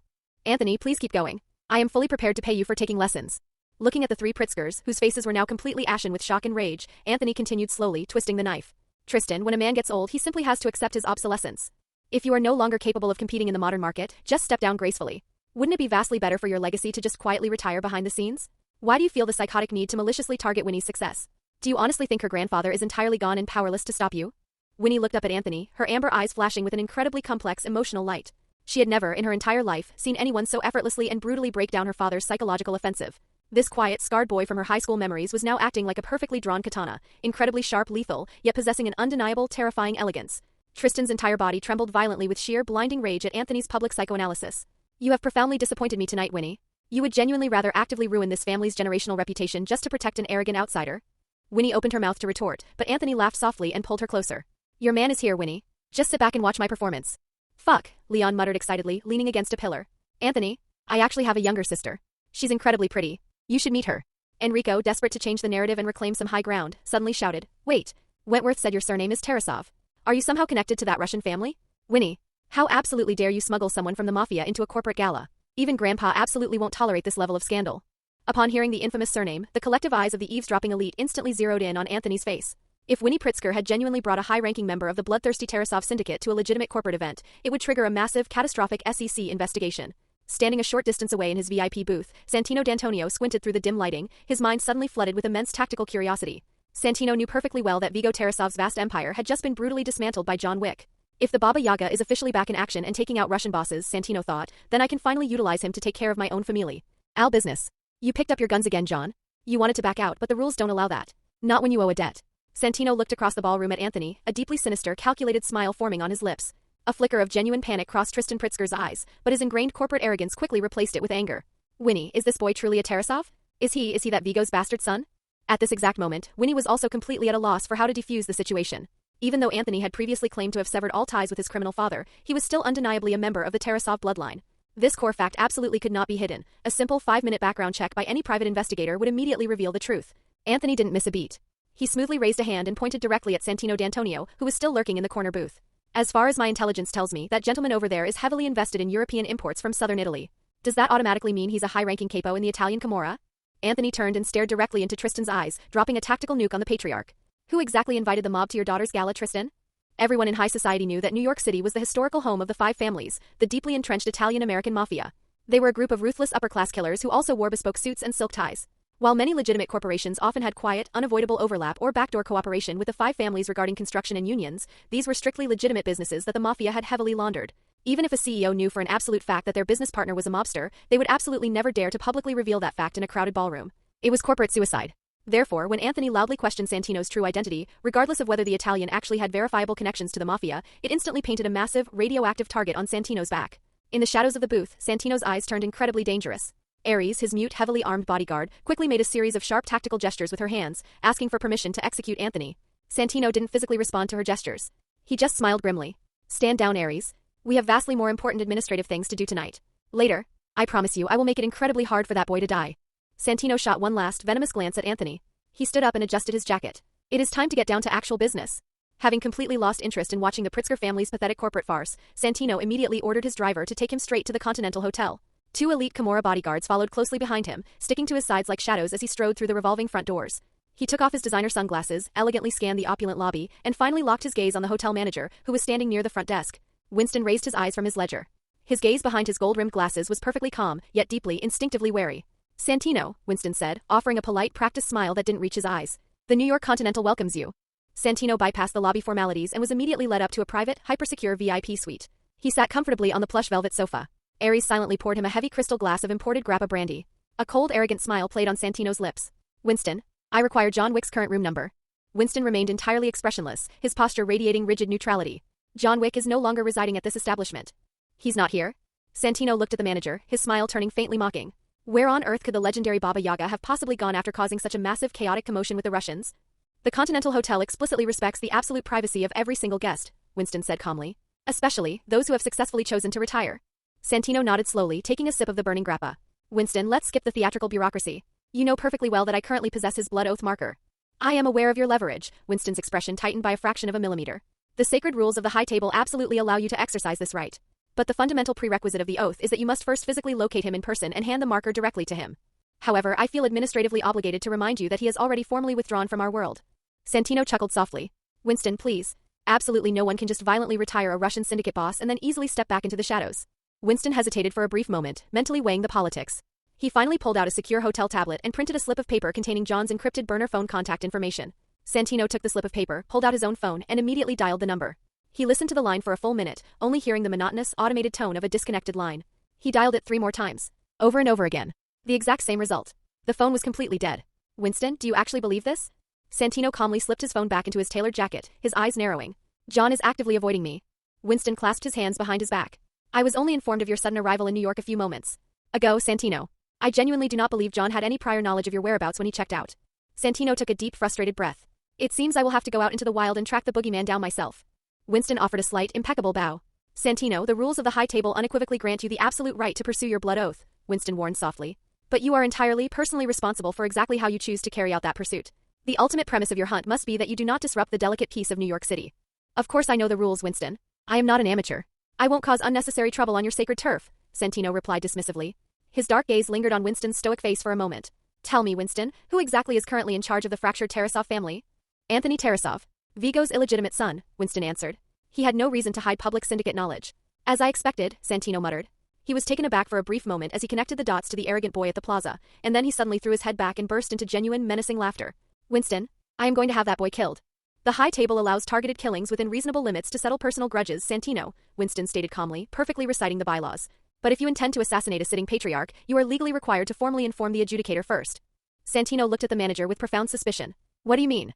Are you trying to tell me that this boy, Anthony Tarasov, was personally appointed to the seat by the adjudicator herself? Winston, how is that administratively possible? Why on earth would the adjudicator personally endorse a complete nobody to run the largest syndicate in North America? I admit, I also find her decision quite unorthodox, Winston said diplomatically. After John executed Vigo, the adjudicator immediately arrived in New York to forcefully prevent John from purging the remaining Tarasov captains too thoroughly. Winston deliberately raised his wrist to check his expensive Patek Philippe watch. If you had arrived at the Continental perhaps 2 hours and 37 minutes earlier, you could have formally addressed your grievances directly to the adjudicator and the harbinger. Santino froze, his arrogant demeanor faltering as he realized the sheer political weight of what Winston had just told him. He threw his head back and gulped down the rest of the burning grappa in one swallow. It seems I should prioritize visiting John in person first, Santino murmured, recalculating his strategy. I sincerely hope I won't disturb his peaceful retirement. Winston offered a thin smile and stepped aside, silently allowing the Kimura boss to leave. Chapter 48. First they killed my dog, now they blow up my house? On the freezing top floor of an abandoned multi-story apartment building in the outer suburbs of New Jersey, John Wick stood perfectly still by the crumbling concrete railing. He was intently focusing his high-powered binoculars on the silhouette of his own modernist glass and wood house, which was nestled in the trees about a quarter-mile down the road. Marcus stood right beside him, shivering slightly as the cigarette in his hand burned down to the filter. I know you're currently feeling incredibly lost and paranoid, Marcus muttered, flicking the glowing cigarette but over the edge of the roof, watching the spark quickly extinguish as it fell into the darkness. Because I honestly feel the exact same way. If Santino D'Antonio truly does show up to your front door looking for you tonight, then everything that kid said is absolutely true. John did not answer. His unwavering gaze remained fixed through the binoculars, locked onto the quiet, dark silhouette of his empty home. I just can't understand it. How did Anthony know Santino was coming? John finally spoke, his voice a low, gravelly whisper. Think about it, Marcus. Their geopolitical movements couldn't possibly overlap. Anthony was fighting in the Middle East, and Santino has spent the last decade in Rome. How on earth could a rookie Russian mob boss possibly possess verified intelligence on the head of the Kimura's private travel itinerary? You'd have to ask God. Marcus grumbled, pulling his weathered leather jacket tighter around his shoulders to block the biting wind. Doesn't it feel way too cold to be standing on this damn roof, John? You might be made out of pure, stubborn wood, but I still have feeling in my flesh and blood. Marcus stepped back into the sheltered stairwell housing, looking at John's rigid, blurry profile in the moonlight. However, I have to admit, although Anthony is clinically insane, the kid's tactical track record is flawless. First, he precisely predicted that Perkins was going to break the Continental's rules and assassinate you in your sleep. Then he predicted that Vigo was going to discover my sniper nest and have me tortured. And now he's predicting Santino. John still didn't answer, but his knuckles instantly turned white as his fists clenched, betraying the violent emotional turmoil swirling just beneath the surface. Santino might try to blow up your house to draw you out. Tell John to pack up all his important photos and his wife's belongings immediately. When Marcus had relayed Anthony's encrypted warning 2 hours ago, John had initially assumed the kid was just being overly dramatic and paranoid.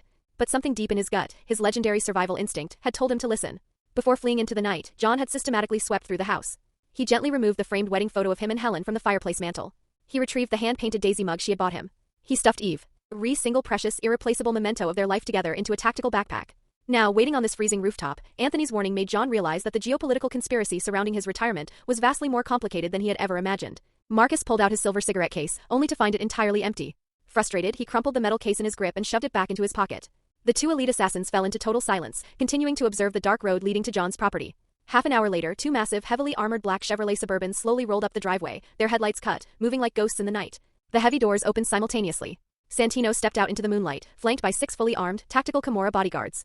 Even from a quarter-mile away, viewing him through the green tint of the night vision binoculars, John instantly recognized the meticulously combed, slicked-back hair and the signature bespoke Italian-tailored suit. Santino. Well, I'll be damned. Looks like the kid was telling the absolute truth, Marcus said in a low, grim voice. This Italian bastard really did fly all the way across the Atlantic just to force you to assassinate his own sister. The muscles in John's jaw visibly popped as he ground his teeth together, but he remained perfectly still. He watched impassively as Santino's lead bodyguard stepped up to the front porch and violently kicked open the reinforced security door. The tactical team flooded inside. A few minutes later, the lights flicked on, and the guards quickly cleared the perimeter, signaling the all clear to their boss. They had confirmed the Baba Yaga was not home. Before Santino even turned back toward the Suburbans, his men were already moving to the trunk. They dragged out a heavy, elongated black Pelican case. A grenade launcher, John breathed, the air catching sharply in his throat. His fingers unconsciously tightened their death grip on the binoculars, the sheer pressure causing the reinforced metal casing to emit a faint, distressed crackle. Exactly as Anthony had predicted. Santino didn't just want to leave a message. He fully intended to blow the house to absolute pieces. John instantly understood the psychological warfare at play. Santino was violently destroying John's sanctuary in a desperate attempt to force him out of hiding out of sheer rage. The garden where Helen's beloved dog was buried. The porch pillars where they had carved their initials into the wood. The walls that held the echoes of his only peaceful memories. Every single corner of that property was deeply imprinted with the life he had so desperately fought to protect. Marcus could instantly sense the catastrophic shift in the atmosphere on the rooftop. The terrifying, absolute calm that usually defined John Wick was evaporating. The undercurrent of lethal, world-ending murderous intent was flooding to the surface. John, remember exactly what Anthony said, Marcus whispered, firmly pressing a hand down on John's rigid shoulder to ground him. If we engage him right now, he hands you the marker and you are trapped. Now is not the time to fight. John took a slow, deep, shuddering breath. His gaze remained welded to the lenses. He watched in pure, agonizing silence as Santino casually stepped forward, personally hoisted an R137 rotary grenade launcher onto his shoulder, and aimed it directly through the floor-to-ceiling windows of the living room. Thump, a blinding orange-red fireball suddenly erupted from the center of the house, violently blowing out the reinforced glass and instantly engulfing half of the exterior wall in roaring flames. The delayed sound of the violent explosion slammed into John and Marcus's eardrums a second later, hitting them like a physical hammer. A massive shockwave ripped through the property. The explosive force, carrying lethal shrapnel of shattered wood, twisted rebar, and jagged glass, swept across the pristine courtyard like a localized death storm. The beautiful old oak tree in the front yard, the tree that had quietly witnessed countless peaceful afternoons and the playful antics of the beagle puppy, instantly caught fire. Its burning branches twisted painfully in the inferno, soaring into the night sky like a desperate, dying firebird. Santino calmly fired 2 more rounds. 3 high-explosive grenades systematically turned John's sanctuary into a blazing, inescapable purgatory. The brilliant firelight reflected directly into John's pupils through the binoculars. The flames seemed to leap wildly inside his eyes, burning his usually cold gray-blue irises into a scorching, terrifying reddish gold. His face remained a mask of absolute, expressionless stone. His muscles were taut and unyielding. Marcus stared, his mouth slightly agape in shock, as the roaring inferno completely swallowed the physical remnants of John's past. Marcus slowly turned his head to look at John. Standing next to the Baba Yaga in this state felt exactly like standing next to an active, rumbling volcano that was seconds away from a catastrophic eruption. A profound chill ran straight down Marcus's spine. Holy Mother of God. Marcus's voice actually trembled with awe. Anthony, that kid, he didn't just guess this was going to happen based on intelligence. He fundamentally saw the future. Marcus vividly recalled Anthony's nonchalant, slightly arrogant, "you'll get used to it" expression while they were eating in the coffee shop. The sheer magnitude of Anthony's tactical foresight was terrifying. This isn't standard mafia intelligence gathering, Marcus realized in horror. It's a fucking prophecy. It was a blatant, chilling display of a godlike computational ability. Anthony was somehow operating on a completely different geopolitical plane, effortlessly turning all of them, including a maniacal high-table oligarch like Santino, into predictable chess pieces moving exactly along his predetermined paths. Down below, Santino's tailored silhouette stood out clearly against the apocalyptic backdrop of the rising flames and thick, black smoke. The Italian boss didn't even bother to glance back at his destructive masterpiece. He simply, elegantly dusted off some imaginary soot from his lapel, handed the launcher back to a guard, and gave a few sharp tactical instructions. Within seconds, the 2 armored Suburbans started their engines and pulled away just as silently as they had arrived, quickly disappearing into the darkness at the end of the street. All that remained in the aftermath was the skeletal wreckage of the wooden house, crackling and collapsing violently amidst the roaring flames, sending thick, acrid pillars of black smoke into the New York skyline. John continued to stare intently at the burning ruins. The reflection of the firelight in his eyes gradually began to cool, hardening back into absolute freezing ice. He finally truly understood what Anthony had been trying to warn him about. The suffocating net of the high table's rules would absolutely never stop tightening around him. As long as he was breathing and as long as men feared the name John Wick, he would never know true peace. Santino hadn't just blown up a physical house, he had launched a psychological missile that completely and permanently shattered John's naive dream of a quiet retirement. John slowly lowered the heavy binoculars. He turned away from the ledge. His face was entirely devoid of human emotion. Only deep within the darkest recesses of his eyes, a faint, eerie, utterly terrifying light flickered to life. The Baba Yaga was fully awake. 30 minutes later, John walked out of the tree line and returned to the smoking ruins of his property. The heat radiating from the raging fire was intense, but John's heart had never felt colder. Hidden securely in the dense foliage across the street, Marcus lay in the prone position, the scope of his suppressed Mark 11 sniper rifle tracking the perimeter, providing silent overwatch for the lonely, tragic figure standing in the driveway. The distant wail of sirens grew louder. A lone NYPD squad car sped up the driveway, its lights flashing. Officer Jimmy stepped out of the cruiser, his eyes widening as he took in the roaring inferno. He looked at the heavily armed, stoic assassin standing on the lawn. "Good evening, John," Jimmy said carefully, keeping his hands well away from his belt. "Hey, Jimmy," John replied, his voice a calm, empty rasp. Jimmy looked from the burning wreckage back to John. "Is there a gas leak?" "Yes," John said evenly. "A gas leak." Jimmy nodded slowly, understanding the unspoken code perfectly. "Be careful out there, John." "Thank you, Jimmy." Jimmy paused with his hand on the cruiser's door handle. He looked at the house that had once represented his friend's salvation. "Buy a new house, John. Or honestly, maybe it's time you just leave this city for good." "I'll think about it, Jimmy," John replied casually, as if they were discussing the weather. John turned his back to the flames and walked away into the absolute darkness of the woods. Sitting in the passenger seat of Marcus's stolen sedan a few miles away, John slowly unzipped his tactical backpack. He pulled out the framed wedding photo of him and Helen. He stared at it in the dim light of the street lamps, but no matter how hard he tried to focus, the sheer, blinding rage pulsing behind his eyes made the image blur. "Marcus," John's voice was impossibly low, but it carried a terrifying, cold determination that promised absolute violence. "Call Anthony."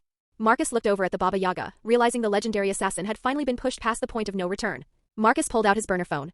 He scrolled through his contacts, hovering his thumb over a number labeled the Troublemaker for a brief second. He pressed dial. Marcus finally understood the grand, terrifying scope of the game. Anthony, that psychotic, scarred kid who had single-handedly stirred up the absolute wrath of the High Table, had somehow successfully tied all 3 of them firmly to his chariot, driving them straight into the heart of the storm. The game had just been massively upgraded. Chapter 49. Perhaps we should just kill Santino. When Anthony received Marcus's encrypted call, he was sitting in a private dining room at an exclusive Cantonese restaurant in Chinatown with Winnie and Leon. The 3 of them had left the Plaza Hotel shortly after the confrontation. After putting on such a grand theatrical display of absolute disrespect, Anthony had thoroughly enjoyed hurling highly accurate insults at the Pritzker patriarch, but he hadn't even gotten a chance to eat any of the hors d'oeuvres before the furious Tristan had officially kicked them out of the gala. "Calling me this late? Did he actually show up at the house?" Anthony walked out into the designated smoking courtyard, away from Winnie and Leon, pressing the phone to his ear. His tone was entirely indifferent. The house is gone, Marcus's voice was calm, utterly unsurprised by the destruction. Exactly as you predicted. How is John handling it? There was a long, heavy moment of silence on the other end of the line. He just stood there in the dark, watching the firelight burn his life down without saying a single word. But I knew. I could feel it. A part of him fundamentally died tonight. Or rather, a part of him came back to life. I just don't understand the tactical logic, Marcus sighed. John is officially retired. He poses absolutely no active geopolitical threat to anyone at the high table right now. Anthony took a deep, dragging hit of his cigarette, exhaling a thick cloud of smoke into the damp chinat. Own air. No, Marcus. He threatens the very foundational existence of the high table, Anthony corrected. A living legend who successfully manages to escape the bloody edge of the rules unscathed. That is the greatest, most terrifying irony to their entire authoritarian system. It sets a dangerous precedent. Marcus found that level of systemic paranoia somewhat unbelievable. You're telling me the high table needs to violently prove that absolutely no one can ever escape their control? Not even John Wick. They're willing to poke the Baba Yaga just to make a bureaucratic point. Anthony flicked his cigarette ash over the railing. Santino D'Antonio didn't blow up John's house just to physically force him out of hiding. He blew it up to permanently destroy John's past. He wanted to shatter the illusion of a normal life. Now what other choice does John have but to pick up a gun again and re-enter the underworld? Anthony glanced back through the glass doors. He saw Leon watching him from the table, looking incredibly curious. Are you two staying at a secure hotel tonight? We're heading to your safe house, Marcus paused, calculating the risk. Santino's men might have enough intelligence to find my apartment in the city. You guys go ahead and secure the perimeter. I might be a while, Anthony said softly. There's a spare key hidden under the loose brick on the windowsill. Be incredibly careful out there, kid. Santino certainly won't give up this hunt easily, Marcus cautioned. Just wait for me to get back, Anthony said. After hanging up the encrypted phone, Anthony walked back into the dining room. He looked directly at Leon, dropping the charming facade. Don't be so curious about my phone calls, Leon. The world I operate in is incredibly dangerous. You are a very mysterious, violent guy, Anthony, Leon stated, his manic eyes locked onto Anthony's face. Can I play in your world? Anthony smiled genuinely. If you truly consider me a friend, Leon, please just promise me you'll take exceptionally good care of Winnie if things ever go south for me. You're leaving the city? Leon asked, genuinely surprised. He misread the situation entirely. Are you seriously afraid that old Tristan is going to blacklist you from the legitimate financial industry? Leon aggressively patted his own chest, a cigarette dangling loosely from his lips. Don't you worry about Tristan Pritzker, kid. I can easily cover for you regarding something as trivial as corporate politics. Anthony just smiled and nodded, not bothering to correct him. The timeline had completely derailed from the original films, and Anthony honestly had no idea how the geopolitical landscape would develop from here. John Wick had always possessed a naive, fundamental belief in the strict rules and ultimate fairness of the high table. But he had forgotten the most important law of power: the rules only ever apply to the weak. When Anthony finally returned to his heavily secured apartment after dropping Winnie off at her private penthouse, it was nearly 11 p.m. His compensatory perception passively activated the second he stepped out of his vehicle. He immediately detected a distinctly lethal, yet familiar presence lurking in the shadows near the alleyway. Anthony slowly turned his head. Marcus materialized from the absolute darkness of the night, holding a suppressed pistol at his side. You spotted my position a long time ago, didn't you? The legendary silent Grim Reaper of the high table looked at Anthony with a genuinely strange, unsettled expression. Was my camouflage really that sloppy? Anthony laughed softly. This is my territory, Marcus. I know every shadow. Marcus holstered his weapon and patted his waist. Weren't you the least bit worried that I might be a Kimura hitman waiting in ambush? Marcus, if two legendary high table assassins are currently sitting inside my house, and a third-rate Italian hitman somehow managed to sneak up this close to the perimeter. Anthony pushed open the heavy front door. Then we are all going to be dead very soon anyway. Anthony knew from his meta-knowledge that Marcus was, in many ways, an even more formidable and tactically versatile killer than John Wick. While heavy sniper rifles were his signature weapon, his close-quarters combat skills and situational awareness were absolutely top-tier. This dual ability of long-range tactical suppression combined with devastating close-range lethality made Marcus the only active assassin whose caliber John Wick genuinely respected. As for why Vigo managed to capture and torture Marcus so easily in the original film, that was purely plot armor. He was a supporting character.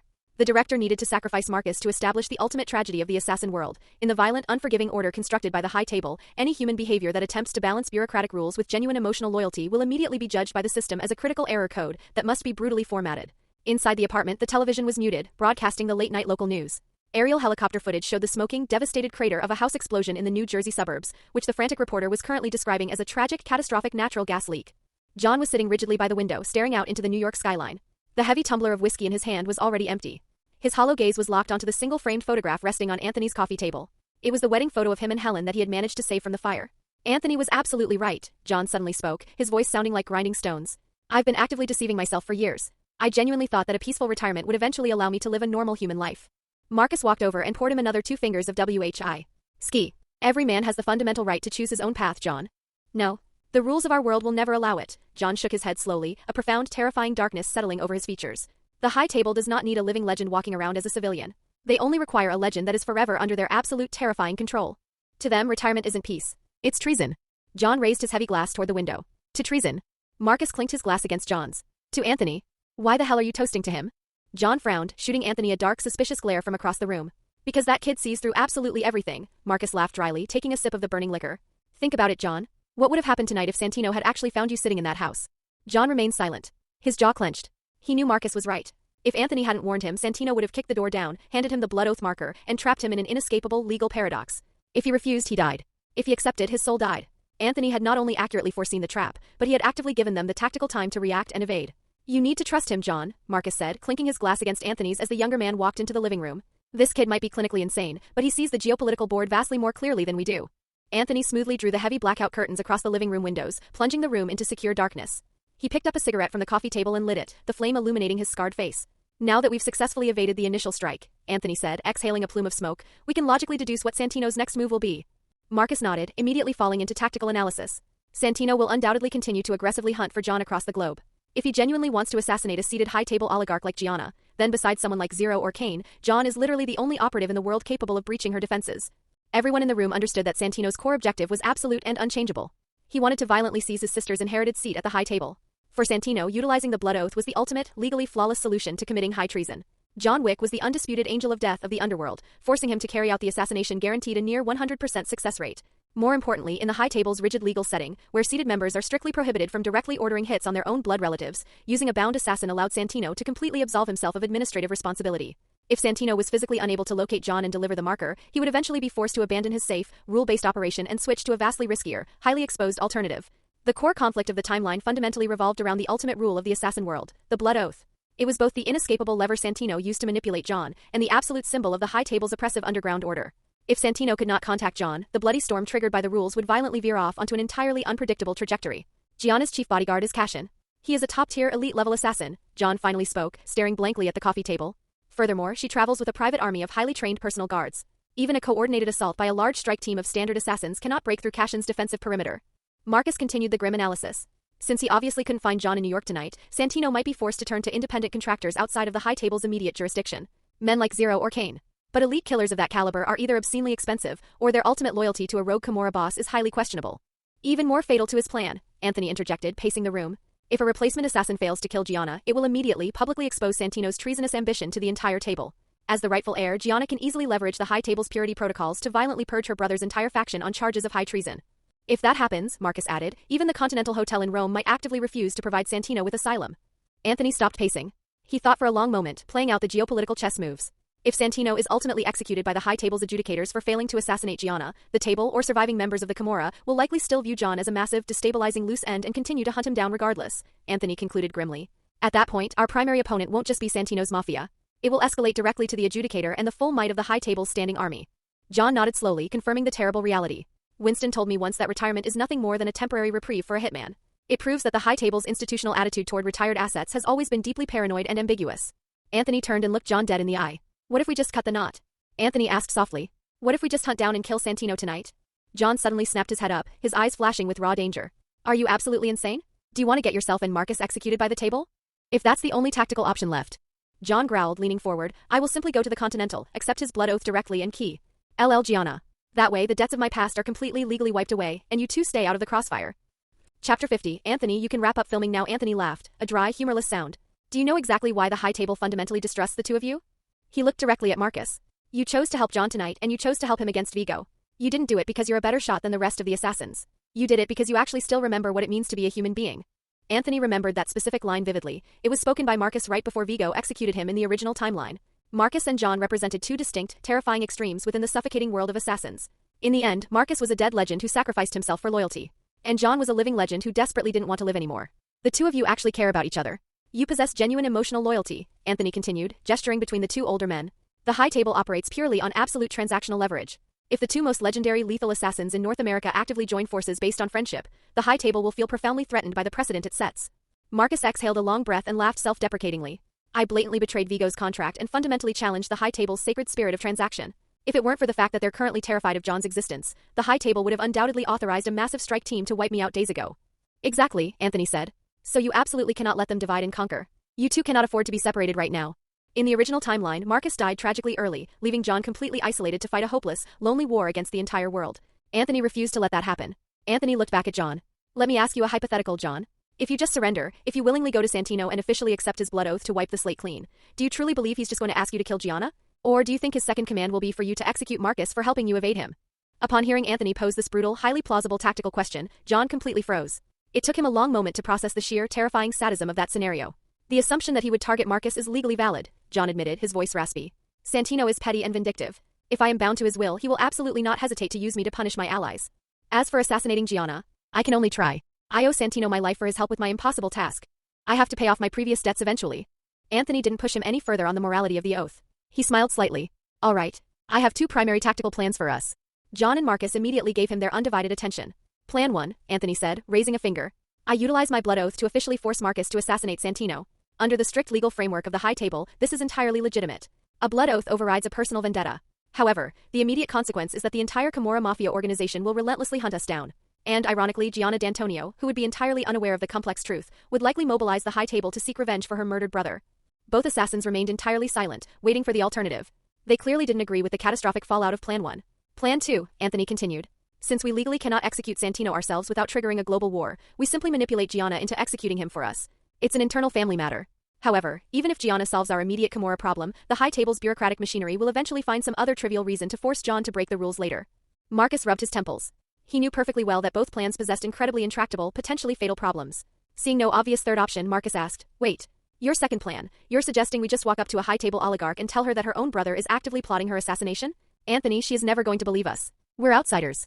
Anthony laughed. If a cynical old fox like you walked up and told her, she definitely wouldn't believe it. Marcus's eyes lit up as the strategy clicked into place. Yes.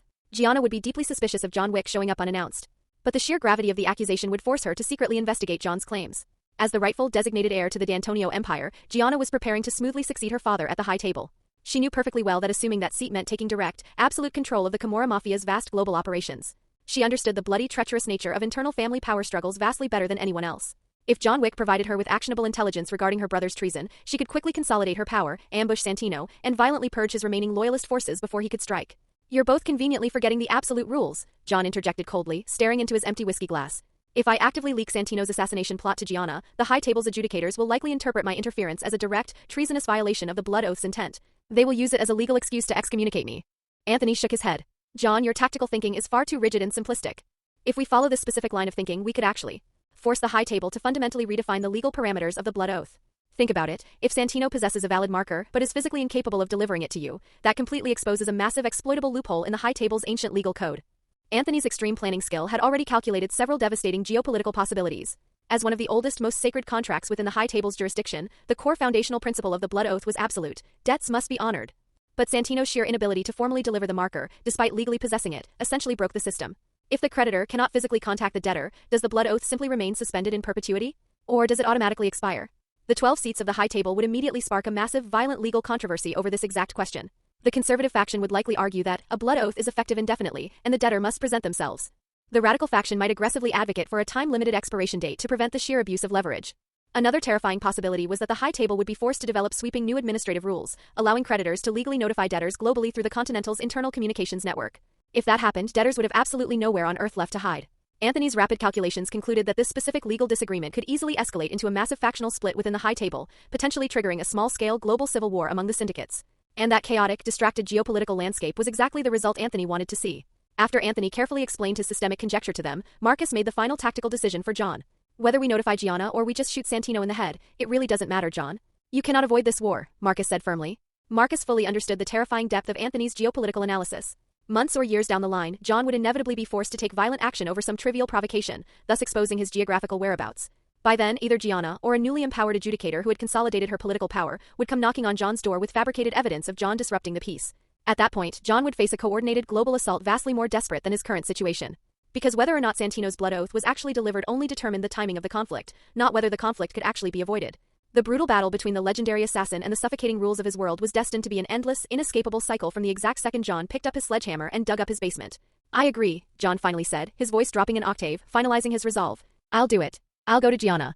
Anthony smoothly stubbed out his cigarette in the crystal ashtray. Excellent. I'm going to roam with you, John. He then looked directly at Marcus. You stay here in New York and act as our rear guard. If Gianna refuses to listen to reason and tries to execute John, then you use your sniper rifle and you put a bullet right between Santino's eyes. Let's execute it exactly this way, Marcus nodded, not questioning Anthony's authority for a second. Honestly, I'll feel vastly more at ease knowing you're watching his six. John immediately refused, his protective instincts flaring. Absolutely not. You cannot go to Rome with me, Anthony. I am not even remotely confident I can successfully convince Gianna to stand down. She will be officially taking over her father's high table seat in the next few days. She might actively try to capture or execute me just to prove her strength and secure the table's political support. I am absolutely not letting a kid get involved in that level of crossfire. Marcus laughed heartily. Well, I'll be damned. I'm genuinely amazed that our stubborn blockhead actually knows how to process tactical variables. We're putting it to a vote. I officially support Anthony going with you to babysit. Marcus was the first to raise his hand high in the air. Anthony immediately raised his hand as well, offering a smug smile. The tribunal has spoken, John. You'd better not try to struggle against a 2-to-1 majority. All right. Both of you get some sleep. We fly to Italy tomorrow. Unbeknownst to Anthony at that exact moment, halfway across the city inside the hyper-secure VIP suite of the Continental Hotel, Santino D'Antonio was aggressively toying with an ancient Roman gold coin, glaring coldly at his lead intelligence officer. The Continental's front desk is keeping entirely quiet, the officer reported nervously. Winston would only confirm that he formally checked out. Our operatives are currently aggressively screening all the major transportation hubs and bribing our underworld informants across the tri-state area. But sir, if a ghost like John Wick genuinely wants to stay hidden, he's like a single drop of water disappearing into the Hudson River. Santino gripped the heavy gold coin so tightly the edges dug painfully into his palm. He firmly believed that John knew perfectly well that he had arrived in New York, and that John knew he was intending to invoke the blood oath. That was the only logical reason the Baba Yaga was so aggressively, flawlessly avoiding him. Without John Wick, the crucial blood oath could not be formally delivered, and his meticulously planned foolproof scheme to seize his sister's throne was completely stalled at its most critical step. The pent-up aristocratic violence gnawed at Santino's nerves like a venomous snake. He desperately needed to vent his frustration. He needed blood to extinguish this humiliating, suffocating fire. I need to teach that arrogant, scarred Tarasov bastard a lesson he will absolutely never forget. Anthony Tarasov, Santino uttered the name, a deeply sinister, psychotic look flashing in his dark eyes. The blatant, contemptuous provocation at the Plaza Hotel had humiliated Santino in front of American high society. The kid had genuinely referred to a high-table oligarch as a mere prop to advance the plot. Since you are so desperate for a storyline, you arrogant little shit, then I am going to wrap up your production tonight. Santino stared at the tactical commander standing in front of him. Deploy a strike team. 2 men. No, wait, send 5 of our absolute best operators. I want Anthony Tarasov's severed head resting on my desk before sunrise. Ares, standing silently in the corner, quickly made a series of sharp hand gestures, indicating that a 2-man hit squad was more than sufficient for a rookie boss. Santino let out a dark, cruel laugh. He is technically the sitting patriarch of the Tarasov Syndicate, Ares. His funeral deserves to be appropriately grand. Besides, the kid mentioned he served combat tours in Afghanistan. I absolutely will not give him a single fleeting chance to survive. Chapter 51. The New York welcome. John opened his eyes in the pitch black. The heavy curtains shimmered faintly with the distant hazy glow of the city lights. He dressed in absolute silence, easing his bedroom door open to find a single dim bulb casting long shadows across the living room. Marcus was already standing flush against the wall by the front door. Marcus offered a curt nod without uttering a single word. He slowly raised his open palm, signaling contact. John cast a brief glance toward Anthony's closed door before melting into the shadows to take up his own position. 100 meters away in the dark, 5 spectral figures approached the apartment complex with lethal intent. The strike team was led by Ricardo Santino D'Antonio's most trusted covert asset in New York. He was a mountain of muscle, advancing with a heavily modified, suppressed AK-47 pressed tight to his shoulder. Vito broke off from the main group and headed toward the tree-line. He was carrying a precision AWM sniper rifle, its stock wrapped tightly in matte black duct tape to prevent glare. He had been a designated marksman in the Italian military before being dishonorably discharged for murdering 2 squadmates in a drunken rage. The remaining 3 men were the assault element. Tony and the eldest Luca brother were armed with compact HK MP5 submachine guns. Bringing up the rear was Salvatore, a brutal enforcer gripping an 18-inch tactical machete and holstering dual Beretta PX-4 Storm pistols. Ricardo checked the luminous dial of his tactical watch. 3, 2, 1, move out, he whispered over the comms. 1 man broke off toward the east bedroom window. The other 2 stacked up and rushed straight for the front door. John had already ghosted his way to the rear window. He held his signature Heckler and Coke P30L in a tight grip, the weapon resting in his hands like a natural extension of his own body. Marcus casually racked the bolt of his Mach 11 submachine gun by the front door. A dangerous, jagged smile played across his weathered face. Let's show these Italians some proper New York hospitality, Marcus muttered. Through the sheer fabric of the rear curtains, John watched the shadowy silhouette of an assassin pry the window open and slide half his torso inside. The P30L flashed in the dark. The 9mm round tore through the air at supersonic speed, catching the intruder dead center in the forehead. Hydrostatic shock did the rest, blowing out the back of his skull in a violent spray of crimson and gray. The man never even made a sound. His lifeless body just slumped heavily over the window sill like a sack of dead weight. Almost simultaneously, Marcus's Mach 11 roared to life. He didn't bother aiming for the gap in the doorframe. He just dumped the trigger straight through the center of the solid wood door. The .380 caliber rounds shredded the locking mechanism and pulverized the reinforced timber, sending lethal splinters and jagged metal fragments exploding outward into the hall. A muffled, agonizing groan echoed from the corridor as the shrapnel found its mark. Surprise, you sons of bitches. Marcus roared. He spun on his heel and delivered a brutal Sparta kick to the splintered door, blowing it wide open. Tony and Luca were caught completely off guard by the ferocious counterattack. Tony instinctively raised his MP5, but Marcus was already bringing the Mach 11 back onto the target. A 3-round burst ripped through the hallway in a tight fan. The first bullet shattered Tony's shoulder. The second round grazed his cheek, carving a deep trench right down to the bone. The third bullet punched directly through his right eye socket. Tony's remaining eye widened in brief, utter disbelief before his body folded like a cheap suit. Further down the hall, Ricardo reacted with terrifying speed. Damn it, we're walking into an ambush. Ricardo bellowed. He dove hard behind the concrete lip of the corridor stairwell, his suppressed AK-47 spitting a relentless stream of fire. Heavy 7.62mm rounds chewed through the drywall exactly where Marcus had been standing seconds prior, filling the air with a blinding cloud of pulverized plaster and wood chips. Suddenly, the rear kitchen door was kicked off its hinges. Salvatore stormed in, firing both of his Beretta pistols wildly through the threshold at John. John pivoted smoothly. His return fire grazed the side of Salvatore's head, entirely severing his left earlobe. Salvatore screamed in agony as hot blood and torn cartilage splattered across his vision. Fuck. Salvatore hissed, stumbling backward into the kitchen to find cover. Without warning, Anthony's bedroom door swung open. His Walther P99 barked twice in the confined space. The first shot took Salvatore squarely in the thigh, shattering his femur. The second round punched clean through his right bicep, forcing him to drop one of the Berettas. Before the hitman could even hit the floor, John delivered the execution shot. The 9mm bullet entered flawlessly just below Salvatore's jawline, severed his brainstem, and blew out the top of his skull. Outside, Ricardo heard the overlapping gunshots echoing from deep inside the apartment. He realized with a sinking dread that the target was not alone. He never imagined that he would be walking into a meat grinder manned by two legendary assassins. Vito, give me suppressing fire on the shooters. Ricardo screamed into his earpiece. He hoisted his AK-47 and dumped the rest of his magazine blindly through the front windows. Heavy caliber rounds shredded the living room furniture, completely annihilating the decorative lamps and sending a lethal hail of shattered glass raining across the hardwood floor. Marcus flattened himself against the floorboards as bullets snapped inches above his head. This Italian bastard brought a lot of hardware. Marcus shouted over the deafening roar of gunfire, waiting for the distinct click of an empty AK magazine. Anthony remained dead silent in the hallway. His passive system had already mapped the entire battlefield. The simulated telemetry of compensatory perception had transformed the apartment and the surrounding block into his absolute domain. Every micro-vibration, footstep, and shift in the wind within a 200-meter radius fed directly into his cerebral cortex. He instantly detected the subtle metallic shift of a heavy sniper barrel resting against tree bark roughly 180 meters to the south. Marcus, sniper. Anthony barked. Hearing the tactical call-out, John threw his entire body sideways in a desperate lunging roll. A fraction of a second later, a massive .338 Lapua Magnum round detonated the remaining window glass. The bullet violently grazed John's shoulder pad, tearing through his tailored suit jacket before punching a terrifying, fist-sized crater into the reinforced concrete pillar behind him. Damn, John, that bastard almost took your head off. Marcus yelled, spitting drywall dust from his lips. John pressed his back tight against the opposite side of the pillar. They still have 2 men left. We don't have the range to return fire from here. John cast a sideways, deadpan look at his mentor. Where's your rifle, Master Sniper? Marcus glanced down at the compact Mac-11 in his hands, offered a helpless shrug, and stayed perfectly quiet. It was a .380 ACP submachine gun, designed to fire Browning short cartridges. It was an exclusive close-quarters defense weapon with an effective, accurate range of barely 50 meters. Both John and Anthony were holding standard handguns. Against a military-grade sniper rifle and an assault rifle, they were completely pinned down. They might have frag grenades, John warned, his breathing entirely steady. We need to push them out of cover. The sniper is dead south, Anthony analyzed, his back flat against the hallway wall. Exactly 180 meters out, positioned in the middle layer of the tree canopy. The assault rifle is out, John noted. He'll finish reloading in 2 seconds. The deafening roar of the AK-47 had stopped abruptly. John didn't waste the half-second window. He flowed along the perforated wall like a ghost, keeping the muzzle of his P-30L trained firmly on the shattered doorway. The moonlight poured through the bullet holes in the apartment walls, casting eerie silver beams of light across the dust-filled room. Click. Ricardo flawlessly slammed a fresh magazine into his AK-47, but just as his hand reached over to rack the charging handle, the trap was sprung. Now, John commanded. Marcus vaulted up from the floor and delivered a devastating front kick to the solid oak dining table.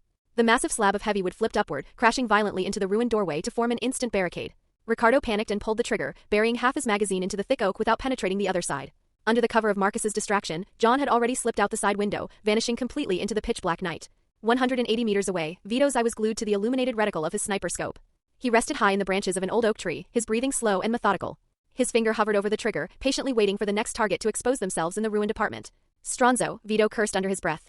He adjusted his magnification dial, focusing squarely on the living room. Through the scope, he could clearly see the barrel of Marcus's Mac-11 poking defiantly over the edge of the overturned dining table. Vito's lips curled into a cruel smirk. It was almost too easy. He slowly squeezed the trigger. Bang! John Wick had already flanked hard around the rear perimeter of the cabin. He dropped to one knee in the wet grass, drawing the custom Glock 34 that Anthony had gifted him from his tactical waistband. John squinted into the suffocating darkness, rapidly calculating the math in his head. 180 meters pushed the absolute physical limits of a 9mm pistol. Wind speed was a level 2 crossbreeze. Factoring in the high humidity, he couldn't even see the sniper's muzzle or silhouette through the dense foliage. All he had was Anthony's coordinates. 180 meters, middle layer of the canopy. John took a deep centering breath and locked his arms out straight in a flawless weaver stance. Bang! Bang! Bang! 3 rounds cracked through the night in a rapid stepped elevation sequence. The first bullet sliced through the empty night air, fired purely to gauge the atmospheric drop. The second round shattered a thick, leafy branch directly above Vito's head. The third round. Chapter 52, Room 366, damn it. Vito cursed violently, ducking hard as a 9mm bullet struck the thick tree trunk inches from his head. Jagged splinters of bark exploded outward, embedding themselves deeply into his cheek. Panic overtook his military training. He scrambled backward, completely forgetting that he was perched on a branch 15 feet in the air. Vito plummeted into the thick bushes below, his prized AWM sniper rifle slipping from his grasp and crashing into the underbrush. Inside the shattered apartment, Ricardo heard the heavy thud and the sudden cessation of covering fire. He realized with a sinking dread that his sniper support had been neutralized. Desperation set in. He ripped two M67 fragmentation grenades from his tactical vest. Go to hell. Ricardo roared, pulling the safety pins and rearing his arm back to throw. John was not about to give him the chance. Ghosting out from the shadows, John leveled his P-30L and fired a single 9mm Luger round. The bullet struck Ricardo precisely in the wrist, shattering the bone. The live grenade slipped from his paralyzed fingers, bouncing heavily onto the floorboards right at his feet. Ricardo's pupils constricted to pinpricks.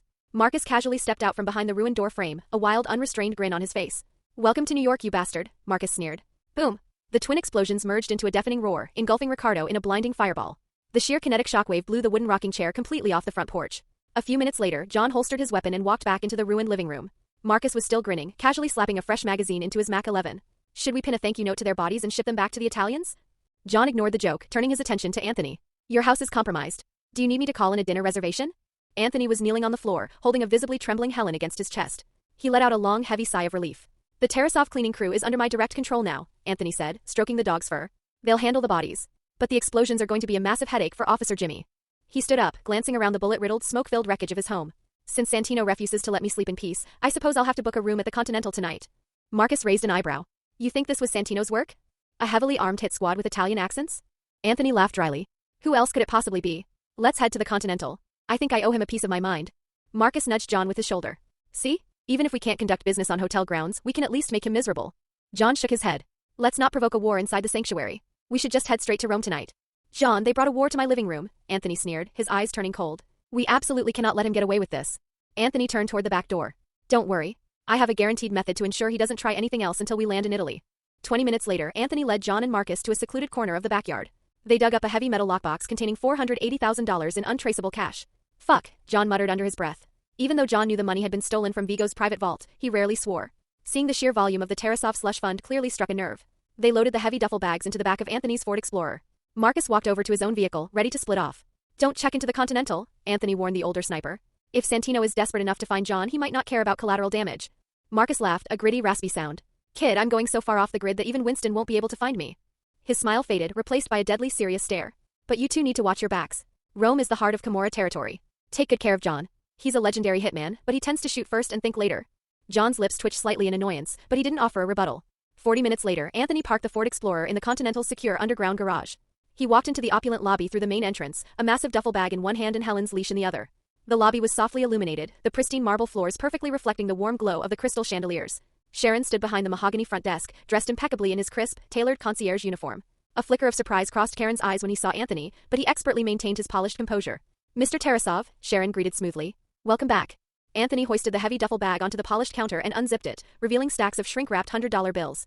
Sharon, I need this deposited into a secure, anonymous offshore account, Anthony requested. And I would greatly appreciate it if you could look after Helen for a few days. Sharon glanced at the fortune, then down at the Malinois. He didn't ask a single question. It would be my absolute pleasure to serve. EU, sir. And an honor to host her. Anthony reached into his pocket, pulled out an ancient, blood-stained gold coin, and slid it across the counter. I'll need a room for the night. Karen's stoic demeanor finally cracked. His eyes locked onto the coin. A genuine Nero-era mint. Sir, are you entirely certain you wish to use a Camorra relic of this caliber to simply pay for a room? I'm sure, Anthony replied, a freezing smile curling the corners of his lips. You and I both know who this specific coin belonged to, Anthony continued softly. I think what actually concerns you isn't the historical value of the gold, but rather the fact that I pried it from a dead Italian's fingers an hour ago. Sharon paused, the silence stretching between them. He discreetly slid the coin off the desk and handed Anthony a brass room key. By the way, which suite is Santino staying in? Anthony asked casually. Sharon paused again, his dark eyes looking up to meet Anthony's gaze. Mr. Tarasov, I highly recommend that you do not visit Mr. D'Antonio this evening. Why is that? Anthony asked, feigning innocent curiosity. You publicly humiliated him at the Plaza Hotel, Sharon stated calmly. The rules permit personal disputes to be settled outside these walls. However, the Continental is not a battlefield, and Mr. Winston will not tolerate anyone breaking the sanctuary. Don't worry, Sharon, I won't cause any trouble, Anthony said with a dismissive wave. I just want to ask him why he sent a hit squad to my apartment. Anthony leaned in slightly. Tell me, if the high table can operate with total impunity, what is the point of Winston's rules in the first place? Karen's expression hardened. He attacked you on your private property? Your switchboard operators will likely receive the police scanner chatter in a few minutes, Anthony replied. Sharon stared at him for 2 agonizing seconds. Suite 366. Sharon leaned forward, his voice dropping to a grave whisper. Please remember, Mr. Tarasov. Any act of violence within this hotel will result in immediate excommunicado. Anthony grinned, turning on his heel to walk toward the elevators. I promise I won't touch him. Even if he stabs me in the chest, I won't raise a hand. The opulent corridors of the 3rd floor were lined with thick, acoustic carpets that completely absorbed the sound of his footsteps. Anthony stopped outside room 366. He raised his fist and hammered on the heavy oak door with a rapid, obnoxious rhythm, like an impatient pizza delivery boy. Dead silence radiated from inside for a few seconds. Then the door slowly creaked open a fraction of an inch. When Ares peered through the gap and saw Anthony standing there, genuine shock registered on her face.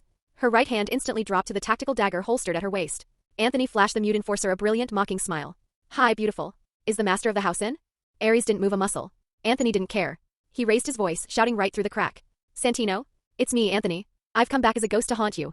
Deep inside the lavish suite, Santino heard the voice. He violently flinched, nearly dropping his crystal tumbler. Half of his expensive amber whiskey sloshed over the rim and stained the carpet. He slammed the glass down onto the coffee table. "Let him in." Ares pulled the door open. Anthony strolled into the suite at a leisurely pace, his hands casually stuffed into his pockets.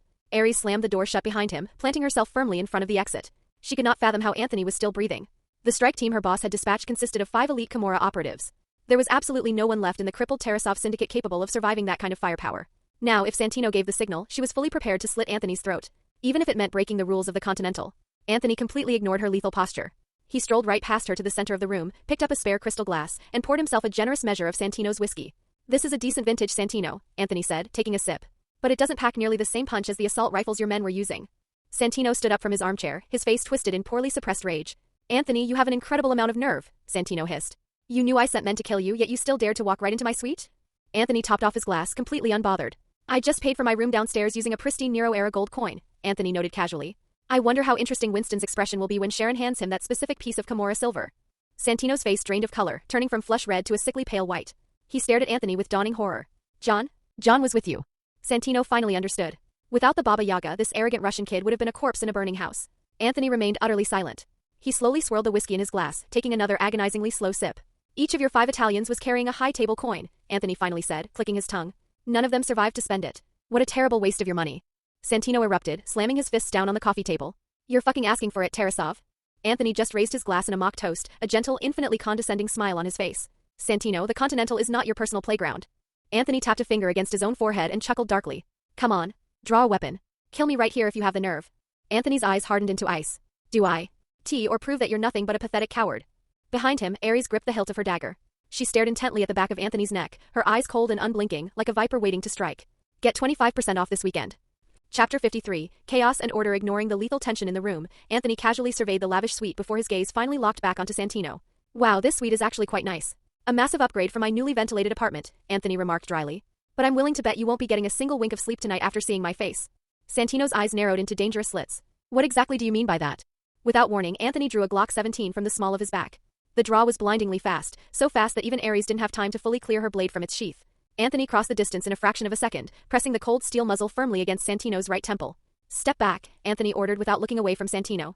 "I don't make a habit of insulting women, but you're a damn mute, Ares, not a ghost." Anthony's voice was completely flat, devoid of any adrenaline or fear. "I know exactly how good you are," Anthony continued, addressing the bodyguard from the corner of his eye. "I know you're a certified shadow of the high table. But right now, in this exact moment, do you really want to test if your knife is faster than my trigger finger?" Anthony leaned in, pressing the barrel harder against Santino's skull. "If you even flinch, I will blow this son of a bitch's brains all over the wallpaper, and then you can have the satisfaction of killing me." Ares froze instantly. Her dark eyes burned with absolute fury, but she didn't dare make a single rash movement. In truth, Anthony was intensely wary of the mute enforcer. He knew from his meta-knowledge of the canon universe that Ares was one of the most lethal assassins in the entire franchise. As Santino's most trusted blade, her combat prowess in the Hall of Mirrors duel was legendary. She was one of the very few adversaries who possessed the tactical awareness to use the environment to push John Wick to the absolute brink of death. Under the pressure of the gun barrel, Santino's pupils contracted slightly, yet he forced a sneer onto his pale face. "You dare draw a weapon inside the Continental?" Santino scoffed. Despite his bravado, a cold sweat broke out across Santino's forehead. His skin was deathly pale. Upon arriving at the New York Continental, Santino had pulled every file the Kimura had on Anthony Tarasov. The intelligence reports terrified him.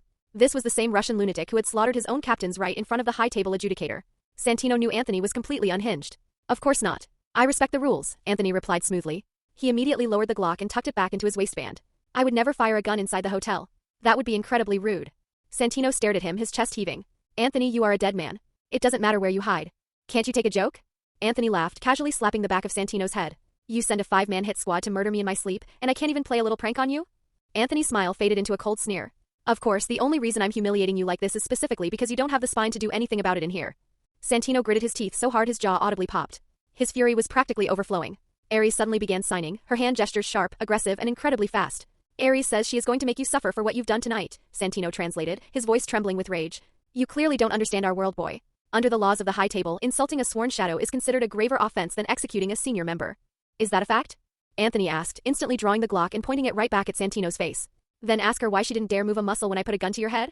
Aries' eyes instantly turned murderous. She took a half step forward, the tactical blade fully drawn and gleaming in her grip. Her entire body coiled like a spring. But before the tension could snap, a polite rhythmic knock echoed from the suite door. It is Winston, a calm, deeply authoritative voice called from the hallway. Anthony glanced at Santino's ashen face and offered a theatrical shrug. It appears our delightful little chat is about to be rudely interrupted, Anthony sighed. He casually twirled the Glock around his index finger. It's a shame. I really wish we could talk like this all night. I was hoping you might actually feel a shred of regret for wasting my time. Anthony turned and strolled toward the exit, deliberately slowing his pace as he passed the seething bodyguard. By the way, mute, Anthony whispered, glancing at the drawn blade. I hear you're a virtuoso with a knife. It's just a pity that inside the Continental that piece of steel is nothing more than a child's toy. He let his eyes drop, offering a deliberately crude, highly insulting smirk to shatter her professional composure. Shame to see such a sharp tool go unused. Aries' knuckles turned bone white around the hilt. Her killing intent was so thick it was almost tangible. Yet she didn't move. Striking a guest inside the Continental was a guaranteed death sentence. It would result in immediate excommunicado for both her and Santino, destroying the Camora's entire political strategy. Unless Santino gave the absolute suicidal order, her hands were tied. Anthony smiled warmly and pulled the door open. Instun stood in the hallway, impeccably dressed as always. Behind his wire-rimmed glasses, a rare flicker of genuine panic danced in his eyes. Anthony, Winston began, his tone a masterclass in controlled authority. I do not wish to see you causing a disturbance on my grounds. Anthony lazily raised his free hand in a mock salute. I wouldn't dream of it, Winston. I just thought the moonlight was perfect for a spirited debate. Besides, Santino and I were just having a very pleasant, productive conversation, Anthony lied smoothly. You can ask him yourself if you doubt me. Winston's sharp gaze drifted past Anthony, landing on Santino's heavy, panicked breathing, and then settling on Aries, who was still gripping her blade and glaring daggers at Anthony. It certainly looks like you were enjoying yourselves, Winston noted dryly. Anthony reached into his pocket and pulled out 4 more blood-stained Nero-era gold coins, letting them clatter loudly onto the hallway console table. I assume Sharon has received the police scanner update by now, Winston. Winston slowly exhaled, offering a grim, silent nod. Anthony raised his voice, ensuring it carried back into the suite. Santino, the 5 men you sent to kill me should be arriving at the NYPD morgue right about now. Anthony shook his head with feigned sympathy. You really should go down there and identify the bodies. It's the absolute bare minimum a boss can do to show respect to his dead. Winston frowned deeply. Anthony, is this theatricality truly necessary? Anthony looked at the manager, his mocking smile vanishing instantly. Winston, I am not John. Anthony's voice dropped to a lethal register. If these 2 cowards weren't hiding behind the absolute sanctuary of your hotel, they would be bleeding out in an alley right now. Anthony turned his head back toward the suite. Santino, don't you ever make the fatal mistake of thinking that just because John walked away from the life, I can't put you in the ground. Winston's expression darkened considerably. He let out a heavy, tired sigh. Winston completely understood the political reality. Santino had launched an unprovoked assassination attempt against Anthony, and Anthony had marched into the hotel specifically to wage psychological warfare. The polite facade of the underworld had been violently torn away. Winston knew the blood feud between the Tarasovs and the D'Antonios was now entirely irreconcilable. It was no longer a question of if a war would start, but merely when and where. And Winston had no idea how deep John Wick would be dragged into the impending hellfire. Winston turned to address the suite, offering a stiff, highly formal bow. Santino, you have my sincerest apologies. Guests of the Continental should feel absolutely secure, not threatened. Winston immediately turned back to Anthony, his voice hardening into iron. Hand over your weapon, Anthony. Right now. Anthony shrugged, casually flipping the Glock backward and handing it over grip first. Winston, I swear on my life I didn't fire a single shot, Anthony said innocently. I only pointed this instrument of kindness at his head to make a philosophical point. Winston's cheek twitched. It looked as though he was actively suppressing an aneurysm. Anthony slapped his own forehead in exaggerated frustration. Damn it, I completely forgot to record a video. I could have posted his terrified face on the high table's dark web internet. Santino finally stormed toward the door, his face purple with rage. Winston, this lunatic broke into my private suite and pointed a loaded firearm at my head. That is a severe, unforgivable violation of hotel rules. Winston paused for a long moment, carefully weighing the politics. He turned to Anthony. He is technically correct, Anthony.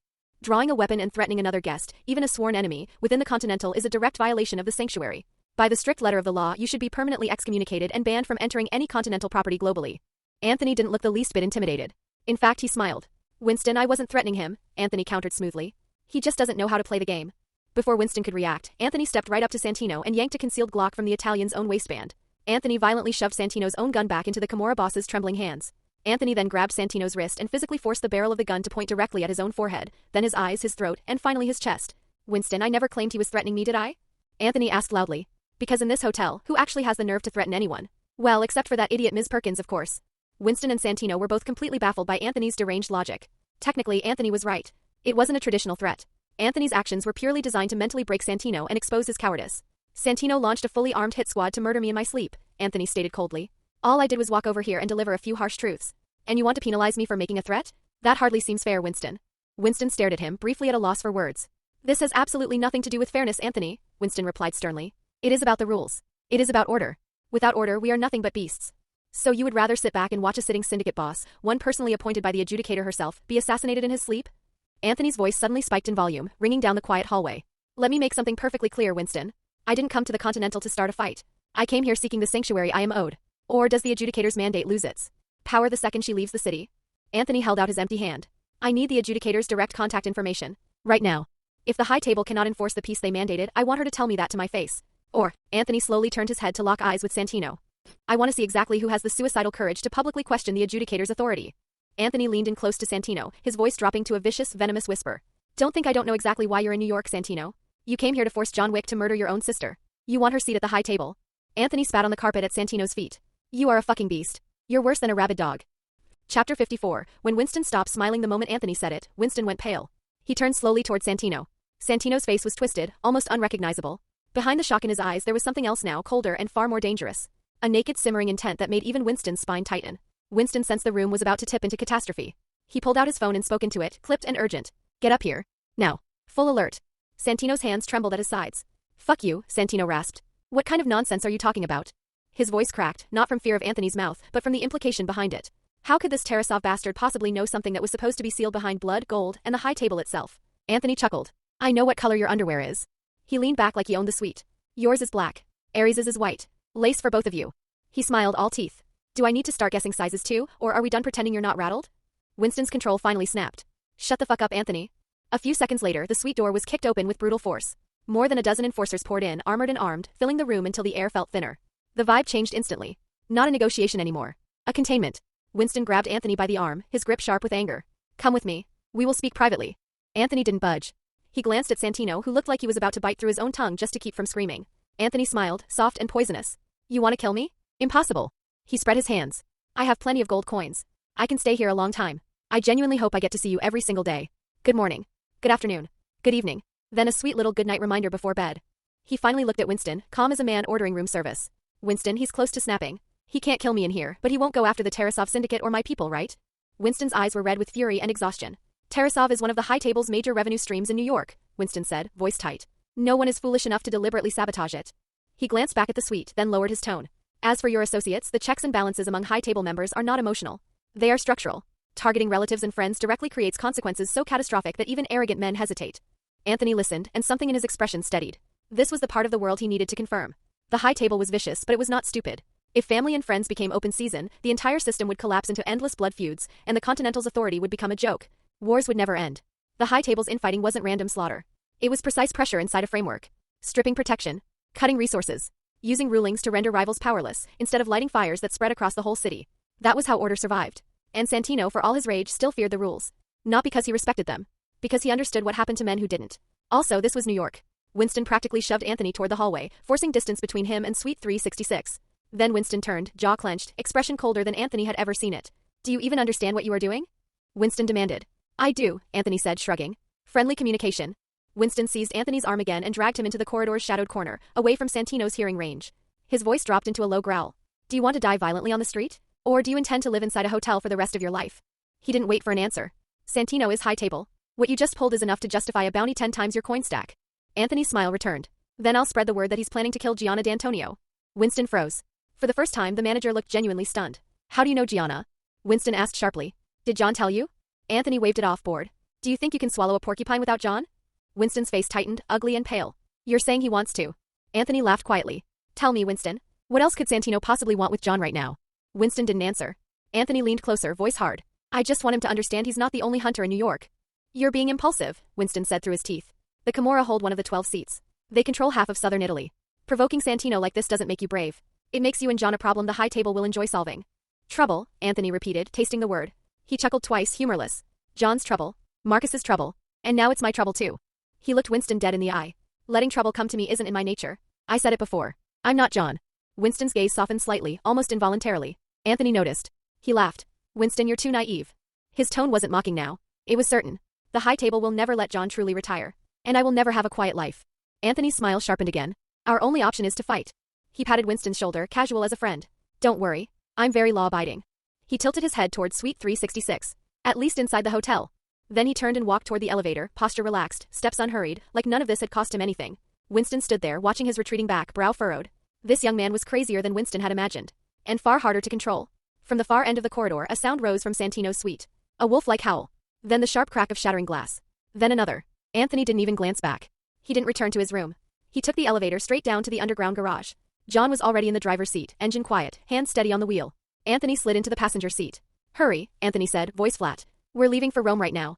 He clicked his seatbelt. If we don't leave now, we won't be able to leave later. John didn't ask a single question. He started the car and drove out of the Continental like a man exiting a funeral.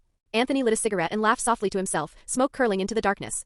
Across the street, in a room with a clear line of sight to the garage exit, Marcus watched their vehicle roll out. His expression didn't change. He calmly disassembled his Blazer R93 Tactical and packed it away. Then he turned and disappeared into the night. The plane's engines roared. Outside the window was nothing but deep night, the sky a black ocean punctured by distant stars. Anthony leaned back in his business class seat with his eyes closed as if resting. John sat across from him, immaculate in a suit, hands clasped on his knees. His eyes were closed too. Still. Silent. A statue that breathed. There were only a handful of passengers in business class. At this moment, Anthony's mind was moving at an alarming speed. Compensatory perception unfolded quietly. The entire cabin rebuilt itself inside his head in clean, clinical detail. The faint wobble of the cartwheels as a flight attendant pushed meals down the aisle. The whisper of leather as a passenger adjusted their recline. The tiny metallic rasp of someone in the back cabin unscrewing a whiskey bottle cap like they were committing a crime. Anthony heard it all. But his attention wasn't on any of it. He was rebuilding the fight. Every second of the battle replayed in reverse, then forward again, like a film being studied frame by frame. 5 assassins. John. Marcus. Himself. Ricardo suppressed AK, modified for control, 30-round magazines, a steady rate of fire that told Anthony exactly how disciplined the man's hands were. Reload cadence. Timing. How long the muzzle dipped. How the sound changed when the shooter got tense. A professional sniper with an AWM and .338 Lapua Magnum. Lethal at distance, slow to reposition, vulnerable up close. MP5S crossfire habits. One of them left-handed. One of them always leaving a few rounds in the mag, like superstition. Salvatore with 2 Berettas and a machete, strong left side, footwork that suggested training. Possibly former special operations. Possibly just a violent man who learned the hard way.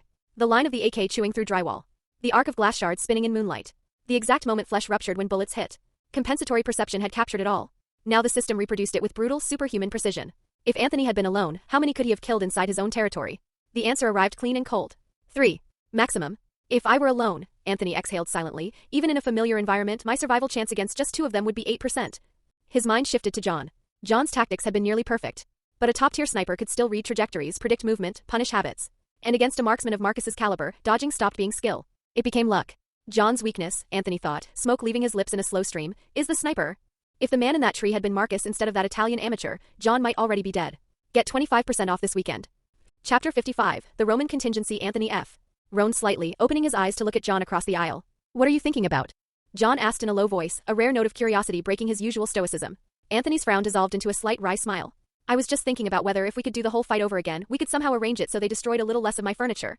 He knew that feigning ignorance in front of the Baba Yaga was utterly futile. John Wick was a man who could smell death in pitch darkness and predict a bullet's trajectory before the firing pin even struck the primer. Anthony's smile faded into something much sharper. He gave a single, firm nod. John, I ran the simulation. Your only genuine weakness in a tactical environment is isolation against a top-tier sniper. In a one-on-one scenario with an AWM operator, your baseline survival probability drops to 37%. John stared at him, his dark eyes unblinking. You calculated that? My brain is wired differently, Anthony shrugged, tapping his temple. It allows me to passively deduce a massive amount of environmental and statistical data. He let out a heavy sigh. But in the face of absolute, overwhelming lethality, it doesn't matter how clever my deductions are. I still have a 0% chance of survival. Anthony leaned forward slightly. John, you are going to have to watch my back. John looked genuinely astonished. You think she might actually break protocol and attack us? I don't know, Anthony laughed softly, but we need to actively guard against the possibility. John paused, his mind clearly shifting gears into a purely tactical mindset. You provide the overarching strategy. I will handle the execution. He locked eyes with Anthony, his voice carrying the weight of an absolute vow. No one is going to kill you while I am still breathing. Now that's what I like to hear. The legendary John Wick actually doing a little bragging. Anthony laughed heartily, the tension breaking for a brief moment. The corners of John's lips twitched upward by a microscopic fraction, though his face ultimately returned to its standard, expressionless mask. Anthony, however, understood the nuance perfectly. For John Wick, that twitch was the absolute limit of a smile. John glanced at him, his expression completely unreadable. He had never been a particularly talkative man. Especially after Helen had died and then Daisy, he had retreated entirely into himself. He had become exactly what Marcus always called him, an immovable block of wood. I also predicted a much worse outcome for tonight, Anthony admitted, pulling out a small leather notebook and casually tossing it onto the empty seat beside him. If we were back at the Continental and Ares had actually drawn her blade on me, how many seconds do you think I would have lasted? In that specific environment? A narrow hotel corridor confronting a high table shadow head-on. John considered the variables for a fraction of a second. It would only take 1 second. Anthony raised a skeptical eyebrow. You're that certain? That precise? John nodded grimly. I know exactly what her combat capabilities are. Anthony smiled thoughtfully, analyzing the data. And what about you? How long could you hold her off in that hallway? John looked at him with chilling calmness. If I were a year younger, I would be 100% certain that I could kill her. Right now? I am only about 80% sure I would survive the encounter. He didn't say kill her. He said survive her. That specific phrasing proved just how warily John viewed Ares' current threat level. Anthony had absolutely no right to judge him for it. John Wick was now over 50 years old. He had long since passed his physical prime. Ares was in her late 20s, operating at the absolute terrifying peak of her combat lethality. Anthony understood perfectly well that John was no longer as blindly confident in his physical dominance as the myths surrounding him suggested. John had been out of the assassin underworld for over 5 years. He hadn't maintained his grueling tactical training regimen. Even if his legendary reaction times were still intact, his baseline physical stamina and muscle recovery simply weren't what they used to be. Ares isn't just an elite bodyguard, John leaned forward, dropping his voice to a grave whisper. She is a sworn shadow. A top-tier apex assassin personally certified by the High Table. Anthony nodded in agreement. I ran the simulation multiple times. I mapped out every possible variable. The hotel corridor was too narrow. There was zero viable cover. Ares' knife proficiency genuinely pushes the limits of human biomechanics. My draw speed with a handgun could never mathematically match her strike speed and... Anthony let the sentence hang for a moment. I ran at least 5 different evasion protocols in the simulation. Every single one of them failed. My calculated probability of death, 95%. In his mental sandbox, Anthony had utilized compensatory perception to test a variety of attack vectors, defensive postures, and even simulated scenarios where Winston actively intervened. The result? Without fail, he ended up with his throat slit. Ares' blade was simply too fast. Even with his system predicting the attack trajectory perfectly in advance, his physical body simply did not possess the speed required to dodge the killing blow. John stared at him in silence for a long time before suddenly asking, if you knew the risk was that high, why did you go out of your way to provoke Santino? Was it purely just to anger him? There is absolutely no strategic value in simply provoking him, Anthony replied calmly. I just needed him to publicly lose face in front of the Continental management. I couldn't just swallow my anger and let him walk away thinking he had the upper hand. And regardless of his temper tantrum, he simply doesn't have the political capital to authorize my execution inside the sanctuary. John narrowed his eyes. You mean you're committed to killing him in Rome regardless of the fallout? Anthony let out a slow, measured breath. John, if someone proves themselves to be a lethal threat to your existence, the only logical response is to strike first. You cannot operate defensively like you did with Vigo. You cannot sit around and wait for the enemy to make the first move against your life. Doing so is fundamentally disrespectful to your own survival. John turned his gaze toward the window, retreating into silence. The plane jolted slightly as it hit a pocket of turbulence, and the flight attendants began quietly moving through the cabin to distribute the first-class meal service. Anthony and John both bypassed the food, each ordering a neat whiskey instead. Let's focus on practical matters, John said, turning his attention away from the window.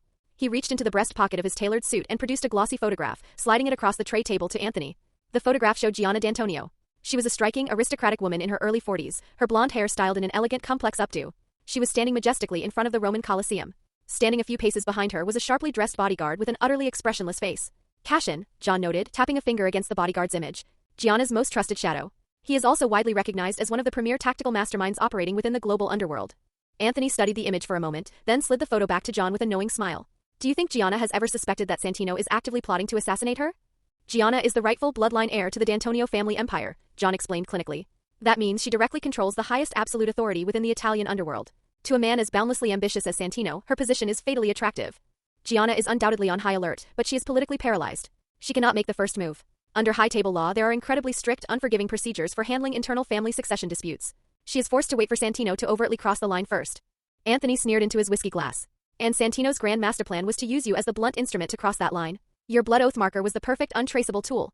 If the legendary Baba Yaga assassinates Gianna, the entire underworld will view it as a professional contract fulfillment. It would be categorized as an internal power struggle completely compliant with High Table regulations. John nodded, following the ruthless logic. Exactly. It would cleanly bypass the High Table's most sacred overt law, members shall not kill each other. Santino would seize total control of the Camorra Syndicate by force, and then publicly cement his absolute authority under the righteous guise of avenging his murdered sister. Anthony took a slow sip of his drink.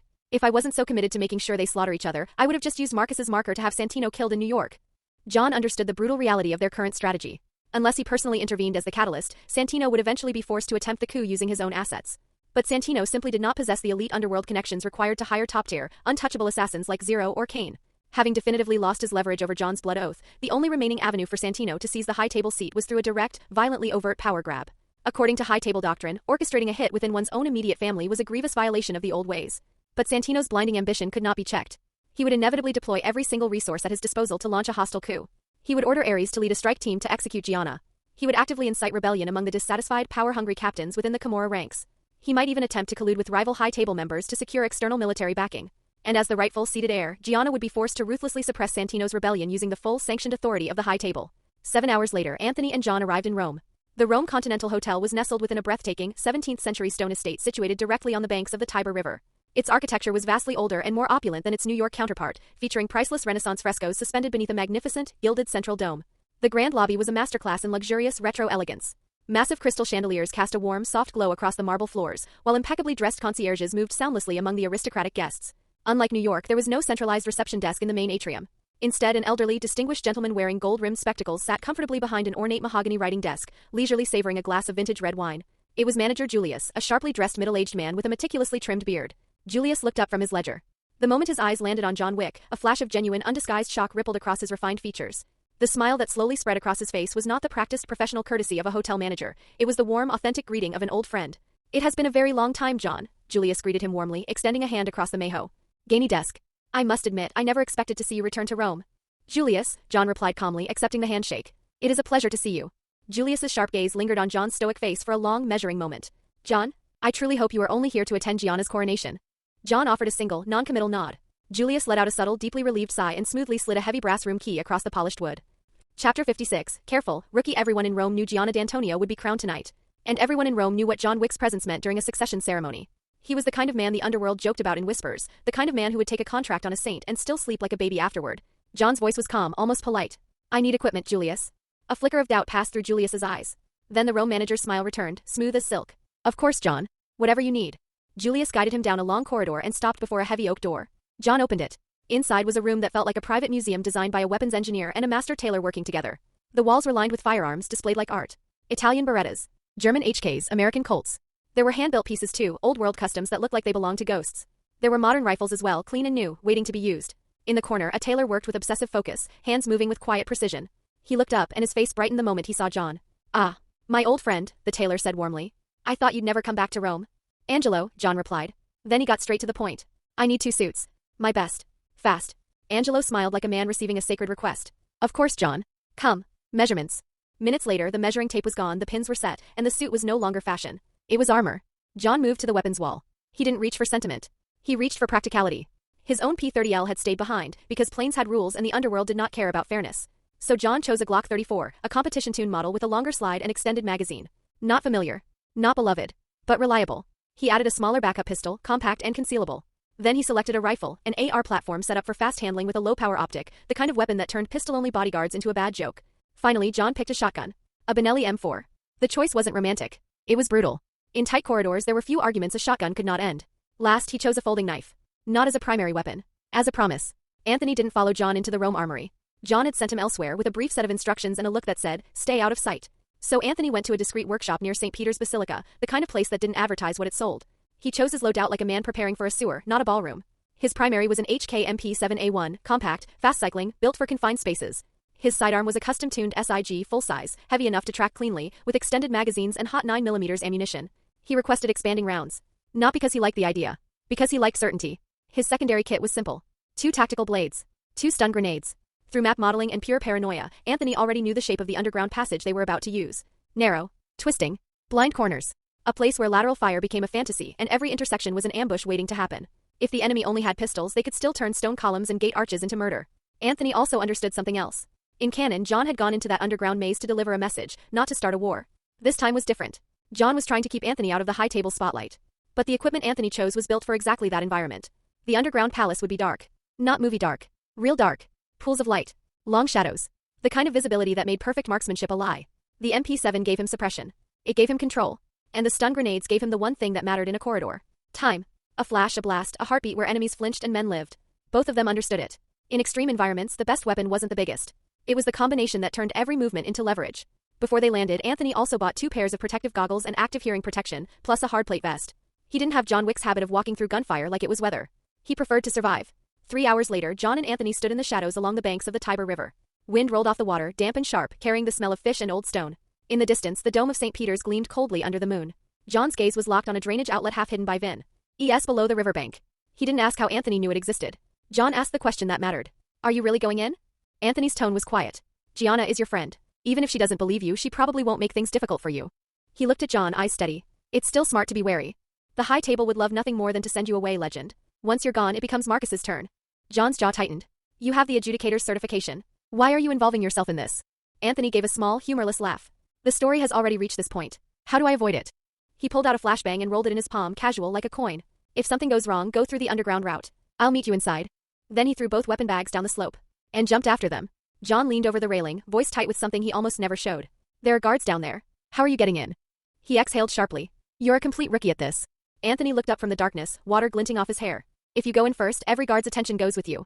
John's eyes narrowed. Then his expression shifted. Fuck, he muttered. So that's the plan. Anthony's grin flashed.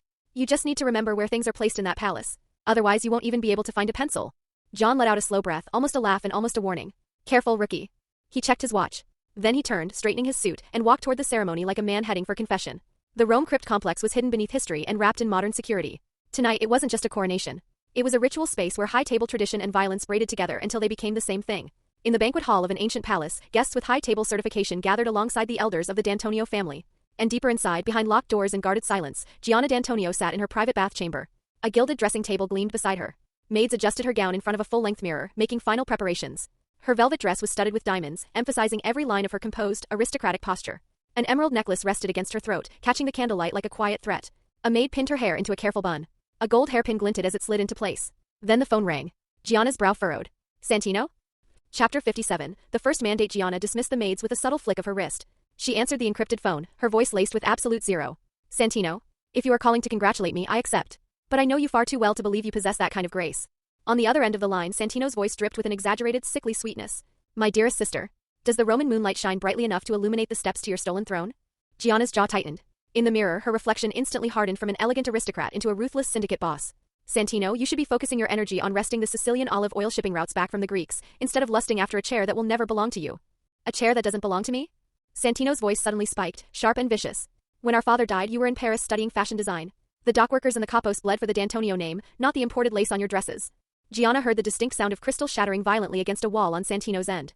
You know, Gianna, I'm in New York right now, Santino chuckled darkly. And I am absolutely certain you know exactly who resides in this city. My dear sister, I simply couldn't wait to share some fascinating news. You do remember the sacred, inviolable nature of a high-table blood oath, don't you? Gianna's knuckles turned white around the phone. You invoked a marker? Against me? Sensing her sudden dread, Santino pounced. He has my marker, and he should be touching down in Rome right about now. His objective is the very head you are about to crown. Santino let out a short, malicious laugh that grated against her ears. You understand high-table law better than anyone, sister. He accepted the blood oath. He has no choice but to execute it. Tonight he will kill you, or you will have to kill him. A cold spike of genuine anxiety pierced Gianna's chest. The faint rhythmic chanting from the coronation ceremony echoing down the palace halls suddenly felt incredibly distant. I am willing to walk away from that seat, Santino's seductive whisper slithered through the receiver. But you must eliminate him permanently. Once he is dead, there will be absolutely no one left in New York who can stop me. Let us strike a bargain, my dear sister. Once you resolve this Baba Yaga problem, once you paint your coronation with his legendary blood, I swear upon the bones of our D'Antonio ancestors, I, Santino, will never set foot in Rome again. New York is more than large enough to satiate my ambitions. You can sit comfortably at the high table, and I will expand my own empire. We will never cross paths again. Santino paused, injecting a masterclass of feigned sincerity and weariness into his tone. Our family cannot afford to be divided any further, sister. This is the best possible outcome for both of us. Gianna sneered into the receiver. You deployed a blood oath to assassinate me, and you actually expect me to believe a single word of that diplomatic garbage? Santino laughed softly. He has likely already breached your perimeter, Gianna. However, I can call him off. I can make him stand down, lowering his guard against you. You know his location. Even if he is the Baba Yaga, he cannot escape an ambush from your entire royal guard if he thinks the contract is cancelled. Gianna was silent for a few agonizing seconds. He is my friend, she finally replied, her voice tight. Ha ha ha. Santino erupted into genuine, hysterical laughter, as if she had just told the greatest joke in the history of the underworld. Gianna, do not insult my intelligence. We both know the exact price you paid to secure the high table's backing for that seat. You promised them you would kill John Wick. By giving him the marker, I have effectively delivered the high table's most wanted man directly to your doorstep. Gianna's heart plummeted into her stomach. Santino was right. Her gaze drifted to the gilded dressing table, landing on a heavy wax-sealed envelope delivered by a high table adjudicator that very morning. It was a formal, undeniable mandate. Priority mandate, active upon coronation, target, John Wick. Alias, Baba Yaga, threat classification, exterminatus, justification. The existence of a retired, surviving legend fundamentally undermines the absolute authority of the high table. His capacity for resistance presents an unacceptable systemic risk. Engagement authorization, unrestricted, operational window, 72 hours, failure penalty, immediate seat review and potential excommunicado. To fully secure one of the 12 seats of the high table, her very first mandate was to personally orchestrate the execution of a living legend. The high table demanded that her new throne be baptized in the blood of the Baba Yaga. Only now did Gianna realize that John's forced return to the underworld was not a random tragedy. The high table had orchestrated this from the shadows. They had tacitly permitted Santino to use the blood oath to lure John out of retirement, specifically intending to use Gianna to put the legend in the ground once and for all. Gianna's hands began to tremble. She was genuinely terrified. John Wick. The Baba Yaga. An apex predator residing at the absolute pinnacle of the assassin food chain. Aside from the mythical blind swordsman Cain, there was likely no single operative on Earth capable of taking John in a fair fight. Gianna knew that if the high table had simply allowed her to issue an open bounty, she could have feigned compliance while deliberately stalling the hunt. But John was bound by Santino's blood oath. He was coming for her personally, and no amount of Roman guards could stop him from reaching her chambers. You want me dead, Santino? Gianna hissed, taking a deep, shuddering breath. You still want this seat and you're using him as the executioner? My dear sister, Santino replied smoothly, if I do not officially revoke the blood oath, you will undeniably die tonight. Your bodyguards cannot stop a force of nature. However, if you agree to my terms, I will call the marker off immediately. He will revert from an assassin to a guest. You can leverage your past friendship to get close, and Cashin can put a bullet in the back of his head. We both get exactly what we want. Do you honestly think I am stupid enough to believe your lies, Santino? Gianna smirked coldly. You are still so childishly naive. If he breaches this room, I will slit my own wrists before I let him fulfill your contract. But before I bleed out, I will give Cashin one final irrevocable order, to hunt you and every single one of your loyalists to the ends of the earth. Sister. Gianna, Santino's voice dropped the theatricality, suddenly sounding strained. I am genuinely concerned for your safety. Concerned? Or impatient? Gianna replied, the dim glow of the vanity mirror illuminating her perfectly still, emotionless face. I have known you since we were children, Santino. You have always found a way to take exactly what you want, usually by employing the most cowardly, dishonorable methods available. Santino's voice turned to jagged ice. Gianna, if you die tonight, do you honestly believe Cashin would survive long enough to reach me? I would instantly place a global $20 million bounty on John Wick's head. Do you think the Kimura would support your dead ghost over their new living boss? Do you think the High Table would object to me executing the man they just ordered you to kill? Gianna fell into a heavy, suffocating silence. Fine. Cancel the blood oath, Gianna finally commanded, her voice slow and deliberate, sounding like a woman who had just signed her own death warrant. An incredibly wise decision, dear sister, Santino smiled, his tone dripping with victory. Then his voice contorted into something rabid and unhinged. Gianna, even if Cashin fails to kill John tonight, you must capture the man traveling with him. Anthony Tarasov. That despicable, arrogant Russian bastard. The Tarasov Syndicate? Gianna blinked, genuinely caught off guard. Why on earth would you target the Russians right now? I was informed the Adjudicator and the Harbinger just formally recognized their new leadership. Through the receiver, Gianna heard the unmistakable sound of heavy furniture being smashed to pieces, accompanied by Santino's frantic, spit-flying roar. Because that Russian lunatic broke into my suite at the Continental and pointed a loaded gun directly at my skull. Gianna, if why? Oh, you do not capture him, if you do not hold him hostage. John will never stop coming. As long as John breathes, that blood oath remains eternally binding. Right now, the only thing I want in this world is to lock that arrogant Russian bastard in a lightless cage, shatter all 4 of his limbs, and force him to eat his own filth to survive. Gianna slowly lowered the phone and ended the call. She looked at her own reflection in the mirror, and then met the calm, all-knowing eyes of Cashin standing guard by the door. A complex, profoundly dangerous storm of calculations flickered deep within her eyes. Meanwhile, above ground, John Wick stood silently beneath a massive Roman stone archway. A dark red velvet carpet stretched endlessly down the dimly lit corridor, leading directly toward the coronation hall. 2 heavily armed, sharply dressed Kimura bodyguards stood blocking the massive double doors, eyeing the approaching figure with intense suspicion. Signore, please present your petition of entry, the lead guard demanded, stepping forward to block the path. John Wick, John replied, his voice a low, gravelly rumble. Gianna D'Antonio should still remember me. Fuck. The Baba Yaga, the second guard whispered, the color instantly draining from his face.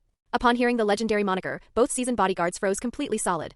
Anyone who had ever drawn a paycheck in the global underworld, whether a low-level street enforcer or an elite royal guard, knew the terrifying bedtime stories of the Baba Yaga. Mr. Wick. Please wait just one moment, the lead guard stammered, his previous arrogance entirely evaporating. The bodyguards suddenly looked incredibly small. Neither man dared to look John directly in the eye, keeping their gazes respectfully averted toward the floor. Despite the sheer impossibility of the situation, neither guard doubted his identity for a second. Absolutely no one in the underworld was suicidal enough to impersonate the Baba Yaga. The lead guard pressed 2 trembling fingers against his earpiece. Cashin, the guard whispered urgently, terrified John might overhear. John Wick has just arrived. He is standing directly at the main entrance. Chapter 58, The Roman Catacombs. Moments later, Cashin strode quickly toward the main entrance. A strange complex light flashed in his eyes the exact second he laid eyes on John Wick. It is a pleasure to see you again, John, Cashin said, his voice perfectly level as he discreetly scanned the surrounding perimeter. However, you have arrived at the absolute worst possible time, Cashin continued. His Italian accent was thick, but his English was as sharp and fluent as a native New Yorker's. Tonight is the most important moment of her entire life. I know. John replied with only 2 words, his face an unreadable mask. He slowly raised both his arms. I want to see her. Cashin stepped forward and personally patted him down, thoroughly checking for concealed weapons. Once he confirmed the Baba Yaga was unarmed, Cashin stepped back. He gave John a long, measuring look, let out an inexplicable sigh, and gestured for John to follow him inside. Santino traveled to New York recently, Cashin noted, his tone casual but his intent lethal. I sincerely hope he is not the one who sent you here. No, John replied, his expression never shifting. Cashin did not lead him directly into the grand coronation hall. Instead, he guided John down a labyrinth of ancient stone corridors toward the private baths nestled deep within the underground palace. As they detoured past the main hall, John observed the sheer opulence of the ceremony. The ancient marble floor was completely blanketed by a lush carpet woven with literal gold thread. Fresh olive branches were intricately entwined around the 12 massive Corinthian columns that supported the vaulted ceiling. The ancestral bronze scepter of the Kimura Syndicate rested heavily upon the central altar. Gianna D'Antonio stood before the altar, dressed in a breathtaking coronation gown studded with diamonds. She looked like a powerful Venetian duchess ripped straight from a Renaissance painting. John's tactical eyes immediately swept the room. He noticed there were significantly more armed bodyguards present than actual VIP guests. 8 gunmen wearing the ceremonial uniforms of the Roman Guard stood at strict attention by the main entrance. At every secondary doorway, maids stood silently, holding high-grade metal detector wands. John even spotted the unmistakable matte black barrel of a pump-action shotgun resting discreetly at the organist's feet. "Please wait in here," Cashin instructed as they reached the private bathhouse. "Gianna will come to see you as soon as she completes the allegiance ceremony." Cashin gave him one final scrutinizing look, his eyes conveying a silent warning that John could not quite decipher, before turning and walking away. Shortly after Cashin left, two maids quietly entered the chamber, arranged a spread of expensive food and vintage wine on a marble table, and departed without speaking a word. Simultaneously, more than a dozen heavily armed bodyguards silently materialized from the shadows, taking up strategic overwatch positions around the perimeter of the bathhouse. Seeing the aggressive deployment, John frowned slightly. Anthony's earlier warning echoed clearly in his mind. "Gianna's private prayer room, she will either agree to see you there or she will bury you there." John calmly poured himself a glass of red wine. He didn't take a sip. He just held the crystal glass in his hand, waiting. In the flickering candlelight, the full scope of the circular stone hall revealed itself. The ancient walls were carved with countless agonizing reliefs depicting the twisted suffering of forgotten saints. Beneath the heavy bronze candlesticks, pools of melted red wax had accumulated over the centuries, looking unsettlingly like congealed blood. The air was heavy with the rich scent of milky bath oils, but beneath the perfume lay a much deeper, colder atmosphere. The smell of old stone and buried secrets. 20 minutes later, Gianna swept into the room, flanked by more than 10 elite bodyguards. When she saw John standing quietly in the center of the chamber, a chaotic storm of complex emotions flashed through her eyes. "Dearest John," Gianna greeted, her voice smooth and regal. "Thank you so much for attending my coronation." Cashin shadowed her closely, remaining exactly 3 steps behind her at all times. He looked noticeably tense. She glided up to John and pressed a polite kiss against his cheek, greeting him like a cherished old friend. In the flickering shadows and soft candlelight, her face appeared unusually serene. She even managed to project a faint aura of divine, aristocratic compassion. "But John." Her voice suddenly dropped 10 degrees, turning to absolute ice. "Coming to my coronation completely empty-handed? That is quite a unique blessing." John looked at her calmly. "I am not here for the banquet, Gianna." Santino attempted to force my hand with a blood oath. The stone hall fell deathly silent. The only sound was the faint, wet crackle of burning candle wicks. Gianna turned her head slowly to look at Cashin. The chief bodyguard instantly understood the unspoken command. "John likely traveled in a great hurry," Cashin said smoothly. "He did not even bring a fucking pencil with him." Gianna's piercing gaze snapped back to John's face. "Are you telling me that you actually rejected a blood oath?" "John, no one in our world can break the 2 ironclad rules of the high table and live to tell the tale. Do you honestly expect me to believe that?" "He called you," John deduced instantly, the pieces falling into place. "He told you I was coming to kill you." Judging by the overwhelming security presence and Gianna's hostility, Anthony's paranoid prediction was coming entirely true. "He could not find me," John said, offering a half-truth. He had absolutely no desire to explain the mechanics of Anthony's intervention, but he genuinely did not want to enter a blood feud with Gianna. Gianna's eyes narrowed slightly. The intense, scrutinizing look on her face only deepened. Cashin suddenly spoke up. "John, if you simply wanted to deliver a warning, you would never have risked coming to Rome in person. I need to know exactly why a retired legend would suddenly materialize at Gianna's coronation ceremony." "I need friends," John replied simply, offering no further elaboration. It was an incredibly valid, universally understood reason. Gianna and Cashin were both acutely aware of the political reality. Now that John Wick had been forced out of retirement, the high table would never allow him to simply walk away a second time. John now faced a binary choice: completely submit and pledge eternal allegiance to the high table, or be ruthlessly wiped out by the very rules he defied. Given his current precarious situation, he desperately needed Gianna's political protection. Gianna remained perfectly silent. Her manicured fingertips gently traced the cold diamond embellishments along the neckline of her gown. Her gaze lingered heavily on John's stoic face, as if she were desperately trying to assess the veracity of his claim, or perhaps ruthlessly weighing her tactical options. A few agonizing seconds later, she spoke slowly, her voice entirely devoid of emotion. "A legendary assassin actively hunted by the high table. A ruthless killing machine who has single-handedly stirred up a hurricane of blood in New York. Where is Anthony Tarasov?" Gianna demanded suddenly. John looked at her, his expression remaining perfectly blank. He was terrified Santino would send another hit squad after him. "I have no idea where he is hiding." Cashin instantly raised 2 fingers. At his silent command, more than 10 bodyguards broke off from the main group and sprinted toward the labyrinthine passages of the underground palace. Meanwhile, deep within the catacombs, Anthony was busy finalizing his weapon placements. He carefully wedged John's customized AR-15 behind a protruding stone pillar in the middle of a particularly narrow tunnel. The choke point would allow John to effectively suppress any heavily armed enemies rushing from the far end of the corridor. He stashed the Benelli M4 shotgun just around a sharp blind corner, ensuring John had immediate access to devastating close-quarters firepower the second he needed to transition weapons. Unlike John, Anthony carried his entire loadout directly on his person. Combined with the heavy ceramic plates of his tactical vest, the gear was significantly weighing him down. In this extreme environment, he simply did not possess John's supernatural lethality. If he was forced to abandon a position and didn't have a weapon strapped to his chest, he would be a dead man. Before even entering the drainage pipe, Anthony had meticulously cross-referenced his meta-knowledge of the film with his system. He had perfectly constructed the entire layout of the underground maze within his mind. He could navigate the catacombs flawlessly, even completely blindfolded. He wasn't worried about John navigating the labyrinth. He was worried about himself. Because his compensatory perception had just detected Ares. The mute enforcer and her personal hit squad were lurking deep in the rear section of the underground palace, silently preparing to ambush John the moment the chaos started. If Ares discovered Anthony was creeping through the tunnels alone, she would likely abandon John entirely just for the sick satisfaction of carving Anthony to pieces first. Anthony knew for an absolute fact that he was no match for Ares in a straight fight. During the flight, he had dumped all 17 of his saved system attribute points directly into his extreme planning skill tree, specifically upgrading his rapid calculation ability. His rapid calculation was now sitting at a formidable LV7. But even with his brain processing variables at supercomputer speeds, the thought of entering melee combat with Ares terrified him. Even with the upgrades, Anthony mathematically calculated he only had a 30% chance of successfully escaping her pursuit if she locked onto him. Thinking about Ares hiding in the dark like a venomous spider, Anthony offered a cold, mocking smile to the empty tunnel. "You damn mute," Anthony whispered under his breath.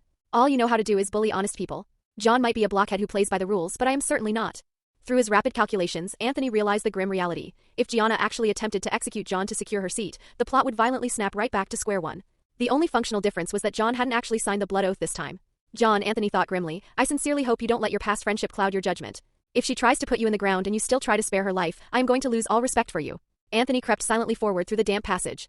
The immediate area was entirely clear. Every guard in the vicinity had rushed toward the main hall the second John triggered the alarm by walking through the front door like a massive, lethal firefly. Just as Anthony prepared to push deeper into the catacombs, his system flared. He detected over a dozen heavy footsteps echoing from several connecting passages ahead. A dedicated search team was actively sweeping the sector, moving directly toward his position. "Ha! Santino, you son of a bitch. You really are more cunning than I gave you credit for." At this point, Anthony easily deduced the truth. Santino must have called Gianna and explicitly warned her to look for Anthony. Damn it. Not all movie villains are brain-dead idiots like ISF Tarasov. Anthony fully activated his compensatory perception. The mental 3D map expanded, making him feel like an omniscient spider king sitting at the center of a massive web. He could perceive the slightest vibration, the faintest breath, and the exact trajectory of every single guard moving through the stone maze. Looking at the tactical data of the approaching search party, Anthony briefly considered leading them directly into Ares' ambush zone to trigger a massive friendly fire incident. He quickly discarded the idea. It was entirely too dangerous. If he exposed Ares, the mute enforcer would instantly go berserk and hunt him down relentlessly. Furthermore, John was currently unarmed and surrounded in the bathhouse. If a massive gunfight suddenly erupted in the outer corridors, Gianna would assume it was an assassination attempt and immediately order Cashin to execute John. Right now, he and John were each other's hidden trump cards. He could not afford to act impulsively and break the tension prematurely. Relying entirely on his system's radar, Anthony masterfully evaded the searching bodyguards, slipping like a ghost through the shadows until he reached the high stone archway overlooking the subterranean bathhouse. Looking down into the sunken hall, he saw John completely surrounded by Gianna, Cashin, and over a dozen heavily armed guards. Worse still, his system easily detected nearly 20 more enforcers concealed in the pitch-black alcoves lining the upper galleries, snipers and riflemen that John likely couldn't even see. Anthony sneered. He reached up, smoothly pulled his tactical goggles down over his eyes, and firmly adjusted his noise-canceling headphones over his ears. Chapter 59. Back to square one. Gianna stood motionless before an ancient gilded mirror. Half of her aristocratic face was swallowed by heavy shadows, the other half was illuminated by the blood-red glow of the wall sconces. Cashin stood exactly 3 steps away from her, his lethal gaze locked unblinkingly onto John Wick. Gianna shook her head slightly, projecting an aura of tragic sincerity. "John, Santino is my younger brother. We are bound by blood." "Bloodline?" John's voice echoed sharply through the cavernous stone hall. In the Camorra, and especially at the high table, bloodlines are more fragile than the spiderwebs in these crypts when absolute power is on the line. "Gianna, let us not insult each other's intelligence." Gianna's pupils contracted by a microscopic fraction. His brutal honesty had pierced her carefully constructed facade of calm. "The blood oath hasn't been fulfilled." She repeated John's earlier statement, her voice dropping to a whisper, as if she were desperately weighing a catastrophic decision. Her piercing gaze fell back onto John's stoic face. "John Wick, who exactly are you standing here as tonight? Are you a debtor refusing to pay his dues? Or are you a friend genuinely trying to protect me?" A cold, mocking smile played across her painted lips. "As a man currently operating completely outside the rules," John replied, looking directly into her eyes, "I simply want to keep the past buried." Gianna frowned deeply. The flickering candlelight cast shifting, jagged shadows across her beautiful features. The seconds ticked by like a descending guillotine. The air inside the subterranean hall grew so dense it felt difficult to breathe. She appeared to be caught in the throes of a violent internal struggle. Her brother's blatant, venomous betrayal. The High Table's absolute, undeniable mandate to execute the legend. The terrifying, unpredictable lethality of the man standing unarmed before her. Just as the oppressive silence reached its absolute breaking point, Gianna's eyelashes trembled. She took a deliberate half-step backward, placing herself firmly behind Cashin. She turned her head slightly, her gaze sweeping past John's shoulder and landing squarely on the pitch-black alcoves near the chamber's entrance. She offered a very subtle, almost imperceptible nod. The reaction was instantaneous. From the deep shadows cast by the agonizing reliefs of the suffering saints, over a dozen matte black gun barrels violently thrust into the dim light. The cold metal gleamed with an eerie, lethal intent, instantly locking onto John Wick as he stood completely exposed in the center of the kill box. Cashin smoothly drew his suppressed FN-57 pistol, aiming it directly at the space between John's eyes. The stagnant air was suddenly thick with the metallic clatter of safeties being disengaged and hammers being cocked. The sheer killing intent radiating from the hidden gunman was suffocating. Gianna remained standing behind Cashin, her face completely expressionless, like a cold marble statue judging a sinner. She looked at John, her red lips parting slightly. The words she spoke were colder than the catacomb walls. "I am truly sorry, John. But you're past." Her gaze swept over the firing squad, finally settling back onto John's unervingly calm pupils. "Including yourself, must be permanently buried here tonight. It is what the rules demand. And it is my final choice." The stone hall fell into a deathly silence, punctuated only by the faint metallic scraping of triggers being prepped to fire. The precise moment to execute the Baba Yaga had arrived. Flash! A harsh, commanding shout ripped through the gloom from the rear entrance of the bathhouse. Before Gianna's pupils could even dilate, a compact black cylinder spun violently through the air, arcing toward the vaulted ceiling like a dice thrown by Death himself. Cashin's elite reflexes flared instantly. Get down. He roared the command, violently tackling Gianna to the hard stone floor. But it was a fraction of a second too late. The DefTech 37mm stun grenade detonated exactly 3 feet off the ground, instantly turning the entire stone hall into a frozen, blinding hellscape. Boom! The deafening 170 decibel shockwave slammed into the room like a church bell being repeatedly struck against their eardrums. An intense 6,000 lumen burst of pure white light instantly swallowed the entire chamber.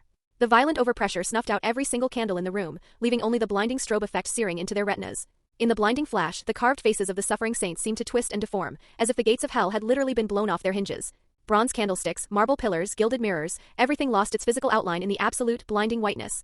Cashin felt as though red-hot nails were being driven directly into his eyeballs. A sharp, agonizing buzz completely hijacked his hearing. He desperately shielded his eyes with his left forearm, but the intense light pierced straight through his closed eyelids. The concussive dizziness struck the back of his skull like a sledgehammer. Panic consumed the Kimura guards. Someone started firing completely blind, heavy-caliber bullets exploding into harmless sparks against the thick stone walls.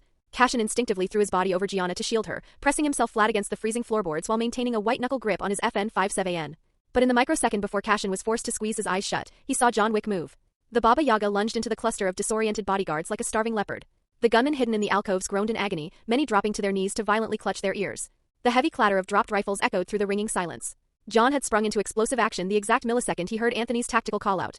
Using the blinding light as perfect cover, he crashed directly into the chest of the nearest guard, driving the man's weapon off-center. With terrifying speed, John violently twisted the man's wrist, snapping the bone and cleanly stripping a Beretta 92 FS from his grasp. Armed and lethal, John immediately darted toward the pre-planned escape corridor where Anthony was waiting. Anthony had already snapped his tactical goggles down over his eyes and activated his noise-canceling headset. He gripped his compact HK MP7A1 tightly against his shoulder. How could he possibly sit back and hold his fire during such an absolute harvest? Every single kill in this room is going to yield attribute points. The blinding flash of the stun grenade was comfortably filtered through Anthony's polarized lenses. He stepped out from behind the heavy stone pillar, squaring his stance and locking the PDW into his shoulder pocket. Puff puff puff puff. The MP7A1 spat suppressed fire. The specialized 4.6 by 30mm armor-piercing rounds sprayed out at a blistering 950 rounds per minute, emitting a distinct, high-pitched synthetic hiss. These specific micro-caliber rounds were designed exclusively to penetrate Kevlar. In the confined space of the catacombs, they were devastatingly lethal. 3 elite bodyguards who had just managed to blink away the blindness and desperately aim their rifles at John's retreating back were instantly cut down. The armor-piercing rounds effortlessly punched through their soft ballistic vests, shredding their vital organs and splattering a gruesome mixture of blood and bone fragments against the ancient religious reliefs. Anthony rapidly shifted his aim, firing 2 tightly controlled bursts. 2 flankers attempted to rush the corridor were instantly kneecapped, screaming in agony as their femurs shattered and they collapsed onto the marble floor. The MP7A1's absurd cyclic rate allowed Anthony to unleash a devastating wall of suppression fire, completely tearing through the Kimura's defensive line in less than a second. His extreme trigger discipline and precise burst fire effectively minimized ammunition waste. The blinding effects of the flashbang finally began to dissipate. Thick, acrid gun smoke filled the bathhouse, mixing with the desperate coughing and agonizing groans of the dying guards. Anthony smoothly tossed a spare tactical earpiece to John. Simultaneously, he tracked his MP7A1 across the room, aiming squarely at Cashin, who was just struggling to his knees, before finally locking the red dot sight directly onto Gianna's chest. John effortlessly snatched the earpiece out of the air, jammed it into his ear, and firmly gripped his stolen Beretta. "You can't do this, Anthony," John stated coldly. The stolen Beretta 92 FS kicked violently in John's grip. Bang! The 9mm bullet struck Gianna D'Antonio dead center in the forehead with surgical, absolute precision. A horrific blossom of crimson exploded from the back of her elegant, piled-up black hair. The warm blood splashed violently against her priceless emerald necklace, staining the diamonds red. The look of profound, arrogant astonishment remained permanently frozen in her dead eyes. Her lifeless body simply folded, slumping heavily against the base of the Kimura's ancestral bronze scepter. Cashin's eyes widened in absolute, soul-crushing horror. "Gianna!" Anthony grabbed the back of John's suit jacket, physically pulling the unervingly stiff assassin deeper into the pitch-black passage. "That is the real you, John?" Anthony yelled over the ringing gunfire. Anthony knew the psychological truth of what had just happened. If Anthony hadn't aggressively aimed his weapon at Gianna, visibly projecting his intent to execute her himself, John likely would have hesitated to take the shot. John had executed Gianna with his own hand specifically to prevent Anthony from incurring the ultimate wrath of the High Table. He had taken the sin onto himself. "But you are still so damn stubborn," Anthony cursed. The 2 men sprinted headlong into the labyrinthine darkness of the Roman catacombs, leaving Cashin's beast-like roar of pure, unadulterated grief echoing violently behind them. Chapter 60, The Roman Catacombs Left. Anthony whispered sharply over the comms. "Copy," John replied, his voice heavy with adrenaline. He plunged into the left fork of the catacombs without a microsecond of hesitation. "The primary package is in the designated location," Anthony stated as he sprinted. He spun on his heel and dropped to one knee. The MP7A1 barked 3 times in the suffocating darkness, the muzzle flash momentarily illuminating the ancient stone walls. Puff puff puff. The lead bodyguard's jaw was entirely blown off by the first round. The 2 men behind him collapsed instantly, their chests shredded by armor-piercing fire. The narrow tunnel was instantly choked by a pile of bleeding corpses. The chaotic thunder of rushing footsteps echoed from the outer halls. The Kimura reinforcements were swarming the sector. "The mute has completely locked down the primary exit of the underground palace. There's no point in rushing to fight our way out just yet," Anthony sneered, his eyes scanning the dark. "Ares is waiting to ambush whoever survives the meat grinder. But this time I'm going to make her choke on her own knife." "You build the strategy. I will execute, John's calm, gravelly voice crackled through the earpiece from a parallel corridor. Anthony understood the assignment instantly. He shifted his firing angle and dumped another suppressed burst from his MP7A1, completely pinning down a squad of bodyguards attempting a flanking maneuver. Under the cover of Anthony's suppression fire, John vaulted over a low stone altar, rolled smoothly through a narrow archway, and vanished completely into the labyrinth. Split up. Hunt them down. Cashin roared. His grief-stricken bellow echoed over the deafening cacophony of gunfire. Leveraging his pre-memorized mental map of the catacombs, Anthony systematically retreated, alternating between his custom SIG pistol and the MP7A1 to maintain a flawless wall of fire.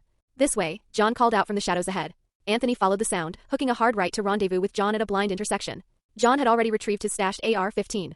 He was rapidly checking the chamber and adjusting the optics. You were right about the terrain, Anthony, John noted, slightly out of breath. He racked the charging handle, the sharp metallic clack sounding obscenely loud in the tight stone corridor. The chaotic shouts and heavy bootfalls of the Kimura pursuers were rapidly closing in. John thrust the customized AR-15 into Anthony's hands.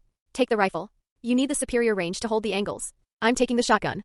Anthony grabbed the AR-15 and quickly slung the compact MP7A1 over his back. The LPVO optical sight was dialed in perfectly, illuminating the pitch-black tunnel with crystal clarity. The 14.5-inch barrel gave the weapon a flawless center of gravity. Anthony manually cranked the reticle brightness to maximum, instantly expanding his field of vision. John crouched down and pulled the Benelli M4 shotgun from its hiding place behind a crumbling statue. Click-clack. John flawlessly executed a tactical ghost load. He topped off the standard 7-round magazine tube, dropped a shell directly onto the carrier, and chambered a final round. 9 rounds of absolute devastation, ready to fire. The pursuers were practically on top of them. The shadows of multiple men stretched across the stone floor of the adjacent passageway. Slice the pie, John murmured, shifting his weight. Operating in perfect sync, the two men pressed their backs against the damp stone wall, executing a flawless, textbook CQC corner clearance. John pivoted out first. The Benelli M4 roared like a cannon. Boom! The heavy 12-gauge buckshot vaporized the point man's chest cavity. The massive lead pellets violently ricocheted off the dense stone walls, creating a deadly shrapnel cloud. The two men stacking up behind the point man screamed in agony, clutching their shredded faces. 7 more tangos rotating in from our 3 o'clock, Anthony warned, his voice low and clinical. John immediately dropped into a crouch at the edge of the intersection, keeping the Benelli M4 leveled perfectly across his chest. Hold your fire until they cross the fatal funnel, John instructed. Copy, Anthony exhaled softly. His index finger rested lightly on the trigger. His breathing was remarkably steady.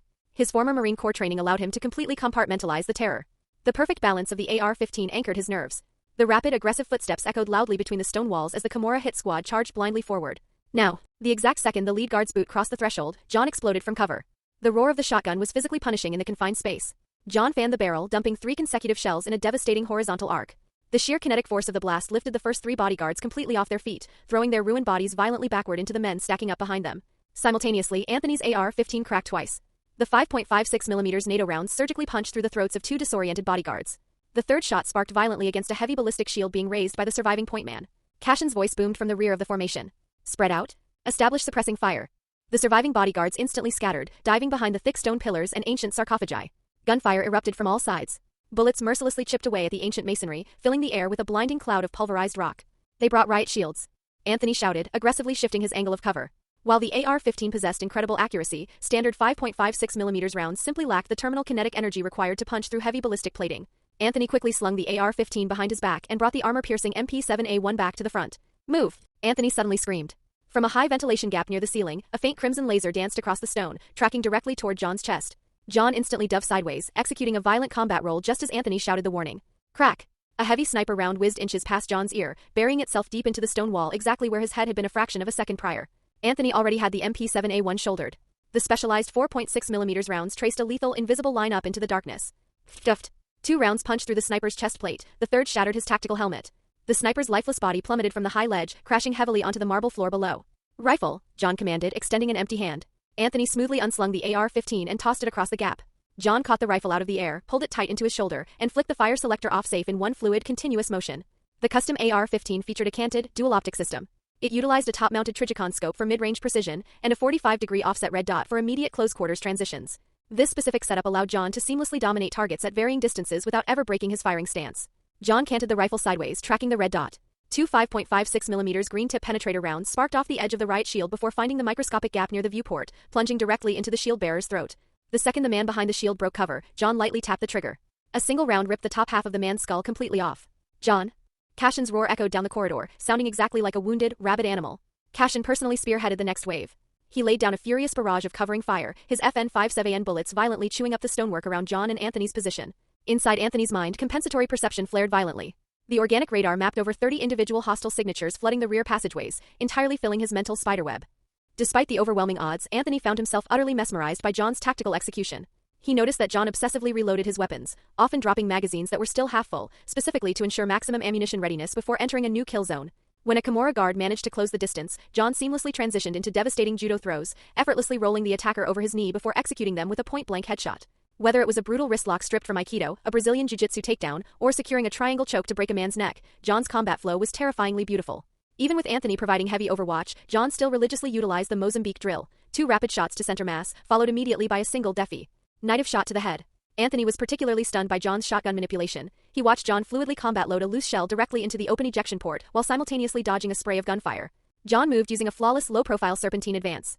He kept his upper body completely rigid, providing a stable firing platform, while his lower body moved in rapid, alternating glides to ensure his muzzle was always tracking the most lethal angles. When approaching blind corners, John utilized textbook angle cutting. He would aggressively pie the corner, exposing only the barrel and a fraction of his shoulder to bait enemy fire, then instantly track the muzzle flash and eliminate the target through the wall. Anthony was intimately familiar with all of these techniques. They were the absolute pinnacle of elite Marine Corps CQC doctrine. Yet, witnessing John seamlessly blend long-range marksmanship with brutal close-quarters martial arts left Anthony genuinely speechless. Anthony's on nearly cost them their lives. For a fraction of a second, Anthony's focus drifted. Cashin suddenly vaulted through a side doorway, his FN-57 barking aggressively. A 5.7mm armor-piercing round slammed brutally into John's ribs. John grunted violently as the kinetic impact folded him. The Kevlar weave of his tailored suit caught the bullet, but the sheer force cracked his ribs, sending a shockwave of agony through his chest. Anthony snapped out of his daze and dumped a frantic burst from the MP7A1. The rounds completely missed Cashin, but the sheer volume of fire forced the bodyguard to dive back into cover. John spat a mouthful of blood onto the stone floor. He used the momentum of a desperate backward roll to sling the AR-15 and smoothly draw the Benelli M4 once again. In this suffocating environment, shotguns were vastly superior for area denial. 2 shells could lock down an entire corridor. John leaned heavily against the freezing, damp stone. Every single breath sent a jagged spike of dull pain radiating from his cracked ribs. The suit had stopped the bullet, but taking a 5.7mm round to the chest felt like being hit by a sledgehammer. 2 tangos advancing with heavy ballistic shields at our 9 o'clock, Anthony warned, his voice tight with focus. John gritted his teeth and aggressively slid out from behind the stone pillar. The Benelli M4 roared, unleashing a devastating storm of heavy lead. The buckshot violently detonated against the edge of a massive Roman column, creating a lethal fan of secondary shrapnel that shredded the advancing squad. Chapter 61. The three-way crossfire. The heavy buckshot slammed into the 2 Kimura gunmen as if they had been struck by an invisible freight train. At such point-blank range, their heavy ballistic shields were entirely useless. Their chests and abdomens were instantly blasted into a grotesque sieve of mangled flesh. Fresh blood and pulverized internal organs violently splattered across the ancient mural of the suffering saints, filling the catacombs with a hot, foul, coppery mist. Reloading. John called out, aggressively ducking back into the hard cover of the stone archway. A scorching hot, spent copper shell violently ejected from the Benelli M4's chamber, clattering loudly onto the stone floor. John's left hand was already a blur, moving instinctively to the quick-load caddy on his tactical belt. 4 red-case shells danced between his fingertips as he flawlessly fed them into the shotgun's magazine tube. Anthony's MP7A1 immediately filled the auditory void, maintaining the vital wall of suppression. The specialized 4.6 by 30mm rounds trailed a faint, deadly line through the gunsmoke. Anthony didn't even bother aiming down the sights. He just tracked the muzzle, firing a tight, controlled burst that violently pinned a flanking bodyguard against the ancient stone wall. Without waiting to confirm the kill, Anthony shifted his firing arc by 2 degrees and dumped another burst. A distant guard who had just raised his rifle let out a wet scream and collapsed. In the 3D map constructed by his system's compensatory perception, the glowing red dots representing the hostile signatures were being systematically erased. Move. Now. Anthony's voice, distorted by static, blasted through John's earpiece. John didn't waste a microsecond to think. Trusting his partner implicitly, his body reacted as if pulled by an invisible tripwire, executing a desperate, low-profile dive toward a nearby burial hollow. Almost simultaneously, Cashin's heavily armed lieutenant leaned around the far flank, his FNP-90 submachine gun unleashing a blinding hail of 5.7mm rounds that completely cratered the stone exactly where John had been standing. Panting heavily, Anthony slung the MP7A1 over his shoulder. The custom SIG Sauer P320X5 materialized in his right hand. Crack crack. Before the Kimura lieutenant could even adjust his aim, Anthony double-tapped him. The man folded straight backward, dead before he hit the ground. The mute is holding position at the upcoming T-junction, Anthony reported, a ruthless, calculating smile spreading across his face. I'm going to go invite her to join our little game of Russian roulette. Be incredibly careful. Do not let her close the distance, John warned tightly as he continuously pressed forward, clearing his sector. John knew all too well the absolute terror of Ares' ghostly CQC blade work. She was a top-tier shadow, a lethal threat that even the Baba Yaga had to treat with extreme caution. John took a deep, ragged breath, desperately suppressing the agonizing, burning pain of his cracked ribs. His body uncoiled from cover like a fully compressed steel spring. John brought the AR-15 to bear, unleashing a deafening barrage of suppressive fire directly toward Cashin's position. A steady rain of 5.56mm green-tip penetrat. Oars mercilessly chewed into the cluster of stone pillars where Cashin's surviving team was pinned down. The high-velocity rounds shattered the ancient volcanic rock, sending razor-sharp stone fragments and sparks flying like deadly shrapnel, instantly forcing the Kimura pursuers to keep their heads down. Meanwhile, Anthony moved like a phantom darting through the deepest shadows, his MP7A1 gripped tightly in both hands.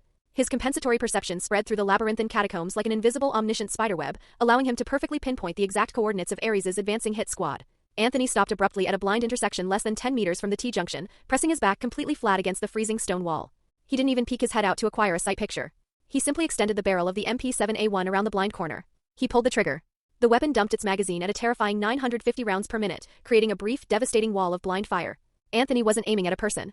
He aimed specifically at the stone floor exactly half a meter in front of Ares' leading footstep. The armor-piercing rounds shattered the stone tiles. The violently ricocheting bullets and razor-sharp rock fragments exploded outward like miniature claymore shrapnel, whistling lethally as they slammed into Ares' position in the dark. Ares had absolutely not anticipated that John Wick would execute a blind-fire tactical retreat. Caught completely off guard, she was forced to abort her charge and violently dive backward into a clumsy roll, barely avoiding the brunt of the deadly shrapnel cloud. Despite her evasion, several jagged shards of rock sliced cleanly through her tactical uniform, carving deep, burning gashes across her forearms. That isn't John Wick, Ares realized instantly. John Wick only moved forward. He fought with an unrelenting, brutal momentum. He never executed cowardly, blind-fire retreats like a cornered dog. Ares vividly recalled Santino's absolute venomous mandate before they departed New York. If Anthony Tarasov is with him, capture the Russian alive if possible. If not, butcher him at all costs. Hey, mute. Why don't you fucking die already? The mocking voice echoed from the far end of the tunnel. It was a voice Ares had permanently etched into her memory. A voice she would never ever forget. Anthony Tarasov. The arrogant, despicable Russian bastard who had dared to draw a weapon on her boss inside the Continental. A palpable, suffocating wave of pure murderous intent erupted from Ares' icy eyes. She didn't even bother issuing full tactical hand signals to her shadow guards. She simply delivered a single absolute command with her eyes and a suppressed animalistic snarl from the back of her throat. In that exact moment, Ares had only one thought consuming her mind. I am going to tear this Russian bastard to absolute shreds. John, the rabid dog, has been successfully lured out of the den. Now it's your turn to add some fuel to the fire, Anthony reported, his voice tinged with triumphant, heavy panting. Hold a suppressive angle for exactly 10 seconds, then immediately break west to avoid the crossfire. John understood the trap instantly. The Benelli M4 roared back to life, dumping heavy 12-gauge buckshot to completely block the frontal passage of Cashin's advancing squad. The massive steel pellets bounced violently off the stone columns, creating an impenetrable wall of secondary shrapnel that pinned the Kimura pursuers desperately behind cover. A horrified scream echoed through the hall as one of Cashin's bodyguards tried to peek the corner. He violently rolled backward, frantically clutching his ruined face as dark blood geysered through his fingers. The terrifying stopping power of the buckshot was magnified exponentially within the narrow confines of the catacombs. The lead guard's upper body practically exploded, as if he had been struck by a wrecking ball. A gruesome mixture of pulverized flesh, shattered bone, and shredded Kevlar fibers sprayed violently backward, completely soaking the two men stacked up behind him. John's devastating shotgun blasts instantly broke the tactical discipline of Cashin's squad. Pure panic and blinding grief overrode their elite training. In the ensuing chaos, Ares' hit squad rapidly closed the distance, attempting to silently flank John from the opposite side of the intersecting tunnels. Ares hung back slightly, exhibiting uncharacteristic caution. Judging by the sheer volume of fire and the fact that John was actively retreating, it was obvious that Gianna had actually attempted to execute the Baba Yaga. Ares calculated the politics. If she and Cashin accidentally caught John in a crossfire and killed him, that was the optimal outcome. If not, John and Gianna's forces would simply slaughter each other. Either way, whether Gianna died or John died, it was an absolute political victory for Santino. They have reinforcements. Open fire. Cashin roared, his voice cracking with rage as he cowered behind a bullet-pocked stone wall. During the momentary lull in John's shotgun blasts, Cashin clearly heard the rapid, chaotic footfalls of Ares' squad advancing from the opposite corridor. Cashin had absolutely no idea how many mercenaries John had smuggled into the catacombs. All he knew was that the opposing force was wearing unmarked black combat gear and moving with lethal, ghostly speed. Assuming they were John's backup, Cashin instantly blind-fired his FN-57 around the corner. The high-velocity 5.7mm rounds violently tore through the smoke-filled air. Pfft. The sickening sound of a bullet cleanly tearing through human flesh echoed clearly over the ringing silence. Ares' body jolted violently mid-sprint. A massive geyser of dark blood erupted from her left shoulder. The excruciating lock ollie. Zed pain abruptly shattered her momentum. The shockwave of the impact forced her fingers to open, and her prized tactical knife clattered uselessly onto the cold stone floor. Ares looked up in absolute stunned disbelief, her gaze locking directly onto Cashin's furious, grief-stricken eyes across the intersection. Cashin stared back, completely paralyzed. He had absolutely no idea that the enemy reinforcement he had just shot was Santino D'Antonio's personal bodyguard. You, Cashin bellowed, his voice trembling with a catastrophic mixture of shock and apocalyptic rage. It was you. Santino orchestrated this. The pieces violently snapped together in Cashin's mind. John Wick had been forced to assassinate Gianna by Santino, and Ares had been lying in wait the entire time to ambush the survivors and clean up the loose ends. Kill them all. Cashin screamed. His bloodthirsty Kimura subordinates didn't hesitate. Multiple rifles opened up simultaneously, spraying a devastating wall of lead directly toward Ares' position. Ares was trapped. She was physically incapable of shouting to explain the misunderstanding, and the relentless hail of gunfire made it entirely impossible for her to step out and use tactical sign language. Seeing that Cashin had completely blocked her only path forward, Ares cast a deeply resentful look down the dark tunnel where Anthony had vanished. A chilling, resolute glint ignited in her eyes. She violently drew her secondary weapon, a Beretta PX-4 Storm, and returned wild, suppressing fire in Cashin's direction. Her bullets sparked violently against the heavy stone pillar protecting Cashin. The mute bitch is returning fire. They're conspiring to wipe us out. Kill every last one of them. Cashin's bald lieutenant screamed, his eyes completely bloodshot as rage utterly consumed his tactical reasoning. Cashin's men, genuinely believing they were the victims of a massive high-table conspiracy, leaned aggressively out of cover and opened fire with reckless abandon. 2 more heavy caliber rounds grazed Ares, tearing through her tactical vest and leaving deep bloody trenches across her ribs. Ares executed a desperate, agonizing combat roll, crashing heavily behind the ruins of a collapsed Roman altar. She immediately popped up and returned fire with the PX-4, putting a bullet straight through the eye of Cassion's overly aggressive lieutenant. 2 more rounds sparked off the altar, grazing Ares' right arm and her thigh, leaving a trail of bloody ruin across her tactical uniform. The immense physical pain, combined with the absolute humiliation of being manipulated by Anthony Tarasov, completely obliterated the last remaining shred of Ares' professional composure. It was like boiling lava washing over her brain. Her usually cold, calculating eyes instantly flooded with a violent blood-red hue. Was this a betrayal? An ambush? Or just the pure, blinding stupidity of Gianna's guards? It didn't matter anymore. Chapter 62. Safe Haven. Ares let out a suppressed, shrill hiss, sounding exactly like a wounded, cornered beast. Her body twisted violently, operating at speeds that defied human biomechanics. Moving like a ghost, she leveled her PX-4 storm at Cassion's bald lieutenant and pulled the trigger without a fraction of hesitation. 3 9mm rounds struck the target in a flawless, tight triangular grouping. The massive lieutenant let out a wet groan. Blood erupted from his chest and throat as his heavy body crashed lifelessly to the stone floor. You damn mute. I am going to kill you. Cassion roared in absolute fury. Ares completely ignored him. Her entire world had narrowed down to the raging white-hot flames of revenge. Anthony's provocation. The slaughter of her personal guard. The unprovoked attack by Cassion's forces. Every single violent event pointed directly back to one man, Anthony Tarasov. Moving like a completely crazed leopard, Ares utilized the collapsed altar and the shattered remains of the Roman pillars as hard cover. She fired her PX-4 with deadly robotic precision. One of Cassion's men attempted to aggressively rush her flank. Ares put a bullet straight through his forehead. He crumpled to the ground without making a sound. She rapidly snapped her aim and fired 2 more rounds, violently suppressing another Kimura guard who tried to peek around a column. Cassion watched his elite men fall one after another. He witnessed Ares' reckless, frenzied lethality, and his mind instantly snapped back to the horrific image of Gianna's dead body. In his grief-scorched mind, all the chaotic clues strung themselves together to form the only logical explanation. The High Table. Santino must have deployed the blood oath to force John Wick to assassinate Gianna, and then simultaneously dispatched Ares to silence John and clean up the loose ends. The entire assassination had to be a sanctioned High Table purge. Kill them. Avenge Gianna. Cassion roared. His command completely ignited the feral ferocity of the surviving Kimura bodyguards. Every single weapon in the corridor, submachine guns, assault rifles, and pistols, turned simultaneously, unleashing a devastating, unified barrage of fire directly at Ares and her few remaining shadows. Like a furious lion commanding a pride, Cassion ordered his men to fan out and establish overlapping fields of crossfire. Simultaneously, he unleashed a furious string of suppressing fire from his FN-57, completely pinning Ares behind the altar. Ares curled up tightly behind the half-collapsed stone block. She looked like a mother wolf who had suffered a fatal wound, only for the pain to make her infinitely more ferocious. She violently tore open a sterile field dressing with her teeth, slapping the gauze onto her bleeding shoulder. Her cold eyes never left the RK archway where Anthony Tarasov had disappeared. She ruthlessly returned fire against any Kimura gunman foolish enough to break cover. Blood seeped steadily from her shoulder wound, turning her black tactical uniform slick and heavy as she executed her violent maneuvers. The two factions clashed brutally in the narrow confines of the catacombs. Men were routinely torn apart by heavy crossfire. Desperate screams and raged curses, the deafening roar of automatic weapons, and the relentless clatter of spent brass hitting the stone floor merged into a chaotic symphony of death. Fresh blood quickly pooled, flowing like dark rivers through the cracks in the ancient Roman floor tiles. The suffocating stench of copper and burnt gunpowder was absolute. Meanwhile, further down the corridor, Anthony and John had both switched back to their suppressed pistols, silently neutralizing any stragglers they encountered in the dark. Anthony was desperately trying to maneuver back toward the firefight to harvest more attribute points, but John physically grabbed his tactical vest and forcefully dragged him away. Rabid dogs biting each other, Anthony muttered. He violently stripped the empty magazine from his MP7A1 and slammed his final full mag into the well. They have enough ammunition to keep biting until dawn. The deep underground passage stretched endlessly ahead of them, looking like the dark esophagus of a giant beast. Moving like twin cheetahs blending seamlessly into the shadows, the two men turned and rushed deeper into the narrow, arched escape route. They left the relentless, frenzied slaughter, the angry roars, and the inescapable stench of death far behind them. 20 minutes later, the two men finally emerged from a hidden drainage grate, returning to the cold, moonlit streets of Rome. After Anthony carefully stashed his MP7A1 into a heavy canvas duffel bag, John turned to face him. Anthony, you need to head straight to the airport. You are flying back to New York tonight, John commanded, his tone leaving absolutely no room for debate. Anthony slowly zipped the duffel bag closed and hoisted it over his shoulder. Do you honestly think I can just walk away from this now? I pulled the trigger. I killed Gianna, John stated grimly. Santino will undoubtedly place a massive global bounty on my head. Ares' ambush proves he already intends to wipe us out. Anthony reached into his pocket and tossed John a crushed cigarette. You don't need to worry about me right now, John. Quite frankly, you are the one who can't survive the next 48 hours without my overwatch. Fuck, John swore softly, catching the cigarette. If you stay with me, every single contract killer on the planet is going to come after you. You're a smart kid. Go back to New York and look after Marcus for me. Anthony stared at John's blood-spattered face. You don't want to stay and kill Cassion? John remained silent. Anthony analyzed John's physical state. Unlike the canon timeline, John hadn't suffered nearly as much damage during the catacomb escape.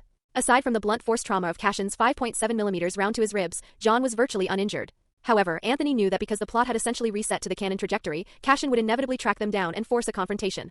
Anthony also knew his own limitations. Even though he had accumulated a massive 23 attribute points during the slaughter, he still didn't possess the baseline physical stats required to survive a solo encounter with Ares. If she caught him alone on the streets, she would butcher him. Furthermore, Anthony knew that once John bypassed Cashin, Santino would open the global high table ledger. Hundreds of assassins would swarm Rome to claim the Baba Yaga's bounty. Anthony was absolutely not going to let a massive opportunity to harvest attribute points slip through his fingers. More importantly, directly witnessing John's flawless gunfu had dramatically improved the processing efficiency of his own compensatory perception and rapid calculation skills. He needed to stay in the field to adapt. I know you really didn't want to kill Gianna, Anthony finally exhaled, dropping the bravado. But I absolutely was not going to let her execute you. Anthony cautiously scanned the deserted Roman street, carefully monitoring the parked vehicles for any signs of an ambush. Are you worried the high table will hunt me down for intervening? Anthony asked calmly. Don't worry. Even if the adjudicator herself knocks on my door, I have the political leverage to justify my actions. This time, Anthony and John had been forced to retaliate strictly within the boundaries of high table law, self-defense against an unsanctioned execution. However, Santino seeking vengeance for his sister's murder was also perfectly within the rules. And Anthony knew that was exactly what the shadowy figures at the top of the high table wanted to see. That assumes we managed to stay alive, John muttered. He dropped his half-smoked cigarette onto the cobblestones and ruthlessly crushed it beneath his heel. Anthony chuckled nonchalantly. You know what, John? I just got to this world. I have absolutely no intention of dying, and I certainly won't go down easily. John looked down the street toward the glowing neon sign of the Rome Continental. I am heading to the hotel now. The Camorra will flood the streets to lock down my escape routes. John looked back at Anthony, his eyes dead serious. You can use this window of chaos to slip away to the airport. They won't be looking for you. Anthony just laughed at him. John, Santino essentially owns New York now. Are you seriously suggesting I lead his hit squad straight back to Marcus? Before John could argue, Anthony stepped forward and clapped the legendary assassin on the shoulder. I'll wait for you at the hotel bar. See you in a bit. John ignored the blatant dismissal of his orders. He was about to follow Anthony when the screeching wail of burning rubber echoed down the street. A black sedan violently swerved around the corner, slamming on its brakes just 30 yards away. The driver's side door flew open and Cashin stepped out onto the cobblestones, his gun already drawn. John stared in mild astonishment as Anthony just kept walking casually toward the hotel. Anthony didn't even bother to turn around. He simply raised his hand and offered a lazy, backward wave. Anthony gripped the heavy, ornate bronze handles of the Rome Continental and pushed the doors open, effectively shutting out the freezing chill of the Roman night. He knew Cashin had finally caught up to John. The two elite assassins, rivals who clearly shared a deep mutual respect and similar tactical lineage, needed to settle their blood feud without interference. Inside the opulent lobby, Julius was still sitting calmly behind his mahogany desk, meticulously reviewing the hotel registry. Anthony reached into his pocket, pulled out a pristine, blood-stained Nero-era gold coin, and slapped it down onto the polished wood. Julius looked up, his expression a mask of practiced, professional calm as he analyzed the unfamiliar face. He picked up the heavy gold coin. As he examined the specific Camorra minting, his fingers trembled inexplicably.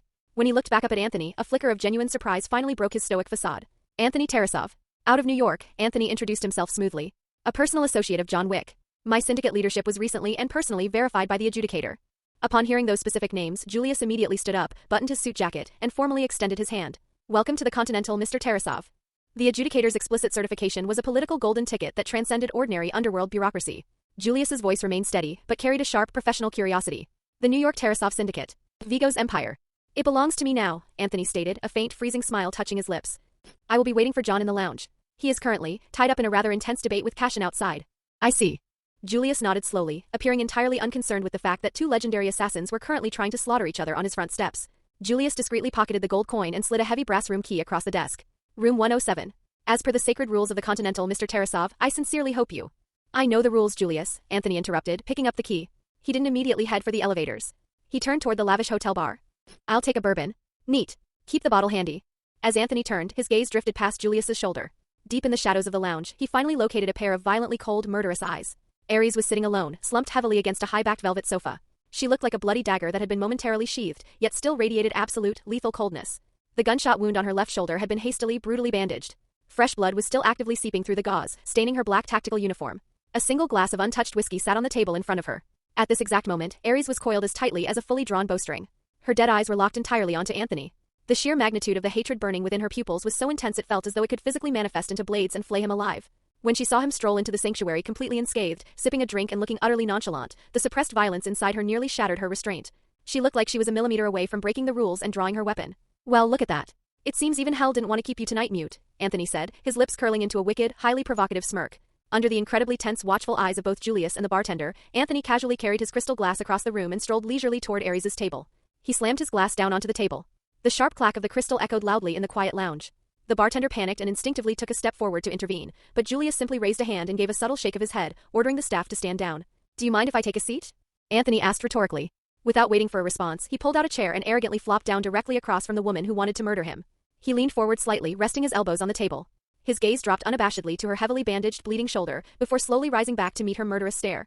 It seems Cashin's marksmanship is significantly better than his deductive reasoning. At least he didn't permanently damage any of the good spots. Anthony's dark, meaningful gaze deliberately and highly disrespectfully swept over the curves of her ruined tactical uniform. You seem to have matured quite a bit since we last spoke in New York. Hiss, Ares let out a venomous, serpentine hiss. Her entire body instantly tensed, looking exactly like a cornered cheetah preparing for a lethal strike. Her right hand, which had been resting casually on the armrest, clenched into a white-knuckle fist. The veins on the back of her hand bulged violently. It looked as if her concealed tactical blade might spring from her sleeve at any given microsecond to sever Anthony's carotid artery. The air inside the lounge instantly dropped to absolute zero. Behind the mahogany bar, the bartender instinctively shrank back, terrified the bloodbath was about to begin. Julie. Us' refined face darkened considerably. He stepped out from behind the front desk, his posture rigid. Anthony, Julius's voice cracked like a whip, carrying the absolute, uncompromising weight of a Continental manager's warning. Any form of violence is strictly prohibited upon Continental grounds. You will cease this provocative behavior immediately. Provocation? Anthony chuckled darkly. He leaned back lazily into his chair, crossed his legs and took a slow, arrogant sip of his bourbon. He looked over at Julius and then slowly shifted his gaze back to Ares, who still looked like she was about to explode into a hurricane of violence. Chapter 63, The Ledger opens. Manager Julius, you should really be directing your concerns to this noble shadow, Anthony said, gesturing lazily toward Ares with his whiskey glass. And to her master, Santino D'Antonio, who is currently screaming in New York like a cat whose tail has been stepped on. He simply couldn't wait to invoke that ancient blood oath to force John to assassinate his own sister, Gianna. Why? Just so he could sit in a damn chair that he could never earn himself. Anthony's voice rang out clearly across the silent lobby. Each word struck like a cold, calculated bullet. Unfortunately for Santino, John absolutely refused to honor the marker, Anthony continued, pacing slowly in front of Ares' table. So the Viper got anxious. He sent a 5-man hit squad to eliminate me under the cover of night. Alas, his dogs proved completely useless. Anthony slowly swirled his glass, the ice clinking loudly. His gaze swept across Ares' pale, furious face like a scalpel. And then? The Viper discovered that John was traveling with me, and he assumed we were flying to Rome to tip off his dear sister. Terrified that Gianna might bolster her defenses and ruin his grand assassination plot, Santino beat us to the punch. He called Gianna and blatantly framed John, telling her the Baba Yaga had accepted the marker and was coming to kill her. Anthony slammed his glass down onto Ares' table. The sharp crack echoed through the cavernous hall like a gunshot. And what was the result? Gianna set a massive ambush to bury John and me together in her gloomy catacombs. Anthony turned back to the Continental manager. So tell me, Julius, in that exact situation, should we have simply washed our necks and waited for the executioner's blade? Or should we have flipped her entire table? Julius's eyelids twitched violently. His pupils contracted in sheer shock. Brutal power struggles within the high table families were incredibly common. But to be this blatant, this malicious? To directly manipulate the sacred rules of the blood oath specifically to frame the Baba Yaga? Julius instinctively looked over at Ares, desperately searching the shadow's face for a hint of denial or an alternative explanation. However, Ares simply stared intently at Anthony. Her chest heaved with poorly suppressed rage, her lips were pressed into a bloodless line, and her eyes blazed with absolute murderous intent. Her furious silence was, in itself, a complete tacit admission of guilt. She and her treacherous brother backed us into a corner, Anthony said, his voice dropping into a cold, cruel register, delivering the final verdict. As for Ms. Mute here and the heavily armed hit squad she brought with her. Anthony gestured with his chin toward Ares. She was just a vulture sent by Santino to pick our bones clean after Gianna's guards did the heavy lifting. But the vulture was incredibly unlucky. She accidentally ran into Cashin, a lion who was equally bloodthirsty. Julius let out a sharp gasp. A profound chill ran straight down his spine. The sheer volume of political intelligence contained within Anthony's brief monologue was staggering. It was enough to trigger a massive earthquake within the highest echelons of the high table. Santino's plot had been completely exposed. Cashin and Ares were actively slaughtering each other in the catacombs. The arrogant young Russian casually narrating this apocalyptic storm was not merely a witness, he was actively manipulating the pieces behind the scenes. Julius's voice cracked. He desperately needed time to process the geopolitical fallout. Anthony looked back down at Ares with a mocking smile. John and I literally just crawled out of the underground palace. It is an absolute slaughterhouse down there. Rivers of blood. Ares' knuckles turned bone white. Her eyes were fixed on Anthony as if she wanted to physically tear his throat out with her bare teeth. Go ahead. Draw it, Anthony challenged her, his voice perfectly level, completely devoid of fear. Draw a weapon inside the Continental. If Santino hears that you sacrificed yourself just to kill me, he might actually respect you as a tough woman, rather than just a disposable tool. Julius finally couldn't hold his silence any longer. He strode out from behind the desk, his voice echoing with stern authority. Anthony, this is the Continental. Oh, relax, Julius, Anthony laughed, raising both his hands in mock surrender, his wicked smile completely undiminished. I was just catching up with my old friend here. Anthony's smile slowly faded. Do you know the truly tragic part of all this? This entire situation was so clearly a trap orchestrated by the D'Antonios. But John, that stubborn fool, he desperately tried to cling to a sliver of past friendship that didn't even exist anymore. Julius was taken aback, his aristocratic composure cracking. Gianna, what happened to her? Anthony picked up his glass and took a slow sip of his bourbon. Julius, do you honestly believe that anyone who actively attempts to murder John Wick will live to see the sunrise? Julius's face drained of all color. Anthony's gaze shifted back to Ares. As for this beautiful mute, she traveled all the way to Rome on Santino's direct orders specifically to ambush John. Anthony leaned in close. But right now? She definitely wants to kill me more. Julius looked in absolute shock at Ares, who was aggressively signing at a speed that was almost impossible for a layman to track. Julius's expression turned incredibly grim as he translated. She said you have deeply humiliated both her and Santino. She says you must pay with your blood. Anthony slammed his glass down and looked Ares directly in the eyes. The mocking playfulness completely vanished from his face. Listen to me very carefully, Mute. You hate me. I completely understand. But you need to go back to New York and deliver a message to Santino. Tell him that if he dares to touch a single one of my people, I will personally carve his tongue out of his skull and turn him into a mute just like you. Ares' chest heaved violently. Thick veins bulged visibly across her forehead. Her hand hovered millimeters from the hilt of her blade. But in the end, her legendary discipline held. She suddenly stood up, turned on her heel and stormed violently toward the exit. She stomped out of the hotel, each furious footstep looking as though she was trying to shatter the marble floorboards. Julius let out a massive trembling sigh of relief. You are completely insane, Anthony, Julius whispered. She is a high-table certified shadow. A top-tier apex assassin. So what? Anthony asked casually, reaching across the bar to pour himself another generous measure of bourbon. Did she dare to make a move inside the Continental? Just as Julius opened his mouth to reprimand him, the massive plate glass window near the hotel entrance violently shattered inward. A hail of glass fragments rained down across the lobby as two heavily bleeding figures tumbled violently through the shattered frame, crashing heavily onto the marble floor. John and Cashin. Both men were completely covered in blood and white masonry dust. Their tailored suits were violently torn. John's tactical suit jacket had been ripped open across the chest by a glancing bullet, revealing his blood-soaked dress shirt underneath. Cashin's left arm was twisted at an unnatural, agonizing angle. A deep, jagged knife wound stretched diagonally across his face, running from his forehead all the way down to his chin. They slowly, agonizingly pushed themselves up from the floor. John slumped heavily against an overturned velvet sofa. Cashin staggered backward a few paces, desperately grabbing the edge of a liquor cabinet to keep himself from collapsing. Their eyes met across the ruined lobby. There was no burning hatred in their gazes, only an indescribable, suffocating heaviness. Cashin, panting heavily through his teeth, limped over to the bar and gestured weakly for a drink.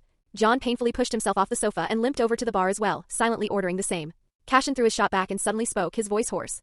Gianna trusted you, John. She once told me you were the most humane killer she had ever met. John's eyes flickered, staring blankly into his glass. The high table officially mandated that she kill me to secure her seat. Cashin sneered bitterly. Gianna's death. He reached up, wiping a mixture of sweat and blood from his ruined face. His eyes sharpened into daggers, locking onto John's profile. This will not end here, John. As long as I am still breathing, my bullets will always be hunting you. This is my absolute vow to Gianna. This has absolutely nothing to do with the high table. It has nothing to do with their sacred rules. This is purely about settling a blood debt. Cashin's voice, though drowned in grief and hatred, was terrifyingly resolute. Suddenly, a voice carrying a light-hearted, arrogant laugh abruptly shattered the somber, tragic atmosphere. Wow. Just listen to this incredibly touching declaration of revenge. Anthony had casually strolled over from his table, slipping seamlessly into the space between the two battered assassins. He wore his signature, highly punchable smirk, a smile that radiated pure cynicism and an infuriating, all-knowing arrogance. He completely ignored Cashin's lethal, scrutinizing glare that instantly snapped toward him. Anthony Tarasov, Anthony introduced himself, casually extending his hand as if he were greeting a new business partner at a high-society cocktail party. I am John's friend, Anthony smiled even broader, showing his teeth. It is a genuine pleasure to finally meet you, Cashin. Upon discovering this kid was John's associate, Cashin's expression instantly warped into something incredibly complex. He looked at Anthony's outstretched hand, and then looked back at John Wick, who was radiating an aura of absolute unapproachability and seemed entirely uninterested in joining the conversation. The Tarasov Syndicate from New York? Was this the man Santino had been frantically screaming about on Gianna's final phone call? The name Santino wanted torn apart? Is this the arrogant young bastard who completely overturned a high-table ambush with a flashbang in the catacombs, and is now standing next to the Baba Yaga as if nothing had even happened? John remained entirely silent. He simply threw back his shot of bourbon. Rome Continental Hotel, room 107. The heavy blackout curtains were drawn tight, blocking out all the ambient neon light from the Roman streets below. The television news was playing softly in the background, broadcasting the local police department's official statement regarding a massive gas pipeline explosion in the catacombs near St. Peter's Basilica. John leaned heavily back into a plush armchair, his eyes closed in exhaustion. His meticulously cleaned and freshly oiled TTI Glock 34 rested easily on his lap. Anthony, meanwhile, had brazenly commandeered the suite's large writing desk. A highly detailed hand-drawn street map of Rome's core districts was spread out before him.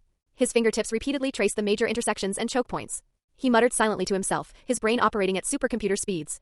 He was aggressively merging his meta-knowledge of the Cannon assassin locations with his system's tactical models, constructing highly probable ambush zones and viable exfiltration routes. The only sounds in the suite were the rhythmic ticking of the antique wall clock and John's slow, steady breathing. You need to leave, Anthony, John stated quietly, not opening his eyes. By tonight, Santino's bounty will reach every dark corner of the globe. Anthony didn't look up from his map. Listen to me, John. You are a living legend, yes. But you are still just a fucking human being. Everyone gets tired. Everyone gets hurt. And everyone makes mistakes. You desperately need a second pair of eyes that can cover your blind spots and clear out the small fry assassins while you focus on the primary threats. Anthony tapped his pen firmly against the desk. You need my overwatch. So I am staying with you until we clear Rome. Then we go back to New York together. That is final. This is not a video game, Anthony, John snapped. His head shot up, his gray-blue eyes blazing with sudden, terrifying intensity. A single bullet entering your body will kill you. Cashin will be hunting me relentlessly. Santino will undoubtedly put a massive open contract on my head. And the high table will dispatch an adjudicator to investigate Gianna's execution. Any one of these threats is more than enough to wipe out 100 rookies like you. A newbie. Anthony scoffed, dropping his pen and sitting up straight. John, you and I are both men who are deeply committed to living to see tomorrow. Anthony reached into his pocket and tossed John another cigarette. The road back to New York is going to be incredibly bloody for you.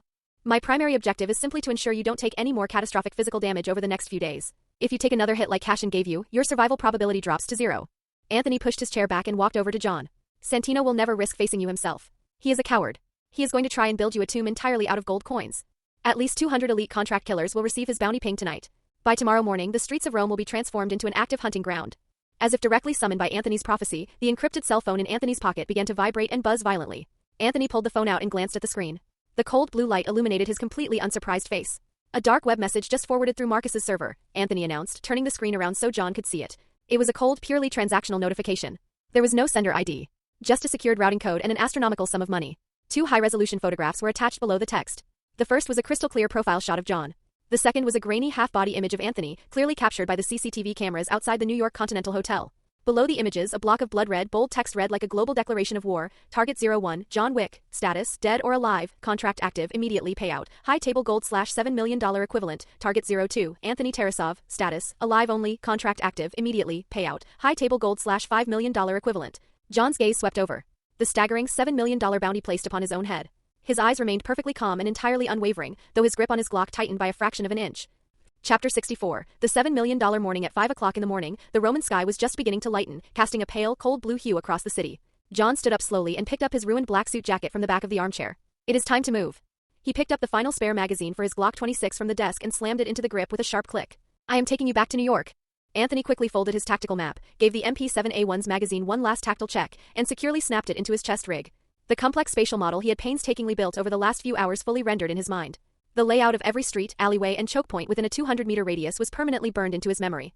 Outside the hotel, I've mapped over a dozen hotspots, Anthony briefed him, adjusting his gear. Hostels sitting idle in parked cars or pretending to be vagrants next to the alley dumpsters. Remember the division of labor, John. You cripple them, I execute them. John didn't entirely understand the strange video game logic behind Anthony's obsession with landing the killing blow, but he didn't argue. He just offered 2 silent, acknowledging nods. They pushed open the heavy bronze doors of the Continental Hotel. The crisp, cool morning air of Rome immediately filled their lungs. The rising sun had not yet completely dispelled the deep shadows clinging to the street corners. The famous Fontana della Barcaccia, the fountain of the leaky boat, in the Piazza di Spagna was still softly babbling in the distance. What should have been a tranquil, picturesque Italian morning was instead suffocating beneath a crushing, palpable aura of imminent violence. The 2 men had barely stepped off the hotel's marble steps, entering the relatively open kill box of the piazza. 3 o'clock. Black SUV. 2 tangos. Anthony's voice was a low, clinical whisper. Flankers moving in. 4 approaching from the east street, 8 from the west. Suddenly, thick white smoke began billowing violently from a storm drain on the street corner, expanding like a massive beast opening its jaws to devour the square. The exact second the smoke grenade deployed, the deafening roar of a massive V8 engine shattered the morning silence. A heavy reinforced off-road vehicle tore out from a side street like a steel beast escaping hell, its tires screeching violently against the cobblestones.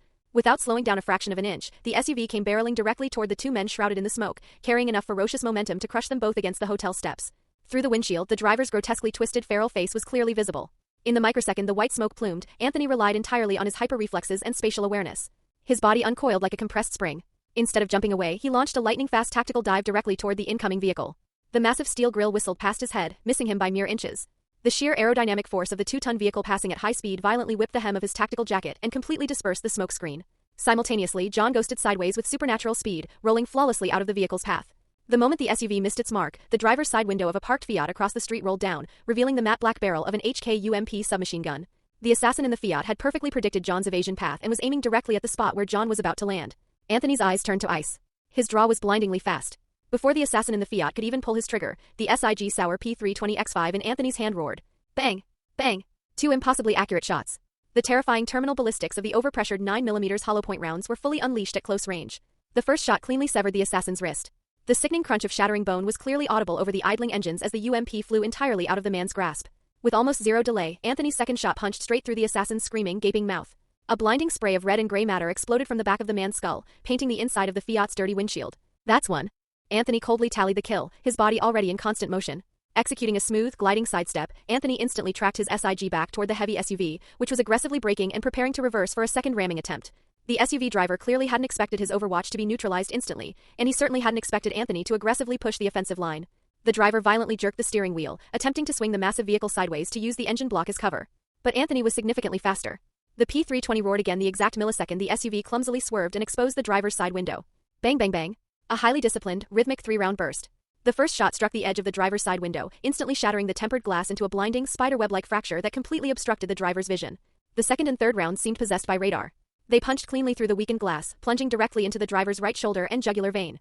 A massive arterial spray coated the interior of the cab. The driver let out a shrill, gurgling scream as his body violently convulsed, his dead weight slamming heavily against the steering wheel. The out-of-control SUV jumped the curb and crashed brutally into a stone pillar on the edge of the piazza, its hood instantly crumpling and billowing thick black smoke. As John came out of his evasive role, he used his own momentum to smoothly transition into a half-crouch, rising from the cobblestones like a hunting cheetah. As he came up, his TTI Glock 34 immediately locked onto a shadowy figure lurking at the edge of the smoke screen, desperately trying to raise a rifle. Bang! Bang! Bang! A flawless Mozambique drill. The first two shots struck dead center in the assassin's chest. The sheer kinetic impact dropped the man backward as if he had been struck by a sledgehammer. The third shot followed just a fraction of a second later, the 9mm round effortlessly penetrating the underside of the falling man's jaw, instantly severing his brainstem. John's movements were terrifyingly fluid and utterly efficient. Not a single wasted micro-movement.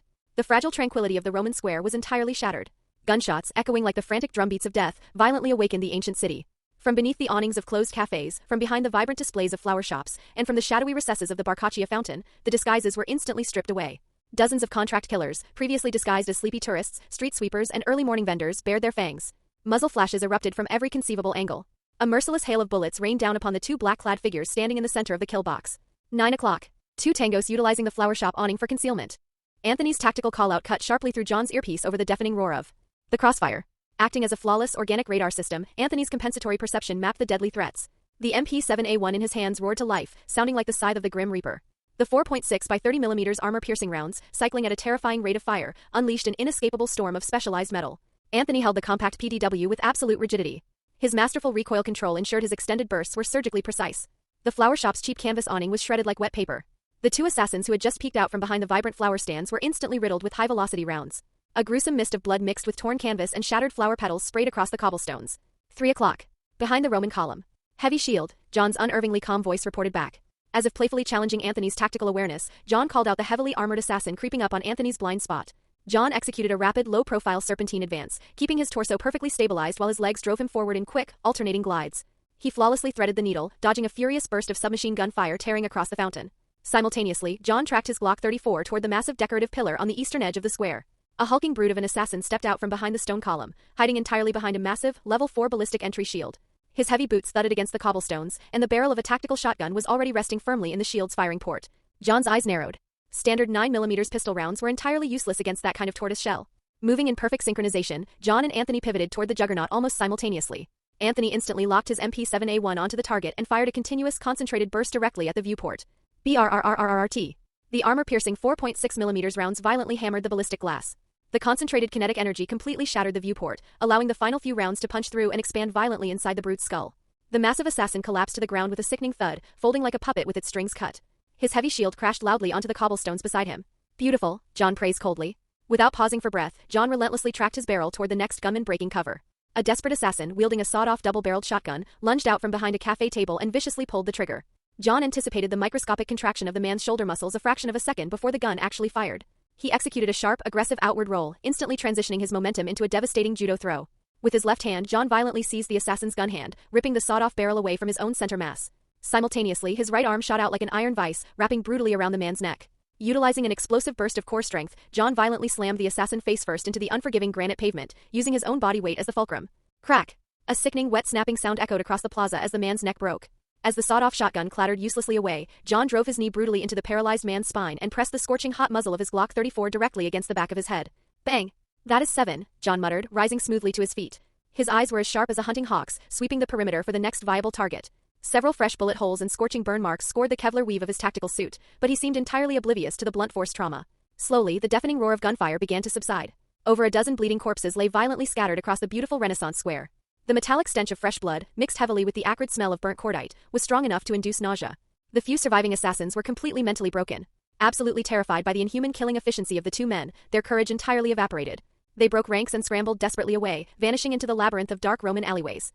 Anthony smoothly dropped the magazine from his MP7A1, letting it hit the ground, and slapped a fresh one home.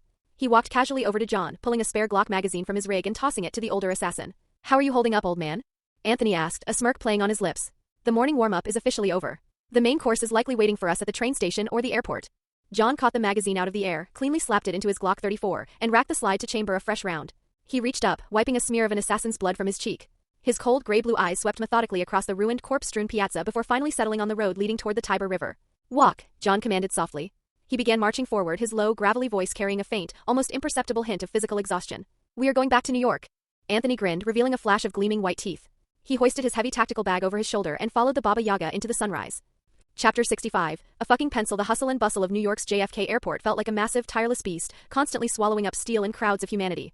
When John and Anthony finally stepped out of the International ARR Ivel's Gate, the air was thick with something far more potent than the smell of aviation fuel and industrial disinfectant. It was a chilling, palpable killing intent. It felt even more suffocating than the Roman catacombs. Santino's massive open bounty had spread like a virulent plague, instantly infiltrating every shadowy corner of the city through the high-table subterranean network. $7 million for the Baba Yaga's head, dead or alive. $5 million to capture the sitting boss of the Tarasov Syndicate, alive only. Two staggering bounties, easily enough to drive any desperate outlaw completely mad. The contracts had stirred up the entire New York underworld into a feeding frenzy. As the two men navigated the crowded international arrivals channel, a familiar figure smoothly squeezed out from the gaps in the crowd. Sergei, Anthony's loyal captain, was dressed in an unassuming airport janitorial uniform. He was casually pushing a half-empty luggage cart. His face was taut, his eyes scanning his surroundings with extreme paranoia, yet his movements remained incredibly smooth and practiced. "Boss," Sergei greeted, his voice dropping to a low murmur. He casually pushed a massive, heavily loaded black canvas duffel bag from his cart toward Anthony. "Everything you requested is in the bag."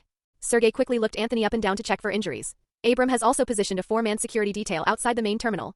As he spoke, Sergei couldn't stop himself from glancing nervously at the stoic, expressionless face of John Wick. Sergei simply couldn't believe it. His boss was actually running operations with America's most lethal hitman, and they had just returned from Rome after assassinating the newly appointed high-table successor. Anthony replied coldly, "We don't need the detail. Tell the men to disperse immediately. In this environment, we have to treat anyone acting suspiciously as a potential threat." Sergei nodded in understanding. In a chaotic, citywide free-for-all, standard mafia muscle would be entirely useless against high-table assassins. Boss Aurelio has also staged 2 armored vehicles at the secondary exit.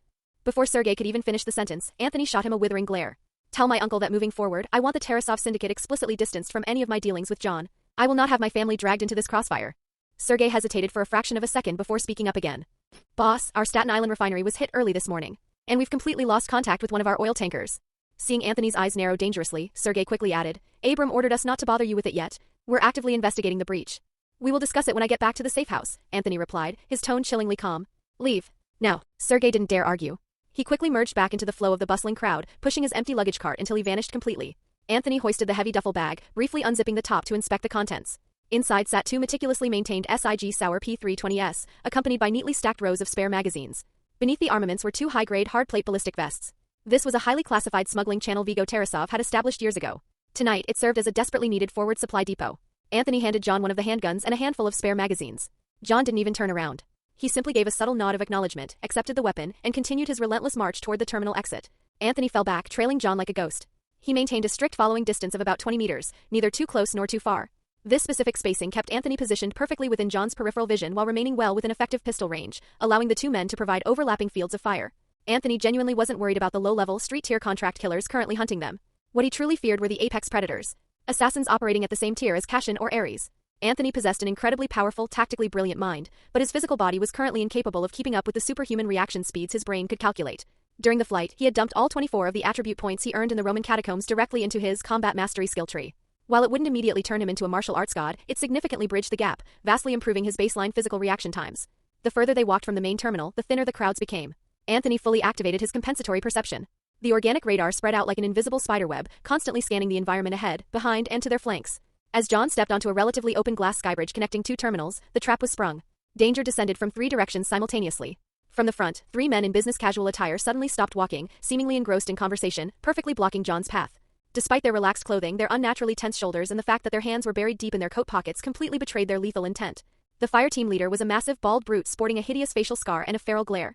As John calmly walked past them, the 3 men seamlessly pivoted, drawing 3 suppressed pistols and aiming them directly at John's back. Anthony had already anticipated the movement. He rapidly raised the SIG Sauer he had concealed under his jacket and fired a single round directly into the back of the first assassin's head.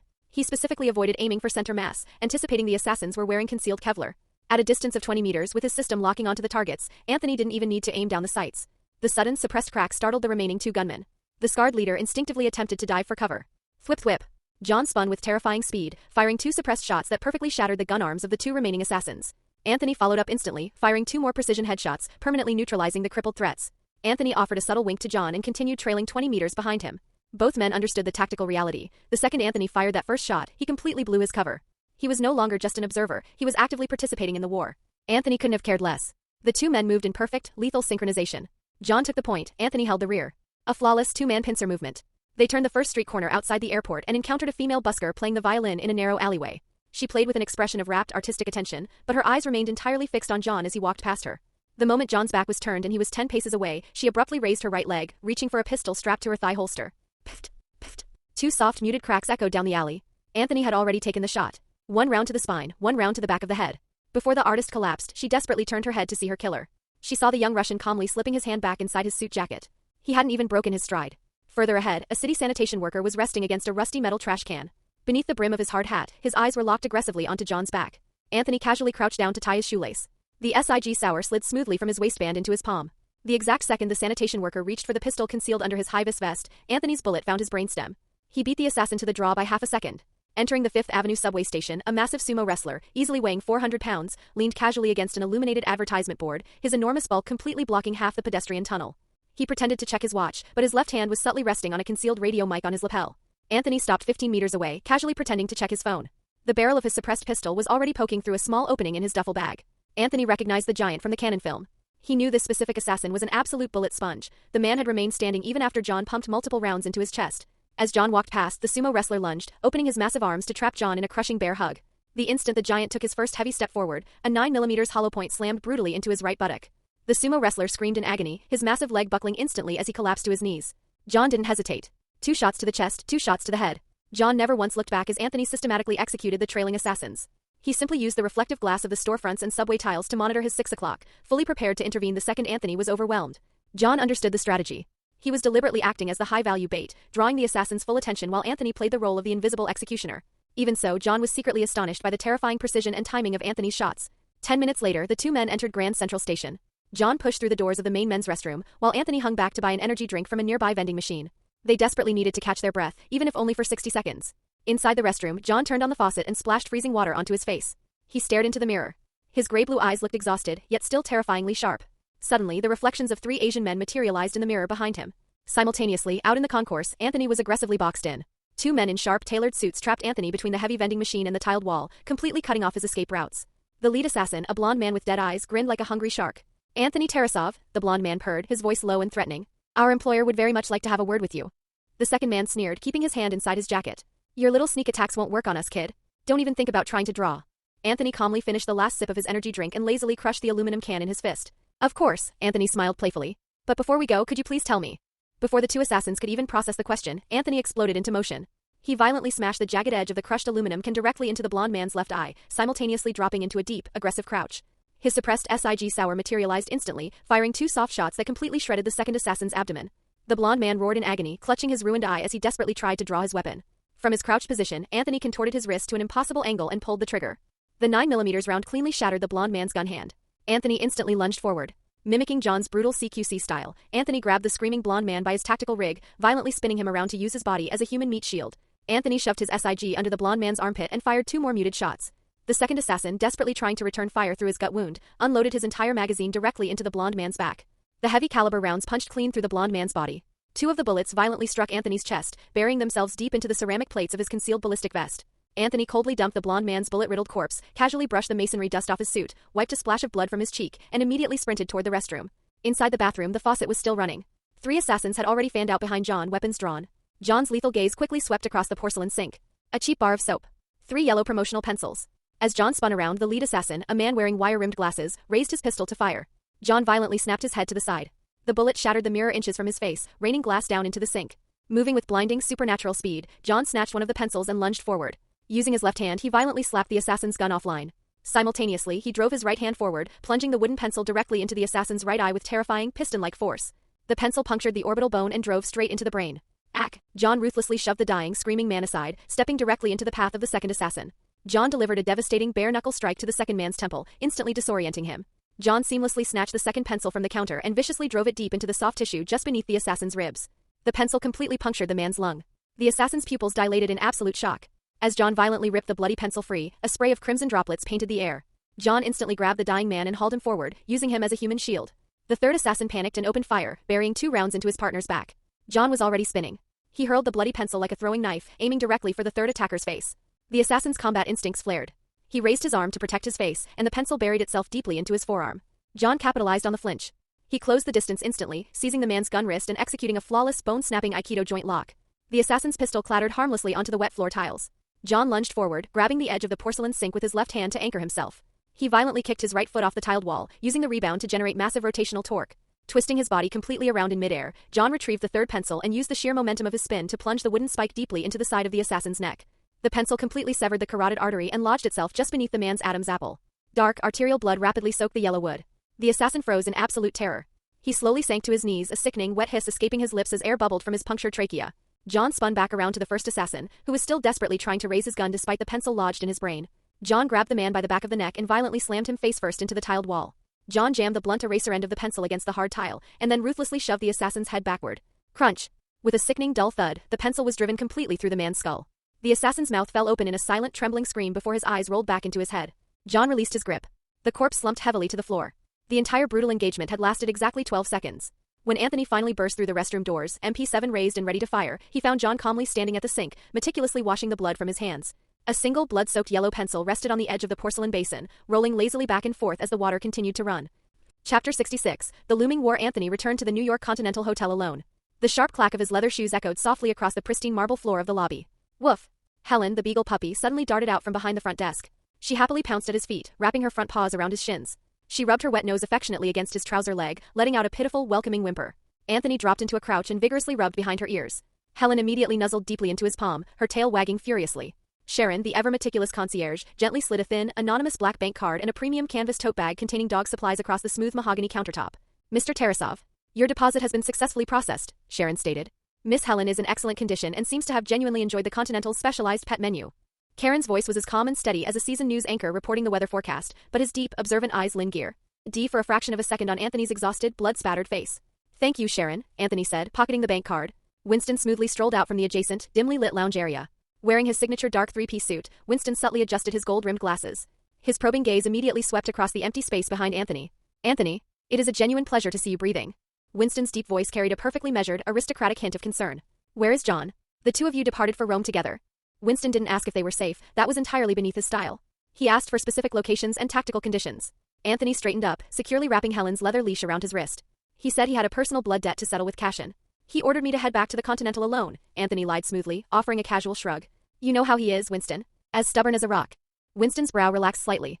The story perfectly aligned with the lone wolf psychology of the Baba Yaga. Winston was acutely aware that Cashin was Gianna D'Antonio's most fiercely loyal shadow. He was an apex predator, a top-tier assassin whose lethal capabilities were arguably on par with John Wick's. Winston assumed John had deliberately split up to protect the young Tarasov boss from the impending crossfire. However, splitting up also meant John was currently facing the terrifying wrath of a massive high-table liquidation entirely alone. Anthony bent down and scooped Helen up into his arms, the puppy's warm body pressing comfortingly against his chest. Santino isn't going to stop until John is dead. John simply didn't want to drag me any deeper into his mess. That's all. Right now I just want to head back to my safe house, wash off this disgusting mixture of Roman dust and blood, and sleep like a dead man.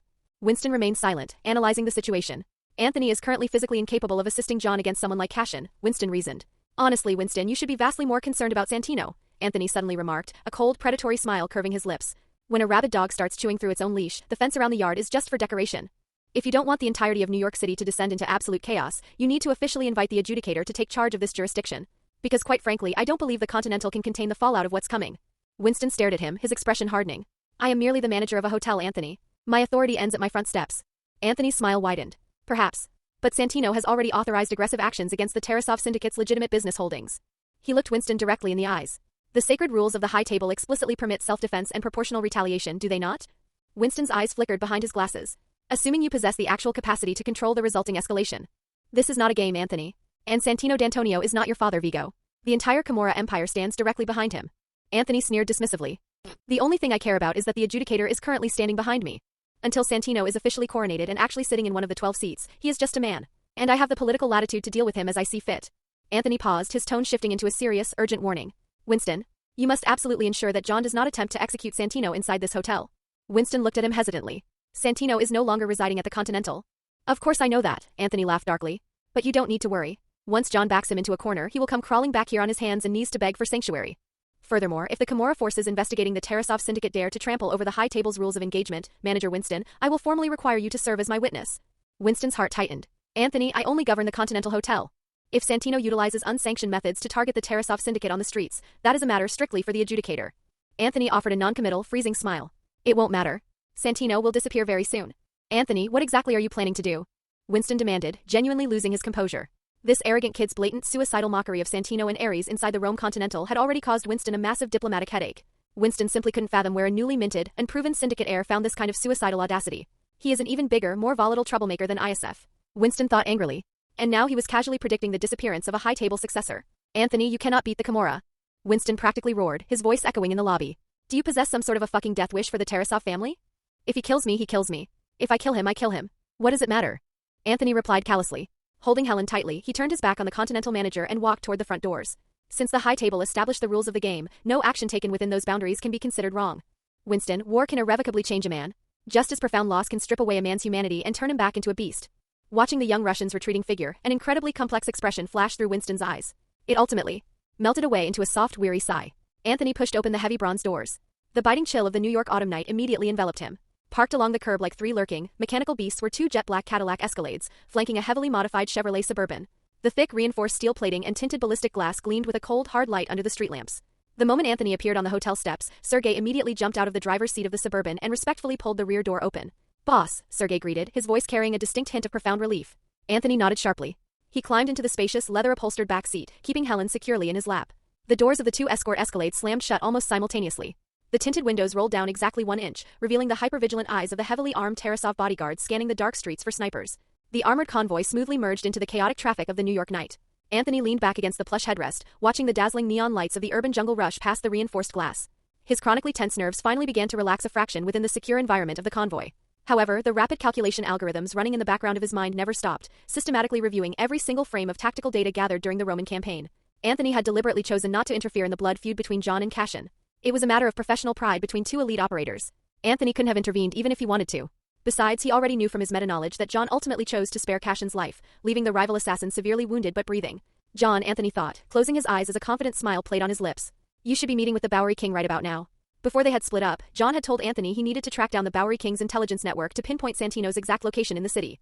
Anthony had immediately provided the intel, explicitly telling John that Santino had spent the last 2 days hiding inside the Metropolitan Museum of Art. Immediately following Gianna's assassination, Santino had arrogantly hosted a massive private art gala at the museum, celebrating his status as a new member of the High Table. On the surface, it was an extravagant celebration of his ascension. In reality, it was a blatant, highly public declaration of his absolute legitimacy to the entire global underworld. Santino didn't just want to unify the Roman Camorra, he was explicitly targeting the complete subjugation of the New York underworld. John had been highly skeptical of Anthony's precise intelligence. Finally, trusting Anthony's hushed advice, John had headed deep into the Bowery to verify the intel with the king himself. John, the High Table is never going to let you or Marcus simply walk away from this, Anthony had warned him before they parted.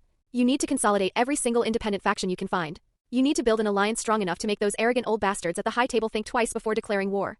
That was Anthony's ultimate strategic advice to the Baba Yaga. While you're down there building bridges, ask the Bowery King to run a trace on the Met. I guarantee you'll find my intel is flawless. Chapter 67, Securing the Throne. The armored Suburban cruised smoothly down the rain-slicked avenues of New York. Anthony pulled out his encrypted cell phone. The pale, cold light from the screen harshly illuminated the dimly lit cabin. Santino will undoubtedly attempt to seek official sanctuary within the New York Continental in the coming days. What I am telling you is that we absolutely cannot allow him to set foot inside that hotel. Marcus's voice came through the receiver, calm and clinical. You want him executed on the steps? Anthony laughed darkly. I'll formally cash in your blood oath to do it. That way, the High Table has absolutely no political grounds to complain. Are you seriously intending to shoulder the entirety of this political fallout yourself? Marcus asked, genuine surprise breaking his usual stoicism. Anthony exhaled a long breath. It's the only viable option. Unless you genuinely want John to snap and murder Santino inside the Continental Sanctuary.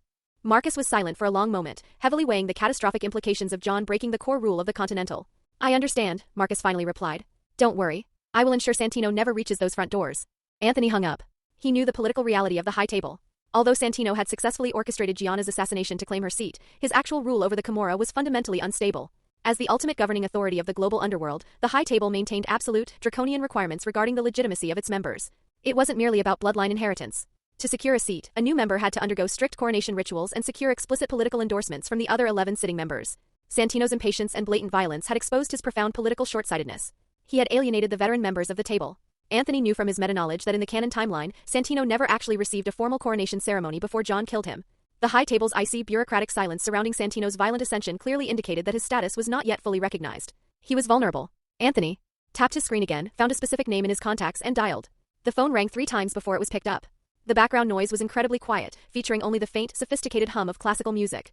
Anthony, Winnie's voice came through the speaker. It was as calm and steady as ever, revealing very little emotional fluctuation. The new driver you found for me is quite competent. Nick is one of my old squad mates from the Marines. Anthony's tone softened significantly, losing its mob boss edge. I genuinely didn't want you to have to suffer any more indignities from your family's lackeys. Winnie let out a soft, amused scoff. Are you always going to lie to me, Anthony? You promised me you would be my personal driver. Instead, you deploy a highly trained mercenary to chauffeur me around. You aren't worried about blowing through your military pension? Anthony paused for a moment, genuinely enjoying the sound of her teasing, slightly affectionate tone. Winnie, you know perfectly well who I am now.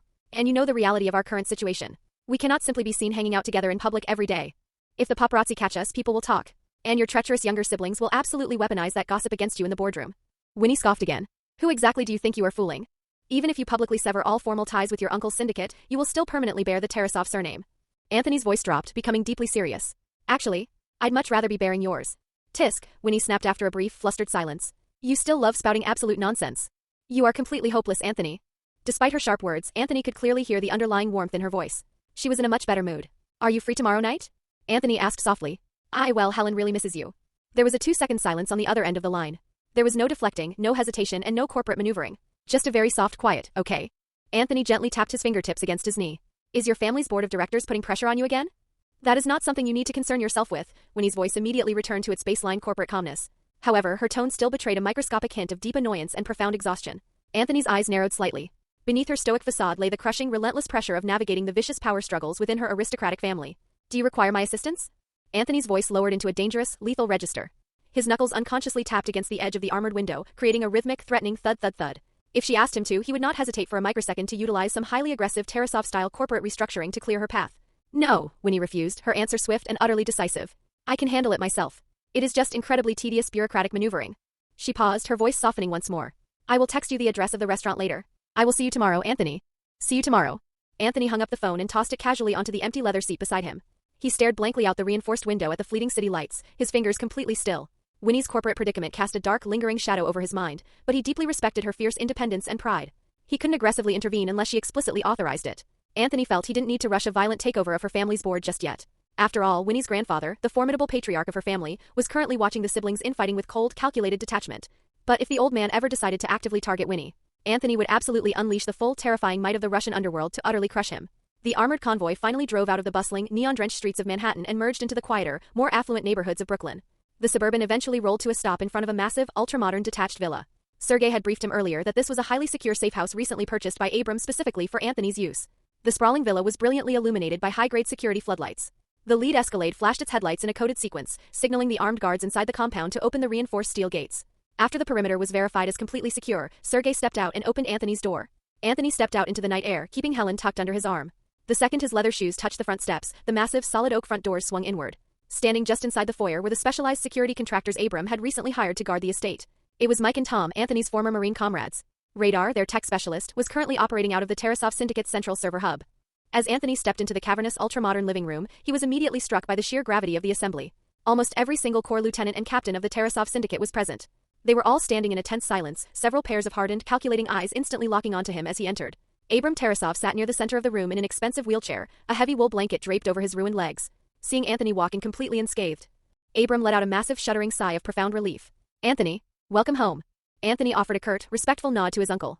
His sharp gaze immediately swept across the room, aggressively analyzing the hierarchy.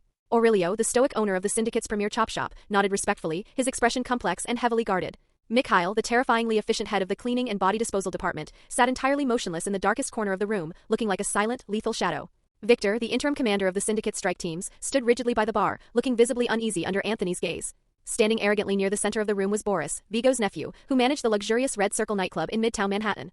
Following Vigo and ISF's deaths, Abram had officially adopted Boris as his own son to stabilize the family lineage. The Red Circle served as the absolute crown jewel of the Tarasov Empire, functioning as a massive dual hub for both high-level money laundering and elite intelligence gathering. Every single bartender, waitress, and bouncer inside the club was a trained family informant, aggressively gathering blackmail material on rival syndicates and politicians by secretly recording VIP conversations. At this exact moment, Boris was staring directly at Anthony, a blatant, undisguised sneer plastered across his face. Anthony knew Boris's canon fate. In the original timeline, Boris had been the one to tip off John Wick regarding ISF's location, and Vigo had subsequently beaten Boris to death with a golf club for his treachery. However, because Anthony had altered the timeline, Boris was still very much alive and clearly resentful of Anthony's rapid ascension. Standing near Boris was Anya, Vigo's former mistress and the ruthless manager of the Syndicate's loan sharking and debt collection operations. The beautiful woman, sporting her signature scarlet nail polish, stared blankly at Anthony, her eyes somewhat unfocused and haunted. To be completely honest, Anthony possessed a deep, genuine respect for Anya. During the events of the first film, John had brutally pinned her hand to a table with a pencil, yet she had completely refused to betray Vigo by giving up ISF's location. Her absolute unwavering loyalty to the Tarasov family was unquestionable. Finally, Anthony's piercing gaze locked onto a highly conspicuous trembling figure standing awkwardly near the massive stone fireplace. The man was massive and heavily muscled, his immense bulk seemingly ready to burst through the seams of his violently expensive, tasteless suit. His shirt collar was unbuttoned, revealing a thick mat of chest hair and a massive, ostentatious gold chain. He stood rigidly, stealing terrified, awestruck glances at Anthony. His left hand was heavily wrapped in thick medical bandages, specifically around the ring finger. Fresh, damp blood was still actively seeping through the white gauze. It was Yuri, the elusive, treacherous arms dealer who had betrayed the family. Yuri? Anthony's lips curled into a terrifying, freezing smile as he slowly walked toward the head of the massive mahogany dining table. If the adjudicator hadn't dispatched a team to formally invite you to this meeting, I imagine I would have never had the pleasure of seeing your face again. Upon hearing the adjudicator explicitly mentioned, Yuri's face turned the color of ash. Beads of cold sweat rapidly formed across his forehead. He instinctively reached up with his right hand, nervously cradling the bloody stump of his severed left finger. Anthony, boss. I swear I just— Shut your fucking mouth, Anthony commanded, his voice barely above a whisper, yet carrying the absolute authority of a king. Anthony casually raised his hand and sank deeply into the luxurious leather armchair at the head of the table. Acting in flawless synchronization, Sergei, Mike, Tom, and the rest of the elite security detail silently melted back into the shadows of the room. Their hands rested aggressively on the grips of their holstered weapons. Anthony pulled out his phone and tapped the screen once. The next second, a deep, husky, terrifyingly familiar voice echoed through the dead-silent living room via the phone speaker. Chapter 68, I killed him. Do you have a problem with that? Yuri Petrenko, Anthony's voice echoed from the phone speaker, perfectly captured by a hidden microphone. 3 days ago, in the VIP room of the Queen's Underground Casino, you explicitly stated in front of 17 separate witnesses, Vigo's new bastard heir isn't even worthy to shine his dead father's shoes. The recording paused. The faint grating sound of heavy metal door hinges echoed in the background of the tape. High Table Code, Section 4, Article 13, the voice of an adjudicator stated coldly. To publicly defame the verified leader of an allied syndicate is tantamount to breaking a formal contract, even if you operate as an independent supplier. Yuri's face instantly turned a sickening shade of deathly pale. He desperately glanced over at Boris, silently pleading for the nightclub manager to back him up. Yuri suddenly remembered that drunken night 3 days ago. He remembered slamming his heavy fist on the poker table and shouting those exact treasonous words, his gold teeth gleaming foolishly under the casino's neon lights. Yuri extended his trembling left hand, his terrified gaze locking onto the bloody stump where his ring finger used to be. Anthony, boss, the adjudicator already visited me. I have already paid the flesh penalty for my disrespect. Anthony slowly raised his eyes. His voice was like an ice scalpel scraping violently against glass. So I recently heard a rumor that you have completely halted Tarasov shipments, and you are exclusively taking bulk orders from the Kimura Syndicate. What exactly is going on, Yuri? Yuri's Adam's apple bobbed violently. Fresh, bright scarlet blood rapidly blotted through the white gauze on his severed finger. Boss, I swear, this is absolutely someone trying to frame me. I have always personally guaranteed the quality and the quantity of Tarasov armaments. Anthony smiled softly. So, are you trying to tell me you haven't accepted Santino D'Antonio's massive supply contract? Yuri desperately tried to force a placating smile, but his lips remained frozen in a mask of absolute terror. The global market is incredibly volatile right now. I always have to be looking for new clients to maintain my overhead. I completely understand the realities of capitalism, Anthony replied, leaning forward slightly. However, Anthony slowly reached out and picked up a heavy, solid steel cigar cutter from the center of the mahogany coffee table. If I discover that you have sold a single fucking bullet to Santino D'Antonio, Anthony whispered, gently tapping the steel cutter against the table, I will personally use this little toy to slowly clip off the remainder of your fingers piece by piece, and I will mail them to the adjudicator in a shoebox.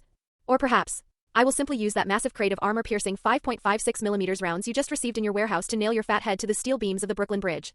The gentle crackling of the fireplace suddenly sounded incredibly loud in the dead-silent room. No, Anthony, please. I was wrong. I am a fucking idiot. Yuri violently collapsed to his knees, burying his face in his hands. I will immediately divert the entire Kimura shipment. All the weapons prepared for Santino will be delivered directly to the Tarasov armories. Completely free of charge. Desperate, Yuri crawled forward on his knees, reaching out his bloody hand to grab the hem of Anthony's tailored trousers. Suddenly, Helen bared her razor-sharp white puppy teeth and let out a surprisingly vicious territorial growl from Anthony's lap. Yuri recoiled violently as if he had been struck by lightning, his heavy forehead slamming hard against the polished hardwood floor. Anthony completely ignored the trembling mass of fat groveling at his feet. He calmly pulled a cigarette from his silver case, lit it and took a slow drag. I appreciate your generous donation, Yuri. Enough of this theater. Anya suddenly shouted, aggressively standing up. Wearing a sleek black silk dress, her posture was ramrod straight. Her scarlet lips trembled violently with poorly suppressed rage. Vigo is dead. Anya screamed, her manicured nails digging deeply into the backrest of the leather sofa. His body is barely even cold in the ground, and you are sitting here violently threatening your own people? That rabid dog, John Wick, slaughtered your father. The only thing you should be doing right now is figuring out how to rip his fucking head off. Her chest heaved violently as her cold, furious eyes locked onto Anthony's face. Anthony, your last name is Tarasov. You are only sitting in that chair because you possess the bloodline required to make the Baba Yaga pay for what he did. Fuck your bloodline, Anthony sneered, looking up at her with absolute disgust. You were nothing but Vigo's favorite mistress and a glorified debt collector. What gives you the delusion that you have the right to dictate my strategy? Every single captain in the room collectively held their breath. When Anthony finally raised his head, his dark eyes were filled with the absolute freezing desolation of the Siberian tundra. Do you honestly not understand why Vigo is dead? Anthony roared, his voice cracking like a whip. Are you fucking blind, Anya? Or just stupid? Do you genuinely want me to force John Wick to come back here and slaughter the rest of the Tarasov syndicate? If you are truly pretending to be this deaf and dumb, if you are genuinely incapable of analyzing the political reality of the underworld, then you can officially surrender your position as head of collections right now. Anya's face turned the color of ash. Her fists clenched tightly at her sides, hot breath billowing from her nostrils like an angry bull. Anthony, Anya hissed venomously, you are the new king of the Tarasov Empire. Vengeance is the absolute baseline of your duty. Nearby, Boris's arrogant sneer deepened. His fingers tapped a rapid, excited rhythm against his thigh as he watched the internal conflict escalate. Anya, Anthony said, his voice dropping into an eerily calm, terrifyingly flat register. Vigo deliberately dragged this entire family onto the High Table's active purge list solely to protect the selfish desires of his idiot son. Vigo did not die defending his family. He died defending his own profound stupidity and arrogance. Listen to me. Anthony's sharp gaze violently pierced every single captain in the room. He raised his voice, ensuring it echoed off the vaulted ceiling. If the Tarasov Syndicate is going to survive the coming storm, it must learn to breathe within the established rules of the High Table. If any single one of you ever mentions the suicidal stupidity of avenging Vigo again. Anthony smoothly drew a massive razor-sharp tactical combat knife from his chest rig and slammed it brutally into the mahogany table. I will personally nail your tongue to the family crest hanging in the foyer, and we will see if that finally teaches you how to shut the fuck up.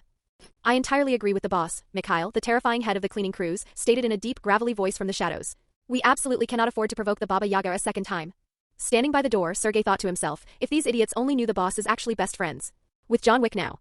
Besides, even without the boss's protection, who in this room honestly believes they could kill the Baba Yaga? Anya visibly staggered backward, falling heavily onto the sofa. Her fingers tightly gripped the hem of her silk skirt, her face a mask of bitter defeat. Boris's arrogant sneer finally froze.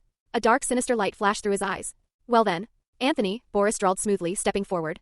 If we are officially putting the matter of John Wick aside for the moment. What exactly happened to ISF? I heard a very interesting rumor that you personally dispatched the strike team that executed your own brother. Crash! A heavy porcelain teacup violently shattered against the mahogany table directly in front of Boris, splashing boiling hot red tea across his expensive Italian suit. Boris, if you dare to speak to Anthony with that tone again, I will personally beat you to death myself. Abram Tarasov roared furiously from his wheelchair, his eyes blazing with absolute malice toward his adopted son. Anthony just smiled. The flickering light from the fireplace illuminated the hard, unforgiving lines of Anthony's jaw. The dancing shadows also revealed the violent, turbulent emotions surging through the eyes of the gathered captains. I did it, Anthony confessed. His voice was as soft and casual as if he were discussing tomorrow's weather forecast. I dragged him into a Brooklyn safe house, violently slammed his skull against a metal storage crate. Anthony slowly raised his right hand, extending his index and middle fingers, mimicking the shape of a gun. Pressed the barrel directly against his temple. And bang. Point-blank headshot. The cavernous living room fell into absolute, suffocating silence. Even Abram looked completely horrified, staring at his nephew in profound disbelief. Anthony leaned back comfortably into the plush leather of his armchair. He smiled warmly as he looked directly at Boris, whose face was now twisted in genuine terror. Do you have a problem with my operational methods, Boris? Does anyone in this room have a problem? Boris swallowed hard, nervously chuckling as he desperately glanced around the room for support. You all heard him. Boris shouted, his voice cracking with panic. Anthony just explicitly confessed to assassinating his own blood brother. Tell me, how can a man who is too terrified to avenge his own father, yet ruthless enough to slaughter his own brother, be allowed to lead the Tarasov Empire? Bang! This time it wasn't a shattered teacup. It was a deafening gunshot. Boris's face instantly drained of all color. He slowly, agonizingly lowered his head to look at his abdomen. A massive blossom of fresh dark blood was rapidly seeping through his expensive silk vest, flowing in a heavy stream down his trousers. Boris stood completely frozen in place, staring in absolute shock at his adoptive father. Abram's face was deathly pale, his eyes wide with utter horror. Dad! Boris gasped weakly. Abram's hand, which was gripping a smoking, suppressed pistol, trembled violently. He simply couldn't hide the absolute terror in his eyes. Anthony, please, he is an idiot. He doesn't understand the politics. Please forgive him, Abram begged, his voice cracking into a desperate plea. I will immediately exile him. I will send him back to Russia. I swear he will never show his face in New York again. Anthony completely ignored his uncle's pleading. He slowly stubbed out his cigarette in a heavy crystal ashtray, and then looked back at the bleeding nightclub manager. Do you know how my mother died, Boris? Anthony asked softly. Do you have any idea how many powerful syndicates ISF offended with his reckless, arrogant stupidity? Boris desperately pressed his hand against his gut wound. His palm was instantly stained crimson. Cold sweat rapidly trickled down his temples, soaking his collar. His pale lips moved, desperately trying to form words. He glanced pleadingly at his father, but ultimately he remained completely silent. Let him live out the rest of his pathetic life as a carefree, exiled trust fund kid, Anthony finally commanded, shifting his icy gaze to Abram. He is entirely unsuited to be involved in any of the family's core business. Abram's face was ashen. He slowly lowered his smoking pistol. I understand, boss. This is madness. Anya shrieked, her voice echoing hysterically. Anthony, you not only murdered ISF, but you are actively utilizing the High Table's adjudicators to eliminate internal dissidents. Are you planning to purge every single one of Vigo's loyalists? Holy fucking shit, Anthony muttered under his breath, genuinely astounded by her stupidity. I literally just purged 2 treacherous captains at the last summit. Why the fuck does this woman refuse to use her brain? Does she actively want to be executed? Anthony completely ignored Anya's hysterical outburst. He simply tapped his fingers lightly against the mahogany table. First of all, the Tarasov Syndicate is a recognized subsidiary of the High Table. Do you genuinely have a problem with me utilizing High Table authority to discipline treasonous subordinates? Listen to me very carefully. Every single brick of the Tarasov Empire is permanently soaked in blood. Anthony's voice dropped an octave, every word dripping with the heavy stench of gunpowder and absolute authority. I completely respect the choice of anyone in this room who no longer wishes to serve under my banner. You are free to walk away tonight. But if any single one of you ever dares to betray me to our rivals, I will use your blood to irrigate every single sewer grate in New York City. Anya trembled violently, trapped in a daze of absolute terror. Yuri's massive, bloated body remained entirely limp, groveling on the floor. Boris stood bleeding, his face deathly pale, realizing he had just lost everything. Chapter 69, The Staten Island Massacre. From this day forward, the Tarasov Syndicate will operate under 2 absolute, ironclad rules. Anthony commanded. He held up 2 fingers, the glowing tip of his cigarette dancing between them like a miniature torch. Rule number 1. The laws of the High Table supersede all old world family traditions. If anyone in this room dares to privately accept a contract off the High Table's blacklist. He specifically shot a lethal freezing glare directly at Yuri. I will personally ensure your name is nailed to the top of the High Table's global bounty ledger. Yuri violently flinched, practically collapsing forward onto the expensive Persian rug. I swear absolute allegiance, boss. I have already cancelled every single Kimura shipping order. Rule number 2, Anthony continued, his voice dropping into a register even colder than before. If anyone in this organization dares to collude with an outside syndicate. Anthony slammed his index finger violently against the mahogany table. The dull thud echoed like a gavel striking a judge's block. I will personally bury your severed head in the freezing mud of the East River. I will let the crabs eat away the physical manifestation of your betrayal, and then I will issue a nationwide manhunt for your entire bloodline, utilizing your own High Table markers to fund the bounty. He slowly pulled the cigarette from his lips. Sergei silently stepped forward from the shadows, flicking a Zippo lighter to reignite the cherry at the perfect moment. For those of you who possess the spine required to stay. Anthony's lips curled into a terrifying, predatory smile. Weld your absolute loyalty to the Tarasov flagpole. Because a storm is coming. Anthony's freezing gaze swept slowly across the terrified faces of his captains. Are there any objections to the new management structure? Abram was the first to speak, clearing his throat. I have absolutely no objections, boss. Aurelio, Mikhail, and the remaining captains rapidly echoed their absolute, unwavering loyalty to the new Tarasov regime. Excellent. Now then, Uncle, Anthony said, his tone shifting from violent intimidation to clinical business as he looked at Abram. Let's discuss the coordinated attack on the Staten Island refinery and the sudden disappearance of our oil tanker. Abram's eyes darted warily across the remaining captains in the room. Anthony, I highly recommend we discuss the Staten Island incident privately. Anthony offered a subtle wave of his hand. Taking the cue, the surviving family lieutenants quickly and tactfully filed out of the cavernous living room. Anya was the last to leave. She paused near the heavy oak doors, casting one final, deeply complex look back at Anthony. Her manicured hands, painted with signature scarlet polish, gripped her designer handbag so tightly her knuckles were bone white. But in the end, she swallowed her pride, remained silent, and vanished into the shadows of the long corridor. Only Sergei, Mike, and Tom remained stationed in the deep corners of the room, standing rigidly like 3 silent, heavily armed gargoyles. Abram raised a hand. Sergei immediately stepped forward, placing a sleek, high-end encrypted laptop directly onto the mahogany table. Abram unlocked the computer and double-clicked a heavily compressed video file. Radar successfully recovered the destroyed server drives from the Staten Island facility. This was not an industrial accident, Anthony. It was a highly coordinated massacre. On the high-resolution screen, massive walls of fire engulfed the primary oil pipelines. Several heavily armed figures wearing tactical black hoods moved with terrifying precision through the thick black smoke.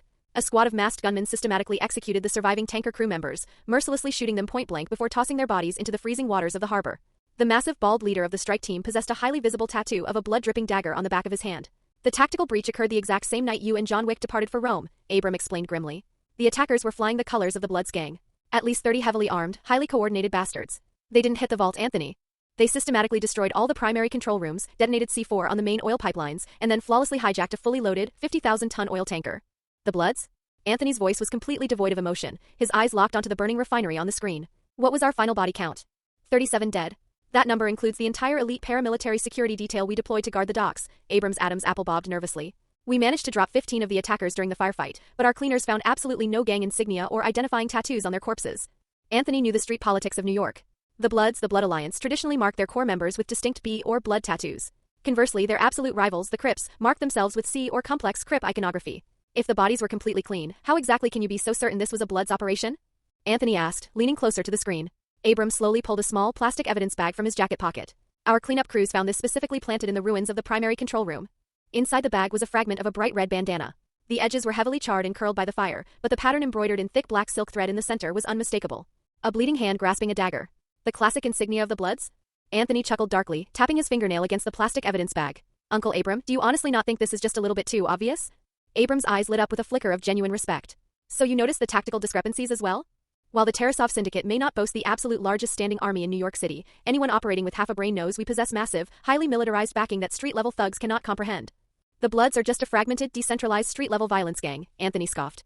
Since when do low-level bangers possess the suicidal audacity to launch a full-scale paramilitary assault on a multi-billion-dollar Tarasov oil refinery? Abram cleared his throat, confirming the intel. The Bloods command roughly 30,000 active members across the United States. Roughly 30% of their manpower is concentrated right here in New York, primarily operating out of Brooklyn, Harlem, and the Bronx. Their primary revenue streams are street-level drug trafficking, low-level human trafficking, peddling counterfeit pharmaceuticals, and extorting local businesses for protection money.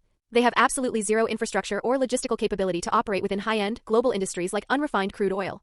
Anthony's freezing smile widened. He leaned in closer to the laptop screen.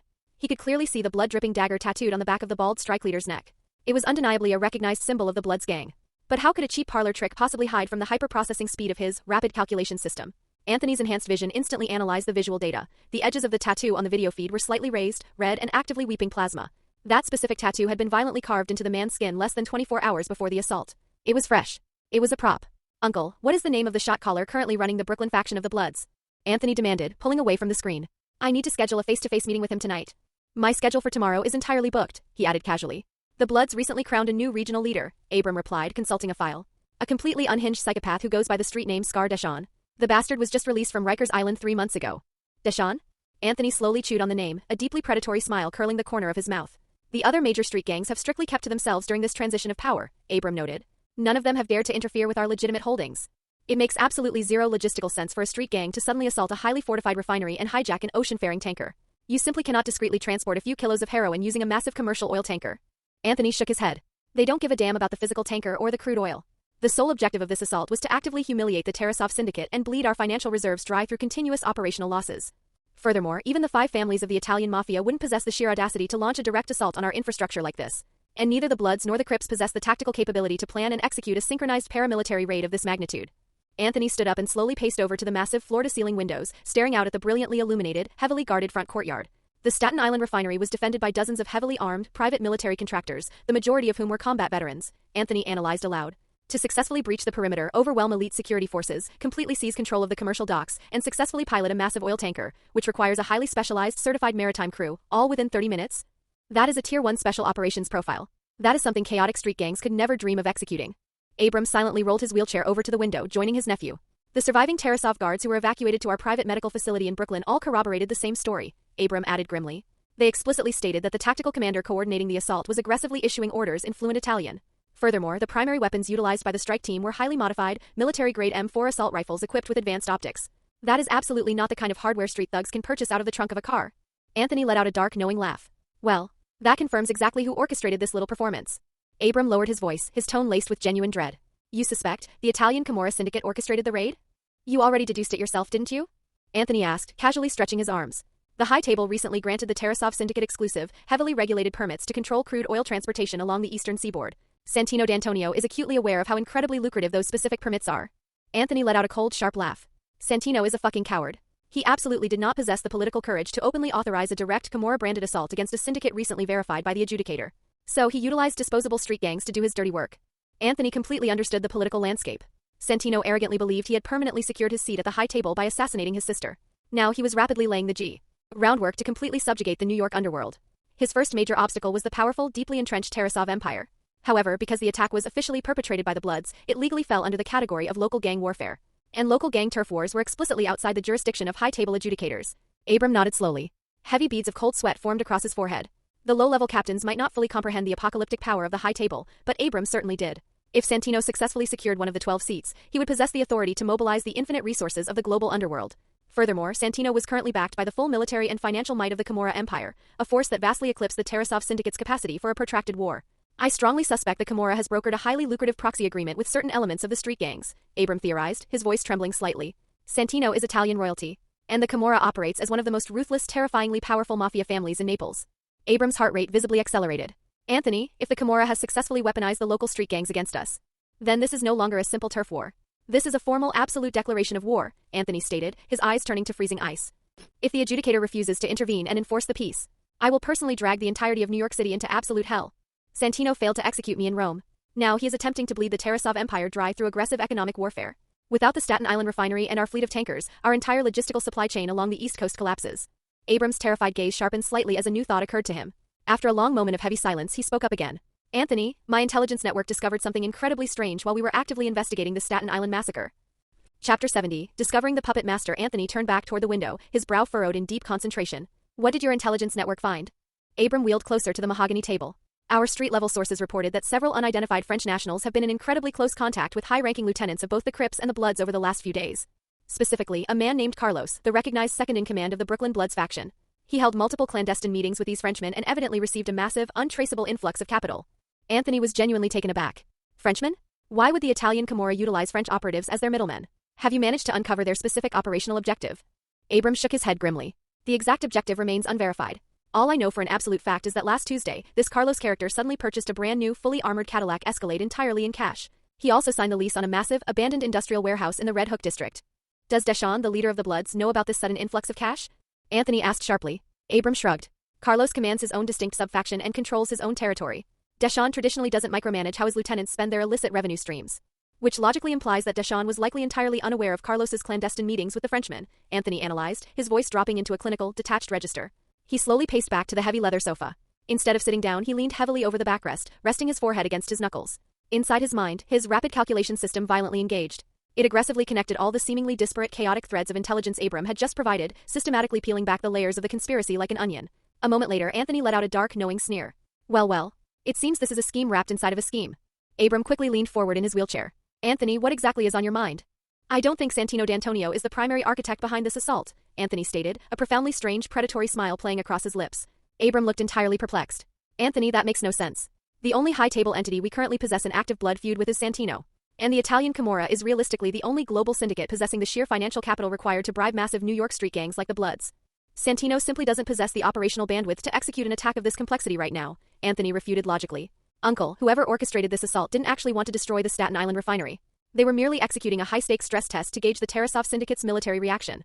Anthony chuckled darkly. If my tactical predictions are accurate, then Santino must have already been officially abandoned by the high table. Abram's voice spiked with genuine anxiety. Anthony, if we are actually being targeted by a massive unknown global syndicate, this will escalate into an apocalyptic gang war. We just lost Vigo, ISF, and dozens of our best men. The family's infrastructure is still incredibly unstable. Which is exactly why I violently purged the treasonous captains who refused to fall in line, Anthony interrupted, his freezing gaze sweeping deliberately over the dark bloodstains Boris had left on the pristine marble floor. Uncle Abram, the Tarasov Empire is standing at an absolute crossroads. We will either evolve into an unstoppable apex military force, or we will be completely wiped off the map. There is absolutely no middle ground. Abram swallowed hard and nodded. I understand, boss. Anthony signaled to Sergei. Bring the remaining captains back into the room. We are transitioning to an active war footing. It's time to assign operational tasks. Within moments, Aurelio, Mikhail, and the surviving lieutenants filed back into the cavernous living room, their expressions grave. Aurelio, Anthony barked, pointing directly at the chop shop boss. Your illicit drivers and mechanics are deeply embedded all over New York. I want you to immediately mobilize your entire informant network. Put eyes on every single commercial port, focusing specifically on privately owned and abandoned docks. A cold, lethal glint flashed through Aurelio's eyes, momentarily outshining his heavy facial scars. Consider it done, boss. Our dockyard rats are significantly more reliable than the fucking CIA. Give me a case of premium whiskey to pass around, and those dockworkers will tell me exactly which shipping container the French rats crawled out of. Yuri, Anthony's voice dropped an octave, sending a violent, visible shiver straight down the massive arms dealer's spine. Earlier, you eagerly promised to deliver the Camorra's weapon shipments directly to the Tarasov armories completely free of charge. Well, I have changed my mind. Yuri's eyes widened in absolute terror, fear practically radiating off his trembling body. I want you to proceed with the Camorra deliveries exactly as scheduled, Anthony commanded, slowly walking over and looking down at the groveling, sweating mass of fat. However, for every single shipment moving forward, you will provide me with the fully decrypted manifest, the exact delivery timetable, and the precise GPS coordinates of the drop site. If you fail to account for a single fucking bullet, I will personally carve a pound of flesh from your chest. Yuri nodded frantically, his violent movements causing the fresh bloodstains on his bandaged hand to expand further. I swear it. I swear on my life. I will personally oversee the logistical transfer of every single crate. I will securely transmit the manifests directly to your encrypted servers, and I will notify you of the drop coordinates 24 hours in advance. Good boy, Anthony smiled, casually patting Yuri on his massive shoulder. The light tap nearly caused Yuri's legs to buckle. Now get the hell out of my sight and go to a private hospital to get that stump properly cauterized. I'd hate for you to die of a mundane bacterial infection before I have the chance to utilize you. Yuri looked as though he had just received a miraculous presidential pardon.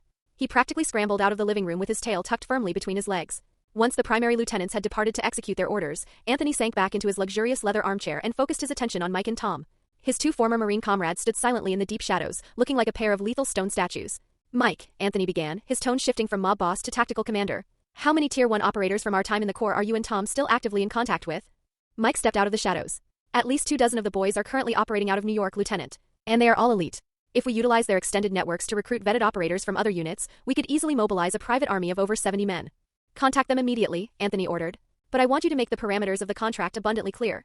This is not a low-level street brawl against gangbangers. We are transitioning into a high-intensity paramilitary corporate war. I require a minimum of 50 elite operators. I want 1 dedicated marksman for every 10 assaulters. Veterans with explicit special forces backgrounds are highly preferred. Inform them they will sign formal PMC contracts under a Tarasov Shell Corporation. The baseline salary is $5,000 a week, supplemented by massive hazard pay and comprehensive death benefits. However, the absolute condition of employment is that they must remain on high alert standby 24/7. I will bring in highly specialized instructors to cross-train them in underworld CQC tactics, and Yuri will ensure they are supplied with top-tier military-grade hardware. Mike looked slightly confused. They were all elite, blooded Force Recon Marines. They were hardened combat veterans who had survived multiple, grueling tours in the hellish mountains of Afghanistan. Who the hell could possibly possess the tactical pedigree required to teach these men anything new about killing? Tom completely ignored the logistical implications. He was practically buzzing with a mixture of nervous adrenaline and violent excitement. Anthony, are we seriously launching a full-scale corporate war? Have you considered which specific federal agencies we might accidentally antagonize by mobilizing a private army on American soil? Anthony smiled calmly. Do not worry about the alphabet boys.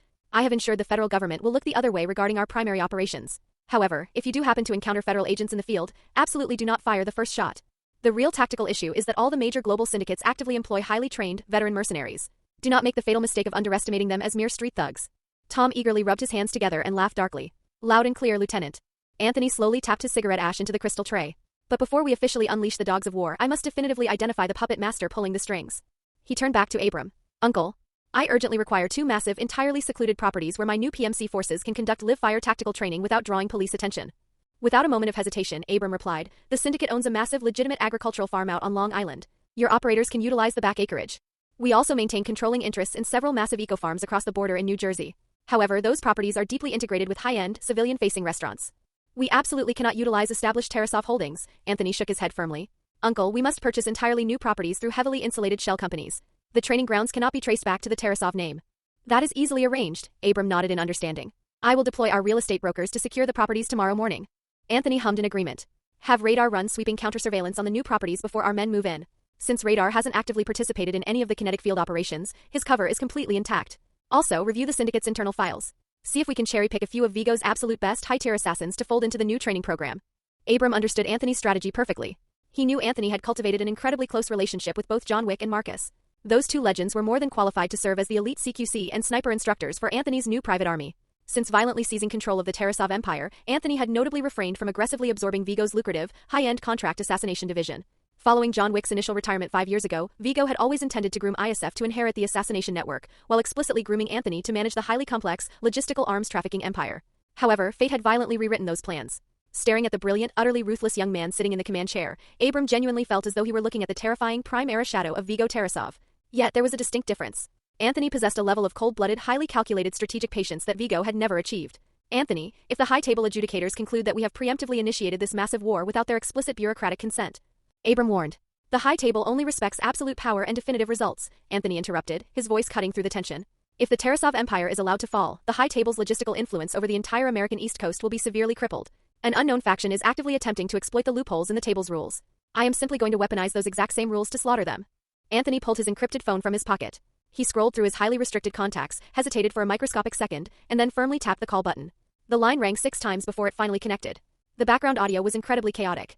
The sharp, distinct clack of billiard balls breaking, the roar of vulgar, drunken laughter, the violent shouting of curses, and the heavy bass of a gritty blues track blasting from an old, blown-out jukebox. John, Anthony said. Anthony, John's unervingly calm, gravelly voice echoed through the speaker. I need your operational assistance, Anthony stated bluntly, wasting no time on pleasantries. An unknown paramilitary force recently assaulted a critical Tarasov oil refinery and successfully hijacked a massive crude tanker. Could you possibly leverage your meeting with the Bowery King to see if his intelligence network knows anything regarding the tactical details? There were several seconds of heavy silence on the other end of the line. The chaotic background noise suddenly, noticeably subsided. John had clearly walked into a private, soundproofed room. The Bowery King operates under a strict policy of absolute neutrality regarding internal syndicate warfare, John finally replied. It is the core rule of his empire. I am not asking for his military intervention. I am merely requesting actionable intelligence, Anthony replied smoothly, attempting to inject a lighter, purely transactional tone into his voice. I am more than willing to purchase the information at a premium. I will ask the question, John conceded, but I absolutely cannot guarantee he will provide an answer. That is all I need, Anthony exhaled, a profound wave of relief washing over him. Thank you, John. Anthony, John's voice suddenly shifted, dropping into a terrifyingly serious, lethal warning. If Santino D'Antonio is genuinely the architect behind this assault, you absolutely must not attempt to move against him right now. Do you understand me? I know the politics, John, Anthony replied smoothly, staring out the window into the pitch-black New York night. He paused for a fraction of a second. That is exactly why I desperately need the King's intelligence regarding this mysterious third party. I simply need to accurately identify the enemy so I know exactly where to direct my artillery. Chapter 71. Flipping the chessboard, Anthony slowly lowered his phone, his mind plunging into deep, analytical thought. He clearly understood the tactical reality. If Santino D'Antonio wasn't the primary architect behind the refinery assault, then who the hell was? The 5 families of the traditional Italian mafia wouldn't utilize such blatant, highly visible paramilitary tactics. And the Bloods and Crips simply lacked the logistical capacity to execute the raid on their own. Therefore, there was only one logical conclusion. Another Massey. VE faction within the High Table possessed its own ambitions to expand its empire into New York City. And it was abundantly clear that this unknown faction believed Santino had already lost his absolute grip on power. Anthony quickly cross-referenced his meta-knowledge of the John Wick. Chapter 3 Timeline. Aside from the Tarasovs and the Continental, the Bowery King's massive underground intelligence network, the Soup Kitchen, was the only remaining independent superpower operating within New York. As for the adjudicators, they were strictly bureaucratic enforcers. It was highly unlikely they would actively sabotage their own highly lucrative supply chains so recklessly. So, based on the current political landscape, did that mean the Bowery King was the one who dared to strike the Tarasov Empire? Wrong. Anthony immediately rejected the hypothesis. The Bowery King fiercely guarded his subterranean territory. He neither actively competed with the High Table nor violently vied for above-ground corporate control. He operated entirely in the shadows. Furthermore, Anthony knew from the canon timeline that the Bowery King specifically provided John with Santino's location because the king desperately wanted to prevent the Camorra from establishing a permanent foothold in New York. The king wanted John to chase Santino back to the Continental and assassinate him. I am deeply sorry about Boris, Abram suddenly spoke up, his voice sounding incredibly weary and significantly older. His mother died when he was very young. I spoiled the boy far too much. Anthony waved his hand dismissively, indicating the topic of the treasonous nightclub manager was permanently closed. How are your legs healing? Abram forced a hollow laugh and lightly patted his ruined legs beneath the heavy wool blanket. The surgeons say it will take at least another 3 months of aggressive physical therapy before I can stand on my own again. Anthony casually strolled over to the massive crystal liquor cabinet. He poured 2 generous glasses of premium whiskey and handed one to his uncle. What is the actual verifiable financial loss at the Staten Island refinery? $20 million, Abram replied, accepting the glass but making no move to drink. The structural damage to the primary refining equipment isn't catastrophic. The real problem is the Polaris. The tanker had just undergone a massive multi-million-dollar structural overhaul. It possesses a deadweight tonnage of 80,000 tons. The physical vessel itself is worth well over $10 million. More importantly, she was fully loaded with 30,000 barrels of unrefined crude oil, scheduled for immediate delivery to the Philadelphia processing plants. Anthony took a slow sip of his whiskey. The amber liquid burned pleasantly down his throat. What about our corporate insurance policies? The vessel was fully insured, Abram sneered bitterly. However, the underwriters are actively claiming the hijacking falls under an act of war clause, completely voiding the payout. They must have heard rumors of the High Table's involvement. Then we will simply force them to pay out, Anthony stated coldly, placing his glass down on the mahogany desk.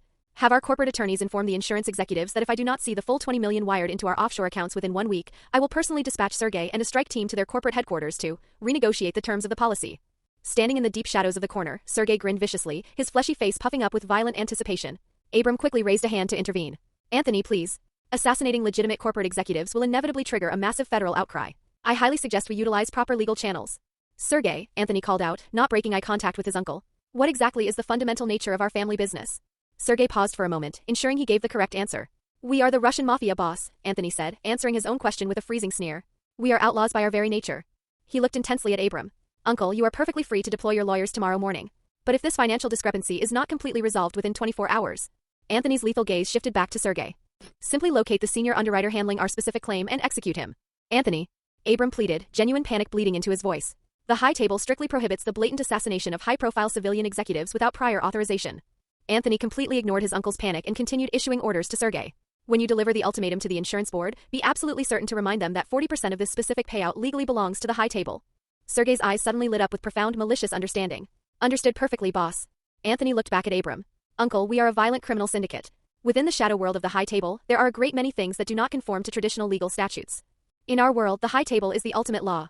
If we tell the adjudicators the insurance company is actively withholding their money, they will happily look the other way while we butcher the executives. I understand the politics, Anthony, Abram sighed, heavily shaking his head. But this situation has escalated far beyond a simple loss of capital. News of the devastating assault on the Staten Island refinery and the blatant hijacking of the Polaris has already spread throughout the entire New York underworld. If the Tarasov syndicate does not respond with absolute, overwhelming force, the rival families will perceive us as weak and vulnerable. And once there is blood in the water, every single gang in this city will try to take a bite out of our territory. I am acutely aware of the optics, Anthony replied. He slowly walked over to the massive stone fireplace, staring deeply into the violently flickering flames. Do not publicly address the refinery assault just yet. Let the media and the rival syndicates continue to assume it was merely a highly destructive, isolated gang conflict. I want the puppet master orchestrating this war to genuinely believe we are completely blind to their true involvement. Anthony turned around, the orange firelight dancing dangerously in his dark eyes. The gangbangers holding the assault rifles are nothing more than a disposable knife. The man actively wielding that knife is my true target. So what exactly is your operational strategy? Abram asked. Anthony did not answer immediately. He walked back to the heavy leather sofa, reached underneath the mahogany coffee table, and pulled out a massive, highly detailed tactical map of New York City. He unrolled it across the table. The map was incredibly old, its edges heavily frayed. Countless overlapping symbols were aggressively marked across the boroughs in red and blue grease pencils. It represented over a decade of the Tarasov family's bloody territorial expansion.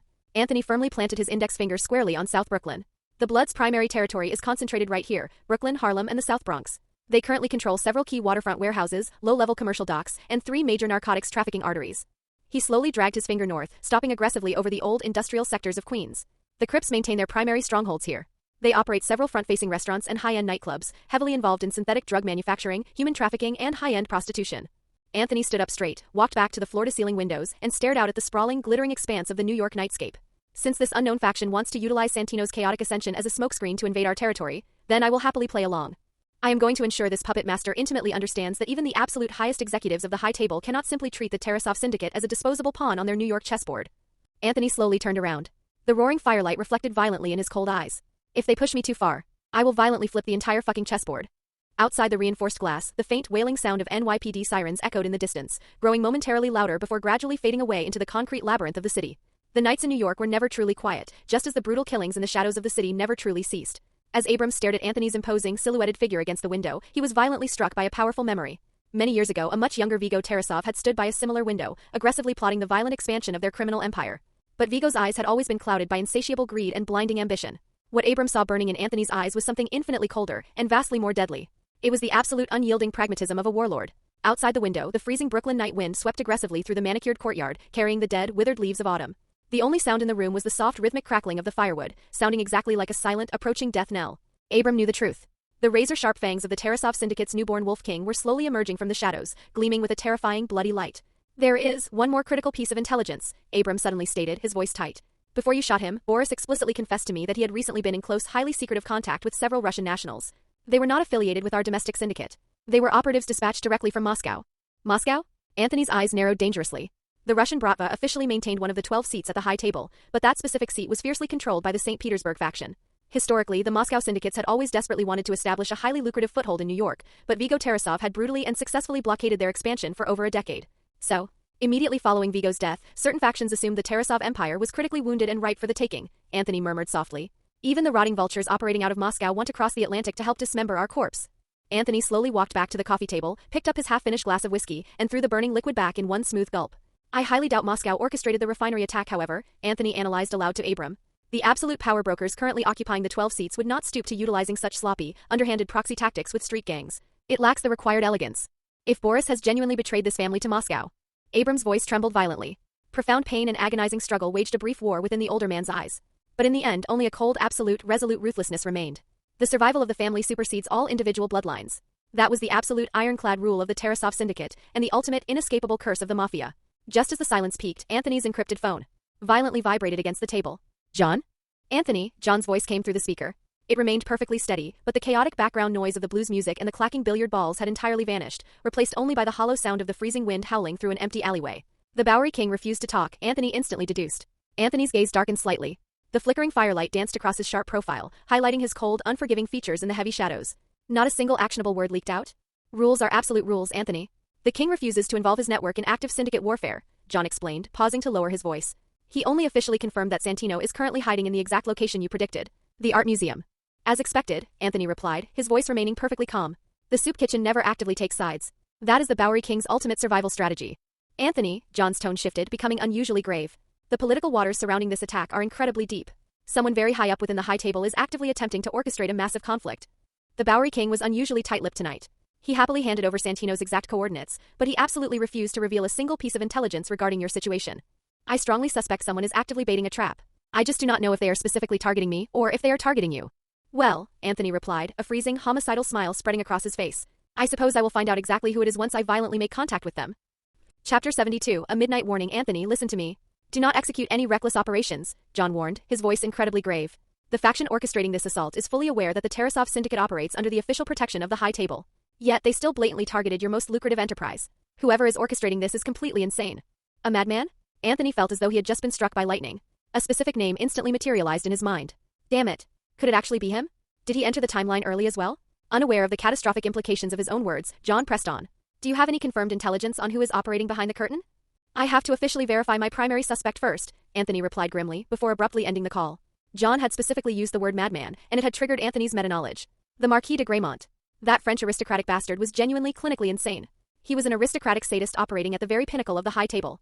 In the canon timeline, Graymont possessed the sheer, apocalyptic authority to completely destroy the New York Continental, the absolute neutral sanctuary of the underworld. He utilized the most despicable, sociopathic methods imaginable to force the legendary blind swordsman Kane out of retirement to fight as his proxy. And while John was actively being hunted by hundreds of assassins around the Arc de Triomphe, Greymont sat safely in a luxurious control room, casually watching the slaughter on a massive monitor, observing the killers hunt the Baba Yaga like starving hyenas. The primary logical flaw in Anthony's deduction was that the Marquis de Greymont didn't officially appear until John Wick. Chapter 4. The events of Chapter 2 hadn't even fully concluded yet, let alone the excommunicado events of Chapter 3. However, Anthony quickly recalibrated his logic. Since the adjudicator, who technically didn't appear until Chapter 3 had already intervened early to verify Anthony's ascension, it wasn't entirely impossible that the psychotic Marquis was utilizing the chaos of Santino's coup to preemptively establish his own power base in New York. So you want to utilize New York City as your personal chessboard, Marquis? Anthony thought, a freezing smile spreading across his face. Then I'm going to violently eliminate your pawns first. Anthony slowly looked up and saw Abram staring at him with profound nervousness. The Bowery King refused to provide any actionable intelligence? Abram asked, his voice hoarse. The king is incredibly disciplined, Anthony stated, standing up and buttoning his suit jacket. Unfortunately, he still doesn't realize that every single rule in this world was specifically designed to be violently broken. Anthony casually beckoned Sergei forward. I need the direct personal cell phone number of Officer Jimmy Simmons of the NYPD. Sergei immediately pulled out his encrypted phone, rapidly retrieved Jimmy's private contact information, and handed the device to his boss. Abram looked utterly bewildered. Anthony, it is incredibly inconvenient for us to involve local law enforcement in high-table conflicts. Anthony let out a dark laugh. I don't need the police to conduct a formal investigation, Uncle. I simply need an official notary present to ensure that the rabid dogs operating out of Brooklyn don't bite us before I've properly trained them. He took the phone and pressed the dial button. The line connected after several rings. A man's heavily annoyed, groggy voice came through the speaker. Damn it, Sergei, I am trying to sleep. Call the precinct if you need cleanup. Jimmy's voice was rough and hoarse, heavily tinged with the deep impatience of a cop being disturbed off the clock. Officer Jimmy, Anthony's voice was entirely steady and completely devoid of warmth. This is Antho. New York Tarasov. Oh, by the way, it was a genuine pleasure formally meeting you at John Wick's residence the other night. There was an instant terrifying silence on the other end of the line. The only sound was Jimmy's suddenly suppressed, panicked breathing. A few seconds later, Jimmy's voice completely tightened. He was instantly violently awake. The sound of a chair violently scraping against the floor echoed through the receiver. Jimmy had clearly scrambled out of bed and rushed into a more private room. Anthony? Listen to me very carefully. I literally just clocked out of my shift, and I absolutely do not want any trouble. The entire federal government cannot help you with the magnitude of problems you are currently facing. You know exactly how the rules of your world operate. Jimmy's voice was low, but the sheer wariness in his tone was pulled as tight as a piano wire. This isn't about the harbor incident, Anthony interrupted smoothly. I am currently en route to Blood's territory to have a polite conversation with Deshawn. I require your physical presence there. Jimmy's voice spiked violently, filled with poorly suppressed, absolute terror. Anthony, are you out of your fucking mind? Are you seriously dragging me directly into a Blood stronghold? That absolute psychopath, Deshawn, literally just hung the severed head of his former boss from the rafters of the Brooklyn Bridge. The precinct captain has officially ordered that standard patrol cars are not to enter Blood's territory without SWAT backup. Anthony could perfectly envision the terrified cop desperately wiping cold sweat from his brow. Jimmy, Anthony's voice dropped an octave, radiating lethal authority. If I genuinely wanted to initiate a full-scale gang war, Sergei's shotgun squads would have already leveled the block before you even received my call.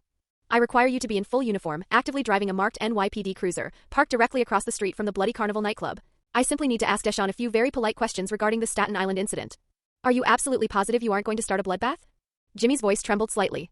Listen to me, Anthony. Street-level gangbangers like Deshawn have absolutely no idea that the high table even exists. They don't comprehend the apocalyptic power your syndicate wields. They will not grant you any professional courtesy or respect. Anthony's voice softened slightly, adopting a falsely reassuring tone. I am specifically deploying you to ensure the situation remains strictly controlled, Jimmy. Not to add fuel to the fire. I literally just need you to sit in your cruiser and make the surrounding environment feel slightly more, legally restrictive. Do you understand my intent, Jimmy? Another heavy silence fell over the line. Jimmy was desperately weighing his catastrophic options. Option A, get violently sucked into the political vortex of a terrifying mob boss.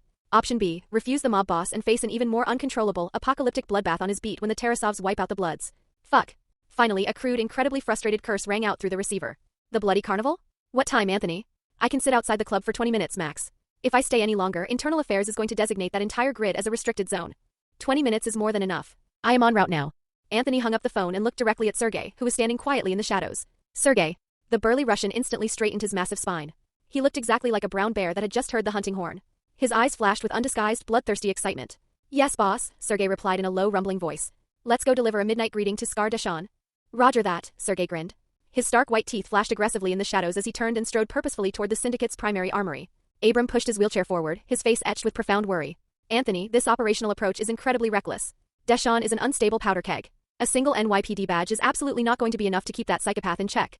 I don't need him kept in check, Anthony replied casually, grabbing his tailored black cashmere overcoat from the back of the sofa. He picked up the charred, blood-stained fragment of the red bandana from the coffee table and lazily twirled it between his fingertips. I simply want to personally warn the idiot that he is currently being utilized as a disposable pawn. Mike. Lieutenant. Another rock-solid figure materialized instantly from the deep shadows. Deploy an Overwatch team to the Bloody Carnival nightclub immediately. Secure a high-vantage sniper hide directly across the street, Anthony ordered, making a sharp, horizontal throat-slitting gesture. His eyes were vastly colder than the freezing night outside the window. If anyone decides to ignore my polite advice tonight, execute them. Understood, Mike replied flatly, his tone as casual as if he were accepting a routine grocery list. Then, moving like a highly trained ghost, the Force Recon veteran silently retreated back into the deeper darkness of the safe house to prepare his gear. 11 p.m. The Red Hook District, Brooklyn. Under the pale moonlight, the massive abandoned dockside warehouses looked exactly like the rotting skeleton of a prehistoric beast. Towering stacks of rusting shipping containers formed a twisted, decaying labyrinth. Amidst this profound scene of urban decay, a single building violently pulsed with glaring, aggressive neon lights. The Bloody Carnival nightclub. Midnight was the hour club truly boiled over. The suffocating stench of cheap perfume, stale sweat, and heavy marijuana smoke swirled violently amidst the deafening, bone-rattling bass of electronic music. Beneath the dim, aggressively flickering neon strobes, hundreds of writhing limbs, chemically dazed eyes, and blatant, undisguised carnal desires clashed on the dance floor. Scantily clad waitresses desperately navigated between the VIP booths, while massive, heavily tattooed Bloods enforcers stood guard. Cigarettes dangled lazily from their lips as their hypervigilant eyes constantly scanned the chaotic room for rival gang members. Exactly 1 block away, 2 fully marked NYPD patrol cars sat idling quietly in the shadows, their blue emergency lights flashing silently. The driver's side window of the lead cruiser was rolled down exactly 2 inches. Officer Jimmy's deeply exhausted face, which practically screamed, "I am the unluckiest cop in New York," was vaguely visible. He tapped his fingers impatiently against the steering wheel. He had pulled his police cap low over his eyes, desperately attempting to minimize his presence, yet knowing he couldn't truly disappear. Sitting in the passenger seat, Sheriff Calvin Rollins spoke up. "Stop sweating, Jimmy. As long as Anthony Tarasov doesn't actively fire the first shot, these street bangers won't possess the sheer courage to initiate a firefight with a police cruiser sitting out front." Jimmy let out a bitter, wry smile. "Sheriff, you literally watched Anthony massacre 3 highly trained assassins using nothing but a steak knife and a fork.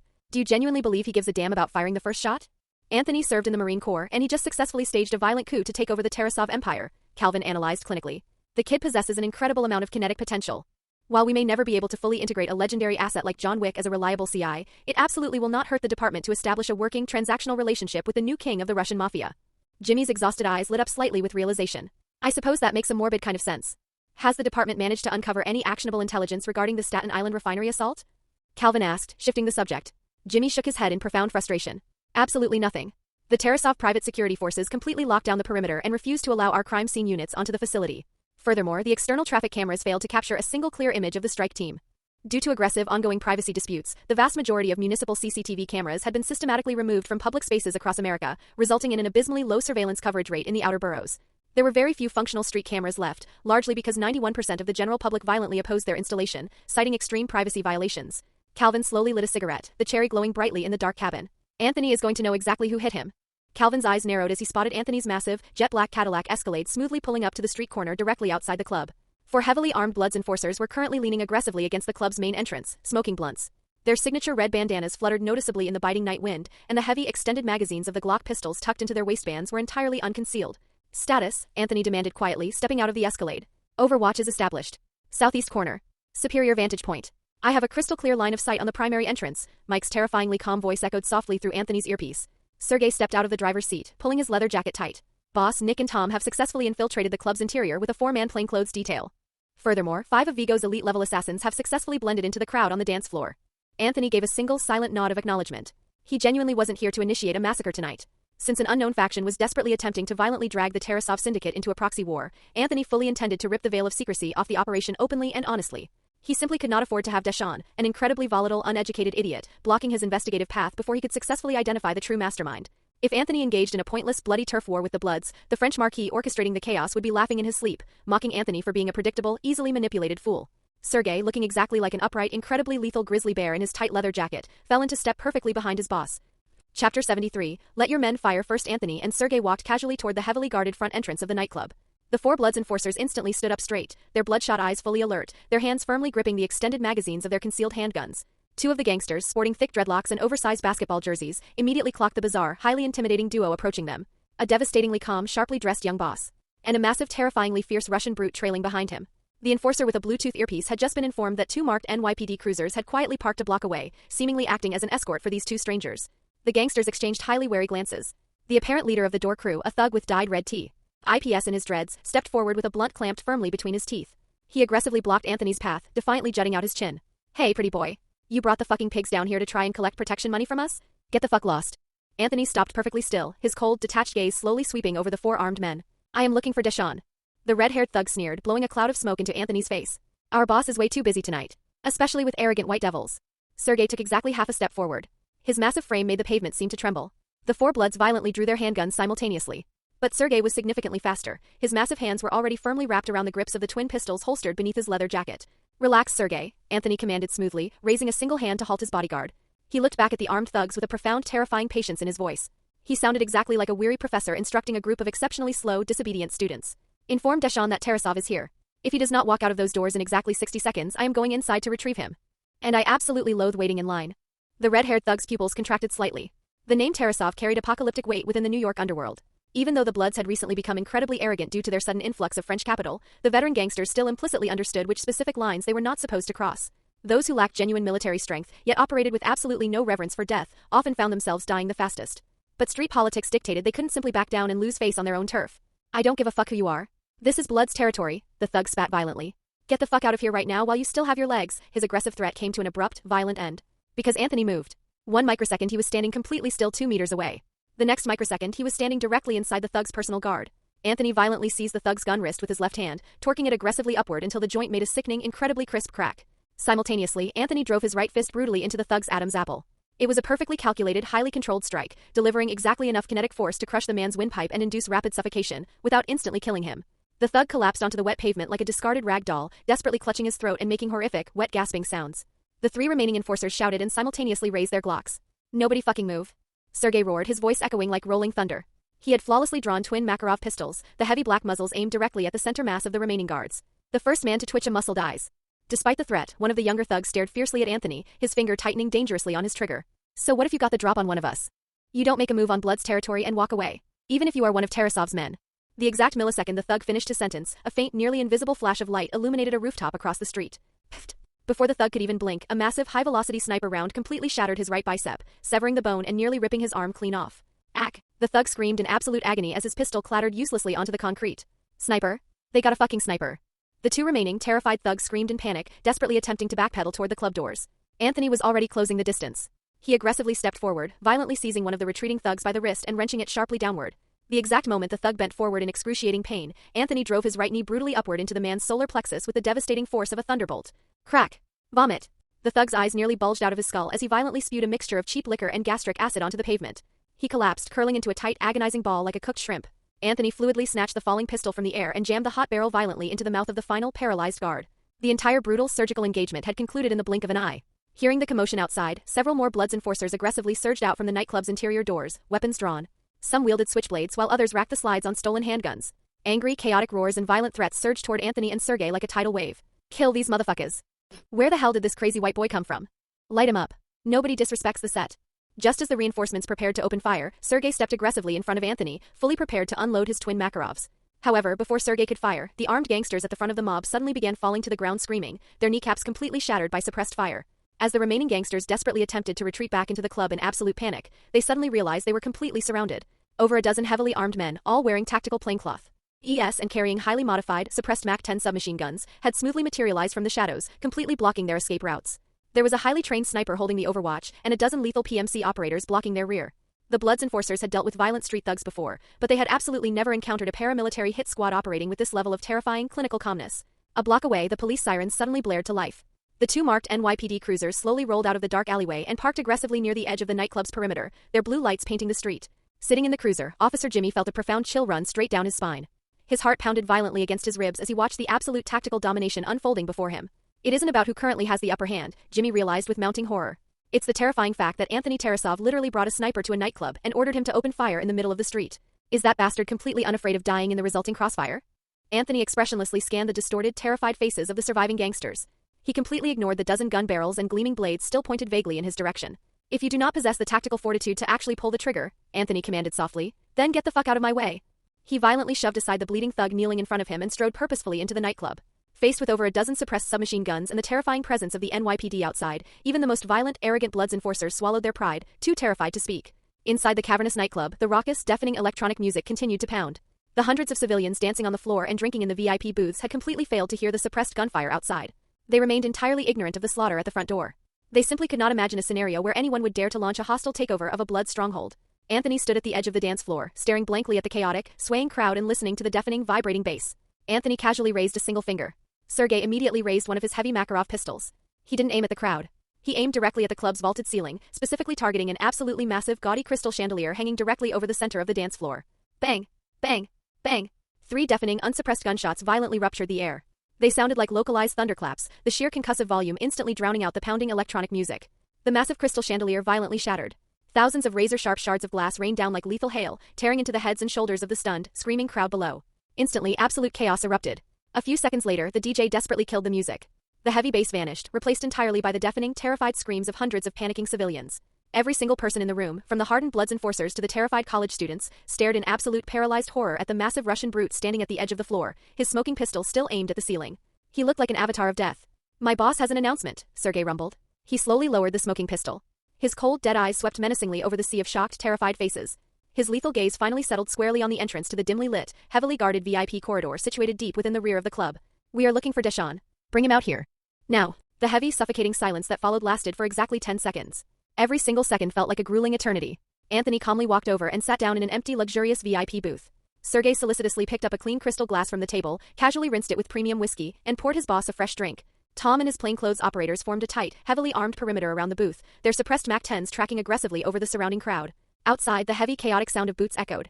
Dozens of furious Bloods reinforcements, armed with machetes and cheap handguns, rushed in from the surrounding alleys, completely barricading the main entrances to the club.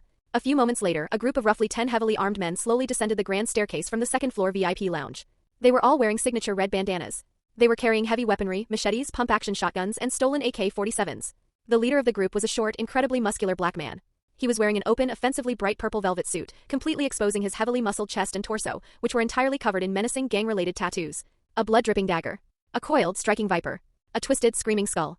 A profound, sickeningly deep scar ran diagonally across his face. It started at his left temple, carved violently across his nose, and ended deep in his right cheek, making his entire visage look twisted and demonic. His eyes were incredibly small, constantly darting around the room. His sinister, hateful gaze immediately locked onto Anthony. He casually held a sawed-off Remington 870 pump-action shotgun in his right hand. Trailing closely behind him were 4 massive, elite bodyguards whose imposing physical bulk rivaled even Sergei's.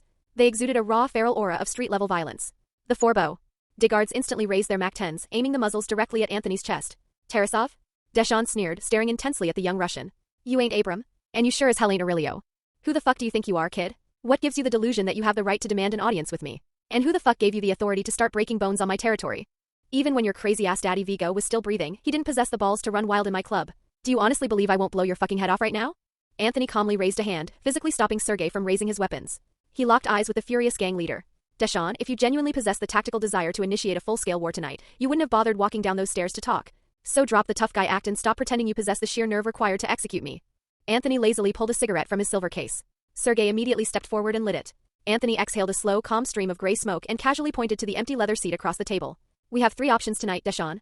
Either we sit down like civilized men and have a conversation, or you attempt to kill me, or I definitively kill you." "I heard a rumor you were completely out of your mind," Anthony continued, leaning forward. "Well, I happen to be quite the psychopath myself. So how about a wager?" Anthony smiled brilliantly. "Why don't you order your men to fire the first shot?" Chapter 74, the 24-hour ultimatum. Deshawn was panting heavily, his chest heaving under his velvet jacket. "You have the fucking audacity to provoke me in my own club?" The sawed-off Remington 870 remained pointed directly at Anthony's chest. Deshawn's finger rested dangerously against the trigger, the heavy weapon trembling slightly in his grip. However, despite his bravado, Deshawn's terrified gaze constantly flicked away from Anthony, sweeping nervously over the dark muzzles of the dozen suppressed MAC-10 submachine guns aimed squarely at his men. The massive bodyguard standing directly behind Deshawn leaned down and whispered urgently in his ear. "Boss, stand down. He's just a crazy white boy, it ain't worth a bloodbath. Besides, he brought the fucking pigs with him, they're sitting right outside." Deshawn stared intensely at Anthony for a long, grueling moment. Finally, he violently slammed the heavy shotgun down onto the VIP table. Seeing their boss stand down, the surrounding Bloods enforcers slowly lowered their own weapons, secretly breathing profound sighs of relief. The veteran gangsters simply couldn't comprehend when the Tarasov syndicate had managed to produce such a terrifyingly calm, ruthless air. They knew ISF had been a chaotic, arrogant psychopath, but ISF was dead. They knew Boris was a cowardly manager who certainly didn't possess this kind of suicidal nerve. Yet this young man was treating Sergei, the brutal, legendary enforcer who functioned as Aurelio's right hand, like an attack dog on a leash. "Who exactly are you supposed to be?" Deshawn asked through gritted teeth. He grabbed a bottle of liquor from the table and downed a massive gulp straight from the neck. "I am Anthony Tarasov," Anthony replied calmly. "And I just crawled out from beneath a massive pile of dead bodies." "A pile of dead bodies?" Deshawn sneered, his eyes gleaming with a sinister, mocking light. "Is that supposed to be a threat? You think your crazy-ass daddy Vigo died too lonely, and you want me to send you down to keep him company?" Anthony completely ignored the gang leader's aggressive posturing. He let out a freezing, condescending sneer. "I don't need to waste my valuable time exchanging childish threats with you, Deshawn. If I genuinely wanted you dead, I have an infinite number of ways to execute you." Under the intensely hostile, menacing gaze of the surrounding gangsters, Anthony casually slipped his right hand inside his tailored overcoat.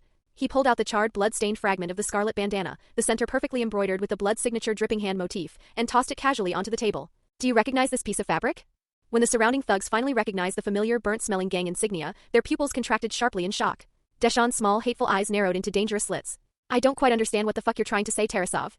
Someone, Anthony began, his voice dropping to mimic the freezing, desolate winds of Siberia, wearing your colors, bearing your specific gang tattoos, systematically executed 37 of my men, completely destroyed my Staten Island refinery, and hijacked a massive oil tanker. Anthony paused, his dead, emotionless eyes locking perfectly onto Deshawn's sinister gaze. Tell me, Deshawn, which specific idiot operating within your hierarchy suddenly suffered the profound delusion that the Bloods possess the capacity to swallow a Tarasov logistical hub? Or perhaps, there is a massive, highly funded maggot currently hiding behind your back, feeding you the absolute lie that you are capable of taking my bullet for him? Anthony slowly raised his right hand and casually scratched his chin with his index finger. Bang! A deafening, unsuppressed gunshot violently ruptured the tense silence of the Brooklyn night. A massive, high-velocity sniper round brutally slammed into the leather sofa exactly 1 centimeter away from Deshawn's right hand. The violently acrid smell of burning leather and scorched foam instantly filled the gang leader's nostrils. Deshawn completely froze. He didn't dare move a single muscle. But his dark face twisted in a mixture of absolute terror and helpless fury. You fucking... It is highly advisable that you remain perfectly still, Anthony stated indifferently, not breaking eye contact. My Overwatch is a force recon sniper who recently returned from a highly classified deployment in the mountains of Afghanistan. You cannot hide from him, Deshawn. He never misses twice. A block away, the sound of police sirens suddenly wailed to life. Jimmy was strictly keeping his promise. He aggressively activated the cruiser sirens, but he didn't advance toward the club. He simply let the deafening, authoritative wail echo through the streets, ensuring everyone inside knew the NYPD was fully mobilized. It was a highly calculated, psychological warning. Deshawn's terrified gaze slowly shifted from the bullet hole in his sofa, back to the red bandana, and finally settled on Anthony's perfectly calm face. What the hell are you trying to accomplish here? You think dragging the fucking pigs to my club proves you got the upper hand? Let me finish, Anthony interrupted, his voice suddenly turning as sharp and unforgiving as a razor blade. Bringing the police here is my ultimate display of diplomatic sincerity. If I hadn't explicitly ordered the NYPD to establish a perimeter, my paramilitary squads would have already leveled this building. I am not here to initiate a war tonight, Deshawn. But if it is a war you want, the Tarasov Syndicate is fully prepared to fight until every single drop of blood is drained from this borough. So think incredibly carefully. How much capital did your mysterious backer actually pay you? Was it genuinely enough to justify risking the complete, apocalyptic annihilation of the Bloods gang by actively offending the Tarasov Empire? Deshawn clearly wanted to leap up in a furious rage, but after stealing another terrified glance at the shattered window and the dark night outside, he remained firmly planted in his seat. I heard the rumors on the street about Staten Island, Deshawn gritted out defensively. But that hit had absolutely nothing to do with the Bloods. If the Tarasovs are actively trying to frame my organization to justify a hostile takeover, I'll happily take the fall and fight you in the streets. 37 of my men were brutally slaughtered, Anthony continued, his powerful voice echoing through the dead-silent VIP lounge. They were Tarasov men. Now, the surviving security footage clearly displays the heavily armed attackers wearing red bandanas and sporting Fresh Blood's tattoos. Sergei reached into his jacket, pulled out an encrypted CD containing the surveillance footage, and tossed it onto the table next to the bandana. However, strangely enough, these supposed Bloods were exclusively utilizing highly modified, military-grade M4 assault rifles. Furthermore, their tactical movements and room-clearing procedures were identical to those of elite, Tier 1 professional mercenaries. And, Anthony paused deliberately, allowing the gravity of his words to fully sink into the gang leader's mind. Someone is actively attempting to utilize the Bloods as a disposable proxy to assassinate Tarasov assets, Anthony stated, treating the apocalyptic conspiracy as a simple, undeniable fact. And you, Deshawn, are being utilized as the sacrificial pawn. So I have to ask you, when the Tarasov Syndicate inevitably begins its absolute merciless retaliation, when our respective organizations suffer catastrophic, bloody losses, is your mysterious backer going to sit safely in his penthouse and laugh at us? Laugh at the two massive idiots who destroyed each other for his amusement? Deshawn stared down at the encrypted CD resting on the table. Heavy beads of cold sweat rapidly formed across his scarred forehead. The Bloods would never actively provoke the Russian mafia without a goddamn good reason, Deshawn said through tightly gritted teeth. Since you already seem to know that someone is actively impersonating my crew. Then you are going to help me hunt them down, Anthony interrupted coldly, refusing to surrender control of the conversation. The mercenaries who orchestrated this massacre are explicitly impersonating the Bloods. The Tarasov Syndicate will absolutely not accept the responsibility of clearing your gang's name for you. I will give you exactly 24 hours, Deshawn. Utilize your street network to hunt down the operatives impersonating your men. Because if you fail to deliver them to me, the next time I visit your territory you will not see my face, and you will certainly not see the police. Anthony slowly stood up, staring down at Deshawn with freezing, absolute contempt. When it comes to raw military-grade firepower, you already know exactly what kind of global logistics my syndicate commands.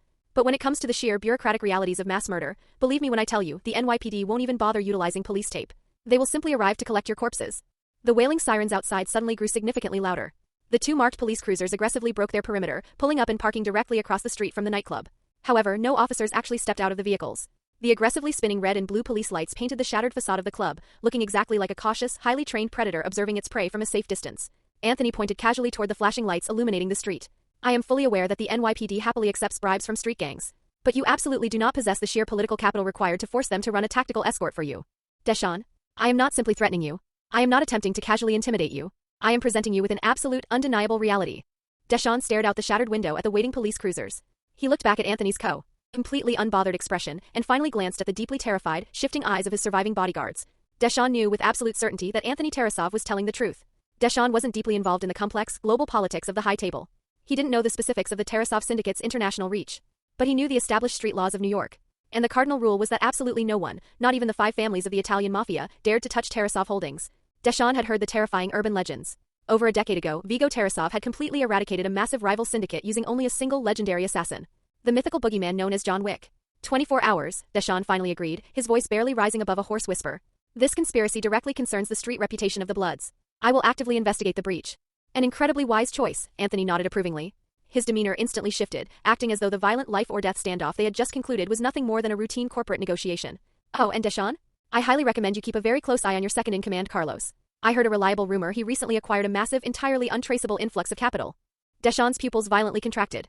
Having successfully planted the psychological bomb, Anthony turned his back on the gang leader and calmly walked toward the exit. Sergei aggressively backed out of the club, keeping his twin Makarovs permanently trained on the Blood's enforcers until Anthony safely reached the Escalade and opened his door. The massive Cadillac roared to life and slowly drove away into the night. In the Escalade's rearview mirror, Anthony could see Deshawn still standing rigidly under the club's broken neon signs. The aggressively flickering scarlet light completely engulfed the gang leader's figure, making it look as though he were standing waist-deep in a pool of fresh blood. Do you genuinely believe he will investigate the Frenchman? Sergei asked from the driver's seat. He absolutely wouldn't dare refuse, Anthony replied, staring out the reinforced window at the rotting industrial landscape rushing past. He is going to violently interrogate Carlos. And Carlos is going to immediately contact the people operating behind him. Then what is our next tactical move? We wait, Anthony replied. He pulled out his encrypted phone and dialed Mike's frequency. Overwatch, break down your hide. We are exfiltrating the grid. Mike, I want you to initiate a massive 24-hour surveillance net. Put eyes on Carlos immediately. After ending the call with his sniper, Anthony quickly dialed a second number. Abram answered on the first ring. How did the operation proceed? Abram's voice sounded incredibly tense. The seed of paranoia has been successfully planted, Anthony stated softly, a dangerous smile spreading across his face. Now, we simply wait to see exactly who leaps out of the shadows to violently water it. As the heavily armored Escalade smoothly crossed the Brooklyn Bridge, the sprawling, infinitely bright lights of Manhattan stretched out before them like a dazzling, chaotic ocean of electricity. But Anthony knew the terrifying truth. Beneath that blinding, glamorous light, a massive apocalyptic shadow was violently creeping across the city. A high-stakes chess match had officially begun.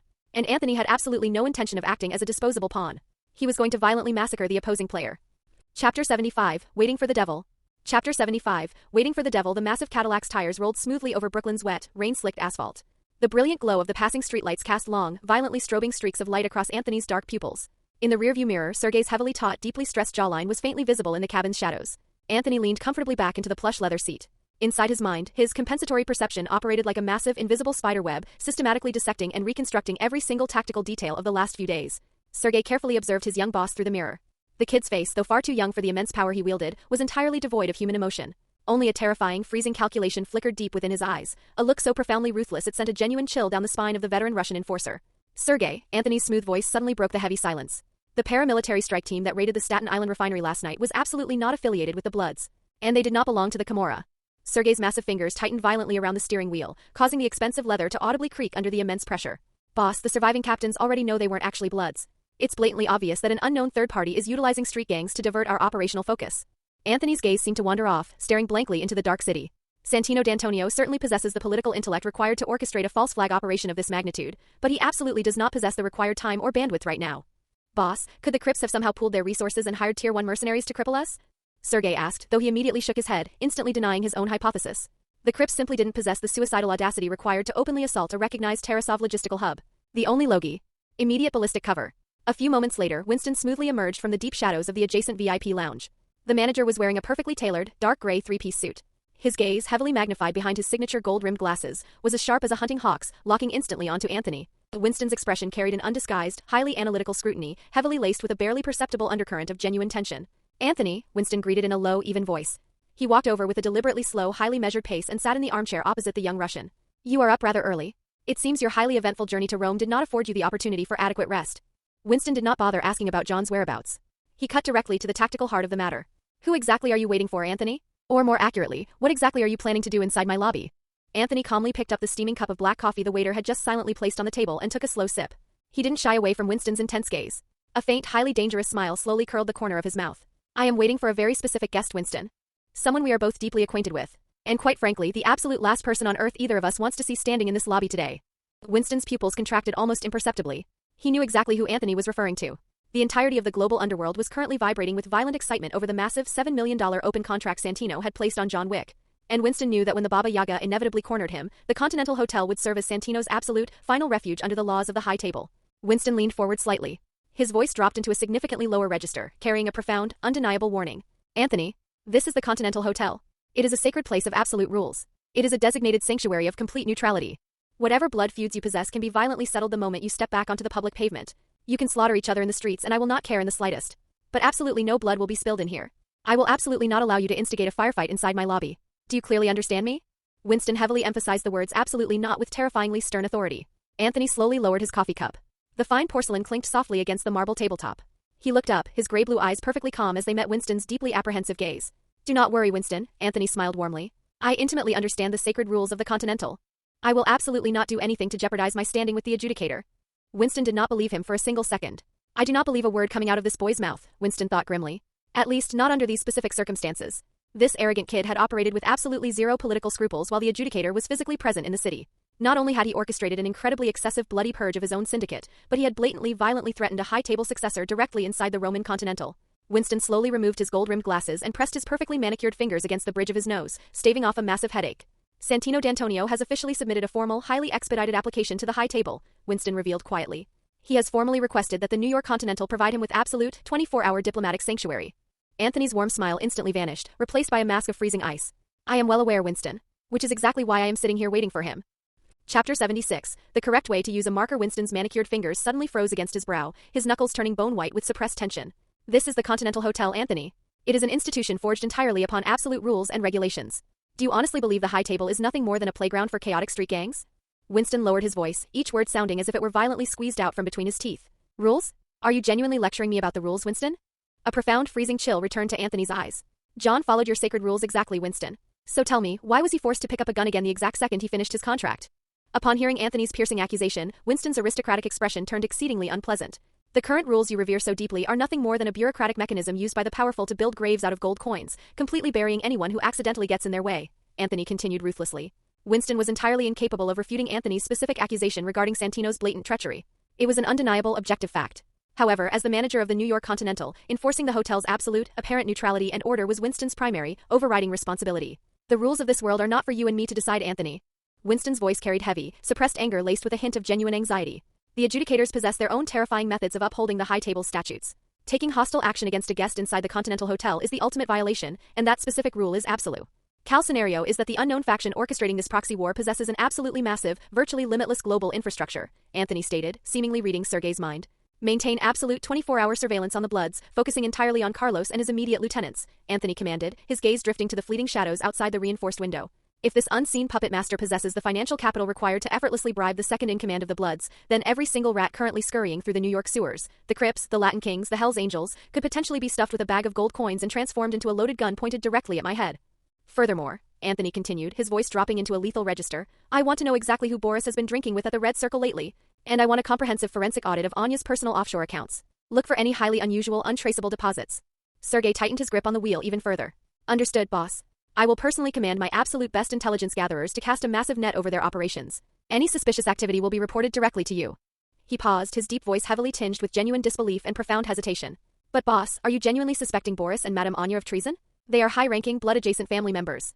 Madame Anya, her absolute loyalty to Vigo was legendary. And while Boris is an arrogant fool, he is just incredibly stupid, Anthony interrupted, his tone completely flat and unforgiving. He is so profoundly stupid that he genuinely believes he can ascend to the throne of this empire by acting as a highly paid informant. He is so incredibly stupid that he has completely forgotten who personally executed Vigo. Anthony let out a cold, deeply mocking laugh. What exactly are arbitrary blood ties and past marital bonds worth when compared to a massive influx of untraceable gold and a desperate chance to survive a gang war? Sergei, you know better than anyone in this organization exactly why Vigo was killed. That pathetic idiot Boris has absolutely nothing inside his hollow skull besides a profound addiction to cheap alcohol, expensive women, and a desperate, pathetic lust for absolute power. Whenever he looks at me, I can see him visualizing exactly how he wants to devour me alive. As for Anya, the striking image of the beautiful, deeply hardened woman with her signature scarlet fingernails and gloomy, hate-filled eyes flashed clearly through Anthony's mind. Her fierce loyalty to Vigo was entirely genuine. And because that loyalty was genuine, her profound hatred for me is equally real. She fundamentally believes Vigo died solely because of the political treaty I brokered with John Wick. She will forever hold me personally accountable for Vigo's assassination. She is simply holding her tongue for the moment, biding her time until the perfect opportunity arises to completely crush me. Or perhaps she is simply waiting for Santino's massive bounty hunters to execute her revenge for her. Keep an absolute suffocating watch on both of them. I need to know the identity of every single suspicious individual they have communicated with over the last 72 hours. Sergei took a deep, shuddering breath, desperately attempting to suppress the profound shock echoing in his heart. Actively monitoring core, high-ranking family members was almost always the bloody prelude to a massive, internal syndicate purge. But Sergei was deeply, intimately aware of the new young boss's absolutely terrifying CQC capabilities, and the unfathomable apocalyptic backing he possessed from the high-table adjudicator. Yes, boss. Sergei's Adam's apple bobbed violently. Cold sweat slowly trickled down his temples. Violent suspicion within a mafia family operated exactly like a rapidly spreading, highly poisonous vine. He simply never imagined the rot would so quickly entangle the faces he had known and fought alongside for years. I need the absolute truth, Sergei, Anthony's voice trailed off softly. Whether the conspiracy is hidden at the bottom of Boris's whiskey glass, or buried deep beneath Anya's vanity mirror. Utilize only the operatives you trust with your life, and investigate those two captains exactly as if they were rival syndicate bosses. Yes, boss, Sergei replied. His voice was entirely dry as he locked his eyes on the dark road ahead. At 6 a.m., the massive metropolis of New York City was not yet fully awake. The heavy, pristine bronze doors of the Continental Hotel slid open silently as Anthony approached, looking exactly like the slowly opening jaws of a magnificent dormant beast. It was incredibly early. Only a few heavily guarded, insomniac assassins and the hotel's ever-meticulous, sharply dressed waitstaff occupied the cavernous, luxurious lobby. Sharon stood perfectly still behind the iconic mahogany front desk, looking exactly like a flawless, impeccably dressed statue. Upon seeing Anthony enter the lobby alone, Sharon offered a slight, deeply respectful bow. His deep, observant gaze lingered for a fraction of a second on the empty space directly behind Anthony. Mr. Tarasov, welcome back. Would you care for the kitchen to prepare an early breakfast for you? Karen's voice remained as deeply calming and impeccably steady as always. Just a coffee. Black. Thank you, Sharon. Anthony walked purposefully toward a specific cluster of plush leather sofas situated near the front of the lobby and sat down. He had specifically chosen a highly tactical, incredibly tricky position. The angle allowed him a perfect, unobstructed view of the main entrance doors, while a massive decorative Roman pillar situated directly to his left provided excellent. T.E. Winston was practically growling now. Anthony simply tilted his head slightly, adopting a falsely innocent expression, though his tone remained as icy as a glacier. Do not worry yourself into an ulcer, Winston. I deeply respect the rules. I respect the terrifying authority of the adjudicator. I promise you I will not lay a single finger on Santino inside this lobby. I am merely sitting here, waiting for him to arrive. And then I am going to watch him leave. Anthony spoke the final word incredibly casually, but it caused Winston's heart to violently sink. A profound, suffocating sense of imminent dread rapidly rose in the manager's chest. Winston sharply raised a hand. 3 massive, heavily armed hotel enforcers immediately stepped out from the shadows, approaching Anthony's table. Keep an absolute, unrelenting watch on this man. If he attempts to execute a single action that violates the rules of this sanctuary, forcefully subdue him immediately, Winston commanded. Anthony completely ignored the armed guards. He calmly picked up his coffee cup and took a slow, appreciative sip. Winston, let me ask you a hypothetical question. Do you genuinely believe John would possess the suicidal audacity to shoot Santino after Santino crosses the threshold of the hotel? Because I bet he absolutely dares. Anthony reached into his pocket and slowly laid 10 solid gold high table coins across the marble tabletop. Here is my wager. Winston's aristocratic expression drastically changed. Winston was deeply aware of Anthony's peculiar, terrifyingly accurate prophetic abilities. He had heard the impossible stories from both John and Marcus. Anthony, you wouldn't dare orchestrate. Winston stuttered, momentarily flustered. He quickly turned toward the front desk. Sharon, the absolute second John Wick approaches the front steps, you are to personally physically intercept and guard him. Sharon slowly looked up from his ledger. Yes, manager. Anthony casually shifted his gaze toward the impeccably dressed concierge. If there genuinely existed a power ceiling within the John Wick universe, or if there was any single mortal entity whose sheer combat prowess could potentially rival the Baba Yagas. Aside from the legendary blind swordsman Kane, the only other candidate was Sharon. If John Wick was universally recognized for his brutal, overwhelming kinetic suppression, Sharon was the absolute epitome of flawless, surgical precision and mechanical efficiency. Anthony distinctly remembered the hotel defense sequence from John Wick. Chapter 3. Sharon had single-handedly engaged an army of over 100 high-table operatives, systematically neutralizing one heavily armored, mechanized enforcer every 1.5 seconds on average. Utilizing his specialized shotgun and his intimate geometric knowledge of the hotel's layout, Sharon had successfully purchased Winston and John precious minutes to retreat to the vault, completely stalling a Tier 1 strike force. And Sharon had managed to accomplish all of that while keeping his bespoke suit perfectly neat and entirely spotless. It was a profound, stark contrast to John's desperately bloody, exhausting, deeply visceral fighting style. Karen's absolute combat prowess was demonstrated across 3 distinct dimensions: flawless weapon expertise, genius tactical battlefield control, and his unyielding symbolic status as the ultimate rule keeper. He was the hidden apex predator of the Continental series. Sensing Anthony's gaze, Sharon slowly turned his head, met the young mob boss's eyes, and offered a gentle, deeply polite smile. Winston heavily sat down in the armchair opposite Anthony, accepted a fresh cup of coffee from a waiter, and looked incredibly anxious. The heavy rhythmic ticking of the antique grandfather clock only added to the suffocating silence of the lobby. Anthony remained perfectly relaxed on the velvet sofa, casually flipping through an expensive hardcover book titled A History of Roman Architecture that he had pulled from the coffee table. Time ticked by agonizingly, second by second, entirely mirrored by Winston's increasingly panicked expression. The heavy brass hands of the grandfather clock slowly clicked to exactly 8:15 a.m. Bright morning sunlight streamed obliquely through the towering, stained glass windows, casting sharp, dagger-like spots of light across the polished marble floor. Suddenly, the deep, imposing, roaring mechanical whine of heavy engines violently echoed from the street outside. The roaring rapidly approached before screeching to a violently abrupt halt directly in front of the Continental's grand entrance. A massive, heavily armored black Cadillac Escalade, looking exactly like a mobile steel fortress, slammed to a halt at the bottom of the front steps. It was immediately flanked by two fully armed SUV escort vehicles. The exact second the doors popped open, several burly Kimura bodyguards with fierce, desperate eyes poured out. They aggressively scanned their surroundings, their weapons drawn, quickly establishing a tight, 360-degree defensive perimeter around the primary vehicle. The armored Cadillac was an absolute wreck. It was completely riddled with deep bullet holes, and the thick ballistic glass was covered in dense, white spiderweb impact craters. Their violent arrival instantly ratcheted the tension in the lobby to an absolute fever pitch. Winston abruptly stood up, his body pulled as taut as a fully drawn bowstring, his eyes locked intensely on the front doors. Behind the desk, Karen's hands continued to steadily and meticulously polish the brass room keys, completely refusing to even lift his head. A surviving bodyguard respectfully yanked open the heavy, armored rear door of the Cadillac. Santino D'Antonio had finally arrived. However, he no longer looked like an untouchable aristocratic prince. His previously perfect bespoke dark gray three-piece suit was heavily wrinkled and coated in masonry dust. Dark, dried bloodstains, likely from his slaughtered bodyguards, spattered his pristine white shirt, and his carefully styled hair was wildly unkempt.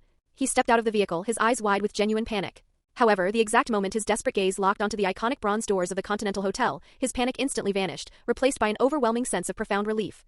He smugly adjusted his cuffs and offered a polite, deeply condescending nod to Winston, who was glaring at him from inside the lobby. But when Santino's eyes shifted and he saw Anthony sitting comfortably on the sofa, offering him a warm, mocking smile, Santino's expression instantly froze. "Santino," Anthony called out, his voice easily carrying through the open doors. "Is Ares currently dead? Because if your mute attack dog were still breathing, I highly doubt you would have come sprinting back to the Continental with your tail tucked firmly between your legs like a stray, beaten mutt." Santino aggressively snorted, refusing to engage in a petty verbal spar with the young Russian. He slowly turned around to look back down the avenue. In the distance, a heavily damaged roaring Ford Mustang was violently speeding toward the hotel. A deeply disdainful, victorious smile spread across Santino's bruised face. He didn't act like a desperate, hunted animal who had just barely survived a citywide massacre. He acted as though he had just successfully conquered the entire world. He arrogantly straightened the dusty lapels of his expensive suit and offered a casual, dismissive wave of his hand. His surviving Kimura bodyguards instantly recognized the signal. They aggressively pushed forward, taking up highly tactical firing positions to completely block the avenue, establishing a kill zone roughly 100 meters from the hotel steps. Santino casually stepped behind the armored engine block of his Escalade. He slightly raised his chin, his deeply arrogant gaze sweeping back toward the bronze gates that symbolized absolute, untouchable security. "Anthony," Santino yelled over the idling engines, offering a deeply mysterious, condescending smile. "I am fully aware that you desperately want John Wick to successfully execute me today. But let's think about this logically, boy. Even assuming John manages to magically slaughter my remaining elite bodyguards." Santino pointed lazily toward the marble steps of the hotel entrance. "Starting from a distance of 100 meters, who do you think is realistically going to reach those sanctuary doors faster? Me? Or him? Or perhaps," Santino mocked, his eyes gleaming with malicious delight, "you possess the suicidal audacity to attempt to shoot me right here under Winston's nose?" The three Continental enforcers instantly tightened their perimeter around Anthony, placing their hands on their holstered weapons, completely eliminating any possibility of him drawing a gun. Anthony simply chuckled. He playfully shook the heavy stack of gold coins in his hand. "Winston, my wager remains absolutely valid." For some inexplicable reason, Anthony's profound calmness made Winston feel incredibly nervous. Winston quickly glanced down the avenue at John Wick, who had just violently exited the wrecked Mustang and was currently engaging the Kimura blockade. Winston then looked back at Anthony, his mind desperately racing. Suddenly, a terrifying realization slammed into Winston's mind. He stared in absolute horror at the towering skyscraper situated directly across the street from the hotel entrance. "No!" Karen's smooth voice suddenly spoke up from the front desk, completely shattering Winston's panic. "He is not there, manager." Winston let out a massive shuddering sigh of profound relief. If Marcus had been utilizing that specific rooftop as a sniper hide, Santino would be absolutely doomed before his foot ever touched the steps. Violent, suppressed gunfire began erupting rapidly down the street. Santino didn't immediately rush into the absolute safety of the Continental. Instead, he stood casually by his car, watching with absolute, detached amusement as John systematically and brutally slaughtered his final wave of bodyguards. Santino showed absolutely no fear whatsoever. "John," Santino shouted, completely uncaring if the Baba Yaga could actually hear him over the gunfire. "You will never truly understand the beauty of the rules. Rules were specifically designed for pathetic, low-level thugs to blindly follow. But for men like me, the rules were exclusively designed to protect us." Winston frowned deeply in profound disgust at the blatant mockery, but he did not step outside to intervene. Anthony maintained his soft, mocking smile. He knew exactly what Santino was attempting to accomplish. Santino was actively trying to psychologically taunt and distract John, desperately hoping to create a microscopic opening for one of his bodyguards to land a lucky kill shot. "John, so what if you managed to successfully hunt me all the way back here?" Santino mocked as John executed the final two guards. "This is the Continental Hotel. Do you genuinely believe you possess the sheer audacity to lay a finger on me here? If the Continental is considered the church of our world, then you, John Wick, are absolutely nothing but a pathetic coward who lacks the guts to curse God inside his own house." Santino laughed loudly, his voice carrying the chilling, highly venomous edge of a striking viper. "Look at yourself. You are supposed to be the legendary, unstoppable boogeyman. Yet now you are completely powerless. You can only stand there and watch me helplessly. You successfully fulfilled my greatest dream by killing my sister. And now, as a direct reward, I am the O.N.E. permanently protected by the absolute sacred laws of the high table. You cannot kill me, John. You will simply have to follow me around for the rest of your pathetic life, exactly like a loyal, obedient dog." Anthony suddenly threw his head back and laughed. It was a genuine, deeply amused, booming laugh. Winston physically flinched, completely taken aback by Anthony's sudden outburst. The 6 eyes of the 3 heavy enforcers locked instantly onto the young Russian. Santino, Anthony yelled out, stepping closer to the open bronze doors, looking down at the wildly arrogant Kimura boss with absolute, freezing contempt. Do you even know the correct, authorized method of cashing in a high-table blood oath? Chapter 77, Cashing the Marker. Santino was momentarily taken aback by Anthony's sudden outburst. However, when he noticed the 3 massive continental enforcers had actively surrounded the young Russian, a sinister, highly confident sneer returned to the Kimura boss's face. The marker is not merely a bureaucratic shackle designed to bind low-level assassins to their masters, Anthony continued, slowly standing up. He casually adjusted his perfectly tailored suit cuffs, completely ignoring the armed enforcers breathing down his neck. The blood oath is specifically designed to function as the sharpest, most ruthless fang when the apex predators of the high table inevitably decide to tear each other apart. Anthony locked eyes with the arrogant Italian prince. His voice dropped into a terrifyingly calm, mocking register. Rules are rules, Santino. If you actively decide to weaponize a blood oath to forcefully orchestrate a coup, you should have logically expected that exact same weapon to violently turn against you. Anthony's lethal gaze smoothly bypassed Winston's rigidly tense shoulder, landing squarely on his prey standing triumphantly in the morning light just beyond the bronze doors. A fierce, hateful glint flashed through Santino's dark eyes. You listen to me, Tarasov. The exact second my sanctuary paperwork is officially processed, I am going to utilize every single resource at my disposal to violently eradicate your entire bloodline from New York City. Anthony paid absolutely no attention to the frantic threat. You are never going to sit in that chair, Santino, Anthony declared, his voice suddenly rising in absolute authority. The High Table is a consortium of ruthless pragmatists. They will absolutely never officially acknowledge a violently unstable madman who attempted to secure his throne by explicitly murdering his own flesh and blood. When Gianna's blood flooded across your expensive Italian loafers in those Roman catacombs, you should have instantly realized the truth. You are nothing but a disposable, temporary consumable. The High Table simply permitted your little coup so they could legally utilize you to permanently consume John Wick. Anthony's razor-sharp words acted like a red-hot dagger, violently piercing directly into the heart of Santino's deepest, most profound insecurities. Santino's pupils contracted sharply. Heavy, throbbing veins bulged aggressively against his sweaty forehead. You are spouting absolute desperate nonsense. Santino shouted, losing his composure. The High Table desperately needs me. They need the massive financial infrastructure of the D'Antonio family. Perhaps, Anthony replied with a freezing, pitying smile. But even if they do, you are never going to get the opportunity to provide it. Anthony slowly tilted his head, purposefully turning so Winston could clearly read the shape of his lips. Watch. Moving incredibly slowly to ensure the 3 hypervigilant enforcers didn't interpret his action as drawing a weapon, Anthony smoothly slipped his right hand into the inner breast pocket of his jacket. When his hand slowly re-emerged, resting casually in his palm was a heavy, ornate object that closely resembled an antique pocket watch. It was a heavy, solid bronze disc, roughly 5 centimeters in diameter. The front casing was intricately decorated with a deeply embossed pattern, a set of perfectly balanced scales tightly intertwined with a lethal dagger. The horizontal beam of the scales was violently severed by the blade piercing directly through the center of the disc. It was the absolute core symbol of the High Table's philosophy. It represented a fundamental law: true balance can only be achieved through violent sacrifice, and the sanctity of the contract officially supersedes both life and death. The heavy metal totem featured deeply carved lines and an incredibly fine Latin inscription etched permanently along the outer edge. Facera aut mori. It translated to comply or die. This small, heavy metal disc carried the absolute, most apocalyptic rule within the entire global underworld. Once a blood oath was officially formed, the bond was utterly inescapable. It lasted until death. Either the target of the marker died, or the holder of the marker died. There was absolutely no third option. A marker? The victorious, arrogant smile plastered across Santino's face instantly froze. Winston's eyes widened in absolute shock. He suddenly remembered the chaotic aftermath of Vigo's death. Anthony possesses Marcus's marker. Just as the arrogant, deeply smug smile on Santino's face reached its absolute most brilliant peak, it vanished entirely. Crack! A sudden, deafening, unsuppressed gunshot violently ruptured from the rooftop of a commercial building located a full block down the avenue.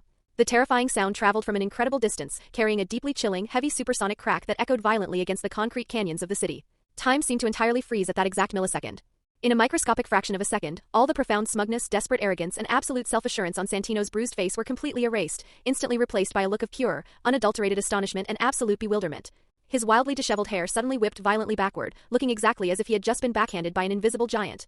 Dead center on that handsome, deeply sinister face, located precisely 1 inch above the bridge of his nose, a tiny yet incredibly glaring, dark red flower of blood suddenly burst open without a fraction of warning. A microsecond later, at the exact corresponding position on the back of his skull, an infinitely larger, grotesquely violent exit wound suddenly exploded outward. A horrifying crimson mixture of shattered bone fragments, gray brain matter, and thick arterial blood violently erupted from the back of his head. It looked exactly like a massive, overripe tomato that had just been violently crushed in a vice. The gore sprayed aggressively outward in a massive jet-like cone, violently painting the immaculate marble steps of the hotel in a grotesque display of terrifying aesthetic violence. Winston's pupils instantly dilated to their absolute maximum size. Every single drop of color violently drained from his aristocratic face in a flash. All that remained was a mask of deathly pale white and absolute, profound horror. Winston's entire body shuddered violently, exactly as if the fatal, supersonic bullet had physically struck his own soul. When Winston finally processed the tactical reality of what had just occurred, a deeply profound, freezing chill settled permanently into his eyes. Just a few days ago, this terrifying kid had personally assassinated 2 rival captains directly on the front steps of the Continental. And now he had officially orchestrated the high-profile assassination of a newly minted High Table successor, utilizing Marcus as his proxy triggerman, on those exact same steps. Santino D'Antonio, a man who was mere inches away from crossing the threshold of the ultimate untouchable sanctuary, had just been violently executed. Santino's ruined body instantly lost all neurological support. He folded exactly like a piece of violently felled, rotting timber. Maintaining the vaguely ridiculous posture of having one foot raised, desperately attempting to step forward onto the sanctuary stairs, his corpse fell heavily backward. With a sickening, muffled thud, his ruined body crashed violently against the cold, unforgiving marble pavement. Thick, dark arterial blood rapidly pooled beneath his shattered skull. It looked exactly like a winding crimson river, rapidly forming into a viscous, expanding lake of gore on the Continental's pristine entryway. Santino's dark eyes, which mere seconds ago had been violently burning with absolute ambition, desperate calculation, and profound arrogance, now stared entirely blankly at the bronze doors of the hotel that had been so agonizingly close. He was utterly, permanently silent. System alert, high-value target eliminated. 3 attribute points awarded. Anthony was genuinely surprised. He absolutely never expected that successfully orchestrating Santino's assassination via proxy would instantly net him 3 massive attribute points. So the system operates on a strict hierarchy, Anthony deduced instantly. The higher the target's political position and global power, the greater the statistical reward. Following a brief, deeply suffocating second of absolute silence, the terrified screams of Santino's surviving bodyguards finally ruptured the morning air, instantly followed by chaotic, wildly inaccurate retaliatory gunfire. Looking exactly like a swarm of desperately angry hornets whose nest had just been violently crushed, the Kimura mercenaries frantically raised their assault rifles and began firing blindly in all directions. They desperately saturated the vague, blurry direction of the distant high-rise buildings with covering fire. However, they absolutely could not locate a single trace of the legendary sniper. Profound fear and absolute, paralyzing confusion instantly replaced their previous, highly disciplined ferocity. Capitalizing entirely on the absolute chaos, John Wick smoothly advanced from his cover and violently, systematically executed the remaining, panicked bodyguards with terrifying, robotic efficiency. Inside the luxurious lobby of the Continental Hotel, time seemed entirely frozen. The early morning guests and the impeccably dressed waitstaff stood entirely paralyzed in place, their faces perfectly mirroring Winston's absolute horror. Karen's face remained as perfectly calm and completely expressionless as ever, though a faint, highly dangerous hint of profound understanding flickered deep within his observant eyes. Winston slowly, rigidly turned his head. His deeply magnified eyes held a profound, absolutely unfathomable chill as they permanently locked onto Anthony's perfectly calm face. Winston wasn't angry that Anthony had successfully utilized an ancient blood oath to legally assassinate a massive political threat like Santino. He was absolutely furious that this arrogant, terrifying kid kept purposefully orchestrating massive, violently bloody executions directly on his pristine front steps. John Wick finally rushed up to the perimeter of the hotel, his chest heaving as he desperately panted for air. His heavily customized tactical bulletproof suit was completely ruined, heavily scored with countless white burn marks and grazing bullet impacts. John slowly looked down at Santino's completely shattered skull. He then slowly looked up, his deeply complicated gaze locking directly onto Anthony, who was standing perfectly calmly at the top of the stairs. John absolutely did not feel manipulated or betrayed by Anthony's tactical ambush. In fact, John had distinctly suspension. Acted that Santino would desperately attempt to flee to the ultimate safety of the Continental Sanctuary. Anthony simply waited for the rabbit to desperately sprint directly into the snare, John realized, exhausted. While I was forced to violently fight my way through a goddamn army. Winston, Anthony spoke up clearly, his voice echoing through the silent lobby as he slowly held up the heavy bronze marker. According to the ancient, absolute, and deeply sacred rules of the High Table, the bureaucratic debt of a formal blood oath supersedes all personal blood feuds and petty grievances. The verified holder of an active marker possesses the absolute, unquestionable right to legally pursue the life of the debtor, provided they operate strictly within the established framework of the rules. Anthony slowly stepped forward, casually bypassing the frozen enforcers, and gently handed the heavy, blood-sealed marker directly to the manager. Now, Anthony commanded softly, looking directly into Winston's incredibly complex, profoundly shocked face. Please officially update your registry, Winston. Mark this specific blood oath, legally held by myself and physically executed by my authorized agent, Marcus Esteban, as officially fulfilled. Winston's Adam's apple bobbed laboriously once more. The manager slowly looked down at the heavy, ancient marker resting in his trembling hand. He then looked back out through the open bronze doors at the rapidly cooling corpse violently bleeding out on his front steps. A tremendous, suffocating sense of absolute powerlessness and profound chill instantly swept entirely over the veteran manager. The sacred rules. The absolute, unbending laws that the High Table actively utilized to ruthlessly oppress and look down upon all living beings in the underworld. This terrifyingly young, brilliant mob boss had just successfully weaponized those exact same laws with absolute, flawless perfection. Winston remained entirely silent. It felt as though an agonizing eternity had passed. Finally, moving with extreme, deeply reluctant slowness, Winston reached into the breast pocket of his impeccably tailored suit and pulled out a heavy, solid gold fountain pen, the ultimate bureaucratic symbol of his absolute authority as the manager of the New York Continental. His hand visibly trembled, though he desperately attempted to hide it. He slowly opened the incredibly thick black leather registry resting on the mahogany counter, the sacred ledger that explicitly recorded all official hotel transactions, bounties, and High Table rulings, and turned to a specific, heavily formatted page. The gold nib of the expensive pen hovered heavily over the blank parchment. A single drop of dark blue ink slowly gathered at the tip and fell, rapidly spreading into a small, deep stain on the page, perfectly mirroring Winston's profoundly dark, unspeakable state of mind at that exact moment. Winston violently gritted his teeth. His wrist moved with stiff, mechanical precision as he forcefully carved the cold, unyielding words into the official registry. Official blood oath settlement debtor, Santino D'Antonio. Method of repayment, termination of life. Authorized agent, executioner Marcus Esteban. Verified oath holder, Anthony Tarasov. Location of settlement, public street, immediately adjacent to the New York Continental Hotel, legally verified as outside sanctuary boundaries. Each individual word he aggressively carved into the paper seemed to violently drain him of all his remaining strength. When the final absolute keystroke was officially written, Winston slowly looked back up. He stared into those terrifyingly calm gray-blue eyes that were completely filled with absolute, overwhelming wisdom and flawless tactical control. With only a deeply profound, incredibly complex weariness and a violently emerging sense of absolute dread remaining in his heart, Winston silently stared at the terrifyingly young apex predator standing before him. Anthony Tarasov. Chapter 78. The Mad Marquis. Winston closed the heavy black leather registry with a violently crisp click. The sound echoed through the lobby like a hammer driving the final nail directly into Santino D'Antonio's coffin. He slowly looked up at Anthony. The gaze behind his gold-rimmed glasses was as profoundly complex, dark, and murky as the New York sewer system. It was a look of deep weariness, mixed heavily with extreme, hypervigilant alertness. However, there was also a distinct trace of profound bewilderment, the agonizing feeling of a man who was used to absolute control suddenly realizing he had been completely, effortlessly outmaneuvered. "Clean the steps," Winston commanded, his voice entirely dry as he whispered the order to Sharon, who was waiting patiently in the shadows. Sharon merely offered a slight, deeply respectful nod, without even lifting his eyelids.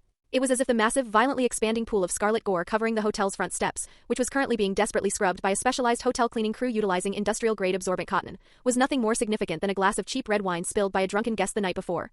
The elite cleaners silently and efficiently scrubbed away the thick, rapidly darkening bloodstains from the marble. The aggressively pungent chemical smell of their industrial bleach barely managed to mask the heavy metallic stench of fresh blood and brain matter.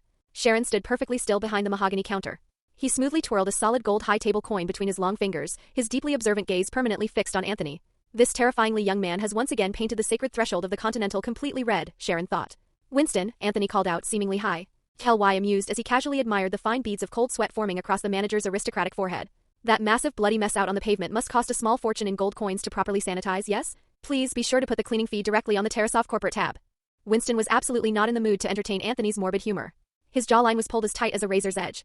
He simply offered a sharp, deeply aggressive gesture for Anthony and John to follow him, then turned on his heel and strode purposefully toward his private, highly secured executive elevator. The highly polished, mirrored doors of the elevator perfectly reflected the deeply tense, entirely silent images of the three men. Winston looked exactly like a man with an active volcano violently building pressure directly behind his eyes. John Wick looked exactly like a rough, unyielding stone that had just been violently dragged from the bottom of a freezing glacier. His bespoke tactical suit was completely ruined, heavily riddled with burn marks and bullet impacts. The heavy, suffocating scent of burnt cordite and dried blood practically radiated off him. Anthony, however, remained eerily, terrifyingly calm. His gray-blue eyes seemed entirely devoid of human life or empathy. The private elevator ascended silently, eventually gliding to a smooth halt at the absolute top floor of the Continental. The heavy, reinforced steel doors of Winston's private suite were as thick as a military fortress, yet they swung open without making a single sound. The interior of the suite lacked any ostentatious, gaudy luxury. It was decorated entirely in dark, polished walnut, heavy genuine leather, and a few incredibly austere, highly curated pieces of modern art. The gentle rhythmic crackling of the firewood burning in the massive stone fireplace added a desperately needed touch of warmth to the cold, unforgiving room. Winston completely ignored his guests and walked straight to the expansive crystal bar situated in the corner of the room. The crisp, high-pitched clink of crystal glasses striking together sounded incredibly jarring in the dead silence. Winston aggressively poured 3 massive glasses of premium, heavily aged whiskey.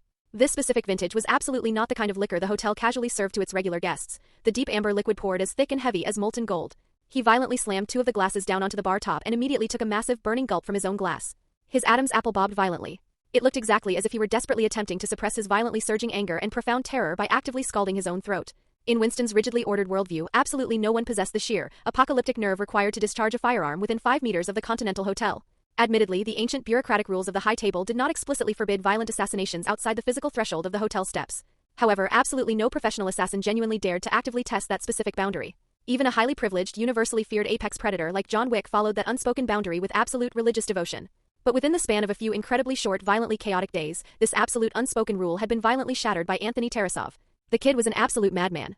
And the bastard has successfully done it twice. Winston screamed internally. The sacred rules of the high table are absolutely not meant to be utilized as a cheap rag to shine your fucking shoes, Anthony, Winston finally spoke. His aggressively indifferent tone completely failed to mask his violently unvented rage. The rules are not a convenient knife that you can simply pick up and use to randomly stab people in the back whenever it suits your political needs. Winston turned around, desperately attempting to project an air of aristocratic refinement. However, his furious gaze, heavily magnified behind his gold-rimmed glasses, pierced directly into Anthony like a physical blade. Whether Santino D'Antonio actually deserved to be violently executed or not is entirely irrelevant to the Continental Hotel. You absolutely should not have chosen my front steps as his execution ground. The sacred threshold of my hotel is currently stained with the blood of a verified high table successor.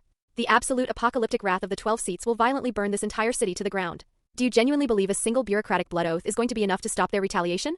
Anthony completely ignored the lecture. He casually picked up his crystal glass and gently swirled the thick amber liquid. He slowly walked over to the massive floor-to-ceiling windows. The sprawling, infinitely complex skyline of New York City stretched out far below him.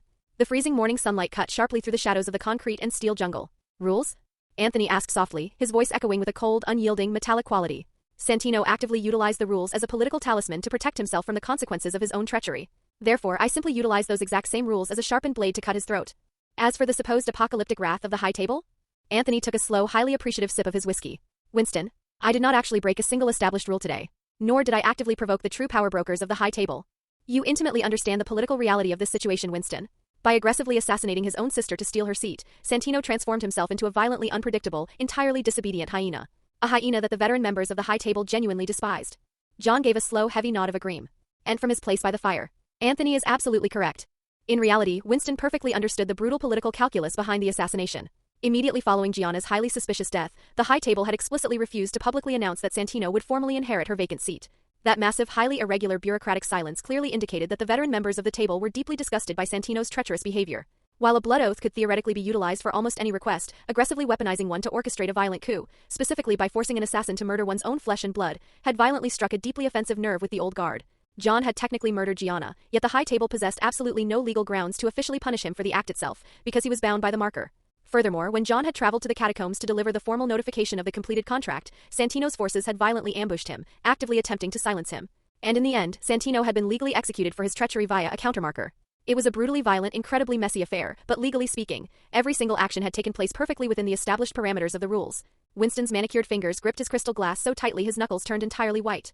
He was completely speechless. He knew the ruthless, cold-blooded political calculations of the High Table far better than anyone else in the city. And he knew Anthony was right.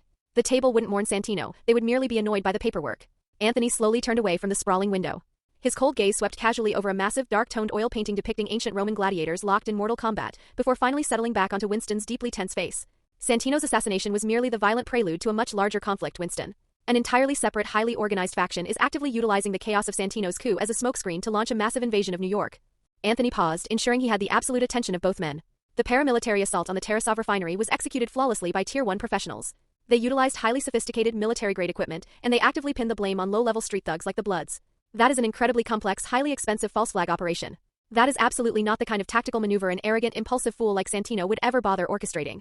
What I desperately need to know, Winston, is this. Have any other high-ranking, verified members of the High Table officially visited New York in the last week? Hearing the gravity of Anthony's words, John slowly pulled a crushed, deformed 9mm bullet out of the Kevlar weave of his suit jacket and looked up. Has someone actively initiated a war against the Tarasov Syndicate? John asked, his voice rough. I am aware of the refinery incident, Winston stated, his brow furrowing deeply. But the specific scenario you are actively hypothesizing is highly improbable. Behind his gold-rimmed glasses, Winston's eyes, which always seemed perfectly capable of analyzing any grand strategy, suddenly narrowed in profound doubt. The brutal blood and fire of the Staten Island refinery massacre, the massive 80,000-ton Polaris tanker that completely vanished into the night. Anthony genuinely suspected this wasn't simply Santino utilizing a proxy to commit an isolated murder. He strongly suspected the actual mastermind orchestrating this war was a legitimate, sitting member of the High Table. The official geographic transfer of verified High Table personnel involves an incredibly strict, highly regulated bureaucratic reporting process, Winston analyzed clinically, desperately clinging to his beloved rules. As the reigning manager of this specific territory, I am legally required to be notified well in advance if any verified table member intends to set foot inside the city limits of New York, especially if they intend to operate within the Continental's immediate sphere of influence. This is an absolute ironclad rule. Winston gestured broadly around his luxurious suite, as if he were officially declaring his innocence to an unseen adjudicator. I possess absolutely no official records of any such visit, nor have I received any encrypted intelligence regarding an impending arrival. His tone was incredibly firm and highly decisive. It carried the absolute, unquestionable authority that the manager of the New York Continental was so fiercely proud of. No official record. Anthony slowly chewed on the words, a deeply mocking, predatory smile playing across his lips. Winston, rules are entirely dead constructs written on paper. But the men who actively exploit those rules are very much alive. Anthony leaned forward, his voice dropping to a dangerously soft whisper as he looked intently at both Winston and John. I simply want to ask, do either of you happen to be acquainted with a man named Graymont? I believe he formally holds the title of a marquis. A deeply entrenched French aristocrat. Crash. Winston's heavy crystal glass violently slipped from his grasp without a fraction of warning. It shattered explosively against the expensive, handmade Persian carpet. The deep amber whiskey instantly spread across the intricate wool fibers like a dark stain of blood. Winston looked exactly as if he had just been violently struck in the chest by an invisible sledgehammer. Every single drop of color instantly drained from his face, leaving only a deathly, ashen mask of absolute, paralyzing horror. He completely ignored the shattered crystal and the ruined, priceless carpet. He simply stared intensely at Anthony, his chest heaving. Winston's lips trembled slightly, making it appear as though the mere mention of that specific name carried a highly lethal, airborne poison. Sitting by the fire, John Wick's head aggressively snapped up. For the first time since the ordeal in Rome began, those deeply exhausted, infinitely sharp eyes entirely focused on Anthony. They were filled with absolute, undisguised, profound astonishment. Vincent Bissett de Graymont? John asked, his voice entirely devoid of its usual calm. Anthony, how the hell do you know that name? Seeing the sheer, unadulterated terror radiating from their expressions, looking exactly as if they had both just swallowed a mouthful of arsenic, Anthony's suspicions were entirely confirmed. The Marquis de Graymont was a truly extraordinary apocalyptic threat. And that was exactly why the two most dangerous men in New York were so profoundly terrified of him. Chapter 79, The Art of Murder. Anthony leaned back into the plush leather sofa. Despite the apocalyptic tension in the room, his voice remained perfectly calm and frighteningly even. So, tell me, Winston, if the Marquis de Graymont actually does launch a covert invasion of New York, do you honestly believe he is going to politely check into your hotel and properly inform the esteemed manager of his itinerary? Graymont. Winston's voice was entirely dry. Every single syllable sounded as if it were being violently dragged through sandpaper. How in the absolute hell do you know that specific name? How do you possess the sheer audacity to casually mention him? Winston took a deep, shuddering breath, desperately attempting to calm his violently turbulent emotions. That aristocratic madman, he is the ultimate gravedigger of the rules. He actively treats the high table council chambers as his own personal gladiator arena, and he views the other table members as nothing more than disposable slaves existing entirely for his sadistic amusement. All three men in the room inherently understood the geopolitical reality. As a direct descendant of incredibly pure, deeply entrenched French nobility, Graymont's aristocratic status had provided him with a golden ticket directly into the absolute inner circle of the high table. However, the Marquis de Graymont's violently rapid ascension from the periphery of the table to the absolute center of global power was fundamentally a byproduct of the desperate power struggles currently ravaging the 12 seats. Graymont was the absolute, unquestionable butcher's knife specifically selected by the elder. Anthony possessed absolute meta-knowledge regarding this exact dynamic. He knew precisely why the high table was currently panicking. Because of Anthony's flawless tactical interference, John Wick had been forced to pick up a gun again, but he had executed his vengeance entirely within the confines of the established rules. By legally assassinating Santino via Marcus's marker, John had completely prevented the high table from officially declaring him excommunicado. He had legally survived the impossible. At this specific, highly volatile juncture, the deeply terrified high table desperately required a strong-willed, violently uncompromising enforcer to forcefully restore global order under the terrifying political mandate of kill John Wick. The Marquis de Graymont had astutely, brilliantly grasped this massive political vulnerability. He had gleefully volunteered to become the table's personal butcher's knife. He had not only explicitly promised the elder he would systematically eradicate John Wick, but he had also proposed an incredibly extreme, scorched-earth strategy, violently slaughtering every single person who had ever aided or associated with the Baba Yaga. This psychopathic methodology perfectly aligned with the elder's core objective, making a terrifying, global example out of John's allies. But that is absolutely impossible. Winston suddenly blurted out, his aristocratic voice trembling slightly with genuine urgency. He subconsciously raised a hand to adjust his gold-rimmed glasses. His fingertips were icy cold. The Marquis de Graymont, he currently operates as the absolute, undisputed special proxy of the 12 seats. In terms of sheer unilateral bureaucratic authority, he is second only to the adjudicator. If he had genuinely launched a tactical incursion into New York City, he would have absolutely been required to officially notify the Continental Hotel. Operating completely in the shadows within my designated territory is a blatant violation of the rules, and it is entirely beneath his aristocratic status. John Wick slowly lowered his glass. His Adam's apple bobbed slightly before he replied in a flat, dead tone. He purposefully detonated an entire cathedral in Paris simply to force a single low-level traitor to break cover. 27 innocent civilians were violently killed in the blast, including an entire children's choir. John paused, a cold, deeply cynical smile touching the corner of his mouth. The high table officially punished him by revoking the deeds to 3 of his ancestral castles. He didn't even flinch. For a man like Graymont, the sacred rules of your world are simply disposable toys. Anthony understood the political reality vastly better than Winston did. He knew the high table possessed absolutely zero actual control over Graymont. The Marquis was an apocalyptic wild horse violently holding the reins of power. Fully knowing this terrifying reality, the elder had still actively granted Graymont absolute, unilateral authority to handle the John Wick crisis. On the surface, it appeared as an absolute endorsement of Graymont's ruthless abilities. But in absolute political reality, the elder was intentionally pushing the psychotic Marquis to the forefront, actively utilizing him as a lightning rod to draw all retaliatory fire away from the 12 seats. For the elder sitting isolated in the desert, it absolutely did not matter whether John Wick or the Marquis died in the impending bloodbath. Once the carnage concluded, the surviving power structure could easily be rebuilt. Anthony clearly remembered the climax of John Wick. Chapter 4. When Winston brilliantly orchestrated beating the rules with the rules by formally guiding John to challenge the Marquis to an ancient, high-table duel, the adjudicator simply stood back and allowed it to happen. The terrifying reality was that even marquises were nothing more than highly expensive, entirely disposable pawns. Exactly like Santino. Exactly like John. Winston took another deep, shuddering breath, violently forcing his panic down.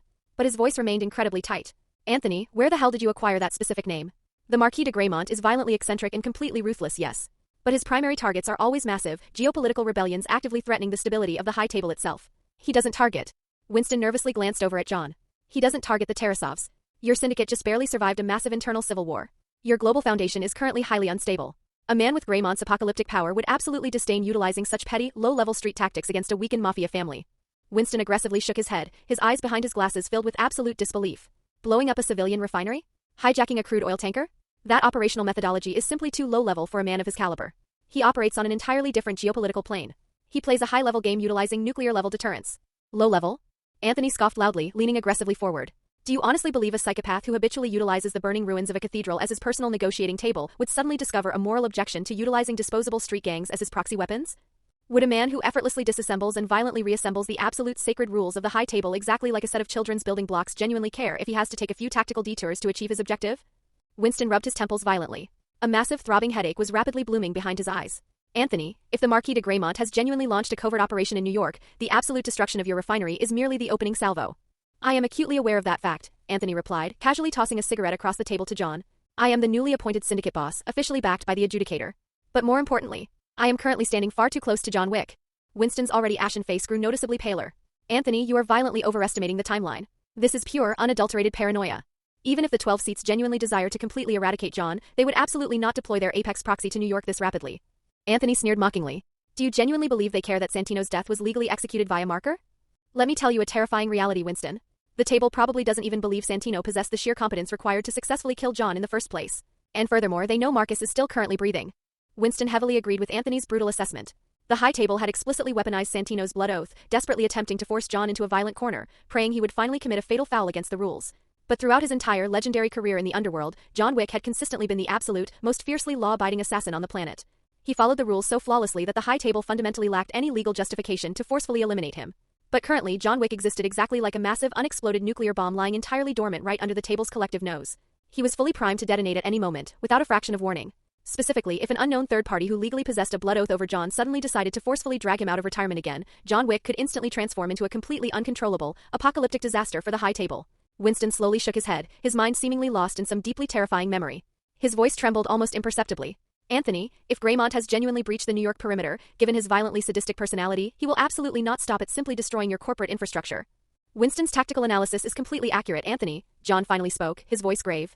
Graymont is the oldest, most violently insane and entirely unpredictable viper operating within the high table. Absolutely no one can accurately predict his next tactical maneuver. He doesn't simply enjoy possessing absolute power. He derives pure sexual pleasure from violently crushing the power of others, and actively watching his victims desperately struggle to their deaths within the twisted psychological games he personally designs. Winston locked his sharp gaze entirely onto Anthony. Anthony, do you genuinely believe a man with virtually limitless global resources would bother deploying a massive artillery cannon simply to crush a single ant? Anthony stared back at the manager for a long moment before suddenly bursting into genuine laughter. You are absolutely correct, Winston. In the eyes of the absolute power brokers at the table, the Tarasov Syndicate is nothing more than a pathetic, insignificant and perhaps. I severely misjudged the situation. John took a slow sip of his whiskey. I heard specific rumors regarding his operational methodology when I was executing a high-profile contract in Europe. He never physically pulls the trigger himself. He infinitely prefers to sit comfortably in a secure control room, staring at a monitor. He expertly weaponizes limitless gold coins, beautiful women, and the lives of innocent family members to slowly, methodically pry open the psychological will of his prey. Only when his prey completely breaks down psychologically, falling to their knees and desperately begging for the sweet release of death, will he step forward to slowly and elegantly end their existence. John's expression turned incredibly cold and entirely unforgiving. The sick bastard actively refers to this psychological torture as art. Art? Anthony sneered, his freezing gaze smoothly sweeping back over Winston. Tell me, Winston. The Continental Hotel legally functions as the primary, all-seeing eye of the high table in this city. If Graymont genuinely intends to launch a massive scorched earth purge of New York, do you honestly believe he will hesitate to violently gouge out that eye? John's expression drastically changed. He intimately understood that Anthony absolutely never issued a warning of that magnitude without profound, tactical justification. Anthony, are you implying? Winston's hand trembled violently, nearly dropping his glass a second time. The New York Continental Hotel is absolutely irrevocably protected by the highest, most sacred laws of the high table. Even if Graymont is physically present in the city, he would absolutely never possess the sheer suicidal audacity to attack my hotel. Rules only work on fiercely loyal, honorable idiots like John, Anthony quipped flawlessly, completely uncaring if the Baba Yaga took offense to the brutal characterization. Seeing that Anthony was absolutely resolute in his apocalyptic warning, John slowly turned to Winston. You had better immediately utilize your most secure, deeply embedded intelligence network to definitively verify if the Marquis has breached the city limits. Winston quickly pulled a pristine silk handkerchief from his breast pocket and began frantically polishing his glasses. He wiped the lenses with desperate, meticulous care, but his eyes remained completely unfocused, clearly spiraling deep into paranoid, tactical thought.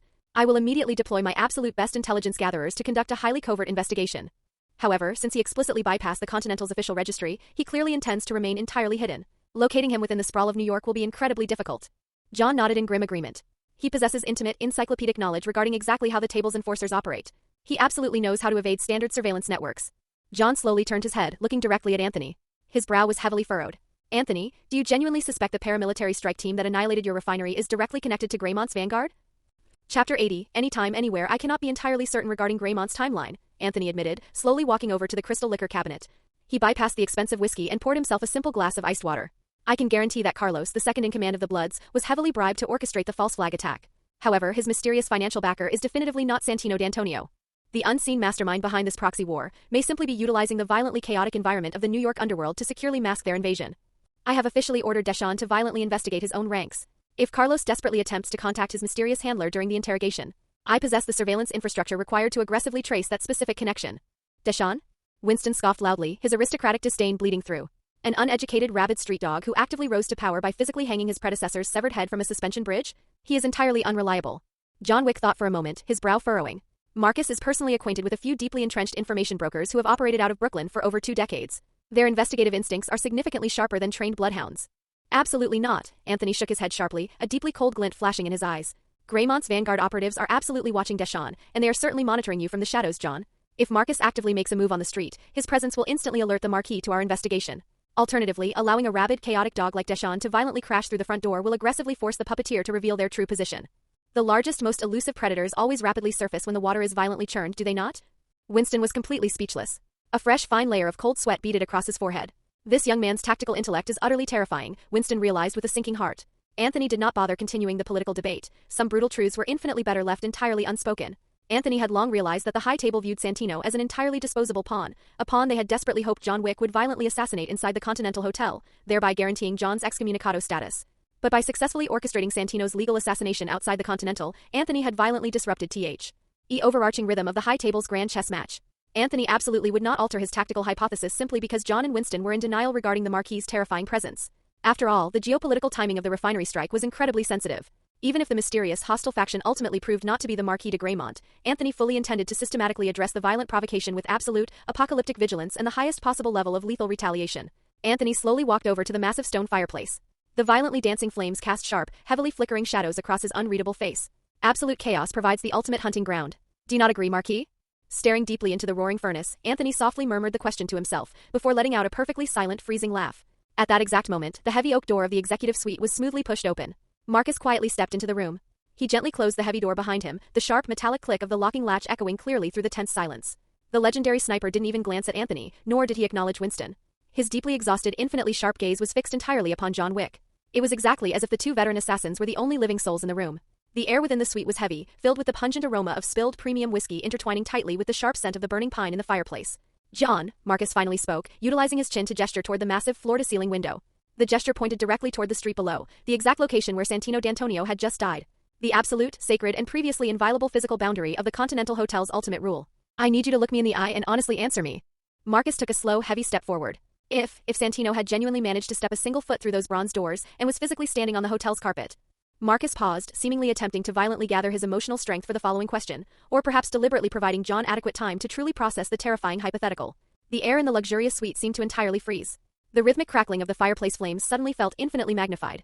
Winston entirely held his breath. His manicured fingers unconsciously tightened their grip on the sofa armrests, the expensive leather physically deforming under his desperate touch. Anthony, on the other hand, stood exactly like a freezing marble sculpture. His eyes were entirely devoid of any human emotion, simply staring silently at the Baba Yaga. Marcus took a deeply shuddering breath.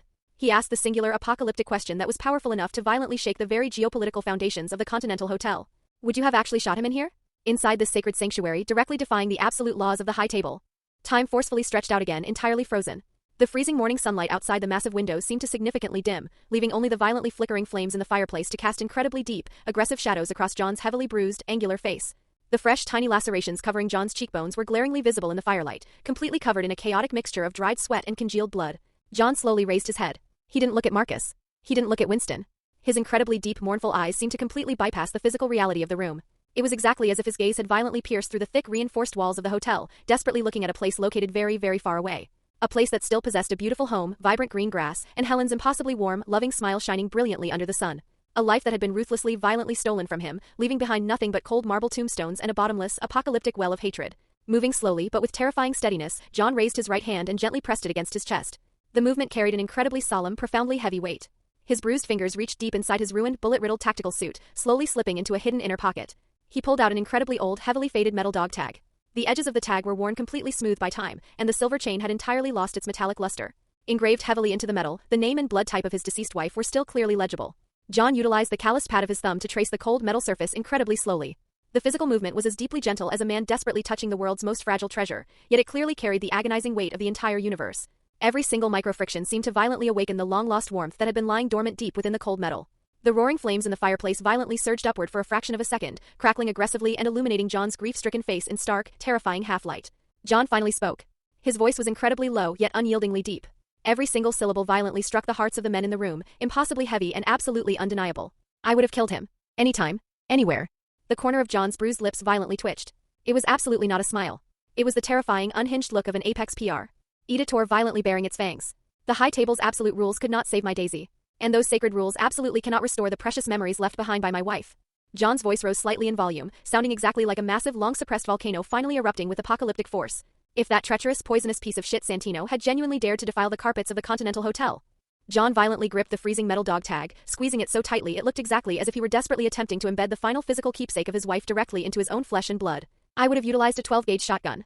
He spoke with terrifying, agonizing precision. I would have systematically blasted every single bone in his aristocratic body into fine dust. I would have violently shoved his stupid, arrogant face directly into the sacred high table rules that they are all so desperately proud of, and forced those high and mighty bastards to clearly witness the absolute consequence of touching what is mine. At this exact moment, John Wick was absolutely no longer the eternally elegant, highly disciplined assassin that Winston and Marcus deeply respected. He looked exactly like an apocalyptic demon that had been violently imprisoned at the absolute bottom of the abyss for 1,000 years, suddenly shattering its heavy shackles and violently returning to the mortal world to enact infinite suffering. The sheer, suffocating intensity of his killing intent was so physically palpable that it instantly swept through the entire luxury suite. The ambient temperature in the room genuinely seemed to drop several degrees. Winston physically recoiled, feeling exactly as if he had just been struck by a massive, invisible sledgehammer. His magnified eyes were completely filled with an unprecedented, absolute terror. Marcus slowly pursed his lips. A heavy, profoundly understanding light flashed deeply within the legendary sniper's eyes, eyes that had intimately witnessed infinite life and death. Marcus had received his definitive answer. An answer vastly redder than blood, and infinitely colder than any bureaucratic rule. Standing entirely still on the absolute edge where the deep shadows and the violent firelight violently intertwined, Anthony Tarasov's face remained utterly, terrifyingly expressionless.